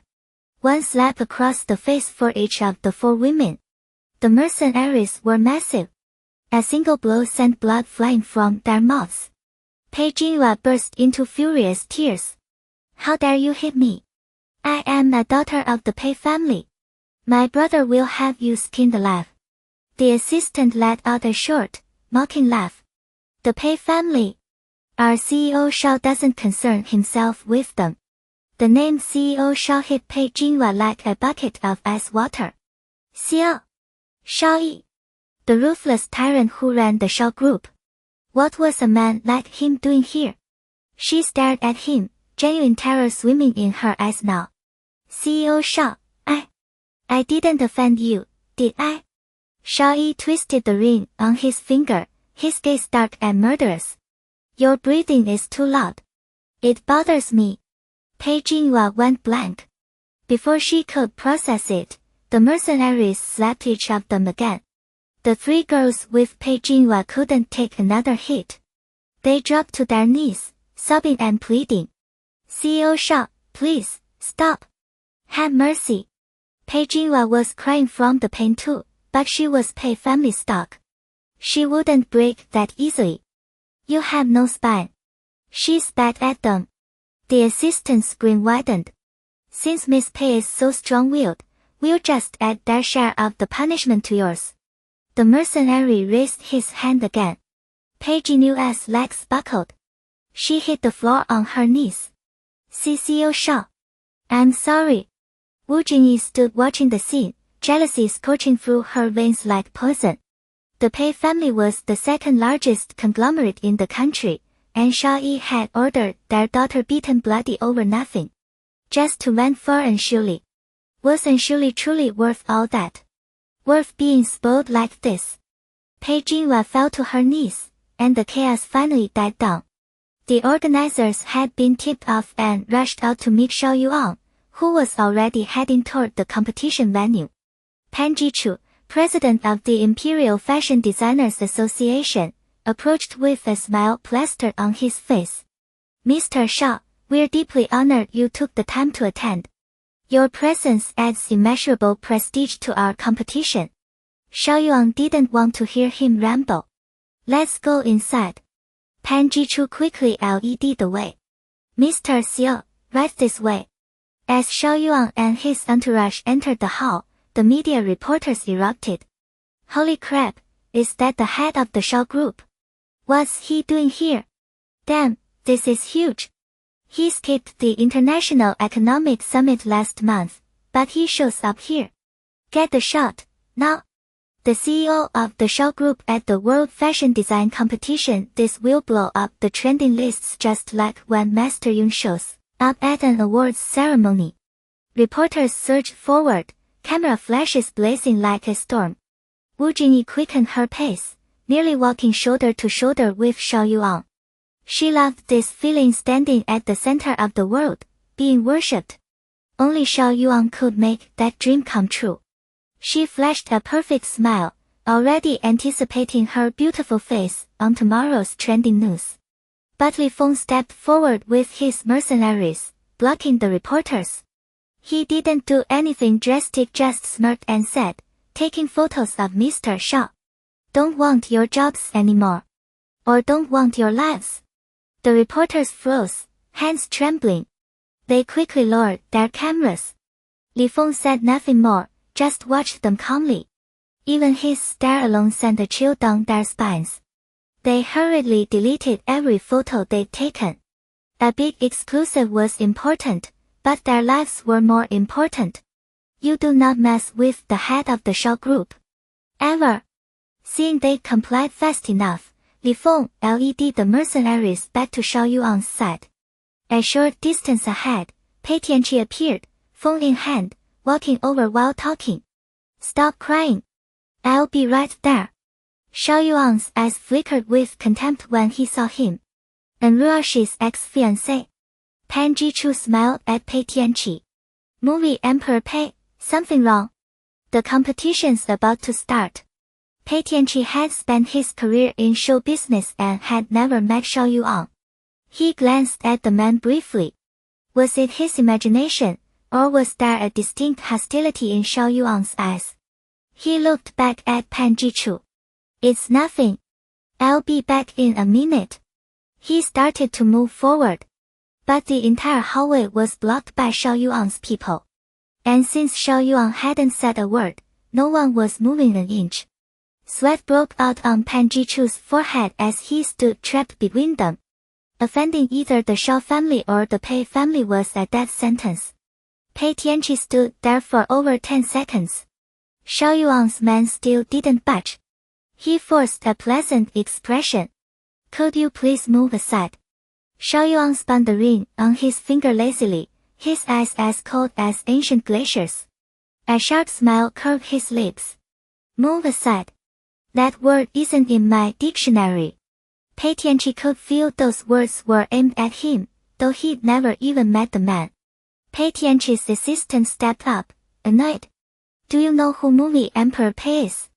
He's the second young master of the Pei group. Xiao Yuan laughed like it was the funniest joke he'd ever heard, pure mockery in his eyes. The Pei group? Maybe you should ask around who I am first. Pei Tianqi's face flickered with shock. He glanced at Pan Jichu, who was sweating profusely, and the pieces clicked into place. Clenching his fist, he stepped aside, clearing the path. Mr. Xiao, after you. His assistant was still indignant. Movie Emperor Pei, why are you scared of him? Shut up. Pei Tianqi cut him off in a low voice. Xiao Yuan was 6'3". Pei Tianqi was 6'1". He looked down at Pei Tianqi, his contempt unmistakable. After Xiao Yuan and his entourage had passed, the assistant asked Pei Tianqi in confusion, Movie Emperor Pei, with your status, why would you be afraid of him? Pei Tianqi shot him a hard look. There's always a bigger fish. You know that, right? The Pei family might be powerful, but some powers are even greater. The assistant's heart dropped. Who is he? Pei Tianqi stared at the arrogant retreating back, frowning. Xiao Yuan of the Xiao group. That overwhelming presence and pressure, there was only one man it could be. The assistant nearly had a heart attack. His eyes went wide with terror. And movie Emperor Pei, I just offended him. He won't kill me, will he? You have to save me. Pei Tianqi had never met Xiao Yuan before today. But his reputation preceded him, a name that struck fear into everyone. Still, why did Xiao Yuan seem so hostile toward him? He sighed at his assistant. Next time, don't be so reckless. The second floor was massive. And Ruoxi had taken a wrong turn and circled around for a long time before she found the VIP room. She confirmed the sign on the door, then pushed it open. In a corner not far away, Jiang Yan sat on the floor, exhausted. Master Yunji was notoriously elusive. She wanted to build a relationship with her in advance to pave the way for her future career. But after lurking there for almost an hour, no one had shown up. Suddenly, a door opened. She scrambled to her feet. Peeking around the corner, she only caught a glimpse of a back. But that back looked oddly familiar. Like an Ruoxi's. A jolt of shock ran through her. Could an Ruoxi be Master Yunji? She dismissed the idea almost instantly. An Ruoxi might have been called a prodigy when she was younger, but that was only because of the An group's backing. Without her family, she was nobody. There was no way she was the legendary Master Yunji.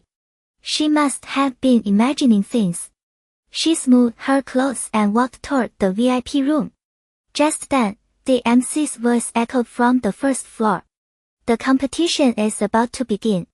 All contestants, please take your positions. Jiang Yan glanced at the VIP room door one last time, then reluctantly turned away. No matter. Once she won the championship, she would find a way to cozy up to Master Yunji and earn her mentorship. With that thought, she headed downstairs. And Ruoxi entered the VIP room. She looked around. Floor-to-ceiling windows offered a full view of the competition floor. The table was laden with expensive fruit, snacks, and drinks. Clearly, they'd gone all out for Master Yunji. She sank into the big swivel chair by the window and spun around lazily. Her phone buzzed with a message. Boss, our people found out 2 Dark Crow assassins have arrived in the capital. They've already met with An Shangxin. Be careful. A cold gleam flickered in An Ruoxi's eyes. An Shangxin really was willing to pay any price to kill her. Her fingers flew across the screen. 2 more walking corpses. Perfect timing. Let's send An Shangxin a nice gift. Pei Jinhua stood in the venue lobby, sobbing so hard she could barely catch her breath. The 3 girls beside her, faces bruised, hair mess, kept trying to calm her down. Miss Pei, don't cry. You ruin your makeup before the show even starts. Honestly, this is all An Ruoxi's fault. That girl is a curse. We never would have gotten into this mess if she hadn't been there. Exactly. Don't be upset, Miss Pei. We're in the capital now. There'll be plenty of chances to get even with her later. The Pei family had 2 sons and 1 daughter. Pei Jinhua had been spoiled rotten since she was a baby. She'd never been humiliated like this in her entire life. The physical beating was bad enough, but losing face in public. That was unforgivable. Pei Tianqi rushed over and saw the swollen marks on Pei Jinua's face. His heart clenched, and fury sparked in his eyes. You, what the hell happened? The second she spotted her brother, Pei Jinhua felt like she finally had backup. Her crying doubled. In her mind, An Ruoxi was the root of all evil. If An Ruoxi had just swallowed her pride and begged for forgiveness earlier, none of this would have happened. She sobbed, rocking back and forth. Second brother, it was An Ruoxi. She slapped me and then she got me in trouble with those awful people. An Ruoxi. Pei Tianqi blinked, caught off guard. She was here too. Did she come because she knew he was one of the competition judges? That meant the cold shoulder she'd given him before was just an act she'd been playing hard to get this whole time. A strange mix of feelings stirred in his chest. He frowned. Why were you fighting with An Ruoxi again? He knew his little sister was spoiled and had always had it up for her. Pei Jinyue's eyes flickered. She started lying through her teeth. I saw her and wanted to say hello. I was being nice. But she cursed me out and slapped me. Look at my face. It's so swollen I can barely see. The three girls jumped in without missing a beat. That's right. She hit us too, not just Miss Pei. Tiankai, you're a big star. You have to get justice for your sister. And Ruoxi is a complete psycho these days. I heard she's in the fashion design competition, too. Someone with moral character that low shouldn't be allowed to score high. Pei Tianqi listened, and a heavy silence settled over him. Not long ago, he never would have believed in Ruoxi capable of something like this. But the woman he'd seen lately was nothing like the old Ruoxi. She was willful, arrogant, reckless, and quick with her fists. Still, he hadn't expected her to go this far with his own sister. He turned to Pei Jinyue, his voice low. Don't worry. When the competition is over, I'll have a word with her. You'll get your justice. He and Ruoxi had a history. He couldn't just stand by and watch her spiral any deeper. Then he told his assistant, take them all home first. But Pei Jinyue refused. No, I'm not leaving yet. I haven't seen my idol, Master Yunji. Pei Tianqi glanced at her battered cheek. But your face. Just get us all masks, she said, gingerly touching her stinging skin. Pei Tianqi knew how much his sister worshipped Master Yunji. She'd been nagging him for days after finding out he was a judge, demanding he save her the best seat in the house. Fine, he said. The competition had just kicked off. Xiao Yuan finally parked the car and slipped into the VIP lounge. She plucked a cherry from the fruit platter, took a bite, and grinned. The organizers really treat their Master Yunji like royalty. They gave you the only prime viewing spot in the whole venue. And Ruoxi gazed through the floor-to-ceiling window at the sea of people below.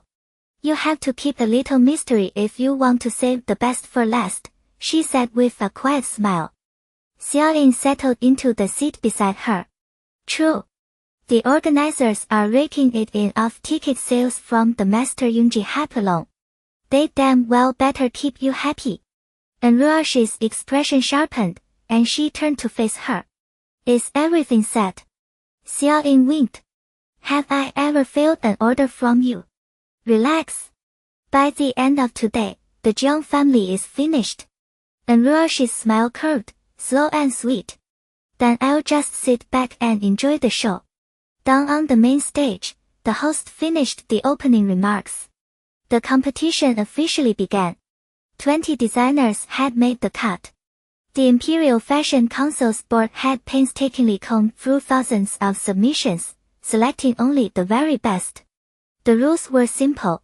Each designer would send a model down the runway wearing their creation, and then they'd have 5 minutes to explain the design concept. 5 judges would score them. The highest overall score would win the World Fashion Design Competition. The 20 designers were split into 5 groups of 4, each group taking the stage in order. Lights flashed, music pounded, and the first group's models began their strut sleek and leggy, wearing the competing designs with bib numbers pinned to their outfits.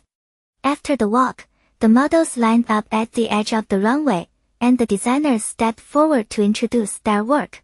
Back in the waiting room, Jiang Yan watched the live feed on a wall-mounted screen.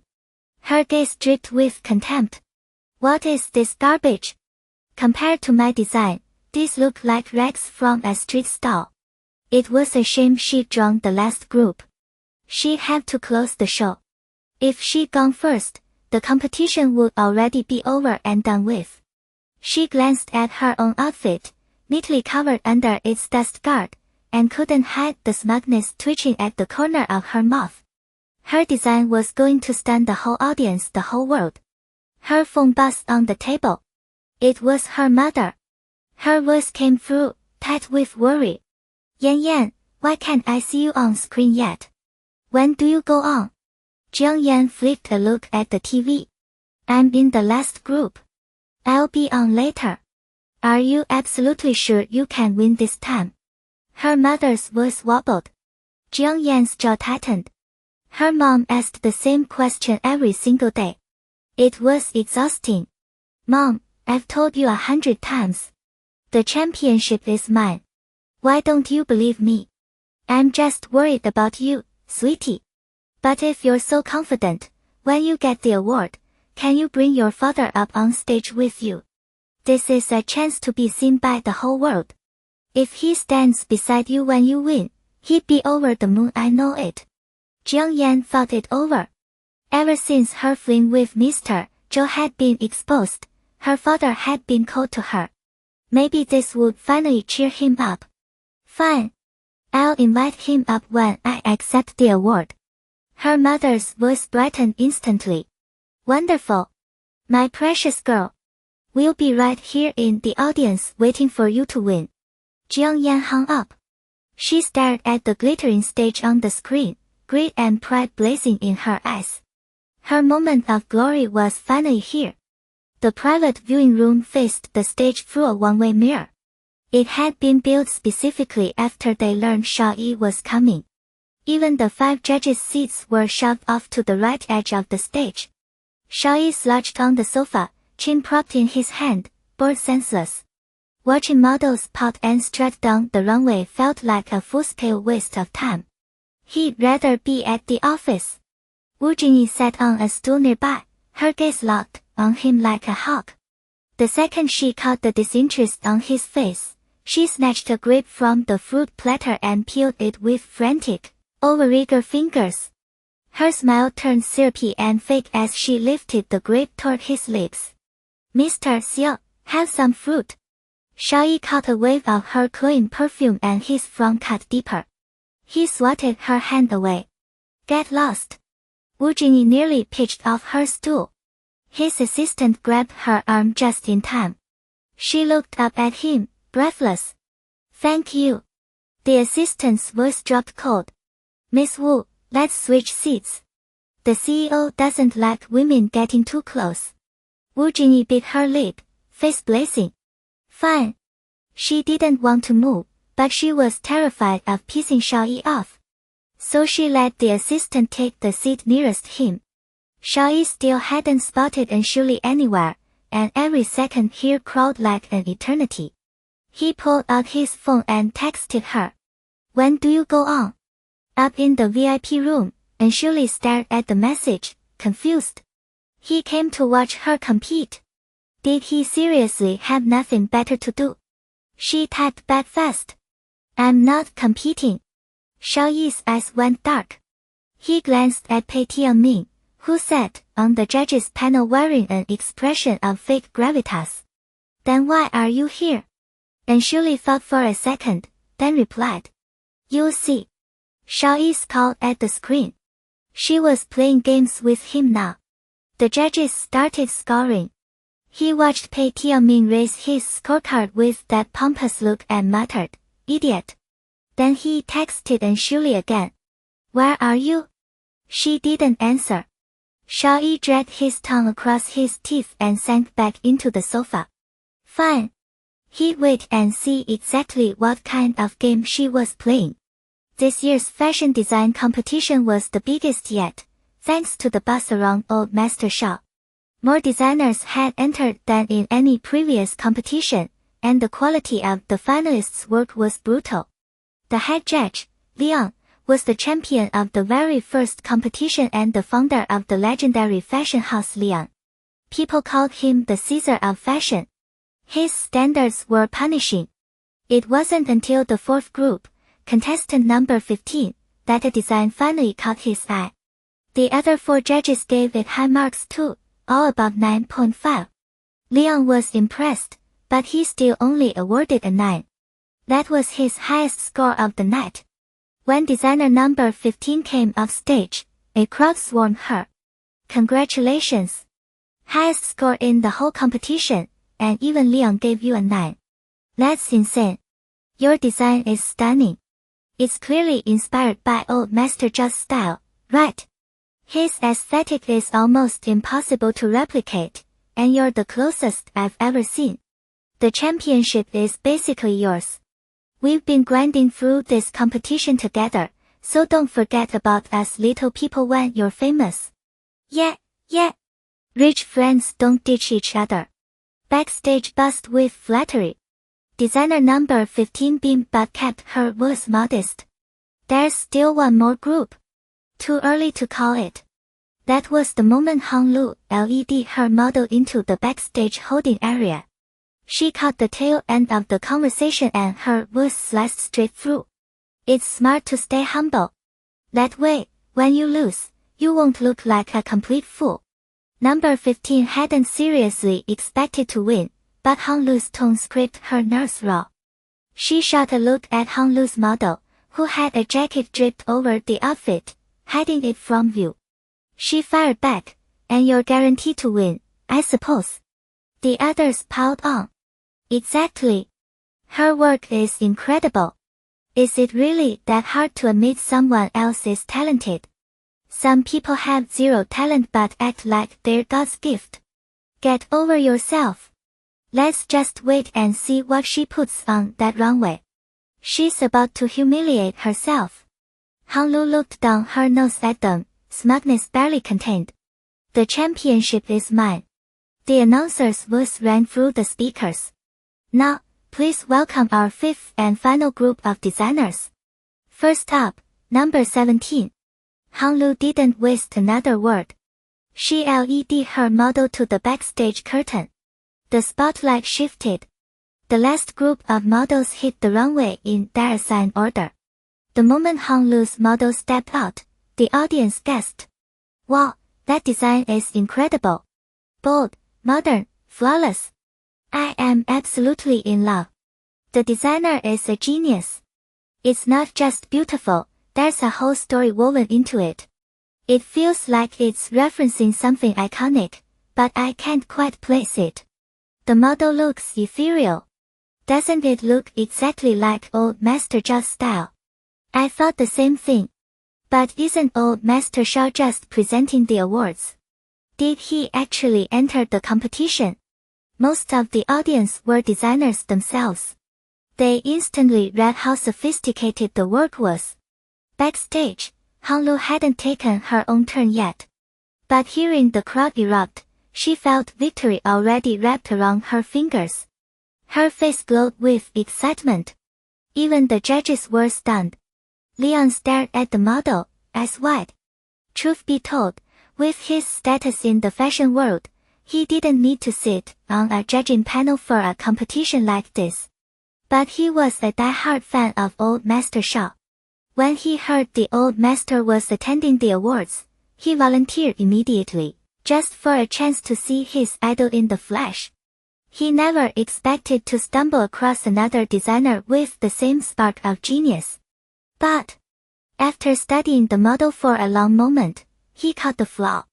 The style came very close to old Master Zhao's, but the cut and proportions were completely off. A shame. A real shame. Only old Master Xiao was truly perfect. Upstairs in the VIP room, Jingjing stared at Hong Lu's work and burst out laughing. Hong Lu is shameless. She copied your design down to the last detail. Didn't change a goddamn thing. Anshuli watched Hong Lu preening on stage, her lips curling into a cold smile. I can't wait to watch her pretty little dream shatter. The models had finished their runway walks. Now the designers stepped forward to explain their work. Jiang Yan took the mic, her face glowing. My inspiration is the nine-tailed fox from mythology. The fitted bodice accentuates the feminine form, and the layered chiffon skirt mimics the shape of 9 sweeping tails. The color shifts from silver-white, with fluorescent fibers catching the light at the tips. The 5 judges nodded along. Murmurs rippled through the audience. Oh, so that's what the tails were. I knew there was something woven in there, now it totally makes sense. Stunning, absolutely stunning. When does this hit stores? I need it. This isn't just clothing. It's wearable art. Who is this designer? How have I never heard of her? She's incredible. Yunji Master has finally found a worthy successor. After all 5 designers in Group 5 presented, the judges scored the entries. No surprise, Xiao Yuan's piece took the highest marks. And by a wide margin.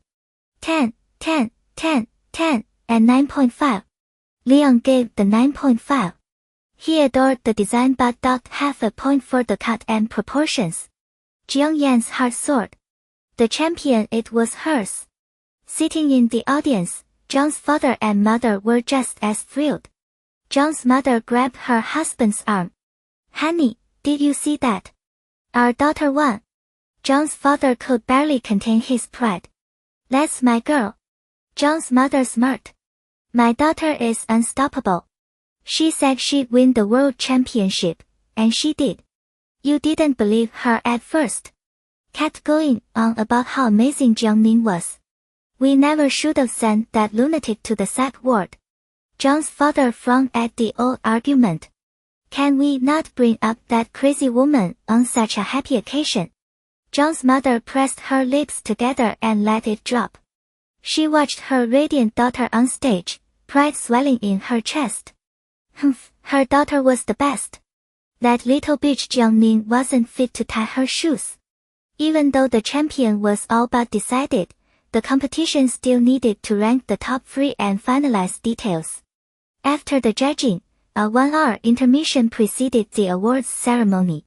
And Ruoxi had spent the whole morning in the VIP room. She stepped into the hallway with Xiao Yuan for some air.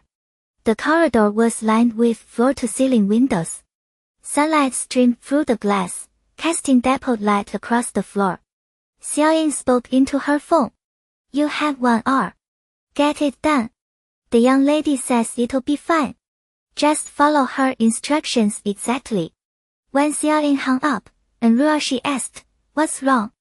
Xiao Yuan smiled. They're worried an hour isn't enough to sway the Jiangs. They don't want to disappoint you. And Ruoxi looked out at the traffic beyond the windows and let out a short laugh. The Jiangs are greedy. Bait the hook with profit, and they'll bite every single time. Xiao Yuan nodded. That's what I told him. Don't worry. He's old and sharp. He'll handle it. They stood there a moment longer, then turned to head back to the VIP room. And Ruoxi. Xiao Yuan's voice rang out behind them. And Ruoxi turned. Xiao Yuan stood a few feet away. Xiao Yuan stepped closer, sneering. So it is you. What are you doing here? The first floor bathroom had been too crowded, so she'd come upstairs looking for another one. Hadn't Ruoxi come up for the same reason? And Ruoxi gave her a cold stare. None of your damn business. You.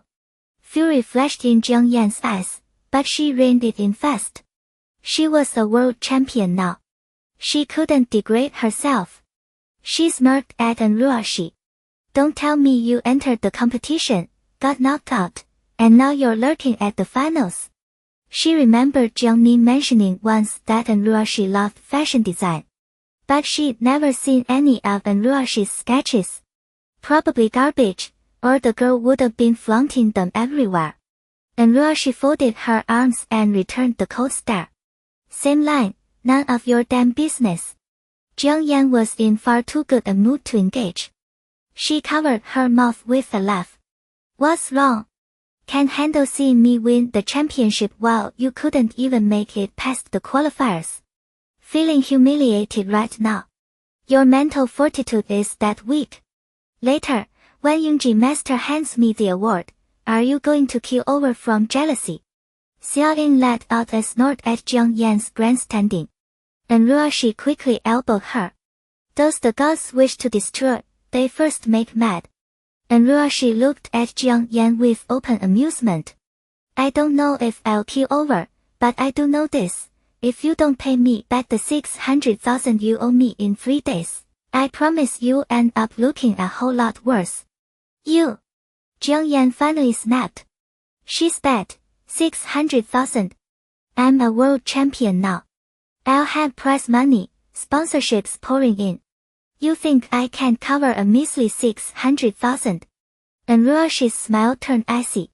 Hope you don't default. Xiao Yuan said nothing else.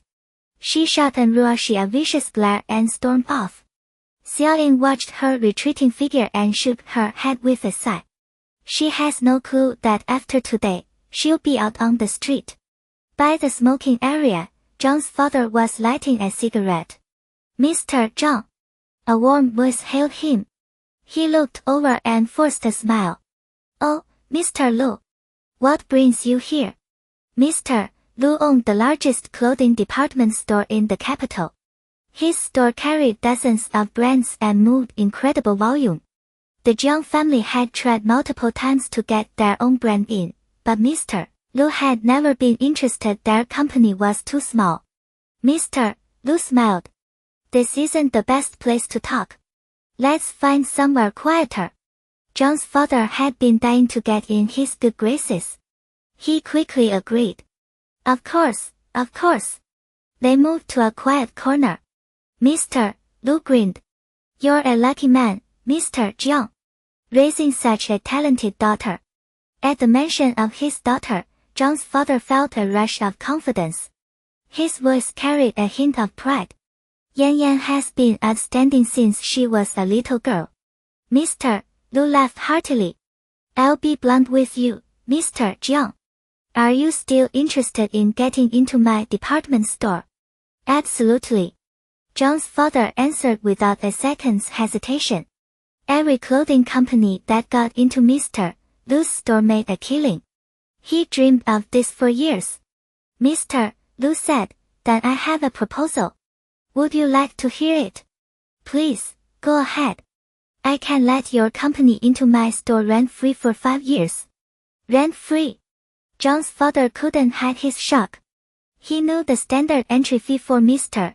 Lu's store was sky-high tens of millions a year. But the profits were just as staggering. He'd heard of one brand pulling in over 100 million in a single year after securing a spot. Even the low performers cleared several times the entry fee. He said, his voice tinged with disbelief, there have to be conditions. Mr. Lu chuckled. I'm a businessman. Of course there are conditions. Truth is, I'm a huge fan of Yunji Master. I loved your daughter's work today. I want her to shoot a promotional ad for my store. Don't worry, our company will cover all the production costs. Zhang's father listened, head spinning. His daughter just had to film a commercial, and in return they'd save 50 or 60 million in entry fees. Was this really happening? Old Master N said nothing. Mr. Lu smiled, easy. No hard feelings. If you're not interested, Mr. N, I understand. Like I said, I'm a big fan of your daughter's work. Call it an impulse. He turned to leave. Old Master N grabbed his arm. Mr. Lu, wait. I'm in. Let's do it. Opportunities like this didn't come twice. The man was clearly obsessed with shoeless designs, desperate enough to film a department store ad that he was willing to throw an offer this sweet at the N family. Mr. Lu's smile held steady. Shouldn't you run it by your daughter first? If she refuses to shoot the ad, I'm the one taking the hit. Old Master N waved a hand. No need. I make the decisions in this family. When can we sign? Mr. Lu paused. My assistant's nearby. I could have him draft a preliminary agreement right now. He shook his head. Actually, let's not rush. You probably want to think it through. We'll talk another time. Don't need to think. The answer came fast. Old Master N had approached Mr. Lu multiple times before. Every single time, he'd been brushed off with a promise to circle back, a conversation that never happened. Now Mr. Lu was riding high on Shuli's first place win, making an offer too incredible to pass up. He couldn't let this slip. Have your assistant bring the contract now. Mr. Lu let out an easy laugh. Double celebration, then. Old Master N laughed with him. Double celebration. Mr. Lu made the call. 15 minutes later, his assistant arrived with the paperwork. Mr. Lu handed it over. Take a look. Old master and read every clause. After years in business, he could spot a trap from a mile away. The terms matched exactly what Mr. Lu had promised. The company would operate rent-free in the department store for 5 years. In exchange, Shuli as champion would film a single advertisement. All production costs covered by Mr. Lu. One clause, though. That one made him pause. The contract stated that Shuli had to shoot the ad as champion for the deal to be valid. If that title didn't hold up, the rent-free arrangement was void and the ANS would owe 10 times the waive fees. 10 times would come to over 500 million. Mr. Lu saw the hesitation and smiled. Mr. N, what I'm really investing in is the value your daughter's champion status brings me. That clause is reasonable, don't you think? He paused. Maybe you should sit with it a little longer. The ceremony hasn't happened yet, after all. Old master and straightened. Then how about we sign after she gets the trophy? Mr. Lu nodded easily. Sounds fine. I look forward to working with you. His phone buzzed. He answered, his face shifting. What? How did that happen? I'm on my way. He hung up and turned back. I'm so sorry, something urgent came up at home. I have to go. What about the contract? Old master impressed. Mr. Lu was already moving. No rush. We'll sign another day. He hurried out, his assistant scrambling behind with the briefcase. Old master and watched him go, jaw tight. Deals could turn in a heartbeat. If he let today pass, gave Mr. Lu time to cool off and reconsider, the whole thing would evaporate. His daughter had the highest score anyway. What could possibly go wrong? Nothing ventured, nothing gained. He ran after Mr. Lu. Mr. Lu. Mr. Lu turned. Something else. Old master squared his shoulders. Let's sign right now. Mr. Lu chuckled. Signing a contract is a big deal. Sleep on it. I really do need to leave. I've thought enough. It won't take long. Let's do it now. Mr. Lu held his gaze for a long beat. All right, then. The assistant pulled 2 copies from the briefcase. Old master skimmed each one a final time, confirmed everything matched, and pressed his thumbprint onto the page. Mr. Lu signed, pressed his own print, and handed 1 copy back with an outstretched hand. Pleasure doing business, Mr. N. Old master was beaming. He had no idea his daughter's title was worth this kind of money. He shook Mr. Lu's hand hard. Pleasure doing business. They parted ways. Mr. Lu climbed into his car and pulled out his phone from the back seat. He dialed Wang Jun. Tell the young miss it's done. The awards ceremony was already underway by the time old master got back to the venue. He slid into his seat. His wife frowned at him. Where did you disappear to? Why weren't you answering? Sign the contract, he said, grinning as he handed it over. She scanned the pages. Her face broke open with delight. Honey, you're amazing. This deal we're set for life. Damn right we are. He puffed out his chest. She looped her arm through his, her voice going honeyed. In that case, your daughter and I will just sit back and enjoy the good life. On stage, the host's voice boomed through the hall, and now, let's welcome the top 3 designers of this competition to receive their awards. The 3rd place winner Li Yaqing. 2nd place Hong Lu. And our champion Shuli. Old master watched his daughter walk onto the stage, barely able to contain the excitement flowing through him. This was locked in. It was already done. Pei Tianmin presented the 3rd place award. Leon handed out the 2nd place trophy. Before accepting hers, Shuli turned to the audience, her voice warm and earnest. Could I ask my father to join me on stage? Everything I've achieved, every bit of it comes from his careful guidance. I want to share this honor with him. The gesture won her a wave of approval. People murmured about her talent, yes, but also her humility. Her filial devotion. The host beckoned old master up. He walked with his head high, radiating pride. Once he stood beside his daughter, the host raised a hand and the music swelled. And now the moment we've all been waiting for. Please welcome old Master Xiao to present the championship award. The applause crashed over the room like a wave. Then, from somewhere in the crowd, a chant rose up. It spread fast, voices layering, building, until the whole venue shook with it. Master Scorpion! Master Scorpion! Master Scorpion! The roar nearly peeled the roof off. And through that wall of sound, old Master Xiao stepped onto the stage. The crowd below caught sight of Ruoxi and went dead silent. Stunned. 3 seconds of nothing, then an even louder roar of shouts and screams. Oh my god, the Yunji master is that beautiful. She's like a fairy stepping off a cloud. A legend in fashion design vanishes for 3 years and it's her. She's stunning. No wonder she kept a low profile. With that face and that talent, people would lose their minds. Holy crap, holy crap. She's exactly my type. I'm switching wives, Goddess Yun, I love you. I used to be a fan of her work, now I'm a fan of her face. So easy to fall for. Xiao Yuan stared at Ruoxi, blank. Impossible. There was no way she was the Yunji master. Ruoxi, don't cause trouble. Get off the stage. Now. She snapped. No one was going to ruin the biggest moment of her life.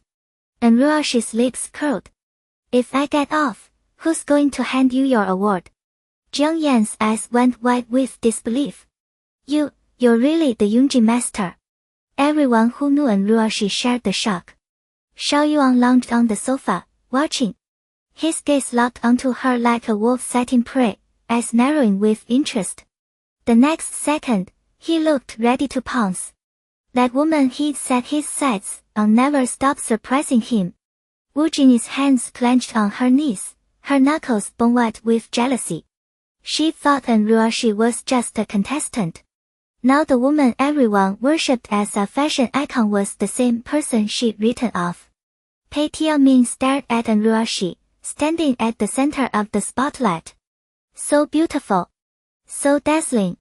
His heart hammered. For a moment, it felt like the old Ruoxi had returned. Did she still love him the way she used to? Pei Jingyue, on the other hand, was livid. She'd come hoping to watch Ruoxi crash and burn.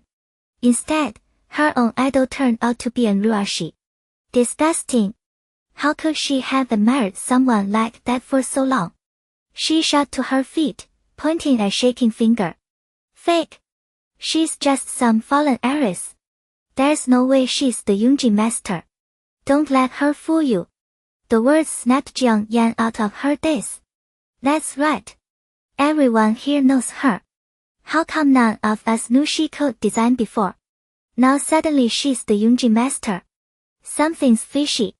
Nobody's ever even seen what the Yunji master looks like. She could easily be an imposter. Ruoxi didn't bother arguing with idiots. She'd never let anyone know she loved fashion design. To her, it was a hobby, not a career. She only entered competitions later because she desperately needed the money. She kept her expression pleasant. Designer Jiang, if you question my identity like that, do you honestly think the organizers are stupid? The fans in the audience instantly started grumbling. Exactly. If the organizers invited the Yunji master, they verified her. How could she be fake? Is this designer brain dead? She's questioning the Yunji master's identity. Does she even want a career in fashion? Anyone who says that has serious issues. And she won the championship. Makes me wonder if that title's fake too. Insult my idol. Get off the stage. We don't recognize this champion. Yeah, defend the Yunji master. Get off. Get off. Get off. Hearing the crowd chanting for her to leave, Xiao Yuan's face drained of color. She stumbled back a step. Zhang's father went into panic mode. If this championship got tanked, they'd owe over 500 million in penalties. Where would he ever find that kind of money? He shot Xiao Yuan a vicious glare and hissed low. Apologize to the Yunji master right now, or our whole family is done. She didn't fully understand what he meant, but the look on his face told her it was serious. Biting her lip, she forced the words out. Yunji master, I'm sorry. I shouldn't have doubted you. Please forgive me. Just then, one of the event organizers stepped onto the stage. His voice was firm.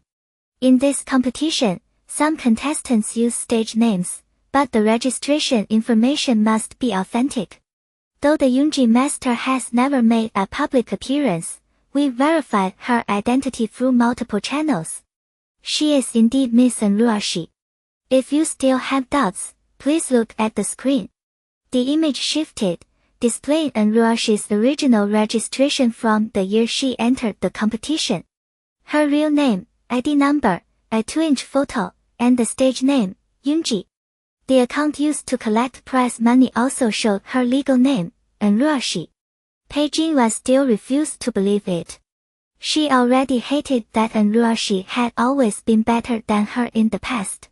Now, even as a fallen heiress, she was still outshining her. How was she supposed to stomach that? She shrieked, impossible. Shut up. Pei Tianming cut her off before she could get another word out. Don't make a scene here. Pei Jinua's face twisted with resentment, but she stayed quiet. She glared at Ruoxi. Just you wait. As the drama settled, the organizer stepped in to smooth things over. That was just a small hiccup. Now, let's move to the final part of the competition. Please welcome the Yunji master to present the championship award. Xiao Yuan let out a breath. At least her title was still intact. She stepped forward with a bright smile, ready to receive her honor. A hostess carried the championship trophy to Ruoxi. Ruoxi glanced at Xiao Yuan, glowing in her moment, but she didn't reach for the trophy. Her expression hardened, a frown creasing her brow. I can't give out this championship trophy. Xiao Yuan's heart plummeted. That little bitch was screwing her at the last second. She forced a smile. Yunji master, I was wrong to doubt you earlier. But I already apologized. You can't just withhold my trophy over that. Ruoxi took a step toward Xiao Yuan, a cold gleam flashing in her eyes. Designer Jiang, are you really unaware of your own skill level? Do you honestly think you deserve this championship? Xiao Yuan's eyes flew wide with terror. What did she mean? Did she know about the plagiarism? The thought hit like a thunderbolt. Ruoxi owned the design house. The designer behind the design house's work had always been a mystery. Could it be Ruoxi herself? That would mean she plagiarized Ruoxi's designs. Xiao Yuan began trembling uncontrollably. If her plagiarism was exposed, her entire life was over. But she'd fished the drafts out of Ruoxi's trash. She bet everything on the fact that Ruoxi had no proof. She straightened her spine. Yunji master, I earned this championship with my own ability. What makes you think I don't deserve it? Ruoxi's laugh was cold. Because your entry is plagiarized. A wave of shock tore through the audience. John's father felt his legs fold. His mind went blank. It was over. Completely over.